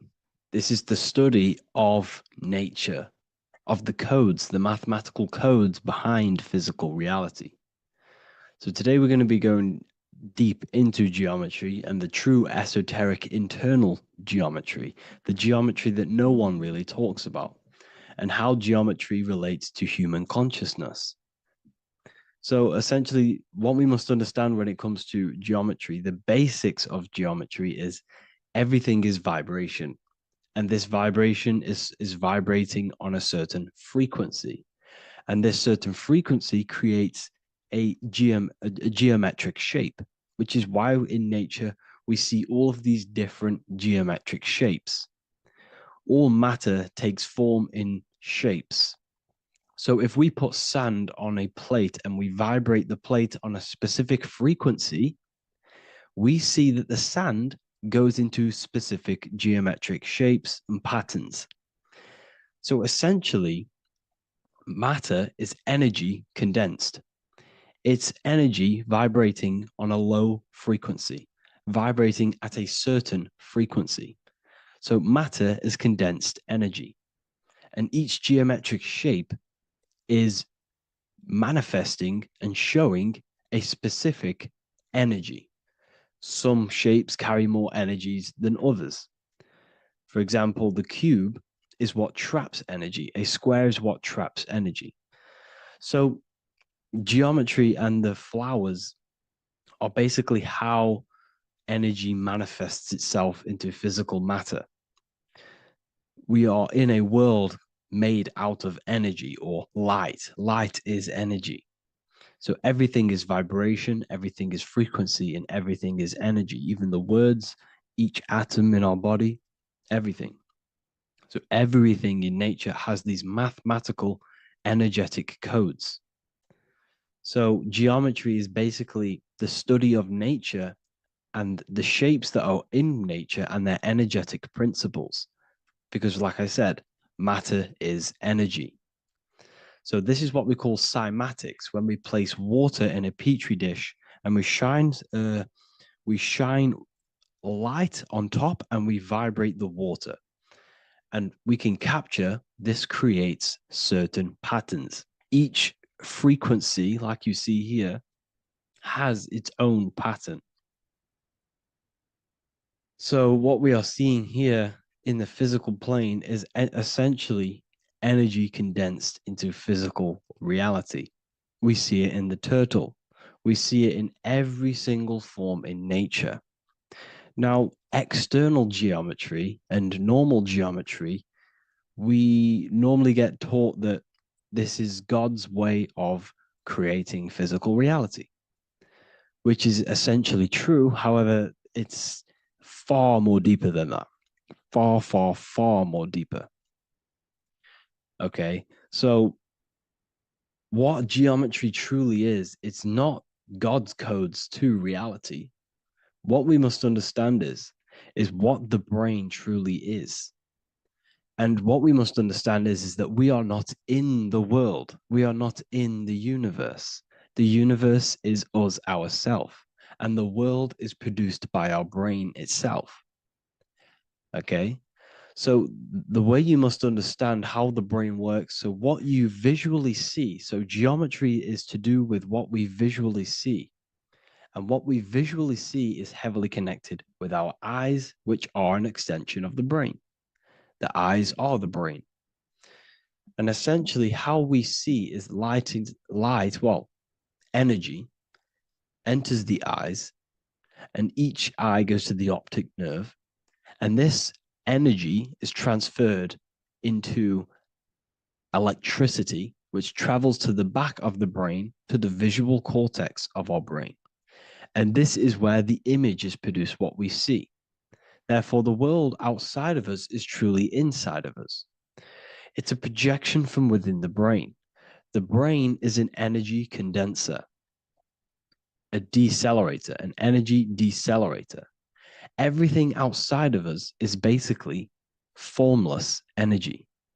It is formless energy vibrating at a certain frequency.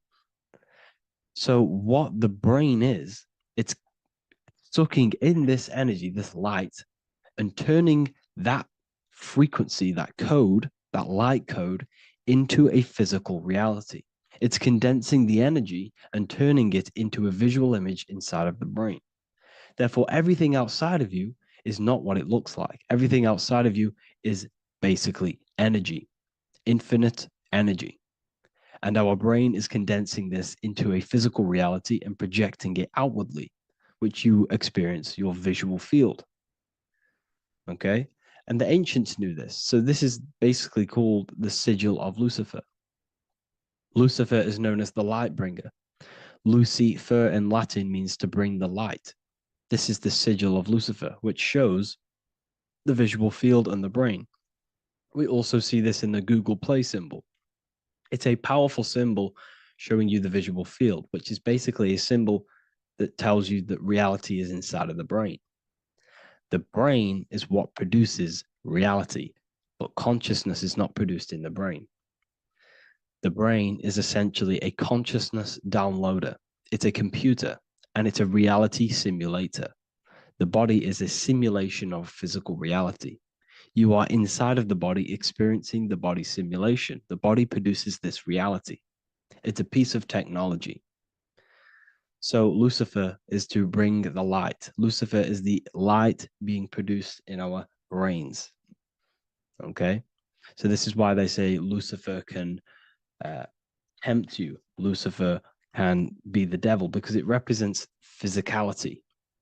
It represents the false light. Lucifer can trick you because it represents the physical world can trick who you truly are. So now that you understand how the brain is basically an energy decelerator and it creates and simulates a reality to your consciousness, you are no longer a person in a universe. You are the universe itself experiencing itself. Therefore, geometry is heavily linked in with the brain. Geometry is essentially how your brain and how your eyes decode energy. So what you are seeing is the mathematical codes of your brain creating reality. So what they teach you is the external is that geometry is God's way of creating this world, and these are the mathematical codes God's created. But now I'm telling you the internal. This is the truth.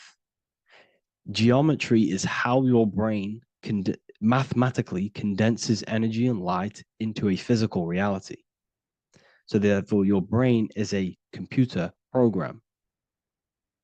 So now geometry is nothing outside of you. Geometry is not something created by something else. It's created by your brain. Your brain produces these patterns through mathematical codes by breaking down energy into physical reality. And this is why you see geometry in everything around you. This completely changes your view on geometry. It's in your ear, it's in your face, it's in everything. Geometry is everything. Okay? So now that you understand this, now, as we were talking about the visual field earlier, the ancients knew about this. The ancient Egyptians knew about this. We can see this symbolism inside of the casket, the Egyptian casket. See, this crossover represents the visual field. This represents the back of the brain. This is the left hemisphere, the right hemisphere. And now some of the most simplest teachings in geometry is that straight lines are masculine and curved lines are feminine. And we even see this in the human body. The feminine human body is curvy and the masculine human body is liney. And even with the genital reproductive area, we have a line and a curve, 0 and 1, the binary code of all creation, 0 and 1, because that's basically all that exists. Nothingness and one, nothingness and God, nothingness and consciousness. That's all that exists. Now that I've told you that, the basics of geometry and the line and the curve and the feminine and the masculine, what do we have here? You see this stick here? This is a curve. And what's the right hemisphere? The right hemisphere is the feminine, the feminine energy, the feminine aspect of our brain. Then we have a straight line. This is straight lines. Now this represents the left brain. So the Egyptians are showing you the left masculine brain and the right feminine brain because of the curve and the straight line. And this is the visual field, the crossover. So there's a crossover in the brain. The left eye is connected to the right brain. The right eye is connected to the left brain. Okay, so the left eye is connected to the right brain. The right eye is connected to the left brain. The solar and the lunar. So, like I said, everything outside of you is basically energy. Your body is basically a holographic avatar, condensed energy produced by your brain. There's nothing actually outside of you. Your 5 senses are electrical threads of light. And when you touch something, this is basically electrical signals in your nervous system, which are reporting back to the brain. Therefore, what you touch is actually, you're not touching. The feeling that you feel when you touch something is not the true feeling. That's your nervous system you're feeling. You're feeling your nervous system in the brain. It's electrical signals to your brain. So the 5 senses do not decode, well, what you're experiencing as the 5 senses is not outside of you. This is your brain interpreting electrical signals. You don't experience the world, you experience your nervous system and your brain. The nervous system is an extension of the brain. So this is the truth. This is not woo-woo spirituality. This is true consciousness science that I'm teaching you here. Okay? So nothing is truly outside of you. It is a universe. You yourself are the universe, the fabric of the universe itself. The only thing that exists outside of you is essentially energy. That is it. And your body and your brain condenses this energy into reality. So when we look into architecture, why is architecture, the ancient architecture, so important? Because what did I tell you at the beginning? Shapes and physical matter is condensed energy. Each shape holds specific energy. Some shapes hold more energy, emit more energy. Some shapes condense energy. Some shapes transfer energy. Each shape, each geometric shape has an energetic principle because matter is essentially energy. So when we look into cathedrals and the ancient buildings, they were filled with geometric patterns, geometric shapes, because they understood the energy principle. Architecture is basically solid energy. It's physical energy. If we create this pattern here is an energy code. And if you stand next to it, you're going to gain that energy. It's going to be imprinted on your body. So essentially, they filled their buildings with high energy geometric shapes, points, triangles, pyramids are very, very energetic. This is why you have crystal pyramids made, organite pyramids. They're always in pyramid shapes. That's why the Egyptians built in pyramids, because pyramids hold high energy. They emit high energy. So this is why you see all these different geometric patterns. Okay. So in the real reality, in the energetic plane, this building would basically look like this: lines and grids of energy. Okay, this is what it would look like in the energetic plane, a blueprint of the energy body. So as you see here, these are the different frequencies in a petri dish, of water in a petri dish. And you can see they are specifically aligned up with these specific patterns. You can see geometry even within geometry. It's fractal. So essentially, when you would stand inside of these buildings, they would imprint the energy of the building in your body, because your body is healed through energy. You have an electromagnetic field around your body. So by creating buildings with geometric patterns, we are essentially increasing the energy of the building, because the building itself is energy. Okay. So when we fill it with geometric patterns, we're increasing the energy. We're giving it a certain energetic imprint. So when you stand inside of that building, you're being imprinted with that energy. Okay. So especially with these windows, these stained glass windows. Well, why are they stained glass? Well, color is frequency. So when you have all of these different colors, and not only were they just painted, some of these colors are specific gemstones, crystals, natural stones, which all hold energetic principles. Each crystal is vibrating on a certain frequency. Wood has its own frequency. Metal has its own frequency. What you must understand is that everything in nature is not just a piece of matter. It's vibrating. The atoms of wood are vibrating on a certain level, which give it a certain energetic principle.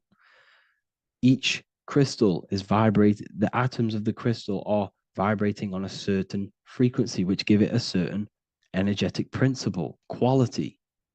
So each thing, this is why the ancients were obsessed with natural stones, natural things, crystals, natural metals, and they wore different metals, different things like copper on their bodies, because they understood the atoms of these natural things are vibrating, which give certain qualities to you if you wear them.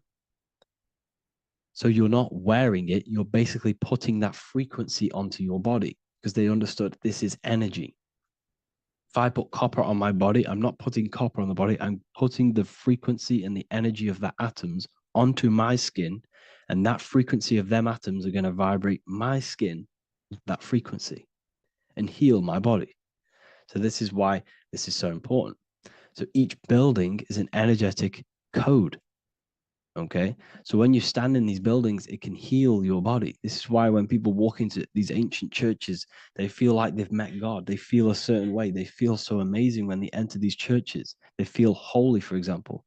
It's not because God's there. It's not because these man in the sky dwells in these holy places. It's because the energy of these buildings affect our consciousness. They increase your energy. They raise your vibration. They heal your body. They heal your cells. They imprint the water in your body, especially with these stained glass windows. Like I went a bit on a tangent there, but these stained glass windows were encoded. Well, they use different gemstones, different lights, different colors. And when the sun would shine through this window, well, what's the sun? The sun is light. Light is energy. The sun's light would go through this filter of the window, of the crystals and the different gemstones and the different colors, and the sun's light would be encoded, imprinted with these crystals, with these colors and these natural glasses, which have healing energetic principles, and when you are inside that building, the sun's encoded energy of the window would be imprinted into your body, into your energy field, and it will heal your energy field, and it would heal your body, your cells on a cellular level. Because your body is what? 60 to 70 to 80, some people say 80% water. And water is encoded with vibration. If you say certain things into water, it gives it a specific geometric pattern, like I broke down in the beginning. If you say love to a water and then freeze it, it will go to this. If you say hate, it will go to a distorted pattern. So when you are in these buildings, you're being imprinted by the energetic codes of these buildings, the energetic principles of the windows, of the structure itself. The ancients never used to build in squares. Their buildings, their insides were never square rooms because they understood squares trap energy. They always had pointed roofs so energy can escape. So there's many little things that we need to look into geometry. For example, when you see magicians, when you look at ancient magic, why do they stand in circles with different geometric patterns? They use different geometric shapes. Why? Because shapes are energy. They hold specific energy. So when the magician stands in a circle with a pentacle, they're working with the energy of that pentacle. You can work with different energies based upon the different geometric shapes that you draw. And you can use this in your structure, in your architecture, in your work, and it can influence everything. So this is the true geometry.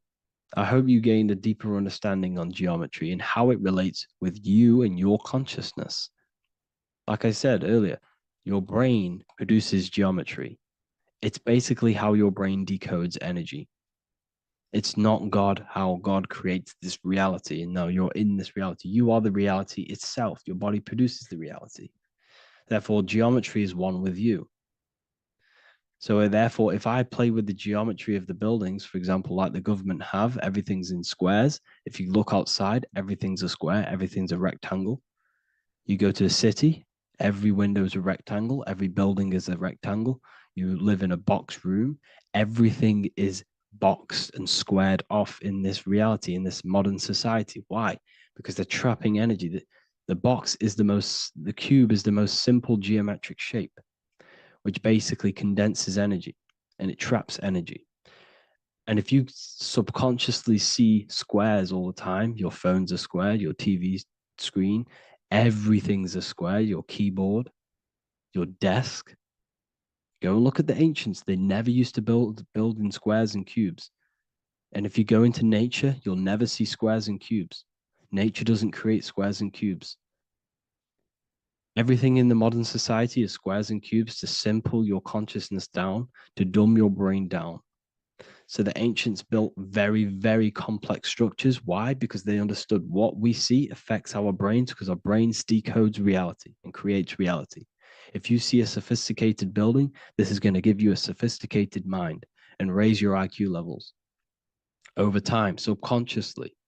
I'm not saying if you look at this building, you're going to become smart. I'm saying if every single building in your environment, ment is mind, mental, every single building in your environment was this complex and complicated, it would increase your IQ on a subconscious level. It'd make you more complex, make you more intelligent. So they've dumbed everything down. They've dulled everything down. Look at everything. Everything is being dulled down. So anyways, I hope you all gained a better understanding on this. If you want to gain more occult knowledge and esoteric knowledge, make sure to read the Book of Wisdom, Volume 2. If you're inside the university, you can get this book for free.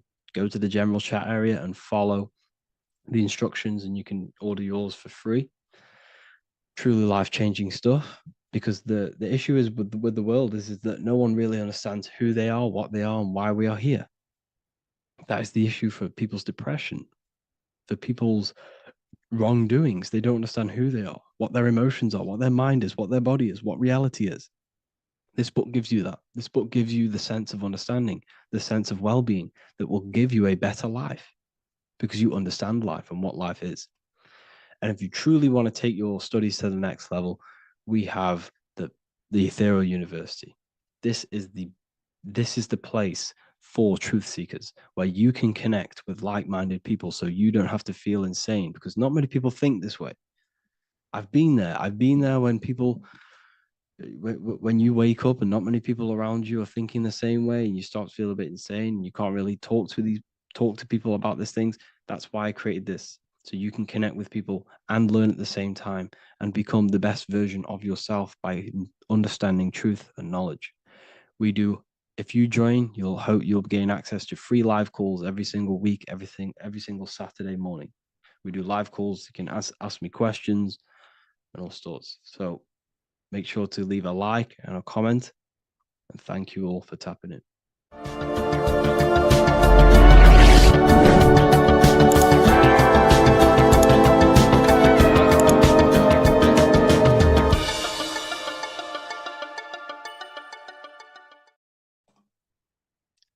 So this is known as the bag of the gods.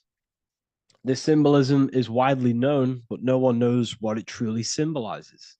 We see this in ancient Sumerian artwork. We see this in the Mayans' artwork. We always see this bag with the gods. What does this actually represent?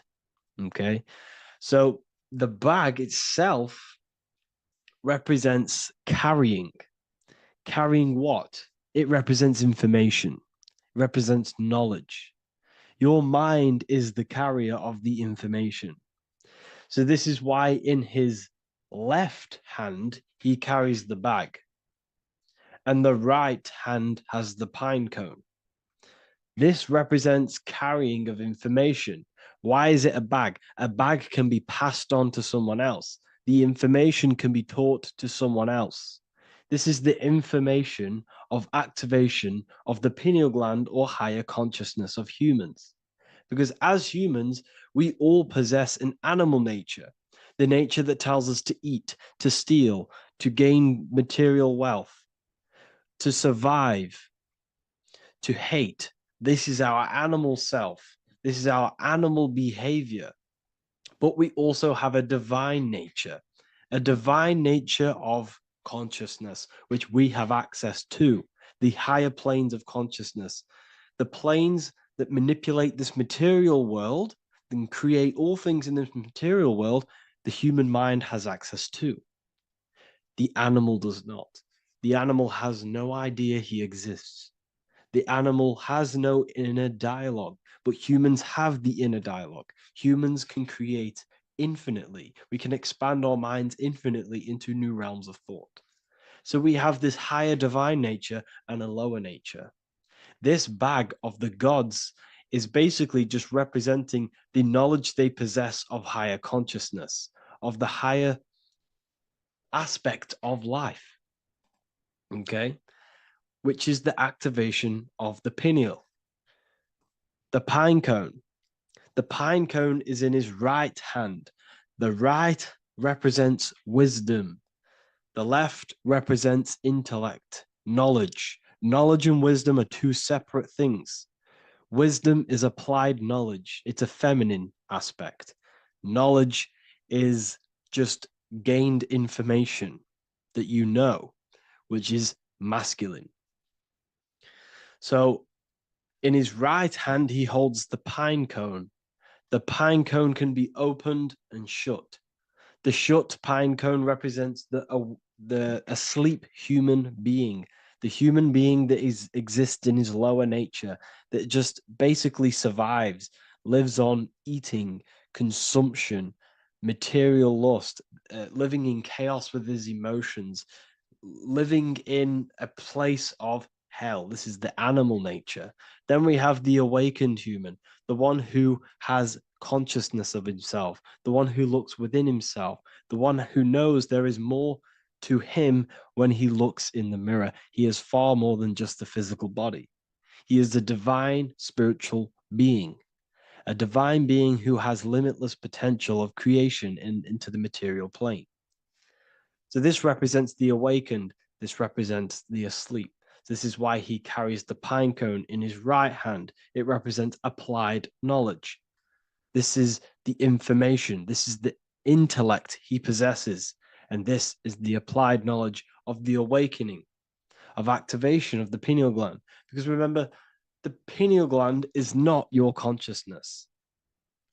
The pine, pin, pineals, the same root word.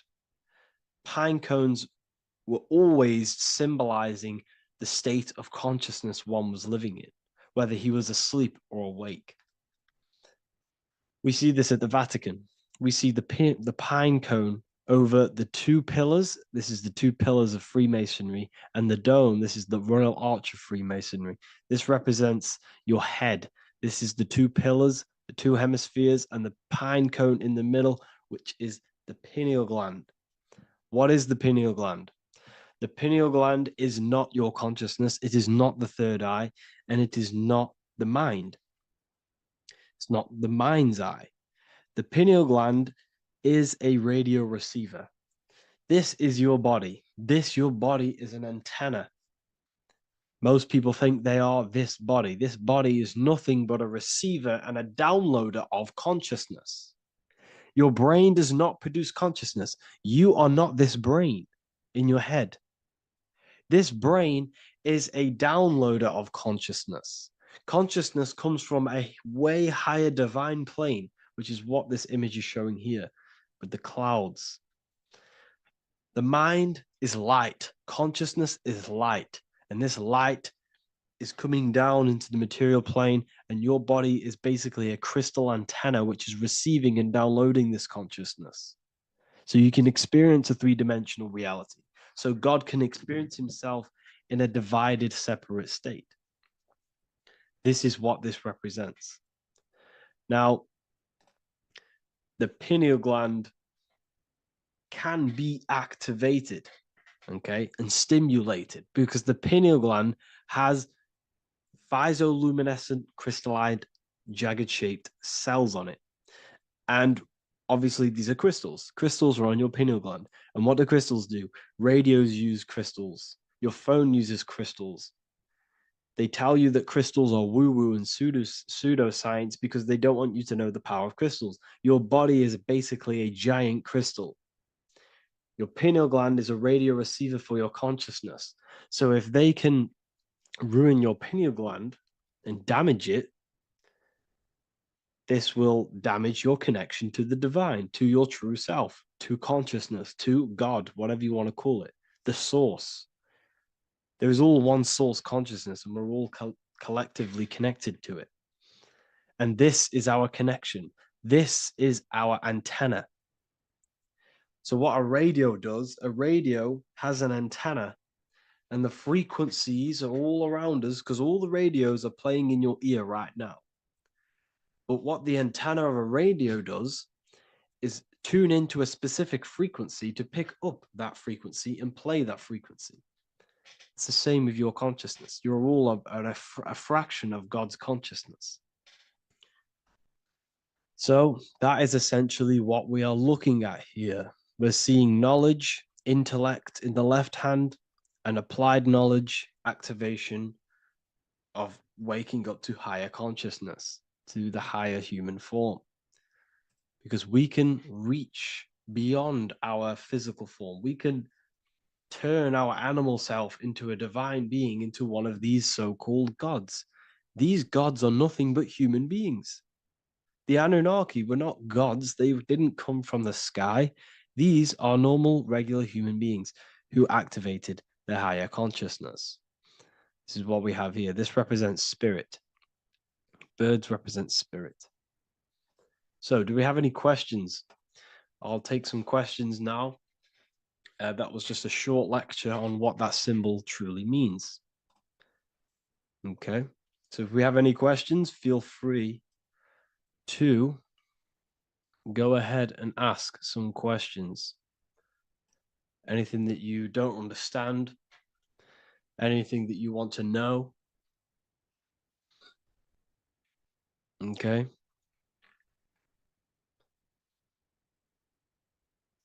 So base reality would be where source resides. Yes, the base reality is your consciousness. Are these lectures available in the university?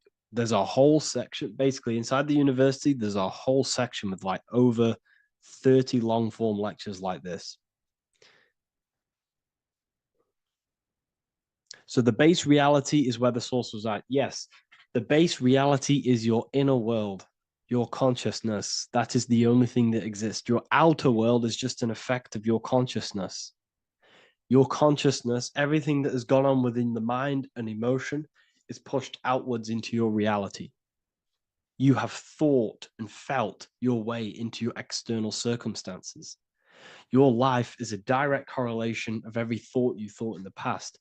Therefore, your inner world of consciousness is creating and molding your outer world.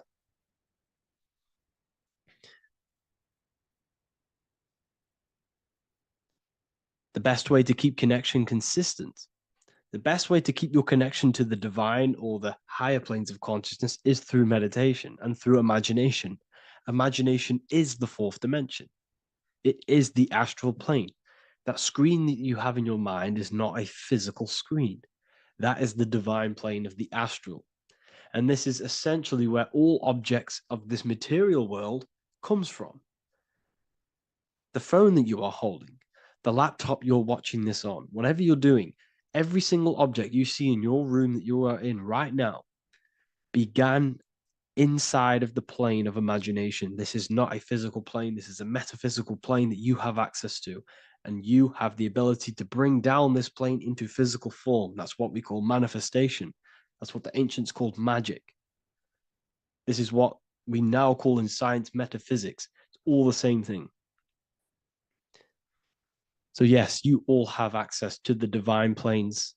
Unlike animals, this is why humans are so advanced.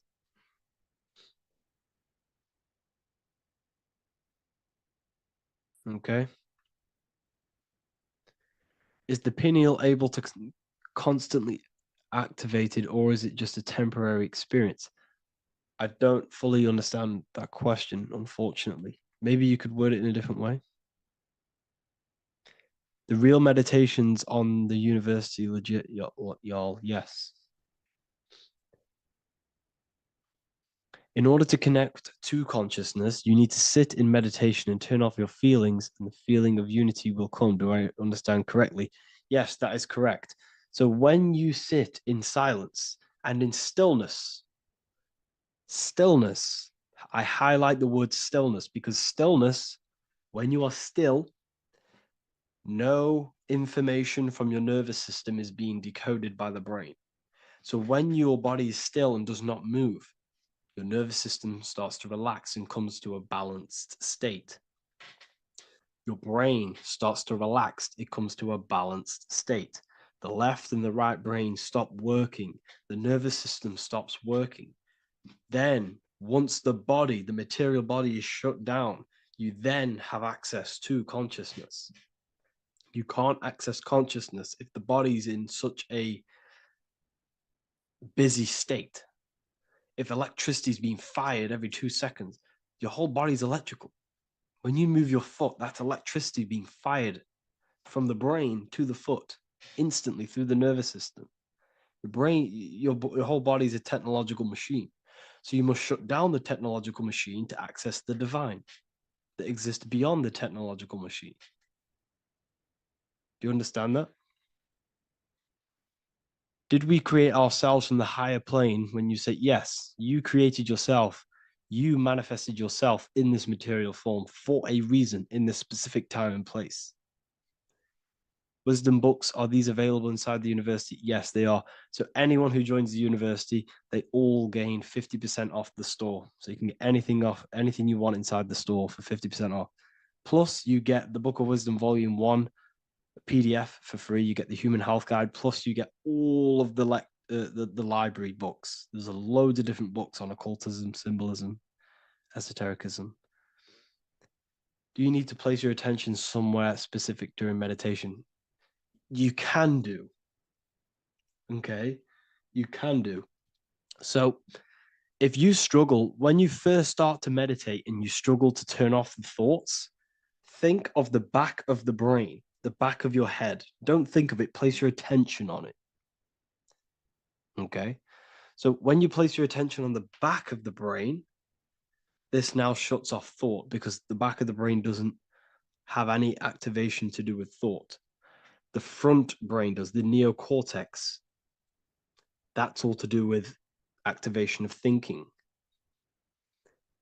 So place your attention on either the back of the brain or your breath.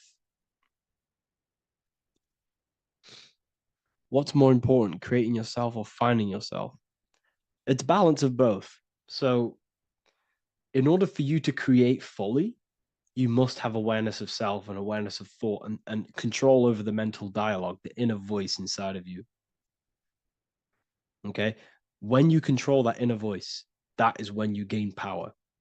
That inner voice is what brings commands into physical reality. Before you kick a football, there is a change in consciousness. There's a decision made in consciousness before the body takes the action. Therefore, every physical manifestation is a change of inner consciousness before it's a physical reality. You can have the reality you want through consciousness before physically having it. That's the secret to creating. But you must believe it like you know the sun is going to rise in the morning. That's how much you should know that you have that reality in consciousness through feeling and thought and imagination. And that's how you can truly create in your reality. Shrooms help with consciousness or ego. I can't really talk about that because I'm maybe uploading this to YouTube, unfortunately. But we need to clean our pineal gland first from calcification. Yes, definitely. You should go on a detox the body. Because you can't really connect with consciousness if your body is in such a dirty state. Because the brain is, your nervous system is in a state of fight or flight, trying to fight off all these toxins. So when you meditate, you're probably going to be having thoughts all the time because your brain's firing, your nervous system's being attacked through toxins. So you must detox to have a true connection with the divine. Your diet plays a big role in your spirituality and mentality. What is the most optimal food for pure consciousness? Fruits and vegetables. They possess consciousness.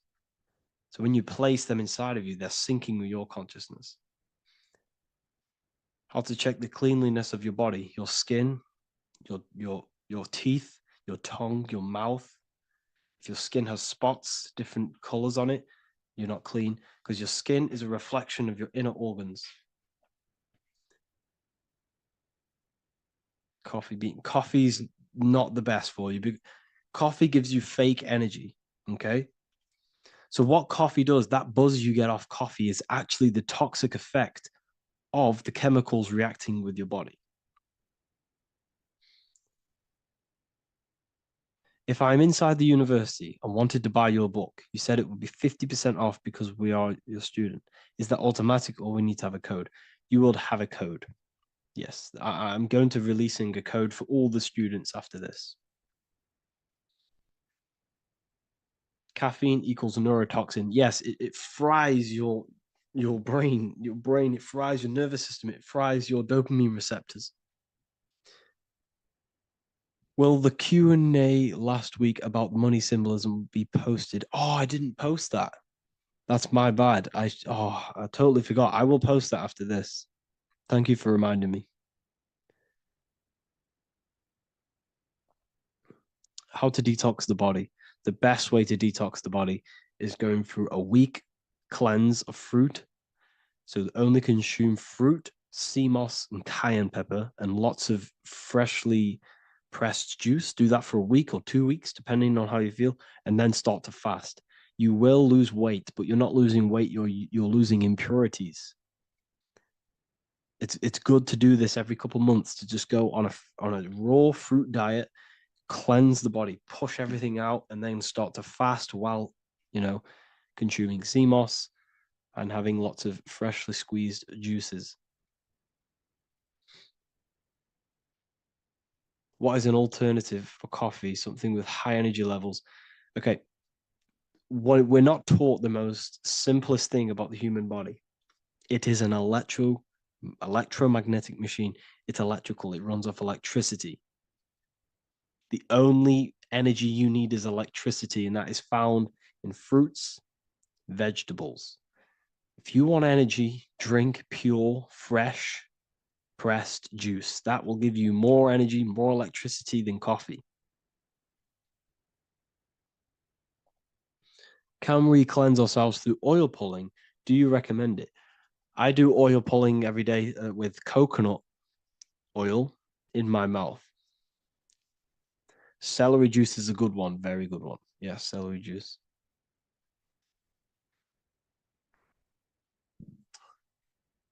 Any more questions? What kind of music do you listen to when lifting? For me, rap, hip hop push me work harder, but I know it's terrible for my subconscious. Yes, very. At least you're aware of it. You should be definitely try and stay away from the hip hop music. Try and stay away from anything that's talking about anything negative because it's all programming your subconscious. And your belief system is your reality, people. Your belief system is your reality. Okay? So look after your subconscious. That's what's controlling your actions. 90% of your actions on a daily basis are controlled through your subconscious beliefs. Okay? I listen to a lot of Pastel Ghost. I listen to a lot of... Let me get my playlist up. It's all like background music for TikTok. Do you know what I mean? Like Pastel Ghost. That's mainly what I listen to. That sort of music. I don't know what it's kind of called. I don't know what that genre is called. Does anyone know what that genre is actually called? Because there's not much words in it. The reason I listen to it is because there's not much words in it. And, it helps the subconscious. And I just love that music.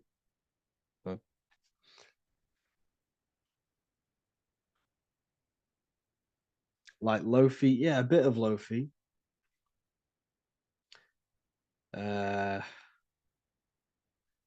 Most people won't even know this type of music.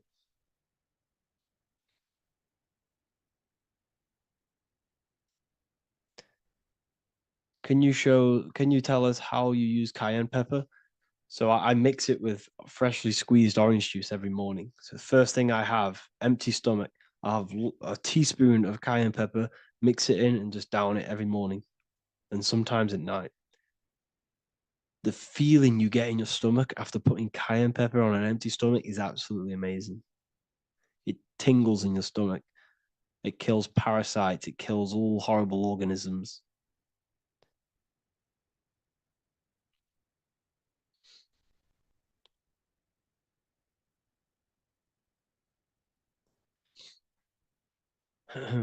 Mix it with hot water. Yes, hot water and key lime water. That I bet that's powerful. If you mixed warm water with key lime with cayenne pepper in first thing in the morning, I can imagine how powerful that is. I've never done that, but I'm going to try that. Do you use sea salt? I don't know what to think about sea salt, to be honest. I try and stay away from it. I don't know whether it's good, don't know whether it's bad. I'm kind of mixed on it. Mixed information. I've heard people have benefits. I've heard other people say stay away from it. So I don't know. I just stay away from it. I'm not too sure on it.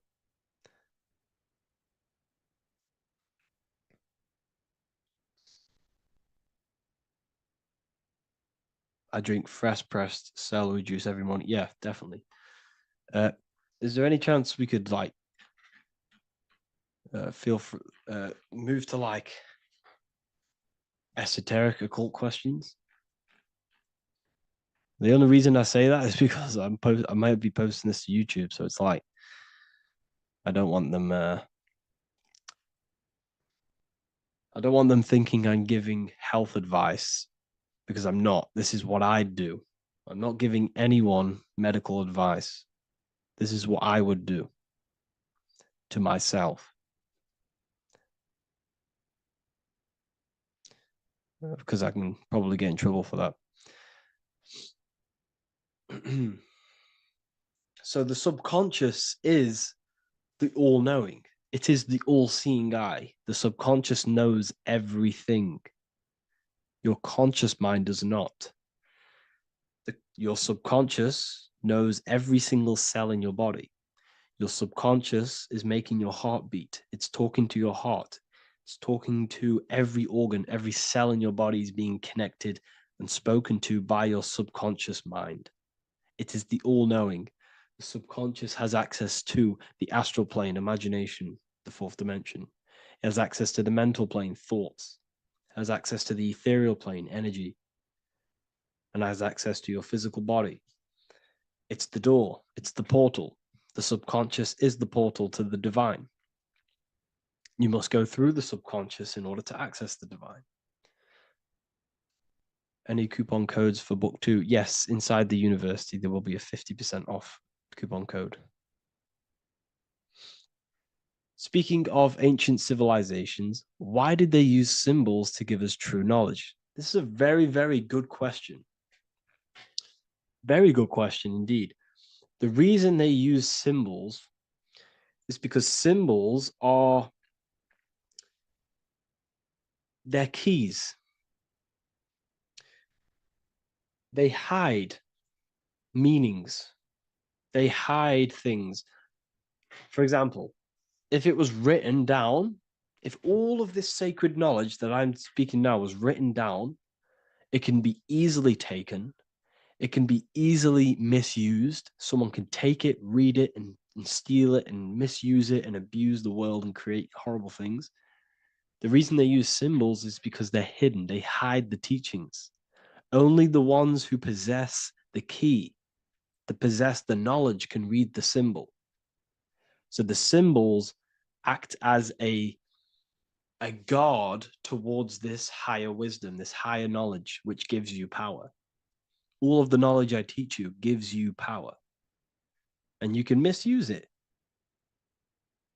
You can misuse your imagination. You have no clue, unless you've put this into action, how powerful your inner consciousness is. You can become a Okay, listen. If you hate your job, it's not the job that you hate. Think about it. It's not the job that you hate. The hate is coming from your inner consciousness. It's the state of consciousness that you hate. So what does that tell you? You can change that inner consciousness to another reality, the feeling of another reality. You can become that consciousness within before you actually externally have it. And by becoming and knowing that reality, that's what produces effect on shaping your outer world. When you really, truly know that reality inside of you, of being free, of being wealthy, of having abundance, your outer world has no other choice but to rearrange itself to your new inner state of consciousness. That's what magic is. It's manipulating your inner state of consciousness. It's convincing yourself that you already have it. Not believing it, knowing it. Okay? Knowing is different than believing. Believing is a lie. You should know thyself. Okay? So we can say that human overpopulation is intentional.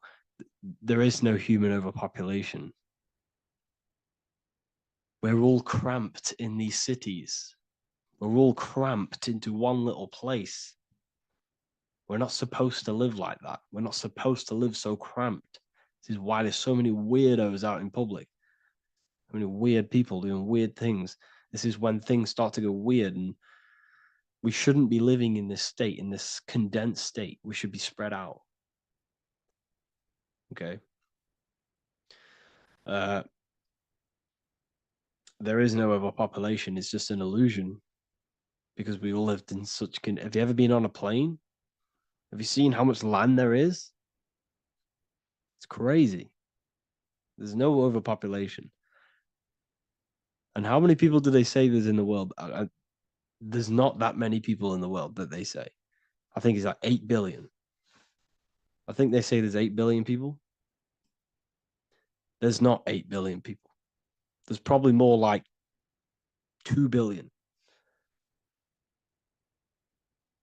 And the reason I say that is because I have a friend who only has like 300K followers. That's a lot of followers, okay? And he gets recognized everywhere he goes. And he's into all this stuff. And he says, listen, the population is definitely not 8 billion or whatever they say. I think it's like a couple billion.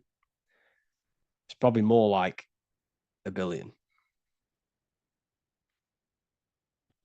How to properly manifest intentions. Thought, emotion, and imagination are the key. You must know that you have that reality. Don't believe it. Become that reality within your consciousness. All day long, as much as possible. Feel it. Imagine it. Say it. And have zero doubt. How to have zero doubt. You can't, well, okay, so the doubt, that little voice that will seep into your mind saying, you can't do that. You can't do this. That's your old voice of your subconscious program. Listen, the reason why most people fail in life is because they have trained their subconscious that they will fail. They have told and believed that they will fail.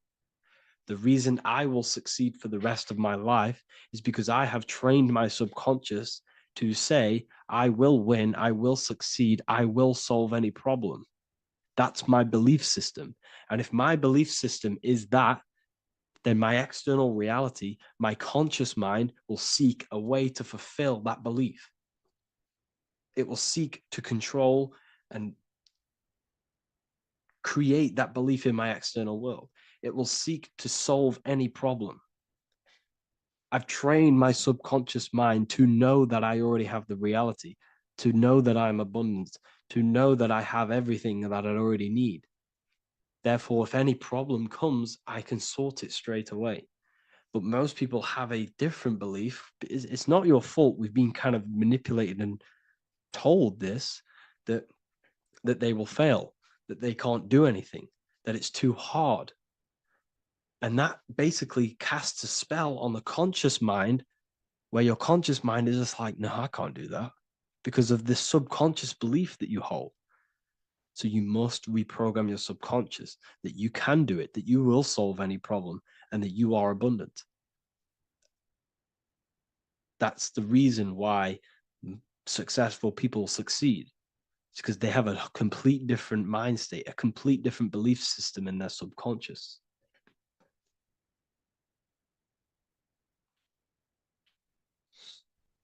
Do you offer mentoring? Yes, I do offer mentoring, but it's mainly for people who want to grow their online presence,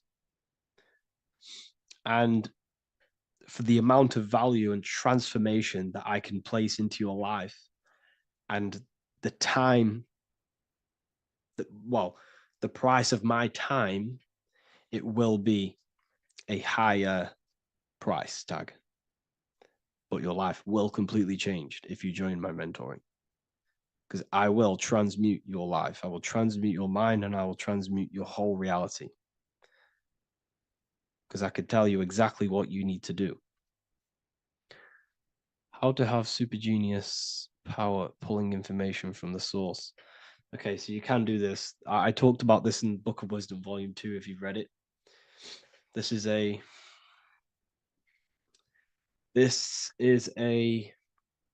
technique that Albert Einstein used. This is a technique that Thomas Edison used. This is a technique that all of the ancient geniuses have used.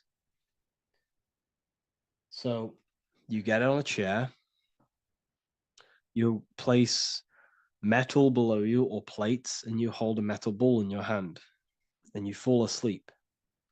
And every time you fall asleep on the chair, you're going to drop the ball, because your body will become unconscious, and you will basically drop the ball, and it will wake you up because it's going to hit and make a loud bang on the plate. And every time you go to sleep, basically what this is actually doing is shifting your consciousness from conscious into the subconscious. So from physical into the astral. Your consciousness is shifting between these two planes. And as you do this, you can bring down great ideas from these higher planes. So when you fall asleep, have an intention. And when you fall asleep, you'll drop the ball. And when you wake back up, you'll have an idea and you just got to write it down.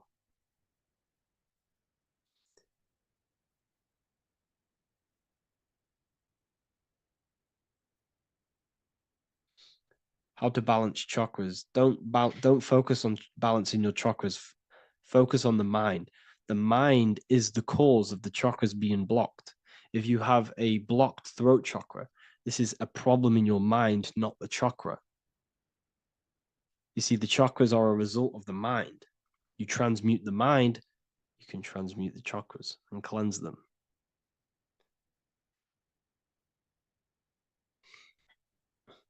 So was Jesus a real man that walked?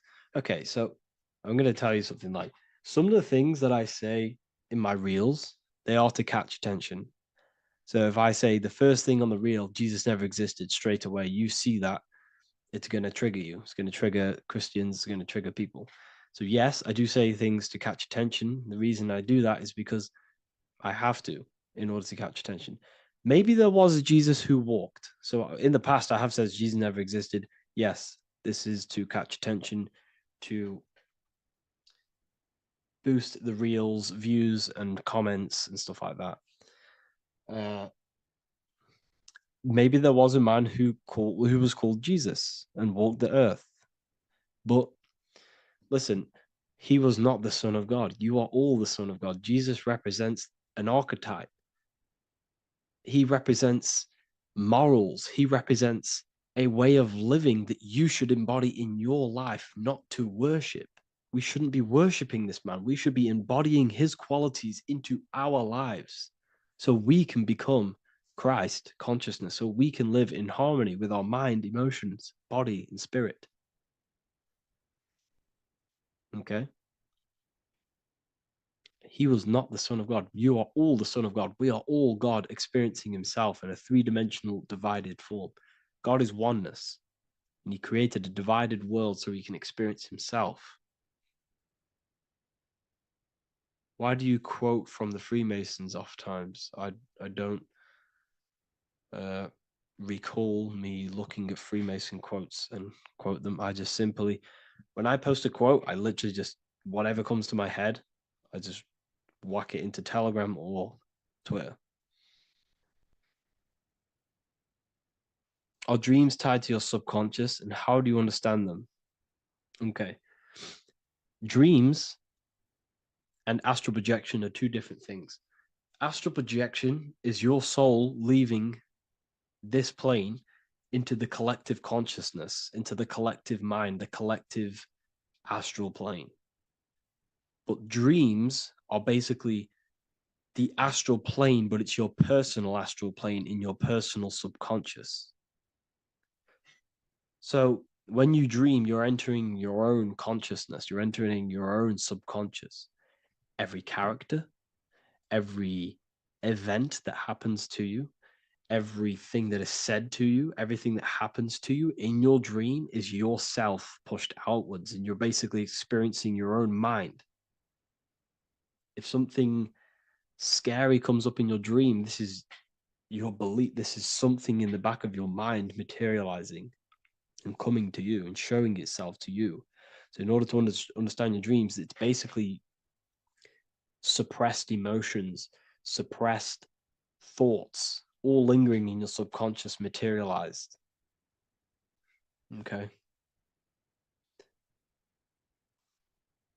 A few months ago, I'd have concurrent dreams of getting in a car crash that lasted for months. Then one day out of nowhere, I got into a really bad accident, and that low-key bugged me out. I didn't know if my mind was trying to warn me or what. You can explain that. Okay. If you are having dreams about having a car crash, This is a belief. Okay, so let me tell you something. Let's say you're a drug dealer, okay? And you live in fear every single day of the police coming to you. This dealer every day is worried, he's scared, and he lives in fear of the police getting him. He was believing it. This fear, this emotion he was feeling on a regular basis, repetition, and the emotion is basically impressing your subconscious. It's impressed his subconscious that deeply that he now believes it. It's now become a belief. So one day the dealer gets caught and he goes to prison. Let me tell you something. He placed himself there because he created a program, a belief in his subconscious of the police. And his external reality is now in a prison cell. But that prison cell is just an external manifestation of the prison cell of fear he installed in his subconscious mind. The four walls he's now trapped in is just basically an externalization of his own belief system that he created through consciousness, through the subconscious. If you embedded your belief that you will be in a car crash, you will be in a car crash. He placed himself there. He materialized that reality through the thought, through the emotion, through the belief. He put himself there. You see? So if you were having dreams, this was maybe, it could have been anything. You could have watched a program when you were a child about a car crash and that maybe scared you, or you saw a car crash when you were very young and that scared you and that impressed your subconscious. Then you had a dream about it. Then you started to believe it. And then one day, bang, it happens. That's the power of the subconscious mind. It holds control over you. It holds control over every aspect of your reality, of your being. So, I hope you all enjoyed this live. I'll see you all inside Ethereal University. I'll be posting another lecture this week. And yeah, let me hold on.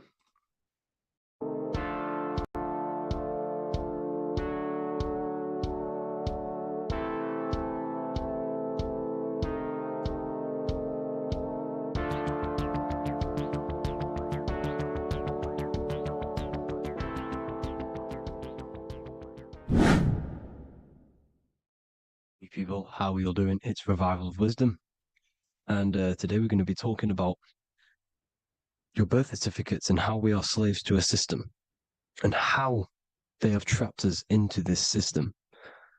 Okay, so the first thing you need to understand about this system is there are two types of laws. You have the law of water, which is Admiralty law, and the law of the land. So the Admiralty law is the law of water, and this is what money is. Money is water. This is why we say liquidity, currency, the current. A current is water, something moving through something. Cash flow. And this is why banks are called banks, because a river bank is on either side of the water and it directs the currency. You see? So money is water. And as you can see here, Ripple, the cryptocurrency, Ripple, water Ripple, and they're building a bridge over water, overseas, international banking with cryptocurrency. So money is water. And this has specific laws about water, but water is the same everywhere, you see. What the difference is with the law of the land is that you can have different laws in different lands. I can't do certain things in the UK that people can do in America, for example. You see, that's the law of the land, but the law of water is the same because water is everywhere. Now, this is very important to understand when it comes to, these birth certificates. So, Pope Gregory, this is where we're going to start off. Pope Gregory in 1582 took the Orthodox Eastern sunrise calendar and changed it to his own Gregorian timeline, not a calendar, a timeline. This timeline was copyrighted by Pope Gregory under the name of the Vatican. So the Vatican owns the timeline that we are using today, 2023. They own it. They own the title of this Gregorian calendar. Okay. Therefore, anyone who is born under this copyrighted timeline, not calendar, they are subjected to Rome because Rome owns the timeline. They have a patent, a copyright for that timeline. What is on our birth certificates? That timeline. We are born underneath, we are subjected to the Vatican. This is why all birth certificates go to the Vatican. They own every single birth certificate. Okay? So when we use this timeline, we are subjecting ourselves to this timeline. Okay? Which the Vatican has a claim over. This calendar or timeline is set to sunset, not the sunrise, which is associated with death, darkness, and the moon, lunatics. You see, so this is a sunset calendar timeline. Okay, this is now, they've changed a couple things, right? They say that the new year is January the 1st. Okay, when we know this is in winter. January is winter, which is associated with darkness, death, the death of nature.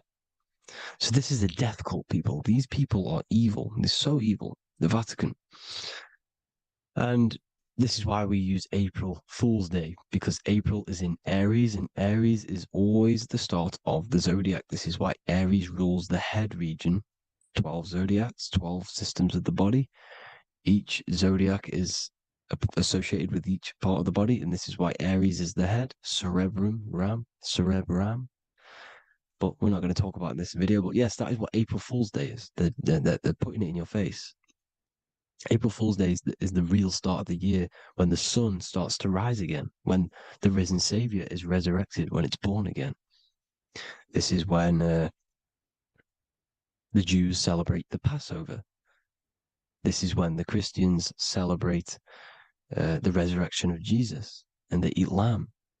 The Jews eat lamb because we're in Aries, the new year. The sun is now born again, our risen Savior, the light of the world. So yes, this is what April Fool's Day is. It's the first day of the year, which they changed. Pope Gregory changed. So you need to understand is that you are in the womb. You are inside of a ship, because every ship, literally a ship, every ship is female. This is why they say she delivers the product, because she does deliver the product. You, the baby. Same thing with a ship. They deliver products. They are a she. And when they pull up to the bay, like you can see on this picture, they're pulling up to the bay. This is now called the birth canal. The ship is now in birth on paper. Okay, this is law. And when they pull up, they tie up to the bay, and now they get a certificate of manifest certifying all of the products which are on the ship and what they are bringing into that nation. Okay, so you're bringing in this many of that, everything's on the certificate of manifest. And this certificate as manifest is also your birth certificate, because you are traveling through water when you are in the birth canal of your mother, because you are in water when you are in the womb. And you travel through the birth canal, and when you arrive, you get a certificate of manifest with the name, how many, the quantity, that's your birth certificate. Okay. And this is what it is. We are a we're not a corporation, but we represent a corporation, which is your name in full capital letters. That is your corporation. You cannot physically tax a body, but you can tax a corporation. This is why we get charged. This is why we get taxed.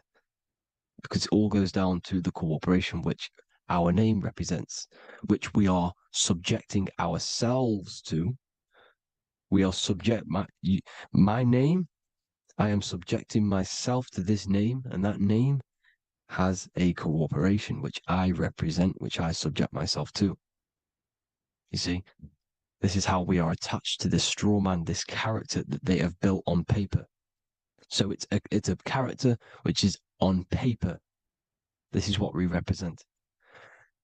So when the woman gives birth, she delivers the baby, and then she has another substance. Now I'm going to break down how they attach this name to us, how they do it. Okay. Our mother is carrying us the product in the womb, the water. And it goes, for example, it goes from the United Kingdom into a state-owned, corporate, federal-owned hospital, which is government-owned. She does not declare the package when she enters the building. Aha, so keep that in mind. When she delivers the package in the federal territory, she does not declare the package either when she leaves. Therefore, there is no evidence that we exist when we arrive. On paper. On paper, there is no evidence that we came into the building or left the building. We have not been declared. So we do not exist on paper at this point. When the woman gives birth, she delivers the baby, and then she has another substance, which is called the afterbirth material. Okay? This afterbirth material has the same DNA as our physical body, with the body, mind, and spirit. Okay? This is how they get this cooperation. Hold on. The afterbirth material does not get claimed by the mother nor anyone. Therefore, they salvage that substance because we are under the Vatican. Every state is all Catholic. Your birth certificate is Catholic. No matter what religion you think you are, every single birth certificate is Catholic because we are subjected to Rome. All roads lead to Rome. Rome runs all of this. Okay? We're still under the Roman Empire. Okay, so Rome are Catholic and they believe in salvation. This is how religion comes into this. This is how they use religion to get this. So they salvage the afterbirth material and they claim it and they salvage it and give it and charge it to Rome. And they give it a name. Here's the legal term, born alive. Here's what it says. Each product of such birth is considered live, born, and fully recognized as a human person. So each product of such birth, so that could be anything, the afterbirth, the person who actually comes out, the baby. So your afterbirth, which we do not take with us, we take the baby with us, they keep that in the hospital, they collect the afterbirth, and they salvage it, and they give it the name, which, it is us. We are a representative to that afterbirth material, which they put the name on, they claimed, which is subject to Rome. So we are walking around our whole lives as a representative to that claimed, salvaged afterbirth material, which the federal state have. Okay? We are under the Catholic Church, Vatican. Therefore, the afterbirth material is a child of God. See? On paper, therefore, they believe in salvation and salvage the afterbirth material. This material has no mother or father. The state pick it up. It becomes a war to the courts and gets charged to the state. So we are a representative to that character they salvaged because it is the exact same DNA as you. Subject is the name or the title, and the matter is the physical aspect left behind in the hospital, which represents us. You see? So now we're moving on to Unum Sanctum. Unum Sanctum was in 1302, a very, very important year. Very important year. Unum Sanctum says this is basically how they claim everyone in the world. So the Vatican had all this power, all this gold, all these people under them. They need to get a claim for them so then they can rule over them and make them slaves. So what they did, they created unum sanctum. Pope Boniface VIII did this. And it says, the spiritual man judges of all things, and he himself is judged by no man. The spiritual man, keep that in mind, unless he invent like Manichaeus, two beginnings, which is false and judged by heretical, since according to the testimony of Moses, it is not in the beginnings, but in the beginning that God created heaven and earth. Furthermore, we declare, we proclaim, we define that it is absolutely necessary for salvation that every human creature to be subjected to the Roman pontiff. So they are claiming us in unum sanctum, and it's in the vaults in the Vatican. They will put a spell on it because they are sorcerers, they are magicians. They put a spell on it, they lock it up, and whatever goes on that piece of paper goes. And this unum sanctum is claiming all of us. So what does it say in the beginning? The spiritual man judges of all things, and he himself is judged by no man. The spiritual man, the man with the body, mind, and soul, the first baby that comes out the birth canal. That's you, your body, you, body, mind, and soul. You have the Christ, which is I am, which is grace. Grace means here now, in the present. You have the Christ, which means I am. Therefore, you have a soul. If you can say I am, you have the Christ. You have a soul. But a creature can be anything with no soul. You see, so no man can judge the man with the soul. However, as it says in the second part, we proclaim, we define that it's absolutely necessary for salvation that every human creature to be subject to the Roman pontiff. So they are subjecting the afterbirth, not the man with the body, mind, and soul, but the afterbirth to the Roman pontiff, to the Roman Catholic Church. We are the ones who are claiming to be the afterbirth material, which is our birth certificate, which is our representative. We represent that because it is our DNA. This is how we are stuck. We are stuck because we represent this DNA, which is on paper, recorded. You see? So we, being untaught, uneducated in these subjects, we are subjecting ourselves to this system, to this slavery, because we just want to live. We just want to live happily, just peaceful. Think about it. Where's all this coming from? Where's all this war, all this killing, deaths coming from? We just want to live. It's coming from the Catholic Church, these evil death cult, which has subjected us, which has used us as slaves, and we are still slaves, and it's just going to get worse and worse and worse. So this is how we have subjected ourselves to be the slaves to this system. It's a lot to take in, and there's a lot more deeper stuff which goes into this. I'm just going over the surface. I'm going quite deep, but there is little details that I still need to learn myself. But this is the general how that we've been stuck to this slave system. So we are batteries, okay? This is why we get charged. When you go in a court, you get charged, okay? Because you're a biological battery. This is why cities look like motherboards, because we are feeding energy to this matrix.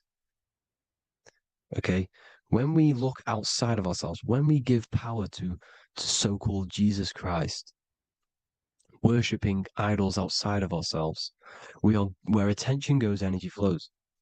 We are feeding the matrix with energy.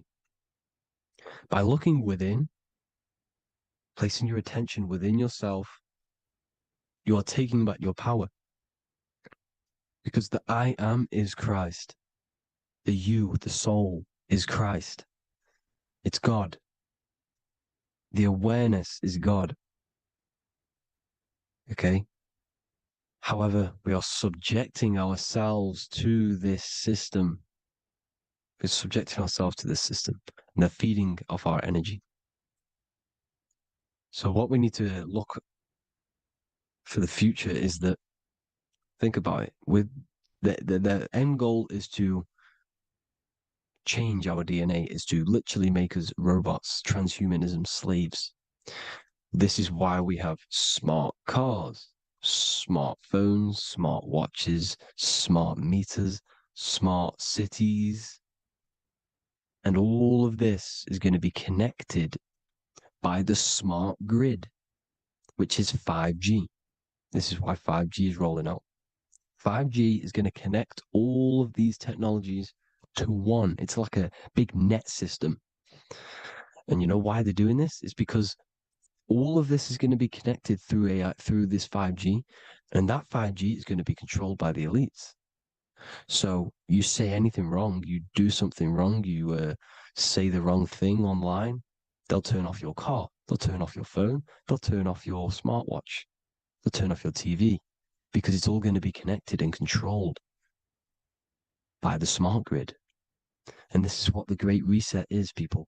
But they're going to trap us inside of these 15-minute smart cities, so we can't leave the area, because they're going to use climate change as a tool to enslave us to not travel because of so-called climate change and the fumes that we are putting into the air, which is all BS. They're doing this to push these new cities, to push all of it. But listen, they're trying to get inside of your body. The only way they can do that is to get you addicted and using this technology. First, they got on the body with the smartphone. Well, first of all, we use the technology. We get used to it with it in our hand. The next step for them was to get on the body, which is the Apple Watch, as you see down here. They have now successfully got onto the body. The next thing is to get inside of the body. This is the brain chip.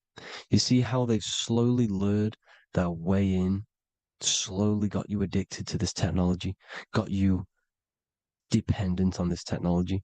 And what they're going to do is that they're going to mold society to be dependent on the brain chip. So in order, for example, if you want to go and pay for food, you're going to have to get a chip to pay for the food, because it's all going to be digital money. And that digital money will be connected to the chip, and you'll need the chip to pay for things. You see? So this is how they're slowly transhumanizing us. These phones, these apps, these things which are all which are all using, was created by Freemasons. Mason means traveler, because they travel the depths of the mind. They understand human consciousness. They understand the brain. They understand the mind. By the deepest root cause, they understand it. This is what Masonry is. It's the occult. So these technologies is designed by these people. This is why they're so addictive, because they understand how it works. They understand how to get people addicted, because they understand human consciousness, the brain, the body, and the mind. So this is the advantage Freemasons have over us. And these secret societies, which have gone through the orders of Freemasonry and progressed onto these secret societies, which are the evil side, because I'm not saying Freemasonry is evil, okay? But the societies which they go beyond Freemasonry, because you can go beyond the 33rd degree into these secret societies, and they use this knowledge for the bad, to enslave people. And this is what's going to happen. Transhumanism. So I hope you all learned some insight for today. Please do a bit more research on, the birth certificate and stuff like that, the straw man. And have an amazing day, people. Please like, comment, and subscribe. Peace.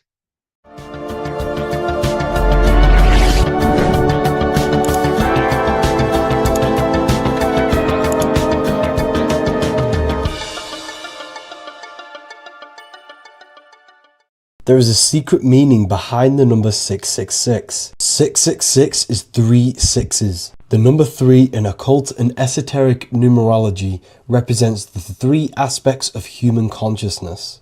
We see this symbolism in the all-seeing eye with the light and the triangle. The triangle is the number 3, the eye represents consciousness, observation, and the light represents the light of consciousness, because consciousness is pure light. The 3 aspects of our consciousness is thoughts, emotions, and actions. Every thought creates a feeling, and the feeling creates the action.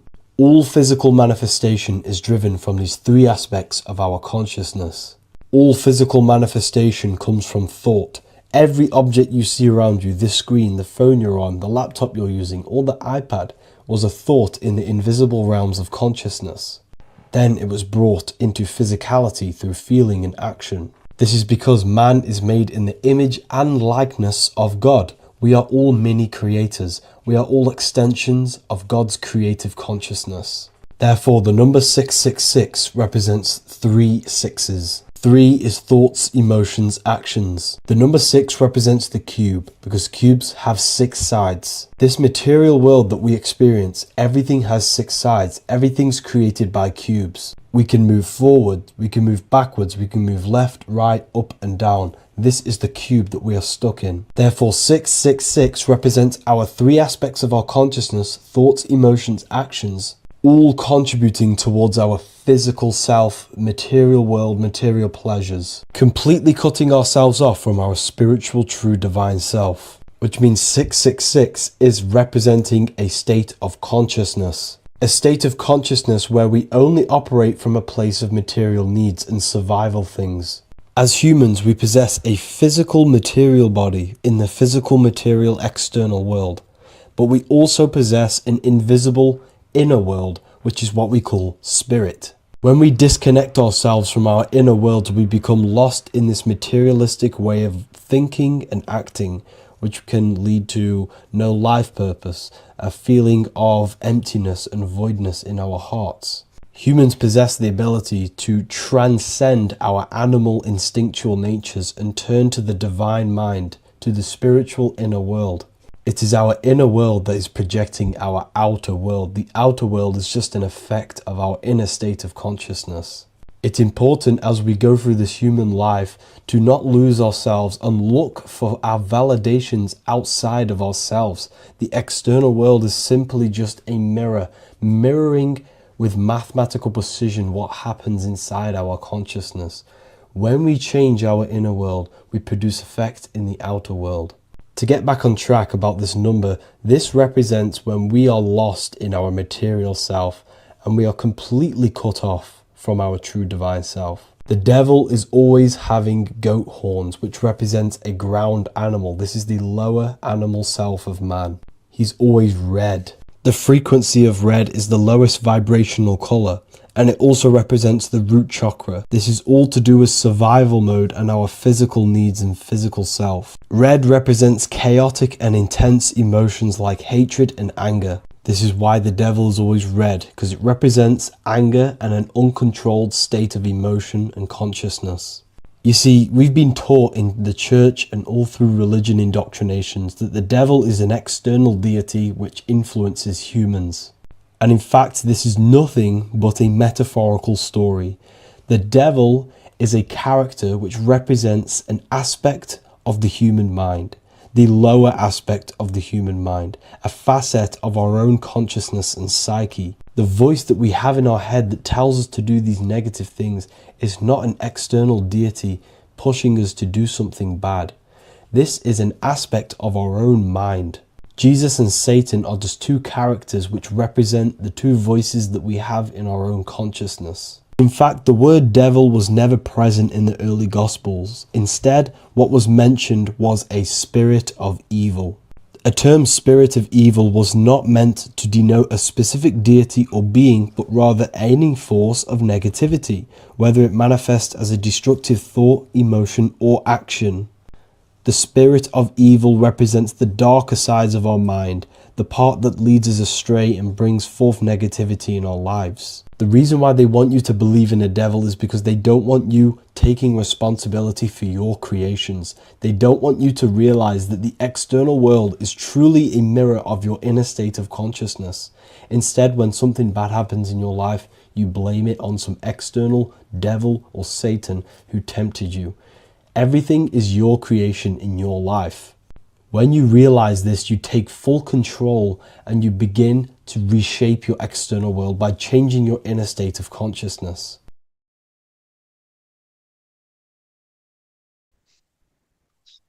Matthew 21:1, Jesus went into the temple of God. Corinthians 3:16, do you not know that you are the temple of God? Now what is this telling you? That God is within you. Hence why in Luke 21:12 it tells you the kingdom of God is within you. And the side of your head region is called a temple for a reason. Because the brain encapsulates the mind. The brain is a physical manifestation of the mind. The heart is a physical manifestation of emotion. So we have these different layers of our consciousness. We have an intellectual, communicative aspect of our consciousness, which we would call the mind. We have an emotional aspect of our consciousness, which is the heart. And to communicate with the divine, it's all to do with the mind. Hence why the ancients always symbolize the mind being God. This is why Michelangelo always placed God inside of the brain on top of Sistine Chapel in the middle of the Vatican. He understood that God is in the brain. God is within you, not outside of you. The church tells you that God is in the sky because they are creating a externalization of the truth to create a business and a distraction so that you don't find the divinity within you, so that you don't find your power.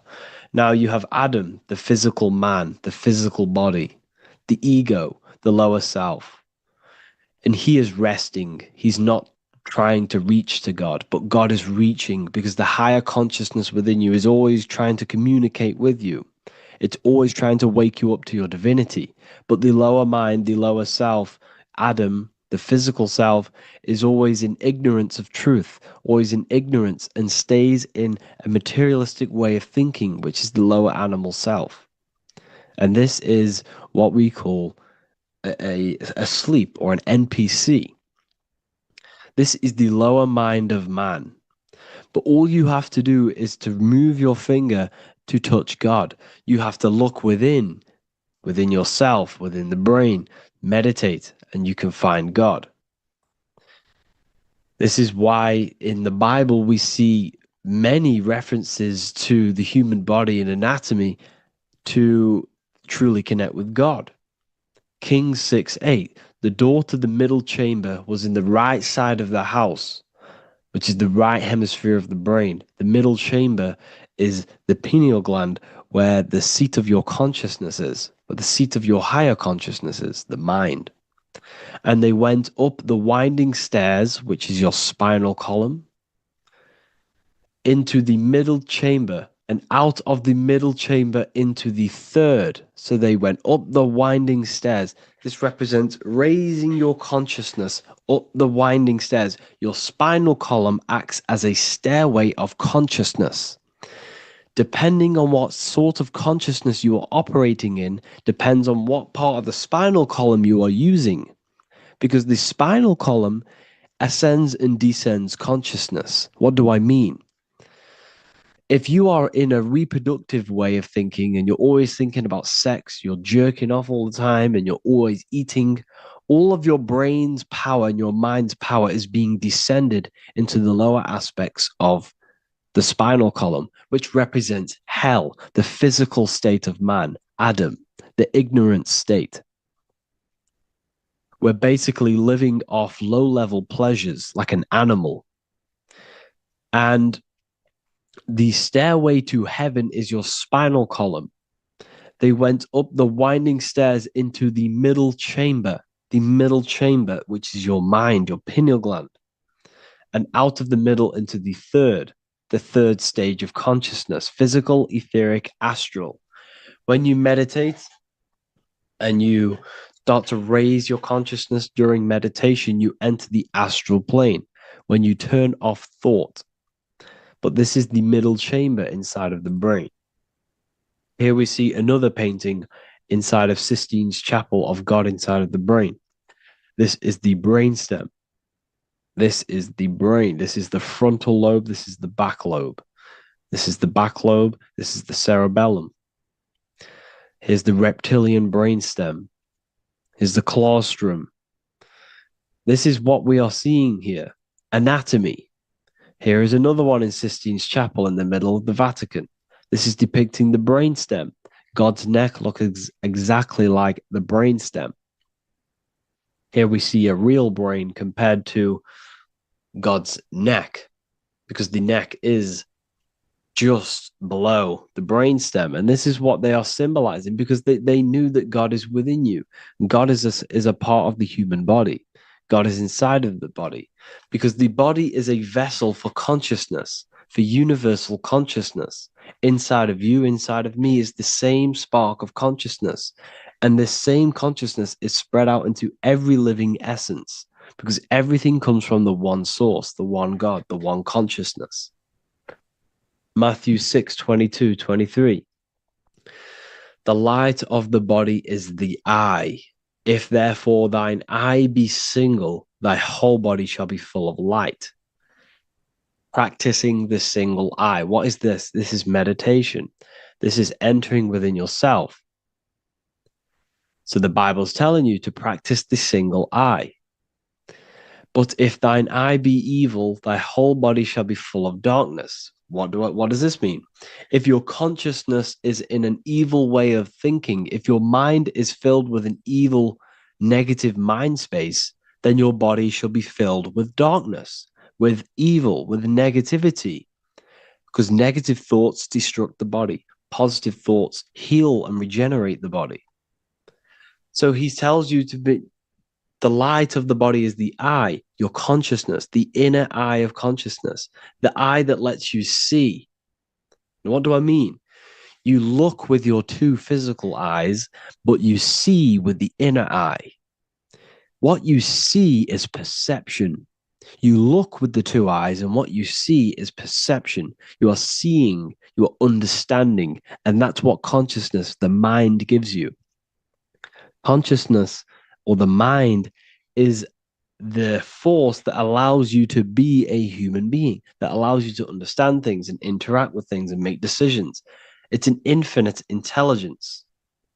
See, the mind is not the brain. This is a big confusion with people. Hence why the eye on top of the pyramid is separate from the bottom half of the pyramid, because the consciousness is separate from the body, the eye, the all-seeing eye. It represents the observer, the eye that sees into this body, into this world, into this. You are the perceiver. You are the invisible spirit within the body. Theologians 4:17. After that, we are still alive, and our left will be caught up together with them in the clouds to meet the Lord in the air. You don't meet the Lord in the physical air. Okay? This symbolism of the ancient Christian artwork is showing you this is symbolic. These things never happened. There's no man in the sky. Moses didn't go on a mountain to meet with God. The air represents the mind. This is why you say you're an airhead when someone's very stupid. Earth is your body. Water is your emotions. Fire is your spirit. Air is your mind, the invisible mind. So Anton Mengs, an ancient Christian art worker, is showing you anatomy of God in the clouds. But this is anatomy of the human body, raising yourself to the mind and turning the mind inwards on itself during meditation.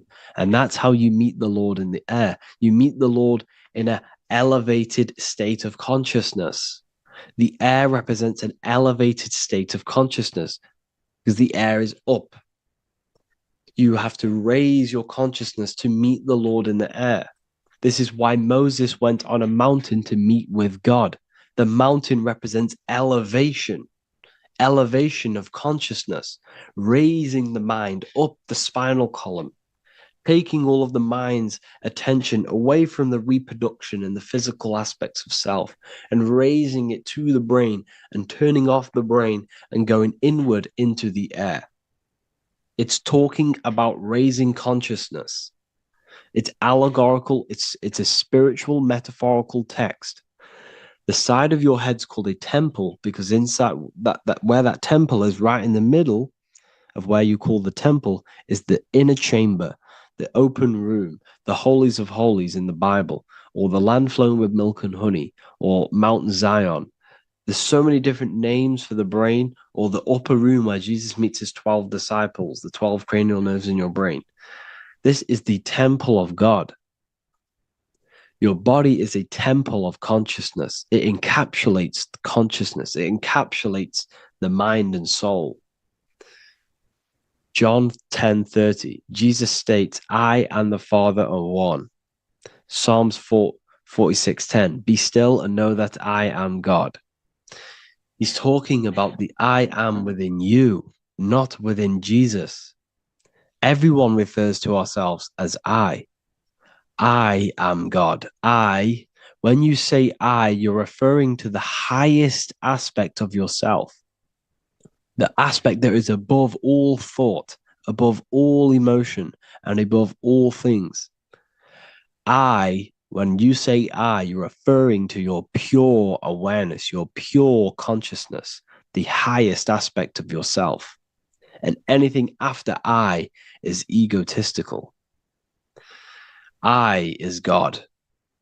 The letter I is the Roman numerals for one, because there is one God, one consciousness. The letter I is one line, just like the number one.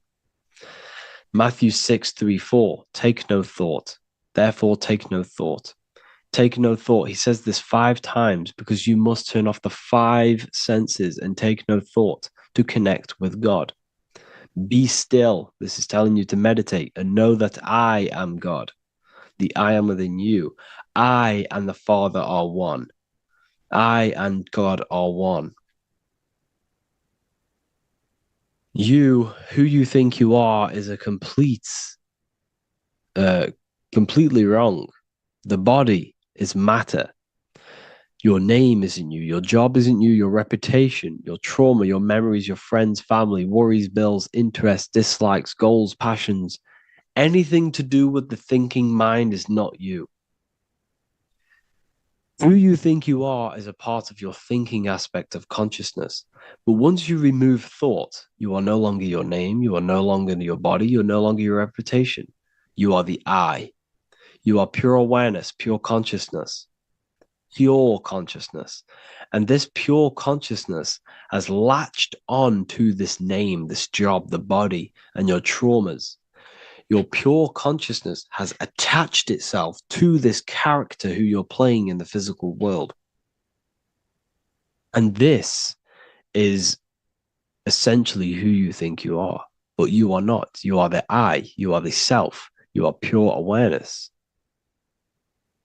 So in order for you to detach from these things, you must learn how to detach from your name, your job, your reputation. And you do this through meditation by turning off the thinking mind. Turning off the thinking mind allows other aspects of your consciousness to open up. What do I mean? Your whole life you've been thinking, and all of these thoughts has attached you to this physical body. You haven't allowed your consciousness to open up. And you can only do this by taking no thought. That's why Jesus tells you, take no thought. When you turn off the thinking mind, other aspects of your consciousness starts to open up. Other aspects of your being can open up. And this is how you astral project. This is how you do all these mystical things and things to do with consciousness. It's taking no thought. Imagination, emotions, thought, and memory are all to do with consciousness. These things are not physical. You can't touch thought. You can't touch emotions. You can't touch these things because they are not a physical thing. So you must turn off these things for other aspects of your consciousness to open up. Okay? So essentially, the Bible is a metaphorical, astrological, numerological, metaphysical, spiritual, encoded text that talks about human anatomy, spirituality, and the true nature of the human experience. Everything they would teach you in school is to make you think that you are this body. Everything they teach you in church is the externalization of the true teachings of Jesus. Jesus was telling you to meditate. Jesus was telling you to practice the single eye. Jesus was telling you to look within yourself and find God. He wasn't telling you to pray to him. Mark 16:19, he was taken up to heaven and sat at the right hand of God, the right hemisphere of your brain. John 21:6, cast the net onto the right hand side of the boat and ye shall find fish. Fish is understanding. The boat is your body, your brain. Cast your awareness into the right side of your brain and you will find understanding, because the right side of your brain is all to do with the creative aspect and the intuition and the spiritual sides of your consciousness. This is why God is here. This is why Michelangelo depicted God in the right hemisphere of your brain, because this is all human anatomy. And I speak about all of this in the brand new Book of Wisdom, Volume 2, which is now available. The start of the revolution has begun. This book is truly going to change the way people see the world. It's got so many more topics than the last one. It's truly a revolution. It's written in so much detail. It's very practical. I cannot wait to share this one with you. I just want to say thank you for the opportunity for me to create this book, because without you, I couldn't have created this. And I just love sharing my work with you. And I thank every single one of you for the support, the watch, like the views and the likes, everything, especially the people who have joined the university and stuff like that. And for people who have joined the university, you do get a free Book of Wisdom paperback if you just go to the general chat and follow the description, follow what the instructions that I gave you in the chat, and you'll be able to order a free Book of Wisdom if you are inside of the university. Plus, you get all of my other books, 2 books, and over 45 occult books on occult and esoteric things. You get lectures, live calls, a community, a manifestation mastery course, and a whole library and reoccurring updates every month, every week. So yeah, I hope you all enjoyed this video. Thank you all. Please leave a comment to help the algorithm, and leave a comment on what videos I should make. And yeah, I'll get to uploading on the YouTube a lot more now. The second book is now released. I have a lot more time on my hands. No longer using my energy to create the book. I'm now going to redirect this mental energy into the YouTube. So there will be a lot more content coming. So I need some content ideas. So feel free to comment some ideas, some YouTube videos that I can create. Thank you all, people. Have an amazing day.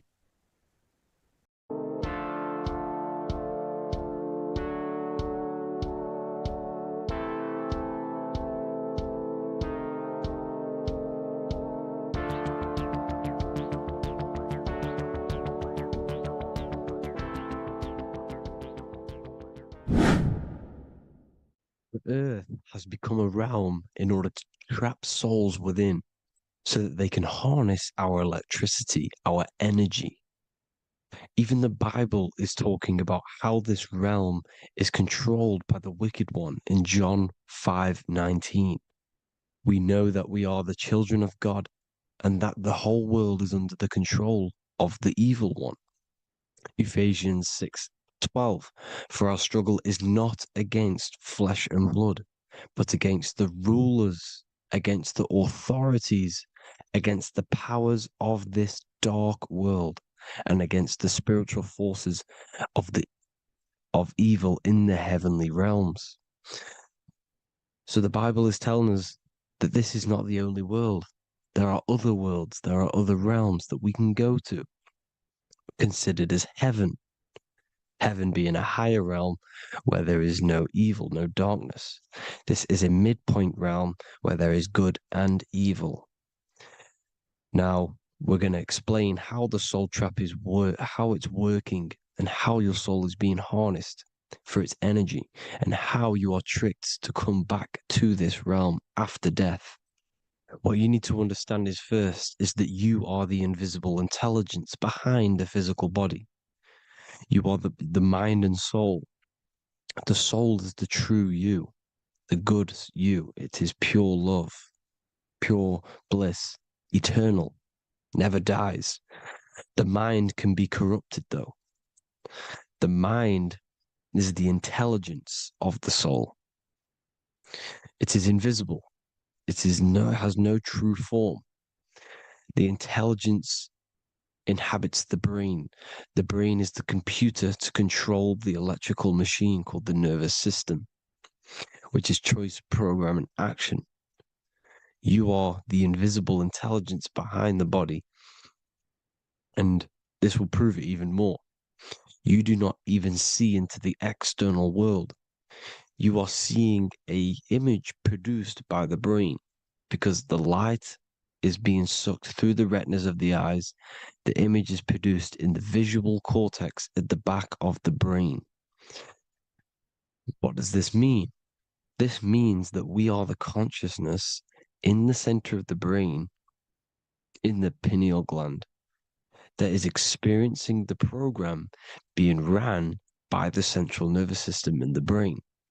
This is the sigil of Lucifer. Lucifer in Latin is Lucy. Lucy is light in Latin.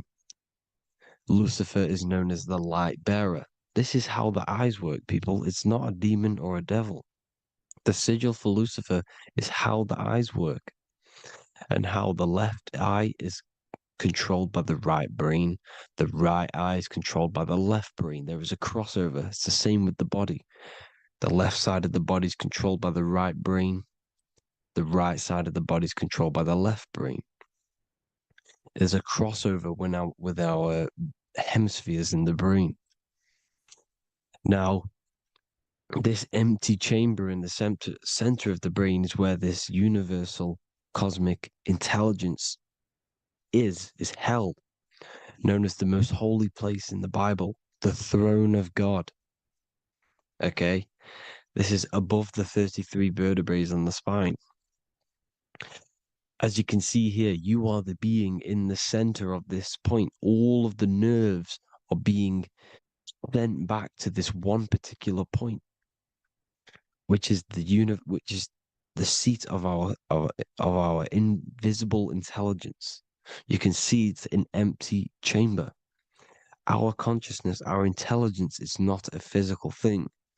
This intelligence is the true voice inside of your head. This is why your head is heaven, your heart is earth, your heel is hell.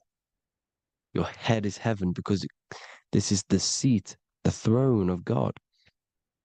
God is in heaven because the consciousness, this divine intelligence that's controlling the body, is sat in the center of the brain. The brain is taking commands of this invisible intelligence. When you close your eyes, you can feel your awareness, your consciousness, your intelligence is all in the brain. Your awareness is not in the feet, the heart, the legs, the arms. It's all in the center of the brain. Now, if you meditate deeply, you will find that you are beyond the mind. You are the being observing the thoughts. You are the soul observing the thoughts. Now, with this being said, you are the consciousness experiencing the program being ran by the central nervous system in the brain, because you're not seeing into the external world. It's an image. It's a simulated image produced by the brain and the central nervous system. You do not experience the external world. You do not feel the external world. You feel electrical impulses on your nervous system. Your nervous system is decoding what you are feeling. So the only thing that you truly feel is the electrical impulses on your nervous system. This is why the nervous system is the tree of knowledge of good and evil, because it gives your invisible intelligence, your mind, the knowledge of good and evil.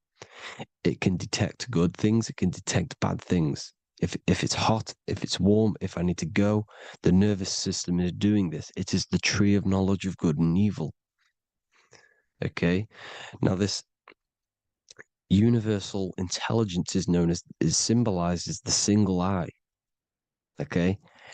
Matthew 18:9. It is better for you to enter life with one eye than to have two eyes and to be thrown into the fire of hell. What does this mean? It's symbolic, it's metaphorical, people. It is metaphoric. Your universal intelligence is the single eye, the one eye. It's the balance between the two poles, between the left and the right, the good and the evil. It knows the right thing to do all the time. This is our inner guide. The inner self is the inner guide. And when you are operating your life off duality, using your two eyes, you'll be thrown into the fire of hell, lower states of consciousness. Because you're split. You need to live in oneness, even, balance. Matthew 6:22, the light of the body is the eye. The light of the whole body is the eye. You are a light being. Human. Hue means an attribute of a color. Man is the word manifested. We are light manifested into physical form. Depending on your vibration is depending on what color that you are vibrating on, which is a hue, a human. If therefore thine eye be single, thy whole body should be full of light. Again, it's talking about the single eye, oneness, completeness. When you balance the hemispheres of the brain, we'll go over that later. But anyways, the body is the earth. This is what we need to understand, people. The body is running the simulation, the program that our consciousness is experiencing. So when we leave the body during death and astral projection, we leave the earth. This is how it works. The body is the vehicle for the earth, for this realm. Everything exists within our mind. You have the soul, mind, and body. The soul is the observer, the watcher, the true being. This is why she has many different heads, because the soul inhabits different bodies. This is the serpent, which means knowledge, which is the mind, wisdom. And this is the body, soul, mind, and body, Brahma, Vishnu, Shiva. The mind is the bridge between the soul and the body. So what do I mean? When you astral project, you are using your mind to project your awareness, your observing consciousness outside of the physical body. The mind is the projector, projecting consciousness.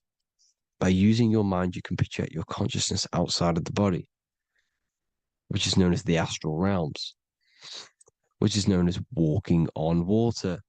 Jesus was never walking on physical water, people. It's metaphorical. Leaving the physical body. The water is the ether, which is the veil between the physical and the astral realm. It's a fluid substance. It's on either side. It's physical and astral. The ether is the fifth element that they hide from us. Why? Because they're trapping you in the physical. They are hiding all of these realms. Etheric, astral, and mental. People think their mind is their brain. It's two separate dimensions. These are completely different dimensions. The mind is way more intelligent. The mind is formless. There is no form to the mind. You can think anything you want. You can manifest anything you want within your mind. It is not a physical object. The physical realm is being controlled by the mind. Everything's being controlled by the mind. Everything exists within the mind. This is why the Egyptian says, The universe is mental. So when we project our consciousness outside of the physical, we go to the astral. The ether is the water that Jesus is walking on. This is the veil between the physical and the astral world. The word together has ether within it because it joins the two worlds together, together, the astral and the physical.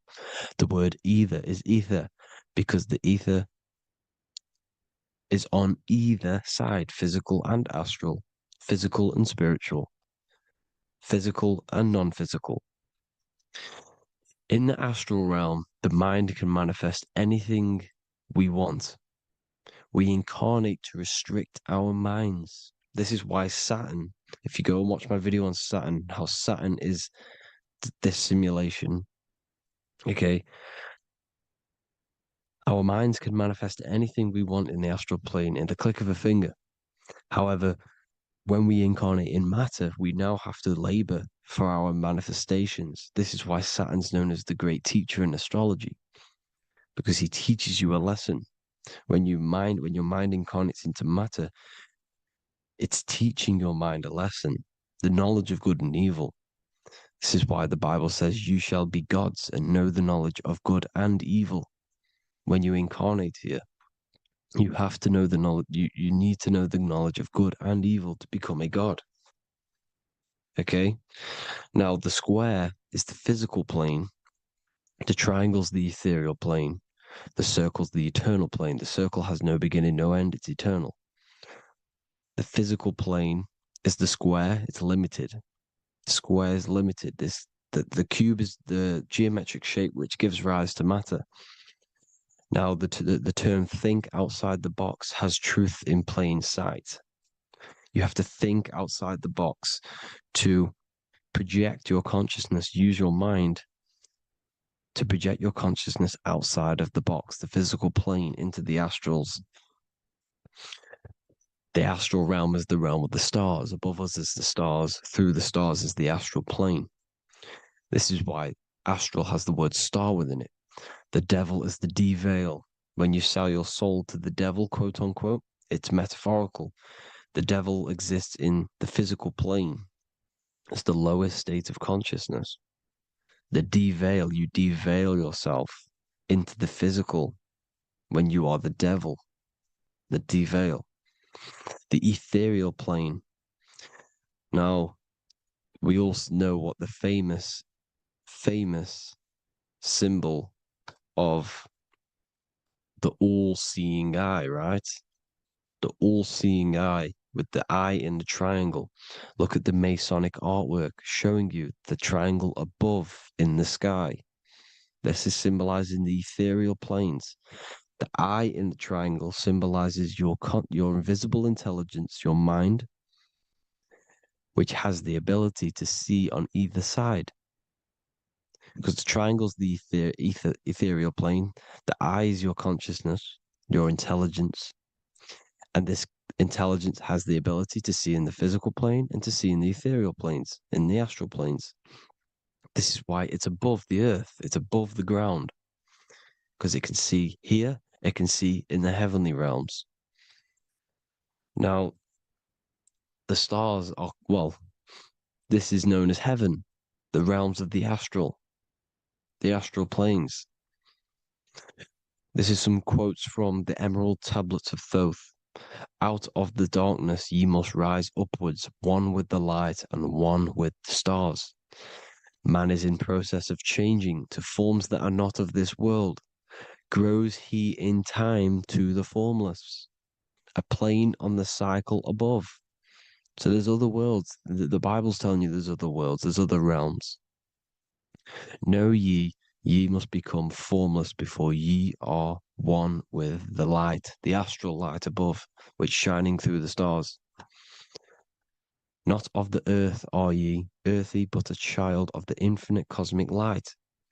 You are the invisible intelligence controlling the physical body. The body's not you. It's the vehicle that your soul lands in when your mind projects your consciousness into that realm. Free from the body, I flashed through the night. Unlocked at last for me was the star space. Wow, that's powerful. the star space, the astral planes. This is what it's talking about. We are all a star. We descended from the astrals, which is the star. We are all a star. Look at the ancient paintings of Jesus' birth. It's the star beaming his consciousness down into the physical plane. Here's another one. Here's some Freemasonic artwork showing you, again, the ether, that invisible intelligence, the I, manifesting itself inside of here, in the physical realm, where the people are. You see? It's the same here. This is Jesus. Here's the bird symbolizes the Holy Spirit, your invisible intelligence, descending into the waters, the ether, the ethereal, everything. The ether is the base of all physical matter. Here's Truth in Plain Sight. Mr. Bean, the famous TV program in England, in the UK. He begins the program like we all begin the program from falling from the stars. He falls down with a beam of light. And this is Truth in Plain Sight. This is false. The aliens don't exist. They're a lie, alien. But this symbolizes the star beaming our consciousness. And when we die, this star will suck us back up. Just like this UFO is doing. It's Truth in Plain Sight. So, this is some more Freemasonic artwork. Going from duality to singularity. Sun, moon, masculine, feminine. Right hemisphere, feminine, left hemisphere, masculine. The consciousness in the center, the balance point. Here's another more Freemasonic artwork. The two pillars, left and right hemispheres, and the invisible intelligence between the left and right hemispheres, the light of the body. This is why light's coming off it. Because it's light, it's pure light. The blazing star. The stairs go from the checkered board, the duality, up to oneness, in between the sun and the moon, the masculine and the feminine. This is symbolizing going into oneness.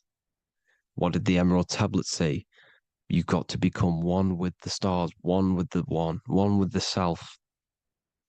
Balancing the two hemispheres so that you can gain, because when the two hemispheres are balanced, you can gain a more deeper connection with your invisible intelligence. Same with the chakras. When the chakras, the 7 seals in the Bible, these are 7 seals because when you conquer the 7 chakras, when you balance the 7 chakras, you then gain a more deeper connection with your internal self because your mind is not filled, it's not being ran, it's not being dominated by these 7 deadly sins, the 7 seals, the 7 chakras. These are 7 energy centers which are concealing our true form. Balance makes us have a stronger connection with our true cosmic intelligence. Heaven is even. This is why Jesus is pointing at the heart. The even point is the heart. You got to balance the chakras and live from the heart because the heart is the earth. You're in good and evil. The body manifests the lower and the higher self. The higher self is in the higher parts of the body. Wisdom, intuition, expression. The lower self is in the lower parts of the body. Sex, food, and power. This is how they are trapping your soul, people. Like I said, the mind is the bridge between the soul and the body. So by tricking the mind, not giving it the right knowledge, and keeping the mind stuck in the lower 3 centers, thinking about power, food, and sex, this is low vibrating energy. It's going to keep your mind addicted to the physical realms. Okay? This is why you need to go even, balance, heaven. Okay? I will explain the soul trap in a second, how it fully works. But I'm telling you all the science behind it so you can understand. When you are doomed, you are domed. This is the dome, the firmament, the firmament, the mind. Ment is mind, firm is firm. A firmament is doomed under the firmament. You must have a loose mind, an open mind to expand your consciousness beyond the stars, beyond the ethereal barrier. You have to vibrate higher than this world. Your consciousness must be expanded more than the physical plane. You need to learn how to astral project. You need to learn how to leave the body, how to operate outside of the body, so that you, when you do leave the body, you will have recognition. You'll have knowledge. You'll have practice. But this is as above, so below. The woman's belly is the earth. It's as above, so below. It's a microcosm of the macrocosm. We are the children in the womb. We are the people in the earth being ready to be born into the heavenly realms. As above, so below. It's a microcosm, macrocosm. Everything is in everything on a bigger and a smaller and a larger scale. Now, when the baby figures out that there is a world beyond its mother, what happens? The baby starts to move around and tries to get out of the mother. Because once it starts to hear the external world, starts to hear people, it's going to wonder, what's outside of why am I in here? What's outside? So the baby will force its way out of the mother. It's the same with our minds, as above, so below. When our minds figure out that there are other realms beyond this world, we will seek a way out. This is the womb, the mother earth, mother nature. It's the mother. We're in the womb. We can be born out of this world, which is being born again in the Bible. When you are doomed, you are domed under the dome, under the firmament, the firm mind. The firm mind will keep you under the firmament. Due to the law of polarity, there has to be other realms. There has to be. Because the law of polarity works in this world, and it will work on every scale possible. It's universal laws. These are universal laws. The law of polarity means that there are other realms polarizing this realm. There is a hell, there is a heaven. There is a midpoint, which is Midgard, which is the one we are in now. Earth, heart. Earth is the heart. Heart is the center, good and bad. The balance between good and bad. Your reality is your level of realization. Your mind realizes other worlds, you will seek a way to them worlds. It's that simple. The soul trap is to keep you stuck in this physical body, which is the earth. This body is the earth. It's running the program, like I said at the beginning. It's running the simulation that your consciousness is experiencing. You are an electromagnetic being, and you're hidden in a cage, your rib cage, and you're stuck in cells, a prison cells. Look, you're in cells. We produce electromagnetic energy. Your soul produces this energy. And by trapping your consciousness inside of this physical realm, they harness this energy within the astral realms. They're using you to manifest demons, because your mind creates demons through emotions and mental thought energy, which is a whole nother video. I can make a video on that. You're manifesting everything for them because they're trying to create a hive mind. This is why they want everyone to believe in one belief system, one government, one belief system, one religion, because they're creating a hive mind.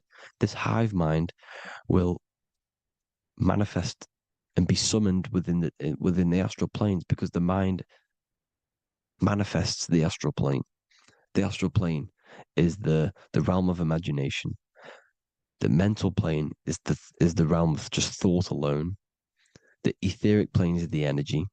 The physical plane is the matter. So all of our minds together are manifesting these demons within these subconscious realms, the astral. Now, how are they keeping you stuck to this realm? Well, when you die and you're stuck in your lower 3 chakras, okay, when your mind and soul detaches from the body, which is the earth, when you leave the earth, you're still going to have these mental addictions to the food, the sex, the materialism, the phone, the cigarettes, everything. This is why they get you addicted to everything possible. The TikTok, the YouTube, they get you addicted to as many things possible. Because when your mind is addicted to these things, and when this mind leaves the physical body, you're still going to have these addictions. Okay? You're still going to have these thoughts. And you will be manifested into the lower astral realms because you're thinking materialistic, you're thinking negative, because your level of realization was your reality. You were manifesting hell on the earth. When you leave the body, you're going to manifest hell in the astral planes, which means you'll be vibrating on the very low, which will put you in the lower astral realms. So guess what? You're going to come back. You're going to come back into materialism. You're going to reincarnate. Because you haven't prepared for life after death. You must detach from the external world. Okay? Moon is mind. The sun is the soul. The earth is the body. The moon is the mind. This is why we say lunatic.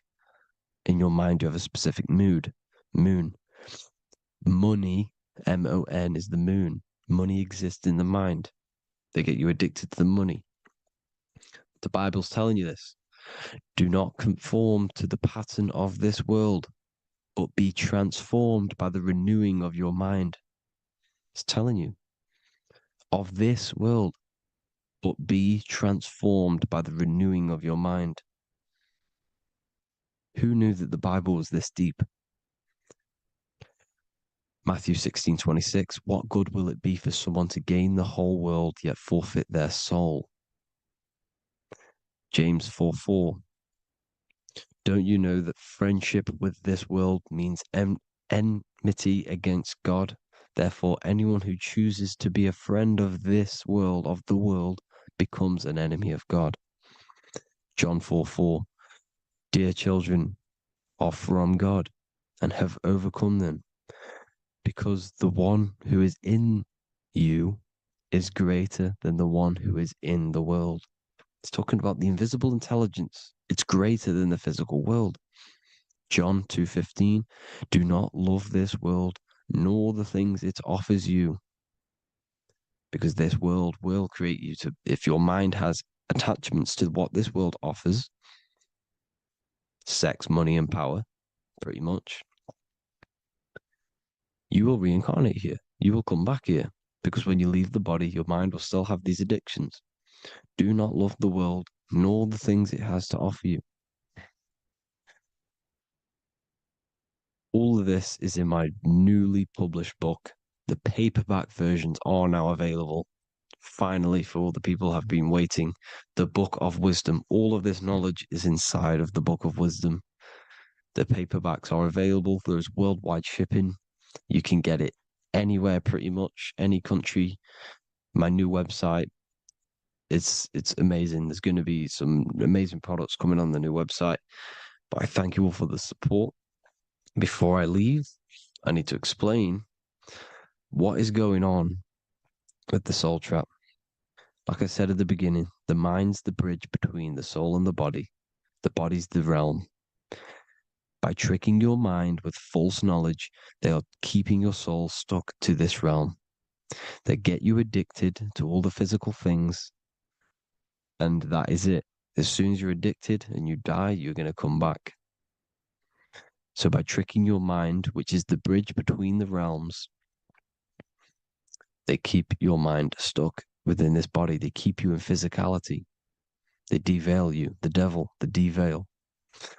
Thank you all for the support, people. If you do want to join the Academy, all the links will be posted below this video for the book, The Academy. Thank you all for the support and have an amazing day.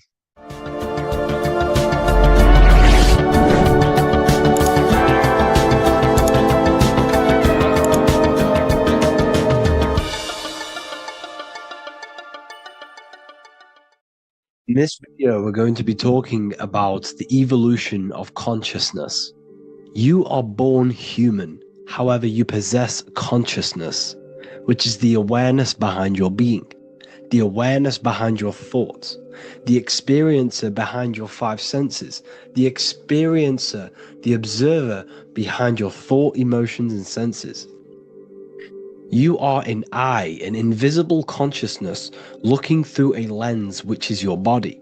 Your body produces this physical world that you experience. Your brain produces this world. Your brain and body is a technological computer. However, you are an infinite, ever-expanding consciousness behind this physical body. And there is an evolution of consciousness, a cosmic journey of expansion. And this is why we see so much pyramid symbolism in the occult and esoteric world, and especially within Freemasonry. Because the pyramid represents climbing, an evolution, a raising state of consciousness, a journey. Steps symbolize a journey upwards. This is the raising and the evolution of consciousness, our inner world. The transmutation of our inner selves, of our souls and consciousness and our minds. So when we see this pyramid, we're seeing a evolution, a way up to source consciousness. And the eye in the pyramid represents your source consciousness. It represents illumination. It represents divine guidance through this evolution of consciousness. This is why we see the ladder. Consciousness is ever expanding on an infinite journey of evolution.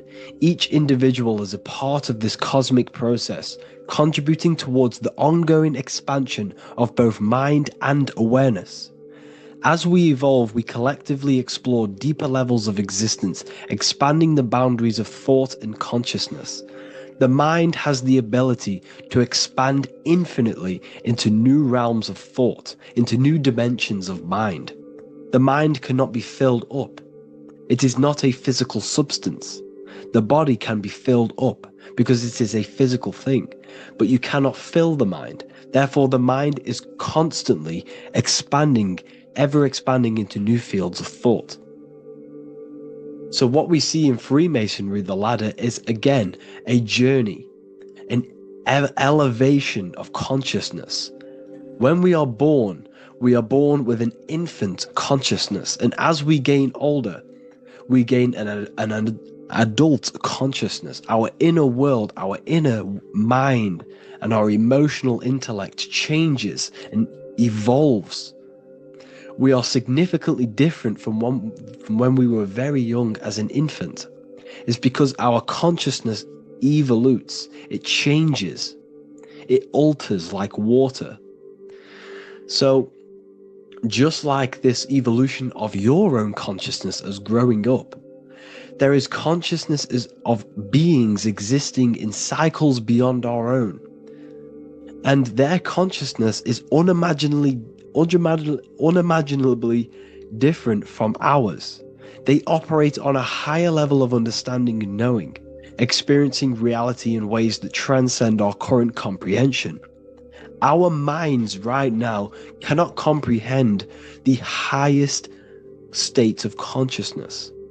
There are entities, there are beings beyond our own, existing in higher dimensions of consciousness that we cannot comprehend because they have expanded. They are on a further way up the ladder of consciousness.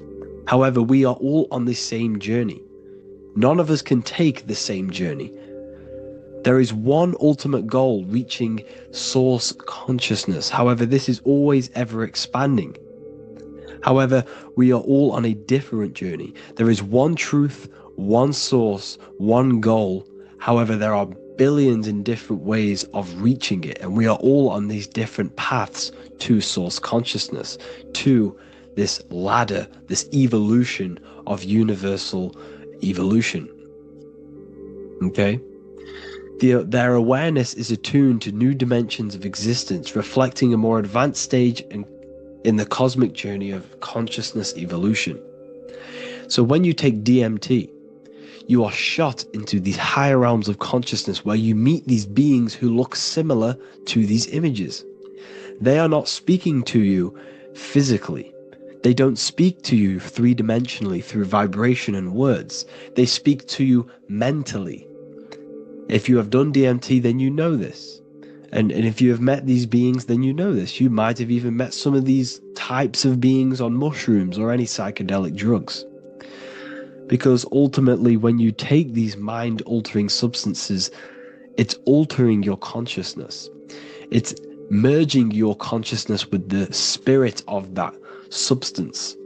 And you are essentially attuning your mind to higher dimensions of consciousness. That's why we say we're getting high when we take these substances. Therefore, when you meet these beings on DMT, you are essentially meeting beings who are attuned to higher dimensions of consciousness, and they speak to you mentally. They speak to you telepathically through thought, because the universe is mental. Everything exists within the mind. The way you are now, your physical existence, is a state of mind. Mind, thought creates matter. Spirit and matter are two opposing ways of thinking. If we have a very spiritual mind, we have an expanded mind, we are a spiritual person through the mind. However, if we have a very low state of consciousness where we think about food, sex, lust, and all physical things, then we have a physical consciousness. Matter and spirit are two opposing forces, two ways of thinking. The mind attunes itself to different levels of understanding in different dimensions. So, essentially, this is what we're looking at. The body is a vessel for the fluidic, formless consciousness, a temple that houses the essence of our awareness. While the five senses are limited to perceiving only the physical plane, the mind transcends these limitations, capable of perceiving the full scope of reality. It is through the mind that we access deeper truths beyond the material, tapping into boundless nature of existence. Physical existence is a thin band, a thin layer of reality. It's like 0.001% of reality. And your five senses are only tuned into this layer of reality. But the five senses are, by design, only allowed to perceive physicality. But the mind has the power to expand beyond this physical five sense state. The mind has the power to expand and evolute. It is a conscious decision whether you want to take this path or not. You can stay in a three-dimensional way of thinking, or you can expand your consciousness from within. It's not an external journey. There is no God going to save you. You must save yourself. Therefore, behind every single one of these eyes is the same source consciousness. However, we are all different cells in a different journey. The organs in your body, the cells in your body are all alive. They all possess same consciousness, universal consciousness. However, we are all on a different journey of evolution. As above, so below. As the baby is in the mother's womb, when the baby becomes conscious, there is a world outside of its mother. What does it do? It presses and seeks a way out to be born in the other world outside of its mother. It is the same with your consciousness, your mind. When your mind becomes aware that there is realities beyond the immediate surroundings, it seeks a way out. And this is exactly what I'm doing to you now. I am now expanding your mind and telling you there is other ways of reality. There's other dimensions of consciousness which you can access through inner transmutation, through different ways of thinking, spiritualism, and meditating and connecting with yourself and detaching from external things. We can upgrade our consciousness. Your body is a womb. Why Jesus says you must be born again to see the kingdom of God, because you are born physically and then you must be born again spiritually, awakening your inner consciousness. So like I said, as the baby is in the womb, It's the same principle, as above, so below. You were a baby, you were in your mother's womb, and you figured out there is a world outside of your mother, so you seek to weigh out your mother to be born in another world. It's the same now. You must do this now. This is your spiritual evolution. This is the evolution of consciousness. It's ever expanding. When you die, this is a transition. You must learn to not fear death. This is another part of your spiritual journey. You must master death. Therefore, like I said before, the mind has limitless capacity to expand into new realms of thought, continuously exploring uncharted ideas and concepts without boundaries. The mind can ever expand. It can never be filled. It can never ever know everything. There is infinite fields of knowledge, infinite fields of thought. Your current state is just one stage on an infinite pathway. You won't remain human forever. The human experience is a crucial phase where we learn to balance polarities, master the fundamental laws of the cosmos. It is a period of growth and transformation, preparing us for the next stages in our cosmic evolution. The goal is to strive for perfection, yet the true perfection is unattainable. It's like a tunnel, and there is a light at the end of the tunnel. And as you walk through this tunnel, the light is ever moving backwards. You should forever seek to meet that light, but you will never meet that light because consciousness is ever expanding. You should strive for perfection, yet knowing that perfection is forever unattainable. The journey is endless, with each step revealing deeper layers of understanding and experience. The pursuit of growth and expansion is itself the essence of our evolution. You can find all of this knowledge in the amazing book that I have read for years. I have read this book, The Emerald Tablets of Thoth, the Atlantean, by M. Dorial, translated by M. Dorial. I'm telling you now, this book, now that I've told you this, you have some context on the book. The whole book is about evolution of consciousness. He's talking about higher dimensions beings. He's talking about how you can transcend this physical plane. It is truly the most amazing book you will probably read. One of the best spiritual texts you'll see. It's hard to understand, so you must read it over and over again. And the more your mind progresses, like for me, I read this every couple months. And the more I learn about consciousness, the more I expand my own consciousness. And every time I read this book, I pick out something new that just completely blows my mind. Because you can only understand this book to your level of consciousness, to your level of understanding. So now that I've told you all this information, go and read this book and it will absolutely blow your mind. And so will the Book of Wisdom Volume 2, which is now available. I released it the other day. I'm just going to read a page out now. This page is called Spirit and Matter. The Earth is not merely a dense, lifeless rock drifting through space. It possesses spirit, a living essence that animates its form. But what do we mean by spirit? Spirit in esoteric terms refers to the energy, the life force, animating the principles infused in matter. So essentially, what this page is talking about is how everything has spirit, consciousness within it. You are the middle, you are spirit and matter. You have the ability to expand your mind to the God self and raise above our animal instinct, our material self, and know the divine and expand. Animals cannot do this. Animals are not self-aware. Humans possess self-awareness. We can observe our consciousness. We can say, why do I exist? We can look in the mirror and know that we need growth. And this is what Anunnaki means. Anu means above. Anu was the supreme god of the sky, which is a metaphor. He represents spirit above, heaven. Anu came down to earth and married Ki, the goddess of the earth, which represents matter. It's a myth, it's an allegory. Anu married Ki and gave birth to the Anunnaki. Spirit came down and infused with matter and gave birth to the human, which is you.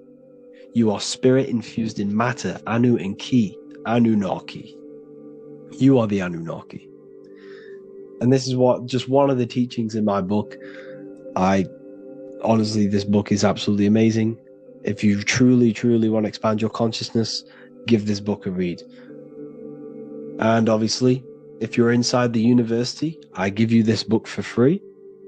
A paperback version. If you join the university, follow the steps inside of the general chat, you'll be able to download this book, or sorry, not download it, order a paperback for free. All you have to do is pay for the shipping. You'll also gain amazing knowledge inside of my library, where your mind will just be overblown with the amount of esoteric books. There's over 45 rare occult books, plus you get a PDF of the Volume 1 and Human Health Guide.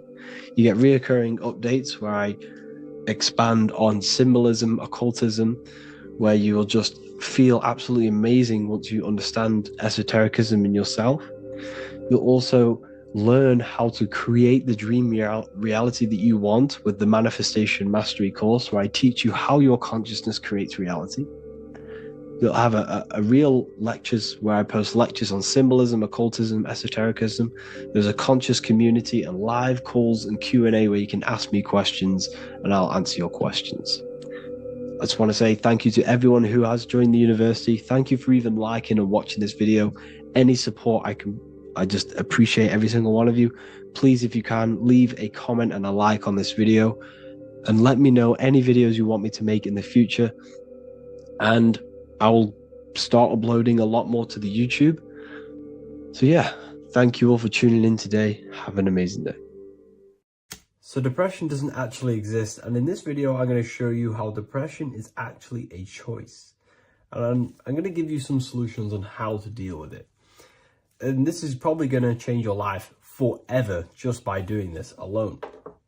Okay, so the first thing you need to understand about depression is that it exists in your conscious mind. It exists in your thinking mind. So what is inside your thinking mind? You have your body, your name, your reputation, your trauma, your memories, your family, your worries, your interests, your bills, your passion, dislikes, goals, right?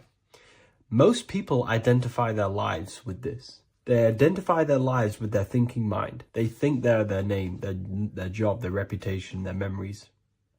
But this is not who you actually are. Who you actually are is the observer of that. What happens if you stop thinking? What is left? You're left with unconditioned consciousness. You're left with the self, which is what we refer to as I. We are the consciousness, not the thinking consciousness. You are not these labels. You are not your thoughts. You are not your job, your name, your reputation. Okay? And the reason why I'm telling you this is because it's very important, is that we are something beyond this body, beyond this name, beyond our thoughts. We are the consciousness. So depression exists inside of the thinking mind, the conscious mind. Okay? So if you want to get rid of depression, you must learn how to escape the thinking mind. And not only just escape, but that's step one. In meditation, you do meditations, right?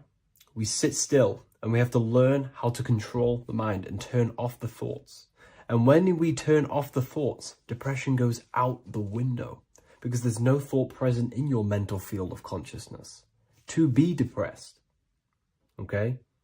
You must understand, who is the one suffering from the negative thoughts?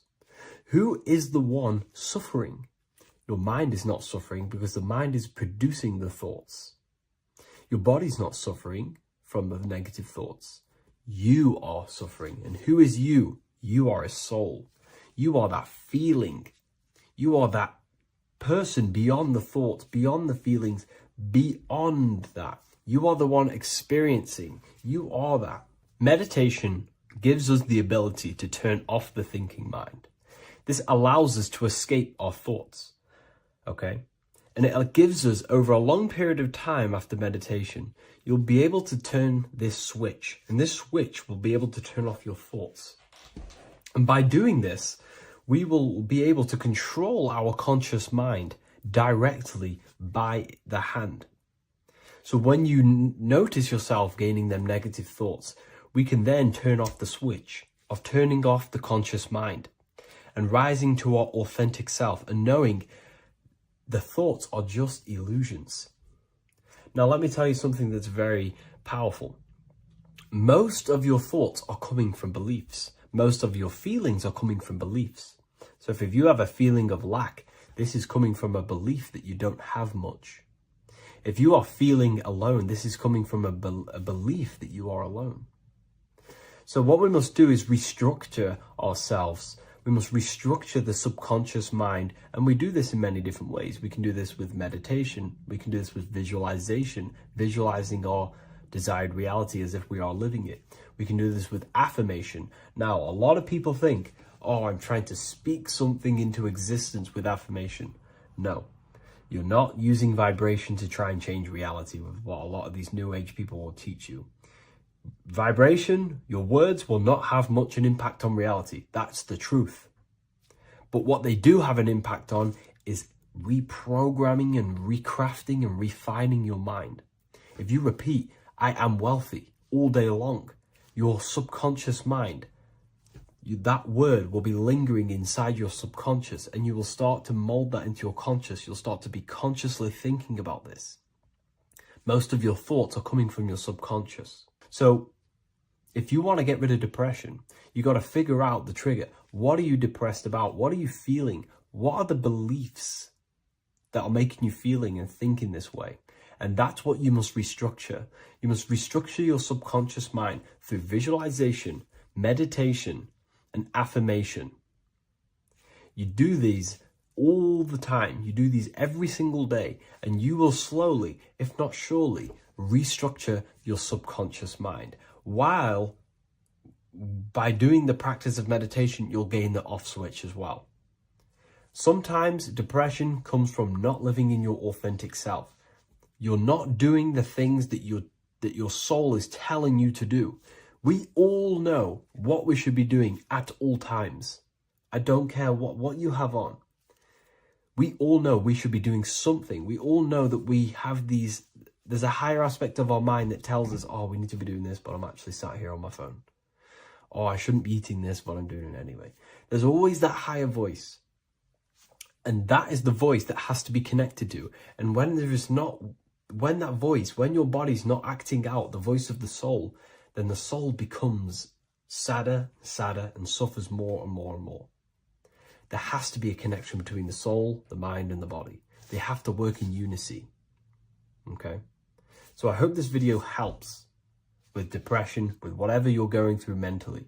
What if I told you the devil is closer than you think, and it's not actually a real person, force, or spiritual entity outside of you, but a being and an aspect of your own mind and psyche? In this video, you will learn exactly what the devil is and the true esoteric meaning of the devil. The first thing we need to understand is that the universe is a mental universe. Look around you. Every action, every building, everything you see around you was begun first as thought in the mind, then manifested. We use the mind to build and shape our reality. The universe, the world, only exists inside of our mind. Therefore, God and the devil exist inside of our own psyche. So first of all, the devil is not a literal being, but a symbol of the lower self. It represents the unmastered, ego-driven part of the human mind, a symbol of destructive thoughts, emotions, behaviors, lives in realms of chaos, fear, hatred, lust, and ignorance. This is why we see the devil as red, because red is the lowest vibrational color on the color spectrum. It also corresponds with the root chakra, which is all to do with survival instincts. Red represents chaotic and intense emotions like hatred and anger. When we are angry, our face turns red. The devil represents our animalistic fundamental needs, our instinctual needs, our survival state of consciousness. We have a survival state of consciousness and a godly state of consciousness. Our godly state of consciousness is creating, not just experiencing in the animal state, but consciously creating reality. This is why we see the devil with a goat head, an animalistic head, and the head is where the brain is. The animal head represents living off instinct, the part of our mind that lives on urges, impulses, and instincts. Eating, sex, power, ego-driven actions, and ego-driven thoughts. Animals are only aware of themselves. Animals live on instinct. They have no ability to consciously create like humans. This is our lower desires for the material world. That's not to say the material world is evil. However, when our consciousness is only seeking material things, this leads us down a path of self-destruction, because nothing material can ever satisfy our soul. Everything material is temporary. Therefore, the devil represents the part of us that seeks only material desires, only material fulfillment, the ways of thinking where we only think about ourselves and ego-driven thoughts. It also represents the unchecked, unconscious self, where we have no mastery over our thoughts, over our emotional impulses, and no mastery over our actions. We are living in instinct and impulsive states, which causes chaos, selflessness, destruction, and keeps us bound to our lower material 3D state of consciousness. It's important to recognize that the word devil was never present in the earliest Gospels. Instead, what was mentioned was a spirit of evil. This distinction is crucial because it underscores that the idea of the devil, as popularly conceived, does not actually exist as an independent entity. Rather, it is a personification of the lower aspects of the human mind, a facet of our own consciousness. The term spirit of evil was not meant to denote a specific deity or being, but rather any force of negativity, whether it manifests as a destructive thought, emotion, or action. A spirit is a force, an energy, and we have three forces that create our reality: thoughts, emotions, and actions. We have full control over these three aspects which transform and mold reality. A destructive thought, a destructive emotion, a destructive action is a spirit of evil, and it originates from the darker aspects of the human psyche. So now, because we're on the topic of the devil, we have to look at the pentagram, which is obviously connected to the devil heavily. The upright pentagram represents spirit, air, water, earth, fire. Upright, which represents spirit, the most important element on top of the earthly elements, showing spiritual principles over material principles. As spiritual beings as we are, we have to put our spirit first, our higher self first, and material things second. Why? Because material things never satisfy us long term. Seeking material fulfillment will leave us feeling unfulfilled in the long run and very unhappy, and we can lose ourselves in illusions. We have to put our spiritual principles first. Seeking wisdom, knowledge, connection to the divine, and connection to our higher self is what gives us true fulfillment in our hearts and souls. But when we see this pentagram inverted, we now have spirit on the very bottom, which now represents earthly principles on top of the spiritual principles. We're putting our earthly elements on top of our spiritual element, which this inverted pentagram represents no longer caring about spirit, no longer caring about our invisible internal world, and only caring about this external body, food, sex, material things, cars, money, and all the things outside of us, the world outside of our mind. This is what true Satanism is. Satanism is not worshipping an external deity, but it is worshipping the self, only fulfilling the ego's desires. This is what true Satanism is, and we have all been conditioned to live in this state. Satanists want us to believe that there is an external deity called Satan or the devil, and the reason they do this is because they trick us, making us believe that we are not Satanists, while they are actually conditioning us to be self-seeking, ego-driven people, where we only care about sex, food, material things, and money, which is actually conditioning us to be Satanists. 80% of the population today are unknowingly involving themselves in Satanism, which is ego-driven thoughts, actions, and emotions, dwelling and living in this state, where we only care about ourselves. When we are spiritual, we realize we are all one. We are all one consciousness family, and we need to do things that help and contribute towards our collective experience, helping others, instead of seeking to serve only the self. The angel is depicted with wings, which represents elevation, higher self. The devil is represented with an animal horns, which is on the ground. A goat is on the ground, which represents the lower self. This is the elevated mind and the lower material mind. Horus, the bird, higher self. Set, the ground animal, lower self. Jesus and Satan. These are two forces, two characters that exist within the human psyche, not real entities. They are forces of our minds, and there is a battle between our higher self and lower self all the time within our own minds. There's always a part of us that's telling to do one thing and another thing, to do something bad and to do something good. There is this battle inside of our own consciousness. Here we have the human spinal column. The human spinal column is showing you the higher and the lower self. The higher self represents the head. The head is where the mind is. This is the creative essence of the universe. This is where all material things begin as a thought in the mind. We create with the skull, with the brain. This is our higher self, the heavens, connected to the heavens, the sky. And the lower end of the spinal column is where our reproductive organs are, where our gut is. Our reproductive organs and our gut is all to do with survival. The lower end of the spinal column, lower instinctual 3D based consciousness. The lower end of the spinal column is where our lower self dwells. Eating, consumption, power, and sex, lust. These are all emotional forces and instinctual based organs that are not inherently evil, but when we dwell and live off this lower end of the spinal cord, it keeps us in low states of consciousness. Our goal to raise to our higher mind is to balance this, not to overeat, not to abuse power, not to abuse sex and lust, but to master these organs and gain the ability to say no to these organs so that we can raise to our creative side of consciousness. Instead of dwelling in our instinctual nature, we can turn to our creative nature and consciously become a builder and constructor of reality. This is the true way of raising consciousness. This is the stairway to heaven, out of the animal consciousness to the higher consciousness. To wrap all of this up, it's all about gaining control over our instinctual lower nature and allowing our spirit to rule over our body and not our body ruling over our spirit or mind. The moment you let a thought become instantly an action is the moment you are an impulsive person. We are all trained to be this way. It is okay if you are in this state. The moment you let a thought turn straight into an action without questioning, that is the mind controlling you and you not controlling the mind. We need to gain control over the mind, and we do this through many different ways, through meditations,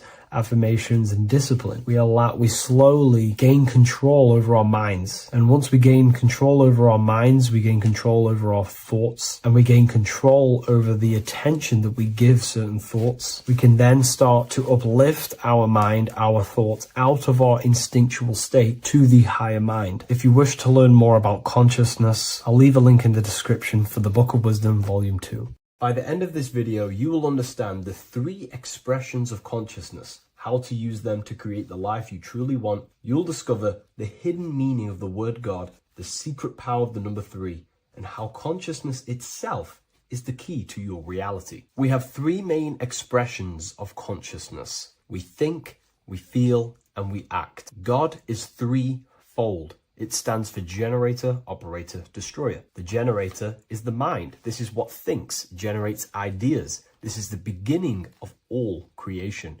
This is the first expression of consciousness. It is the first form of consciousness, not a physical form, but a spiritual form. Then we have the operator, which is emotion. When we think something, if we have care or any emotion towards it, then we take physical action. The body, the destroyer.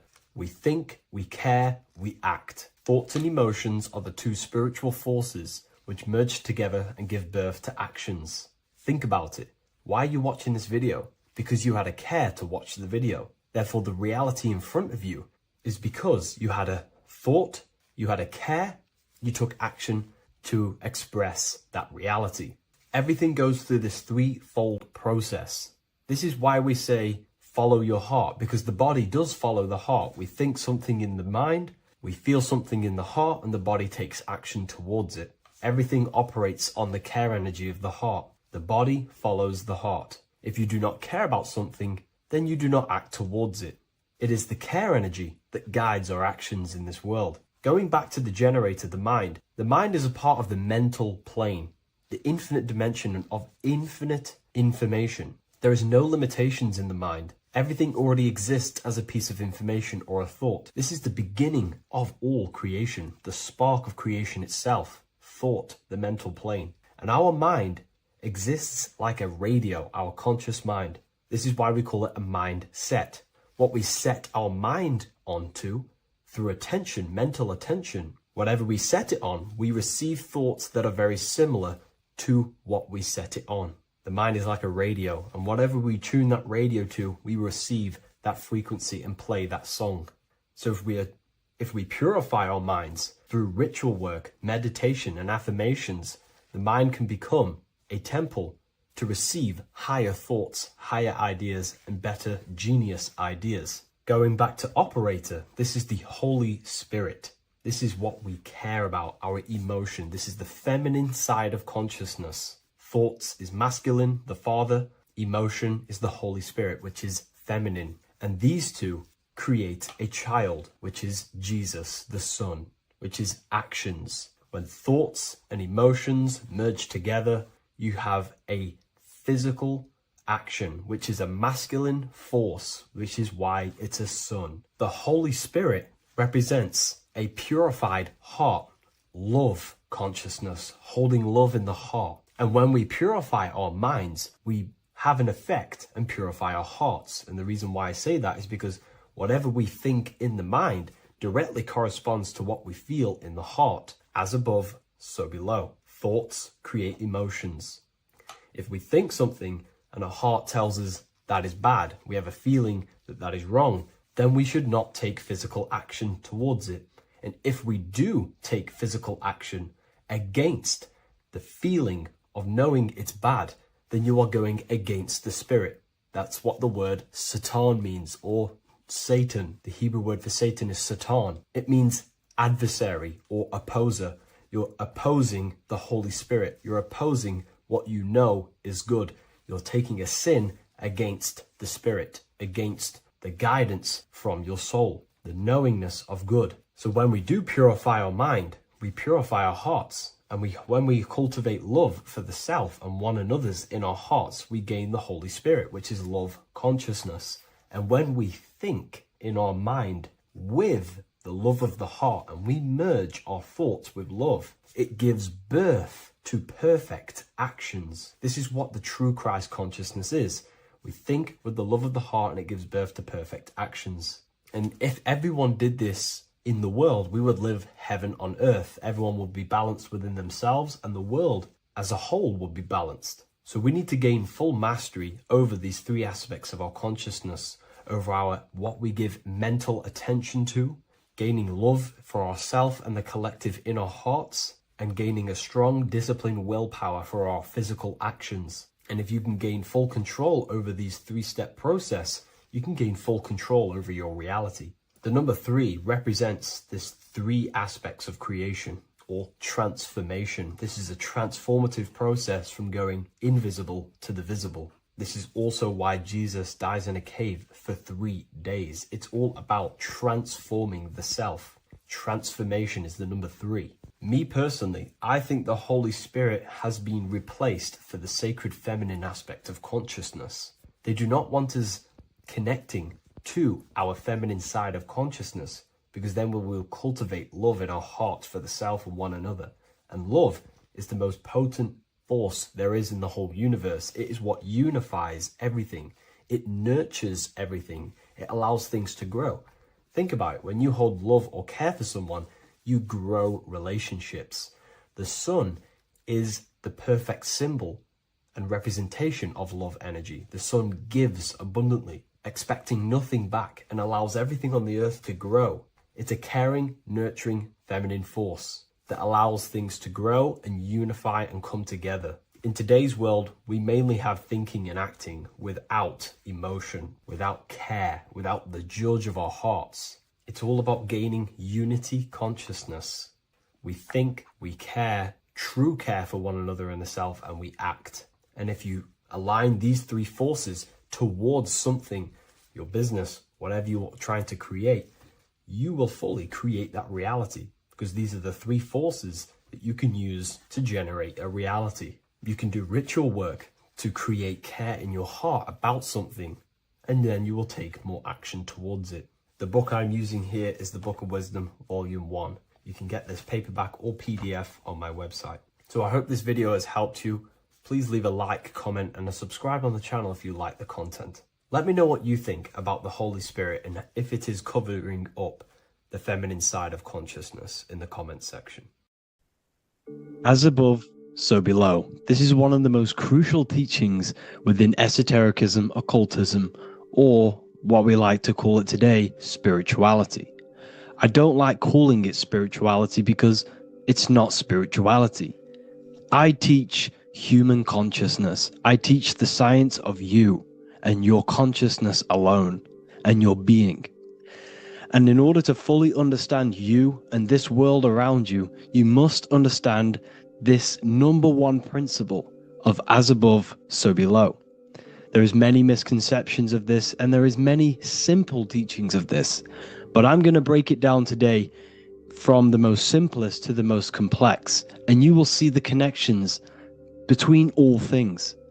This is the most important lesson you could ever learn, and I'm going to teach it you today. So what you must understand is with the term as above, so below, it applies with everything you see in this world and about yourself. We have something called the macro, which means the bigger scale. On the bigger scale, we have the whole earth. If we look down from the sky on top of rivers, this is what we see. We see this tree pattern. Then on a smaller scale, we see trees have the same pattern. Then we look even closer. We're going smaller and smaller into the leaves of the tree. We see the same pattern. Then we go even more micro into the human brain and look at the human brain cells, and we see the same pattern. This is proof this is a fractal universe, and everything is in the micro is reflected in the macro. As above, so below. As within, so without. On the macro is a reflection of the micro. So now that you understand this, we can go a bit further. A yearly cycle of spring, summer, fall, winter is a macro. A micro is a daily cycle.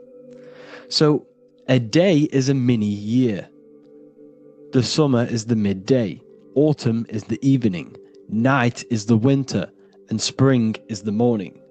This is a macro, a reflection. We have a miniature cycle of the zodiac every single day. And this cycle is also reflecting the cycle of life and death. We live, we are born, which is the spring. We live, which is the summer. We then age, which is the autumn. And then we die, which is the winter. And then we are reborn again. This is the cycle of life and death. And you do this every single day.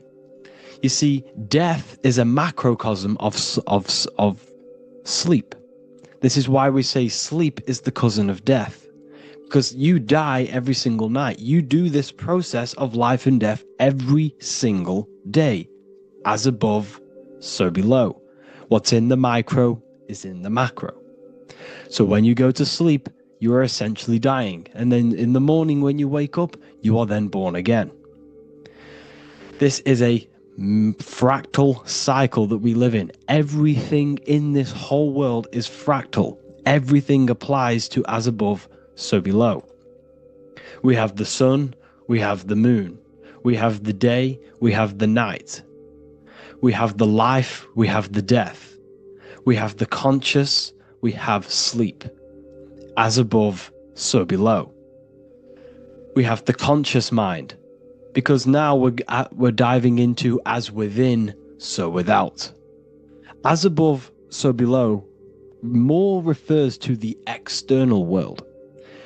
As within, so without is referring to your inner world and the outer world. What you must understand is about yourself. You exist in two realms. You're an individual. individual. The dual nature of you. You exist in two realms at once. You have an inner world of your thought, emotion. This is the inner world that no one else can see but yourself. And you have an outer world with a physical body which everyone can see. So you exist in two worlds. You have the inner voice, you have the outer physical voice, which I'm speaking to you with now. But I also have an inner voice, which no one can hear, only but me. So you exist in the light and you exist in the darkness. The sun represents your external self, your physical, conscious mind. The moon represents your shadow self, the inner self, the psyche self, the spirit self. There is an as above, so below. The sun is within you.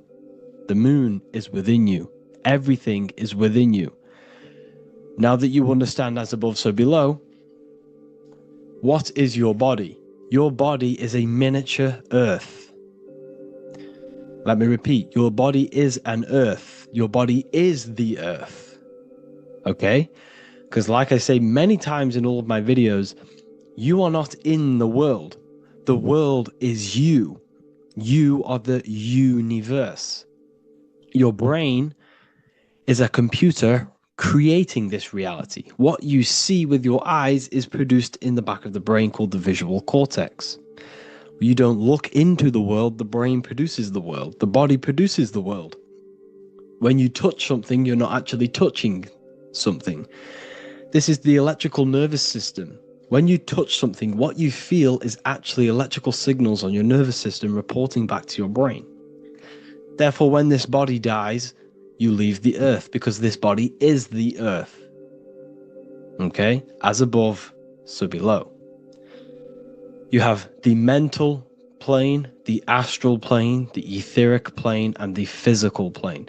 This is essential for understanding reality and the teaching of as above, so below.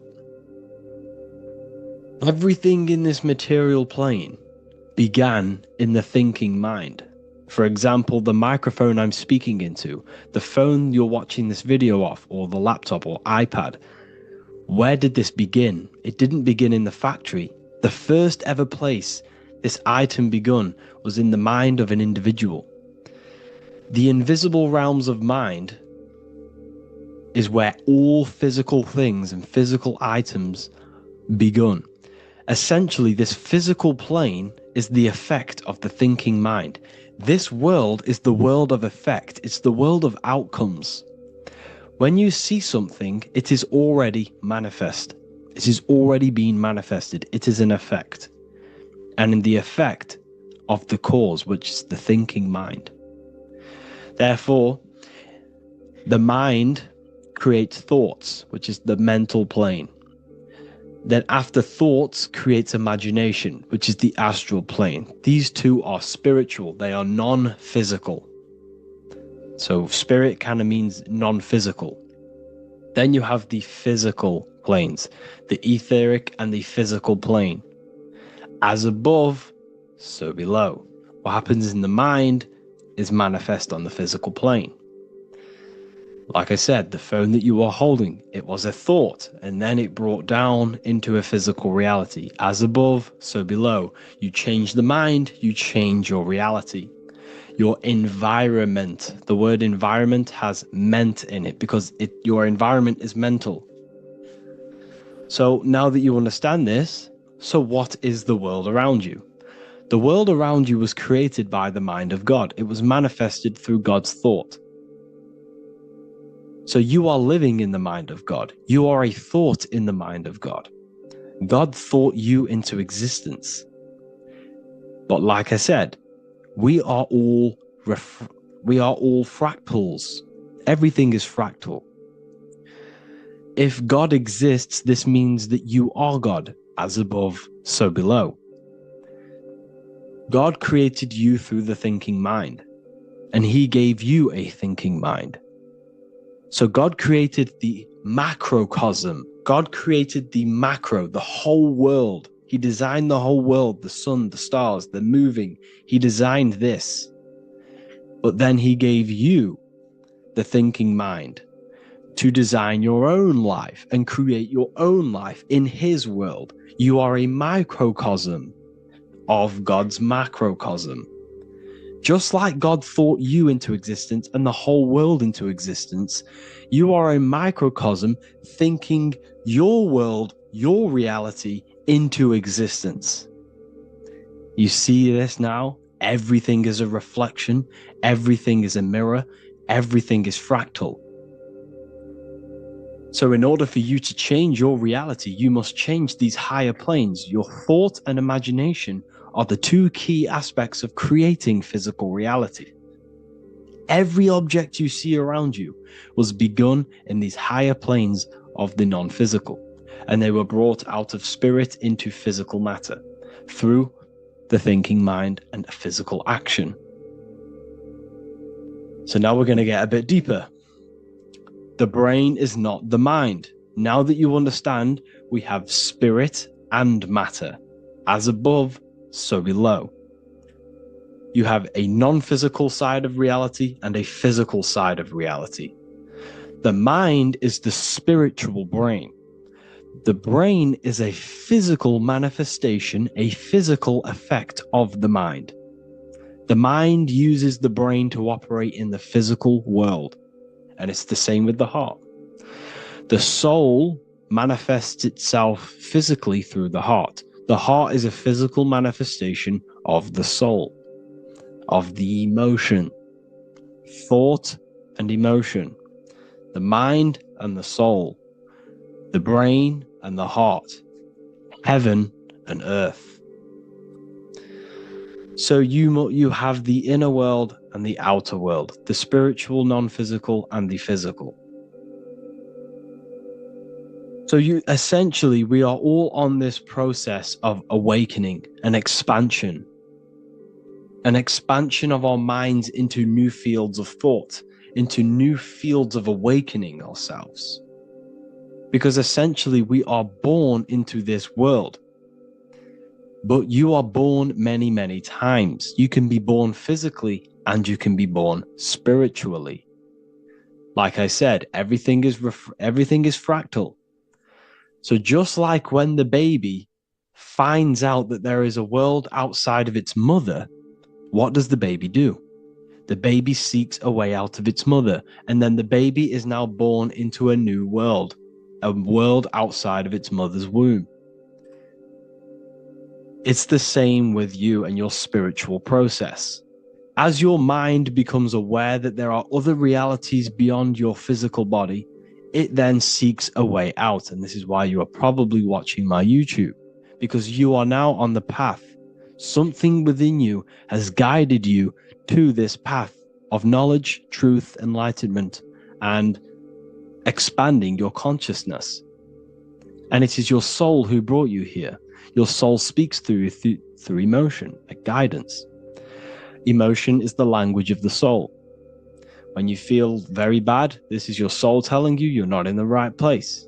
You're doing the wrong things. Because the soul is always unfolding its purpose, which is expansion and learning. That is it. The mastery of the self and the learning of the mind is the only thing that counts in the end after this life. So you are on a journey of expansion, of learning, creating, and spiritual rebirth. As above, so below. What does this body tell you? When I see someone overweight, I don't see the overweight. I don't see the body. I see the mind. I see an undisciplined mind. I see a mind that lacks self-control. I see a mind that seeks external validation. That's what I see when I see an overweight person. I don't see his body. I see the result of his mind. Because what does the Bible tell you? You shall know them by their fruits. It's the same saying as above, so below. You shall know them by their fruit. The fruit is their manifestation. Your body is a direct correlation and manifestation of your mind. Your inner world projects your outer world. As within, so without. As above, so below. Now, what do you see when you see this man's body? I see discipline. I see strength, mental strength, not physical strength. I see mental resilience of pain. Because all of this man's mental energy has been manifested physically within his muscle. This body is a direct manifestation of this man's mind's pain and suffering, and it shows discipline. This is why people instantly respect you if you are in shape. You walk into a room and you are in shape, people will instantly give you respect because they know that you are mentally disciplined. The body is a reflection of your inner world, and it's the same with your friends, your family, your connections with people. If you think about yourself very negatively all the time, and you don't have a good connection with yourself, you don't have a connection with your true self, this will manifest into every single relationship you have in your life. If you don't have a good relationship with your inner self, you don't have a good relationship with the people and the friends around you. Because as within, so without. If you think negative about yourself, you will only pick up the negative in other people. If I think very highly of myself and I think very happy and good things about myself, I will then see the good things in other people. Because it's as above, so below. As the inner world is, so is the outer world. It's the same with your life circumstances. Your life is a direct correlation of every thought you thought in the past. If you possess millions of pounds, millions of dollars, this is because you have thought this into physical reality. You live the life you are deserved. You live the life that you manifest through your thought. If you live a very poor life, this is a reflection of your mind. This is a reflection of what you have thought into physical existence. Because like I said, everything begins in the mind. As above, so below. And this is even present within the body. So where is the head? The head is at the very top of the body. And where does all manifestation begin? In the mind. That's where the mind is, in the head. And then the thoughts we think travel down the body into the heart, which is the emotion. Every thought we think is in the emotion. Every thought we think creates an emotion. This emotion then drives the action. Where does the action come from? The feet, because the feet move our body. We move with our feet to take action. Our hands. You see, so the body is even a reflection. I can't even say it. Reflection of the order of manifestation. This blew my mind when I figured this out. You see, the head, the thoughts begin here. This is the beginning of all manifestation. Then it comes down to the heart. This is the emotion. Then you take the action. The thought and emotion then sparks the action, which is taken with the hands and the feet. And where's the lowest point on the body? The feet, and that's touching the physical earth. So the head is where the thought is, the non-physical, and the lowest point on the body, which is touching the physical earth. So the head represents spirit, the feet represent matter, spirit and matter.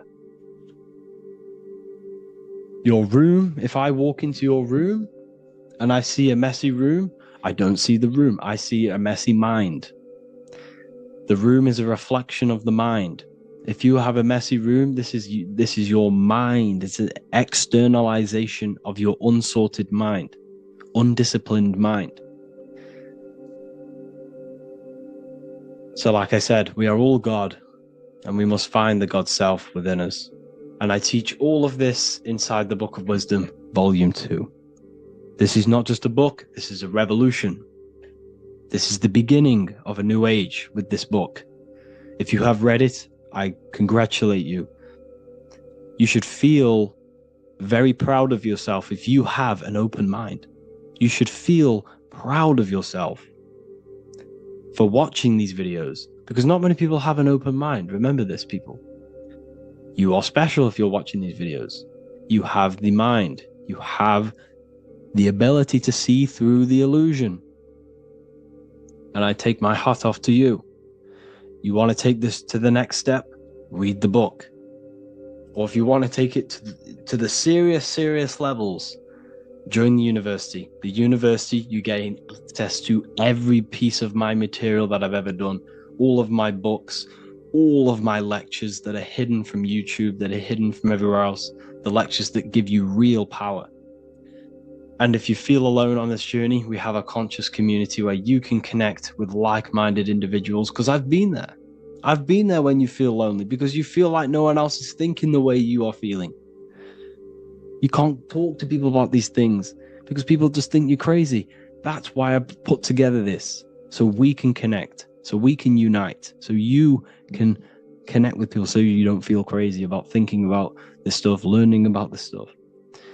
And if you truly want to level up your life, people, and take your studies serious, this is for you. We do live calls, we do lectures. There's a whole library filled with books you can read. It's the perfect place for the truth seeker. I thank you all for joining. Please leave a like, a comment, a subscribe. Let me know any future videos you want me to make in the comments. Thank you all. Have an amazing day.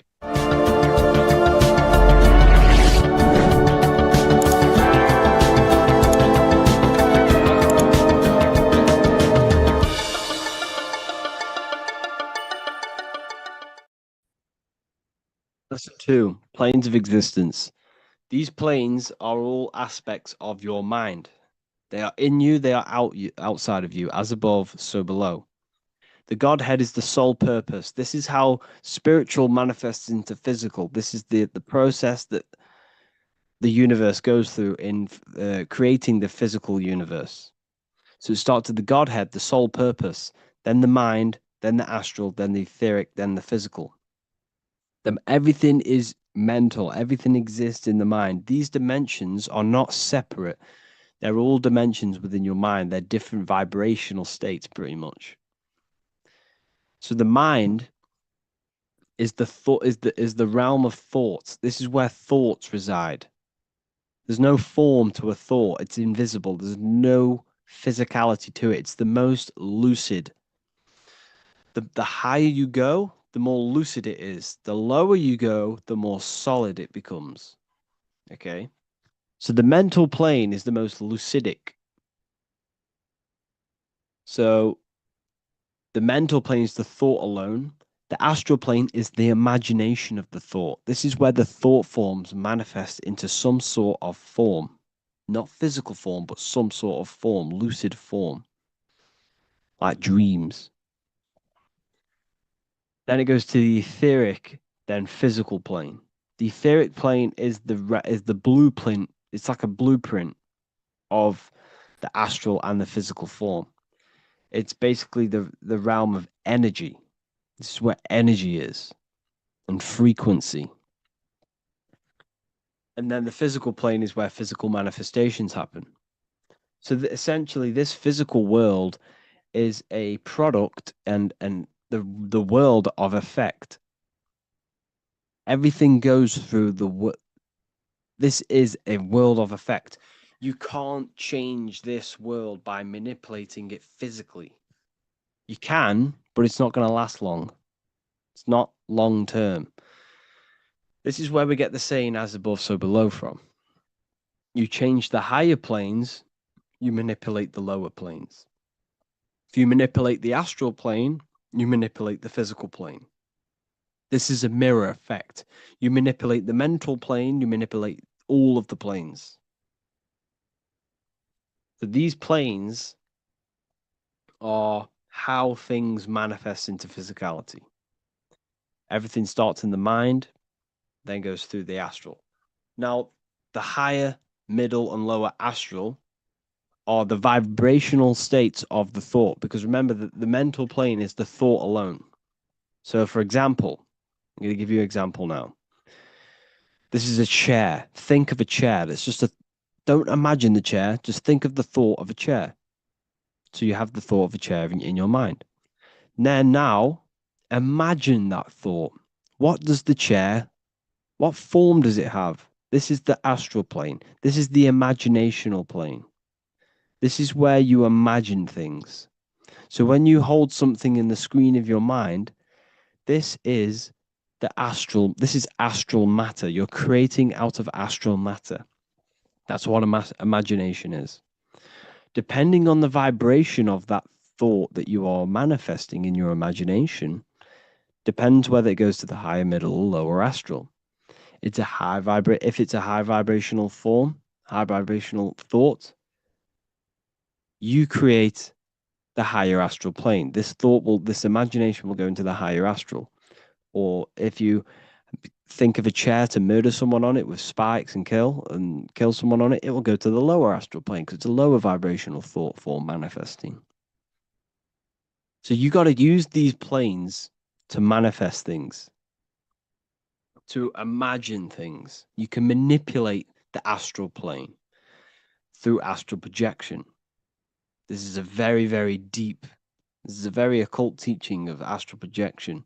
And that's going to be taught later on in another course because that's not for everyone. But you can still access the astral plane through imagination. And that is how you pretty much get there. You use your conscious mind to project yourself, your consciousness, your awareness into the astral plane.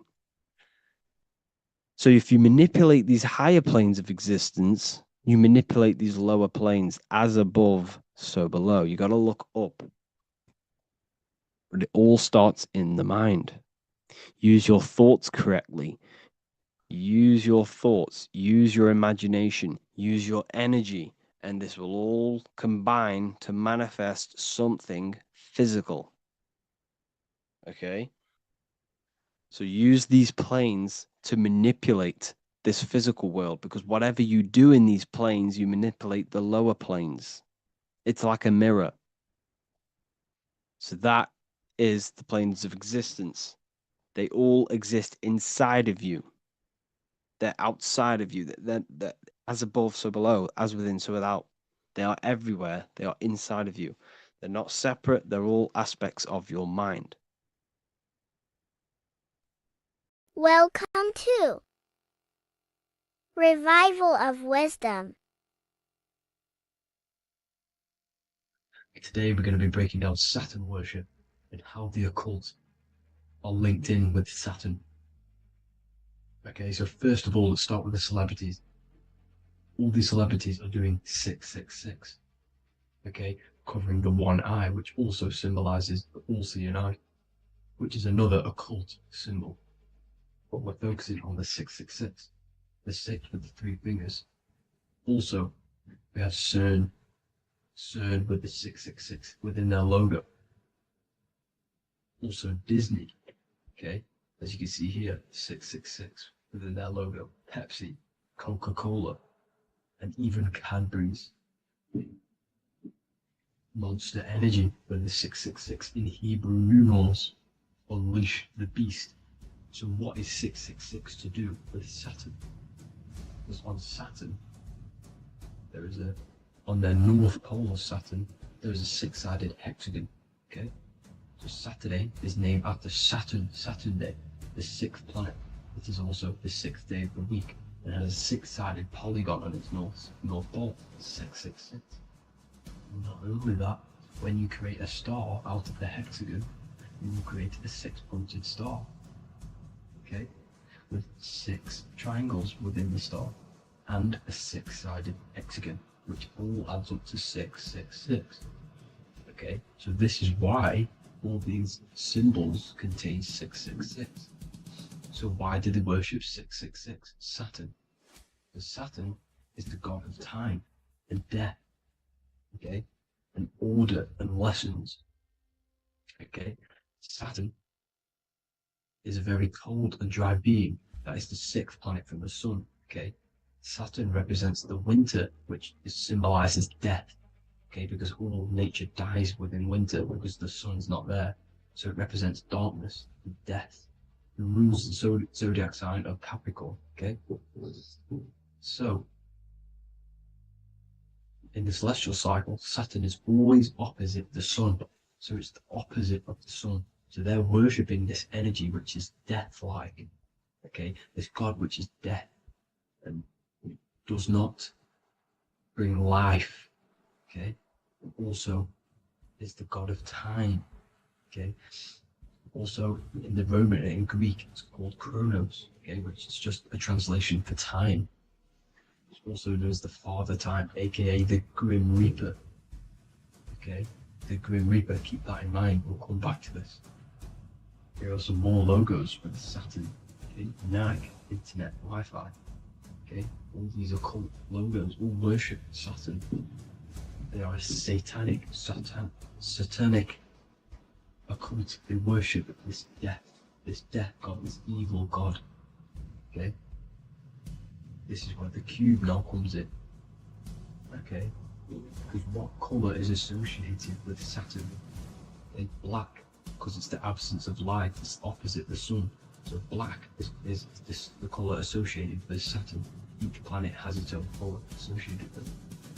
Okay, so when you make the cube, okay, as you can see here, the cube out of the polygon, it creates what? A black cube. Okay, and the Kabbalah, okay, Kabbalah means cube, Allah means the god, the cube god. These religions are secretly worshipping this cube god, the god of death, Saturn, Satan. It's the same entity behind it all. Okay, so also we have these black cubes in Australia, Denmark, all around the world, these black cubes, because this occult is worldwide. Okay? Saturn, Satan taking over this realm. Okay, also with this black cube, they walk around it like the rings of Saturn. Around the black cube of Saturn with the rings, they walk around in circles. What are circles? Cycles. What is a cycle? Time. The time god. This is why it has a ring around it, because it represents time, cycles. Okay? And this is another depiction. Saturn, always depicted with this Reaper staff. Okay? Keep in mind this staff, just like we associated with aka the Grim Reaper. The Grim Reaper also wears a black robe, representing Saturn with the same staff. Can you see it? This is where it comes in. Okay? The same thing, look, the same staff with the black robe. Black representing Saturn, the god of death. Okay, the Grim Reaper, Satan. Okay. Also, when you graduate from university, what do? You wear a cube on your head, a black cube with a black robe. This is Saturn worship. See, this is how Saturn, Satan, has tricked the world into worshipping him, not God, the sun, which represents God. So what is a corona? Because a corona is a crown, a circle, okay? A set of concentric circles of light seen around a luminous body. So Saturn. So this is why they used to worship Saturn by wearing crowns in ancient days. And we still do to this day. The king or queen has a crown, a corona. Also, corona, the drink. Corona adds up to 666, just like Saturn is 666. But like you see in the corona, you see the staff. You see this staff, just like the staff of Saturn, the Saturn god, like the Grim Reaper, with the black robe and the staff, just like the Saturn god. What is the Grim Reaper? It's a killer. It represents death, just like Saturn, the god of death and time. So all these occults and secret societies all worship the 666 god, which is Saturn, Satan. All of our energy is being put into Saturn. Okay, and Saturn, Satan, is harnessing all of this energy. So gradually, this is what the mark of the beast is. Like it says in the Bible, the mark of the beast or the name of the beast. Here is wisdom, let it know that ye hath understand and count the number of the beast, for it is 6. It is the number 6 of a man, and is 600, 6, 666. So this is what the mark of the beast is. They are going to eventually put green chips, just like Neuralink, which is what Elon Musk is pushing. Okay, so this chip is the mark of the beast, and it's going to be implanted to our hands or brains. Okay, and they will manipulate our consciousness, and it will manipulate our DNA, and it will directly connect us to AI, and AI is linked in with Saturn, Satan, as the demons and the people who rule this world are in love with AI. They want to connect humans to AI, and this will control our consciousness completely and give all of our energy back to Saturn, Satan, this deity that they all worship. Just like when you get married, you wear a wedding ring, the rings of Saturn, over the finger, which represents the sun. So you're basically seeing Saturn over the sun. The sun is the son of God. It represents the sun, represents God. So you're putting Saturn over the sun. So thank you guys all for tuning in. I'm going to leave you guys here. Please leave a like, comment some topics that you want me to talk about. And please subscribe for more amazing content. God bless.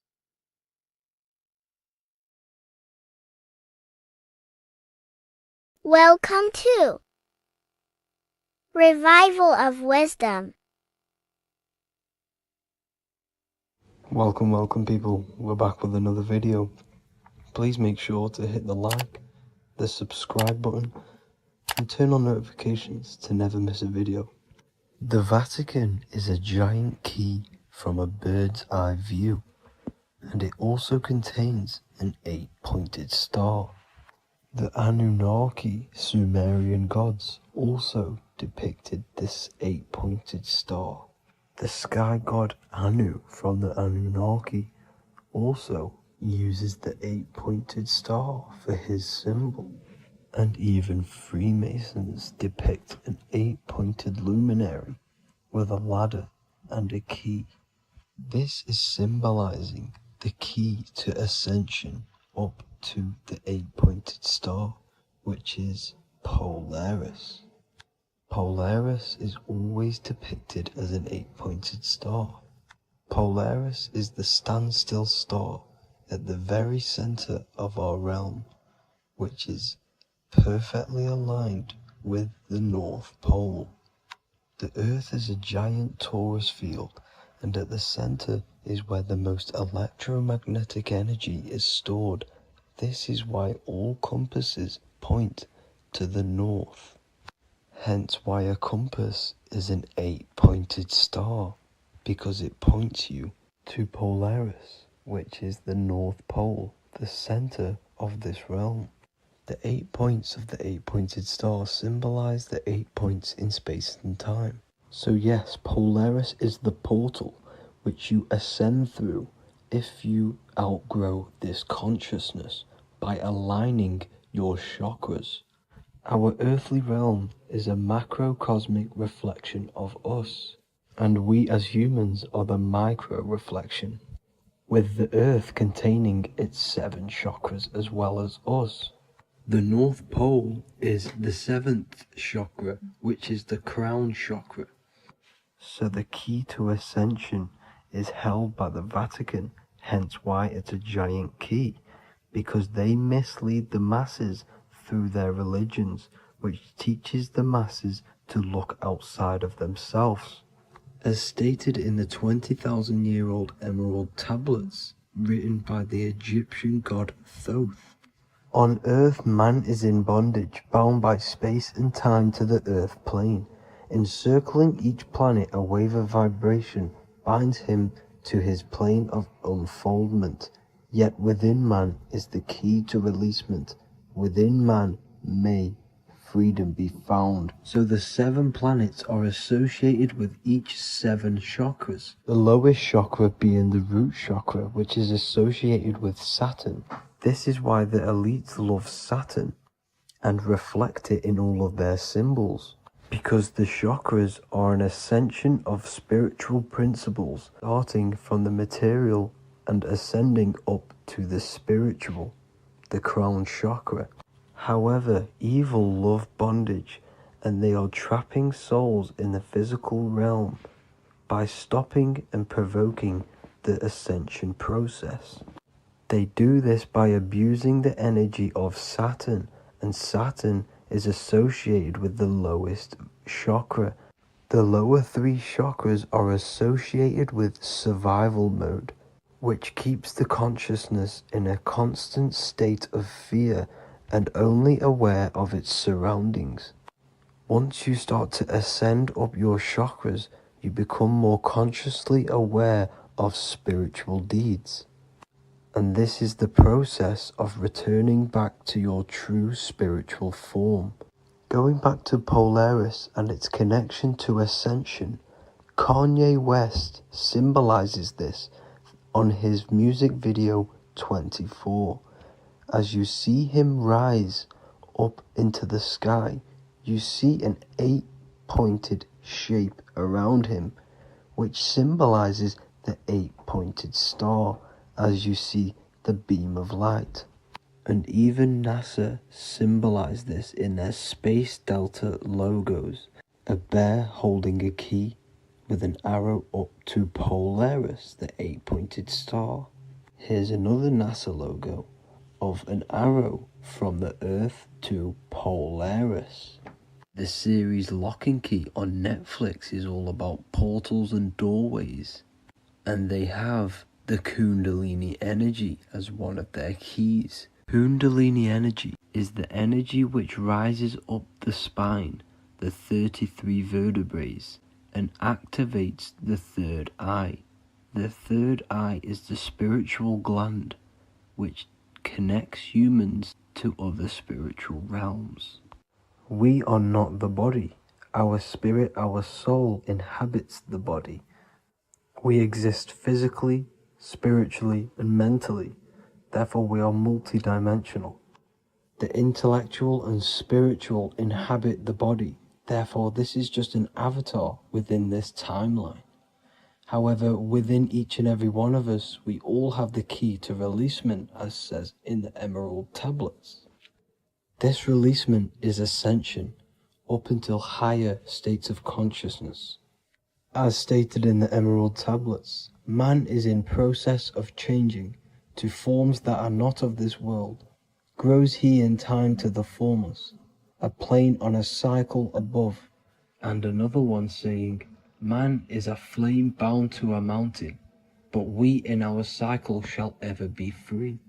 Know ye, O man, that when ye have progressed into the cycle that lengthen above, life itself will pass to the darkness, and only the essence of the soul shall remain. That's it for this video. I hope you all enjoyed.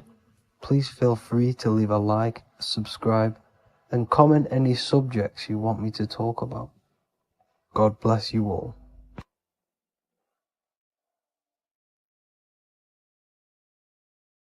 Religions were made to hide the truth about yourself, God, and the universe. You see, religion teaches there is a God separate from you. He created the universe separate from himself. They did this to truly disconnect you from consciousness, from God, and from yourself. Now let me explain. It's going to be very difficult to understand this from a left hemisphere dominated perception. The left hemisphere sees everything individual. The right hemisphere sees the whole. For example, if you're walking through a woods, the left hemisphere sees individual trees, leaves, twigs, and branches. The right hemisphere sees the interconnectedness of the whole woods. We've been trained our whole life to be trapped in the left hemisphere, to think logically, scientifically, with evidence. This way of thinking traps you in illusion, division, and separateness from everything. Plus, in science, they teach you the universe exists outside of you. You exist in a universe, and the universe exists whether you exist or not. This is completely false. You are the universe experiencing itself. There is only one person in the universe. There is only one awareness in the universe, and that is God. That is your consciousness. Not your name, your job, your reputation, your thoughts, your beliefs. That is not God. God is the infinite awareness that you are, the alertness, the essence of life. You are an individual. You have a dual nature, an inner world, consciousness, and an outer world, this physical body. The inner world is the immortal, consciousness, awareness. This physical reality is for the immortal within us to experience and enjoy. And the immortal consciousness, the immortal self, the individualized expression of the only thing that is truly real, which is God, consciousness, is seeking a way to understand itself through infinite vantage points. The same consciousness inside of you, inside of the dog, the squirrel, the plants, the stars, the same awareness is in absolutely everything. Only the right hemisphere can see this connection. The universe is one mind separated into the infinite bodies and life forms. This is why scientists tell you that the universe is forever expanding. It's truth in plain sight, because the universe is the mind, and the mind is always seeking more vantage points to understand itself. And the mind is always expanding into new realms of thought. The mind cannot be filled up. It does not exist in space. However, human awareness, human consciousness is very sacred. And the reason why I say that is because humans possess a two-way consciousness, unlike a dog, an animal, or a squirrel, for example. The dog looks in the mirror. It is not aware of itself. It doesn't look in the mirror and see that it needs to improve something. However, humans, we can look in the mirror and say, who am I? Where do I come from? And I need to change this aspect of me. I'm lacking in this area. Dogs do not have this awareness. They function only on their immediate surroundings, on survival and instinct. Human awareness is special because we have the ability to reflect on the self. We can question our consciousness. We can question, who am I? Where do I come from? And where am I going after this? The human mind has no limitation.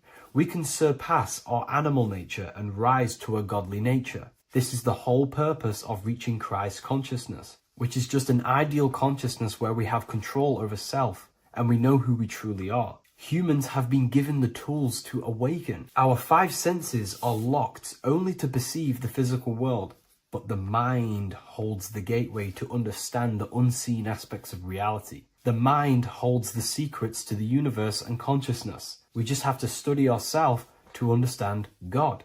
We are all individualized aspects of consciousness. There is only one pure consciousness in the universe, but we're fractaled into infinite life forms, experiencing this consciousness in a different form, molding this consciousness into individual egos and individualized consciousness. Me and you are made of the same fabric.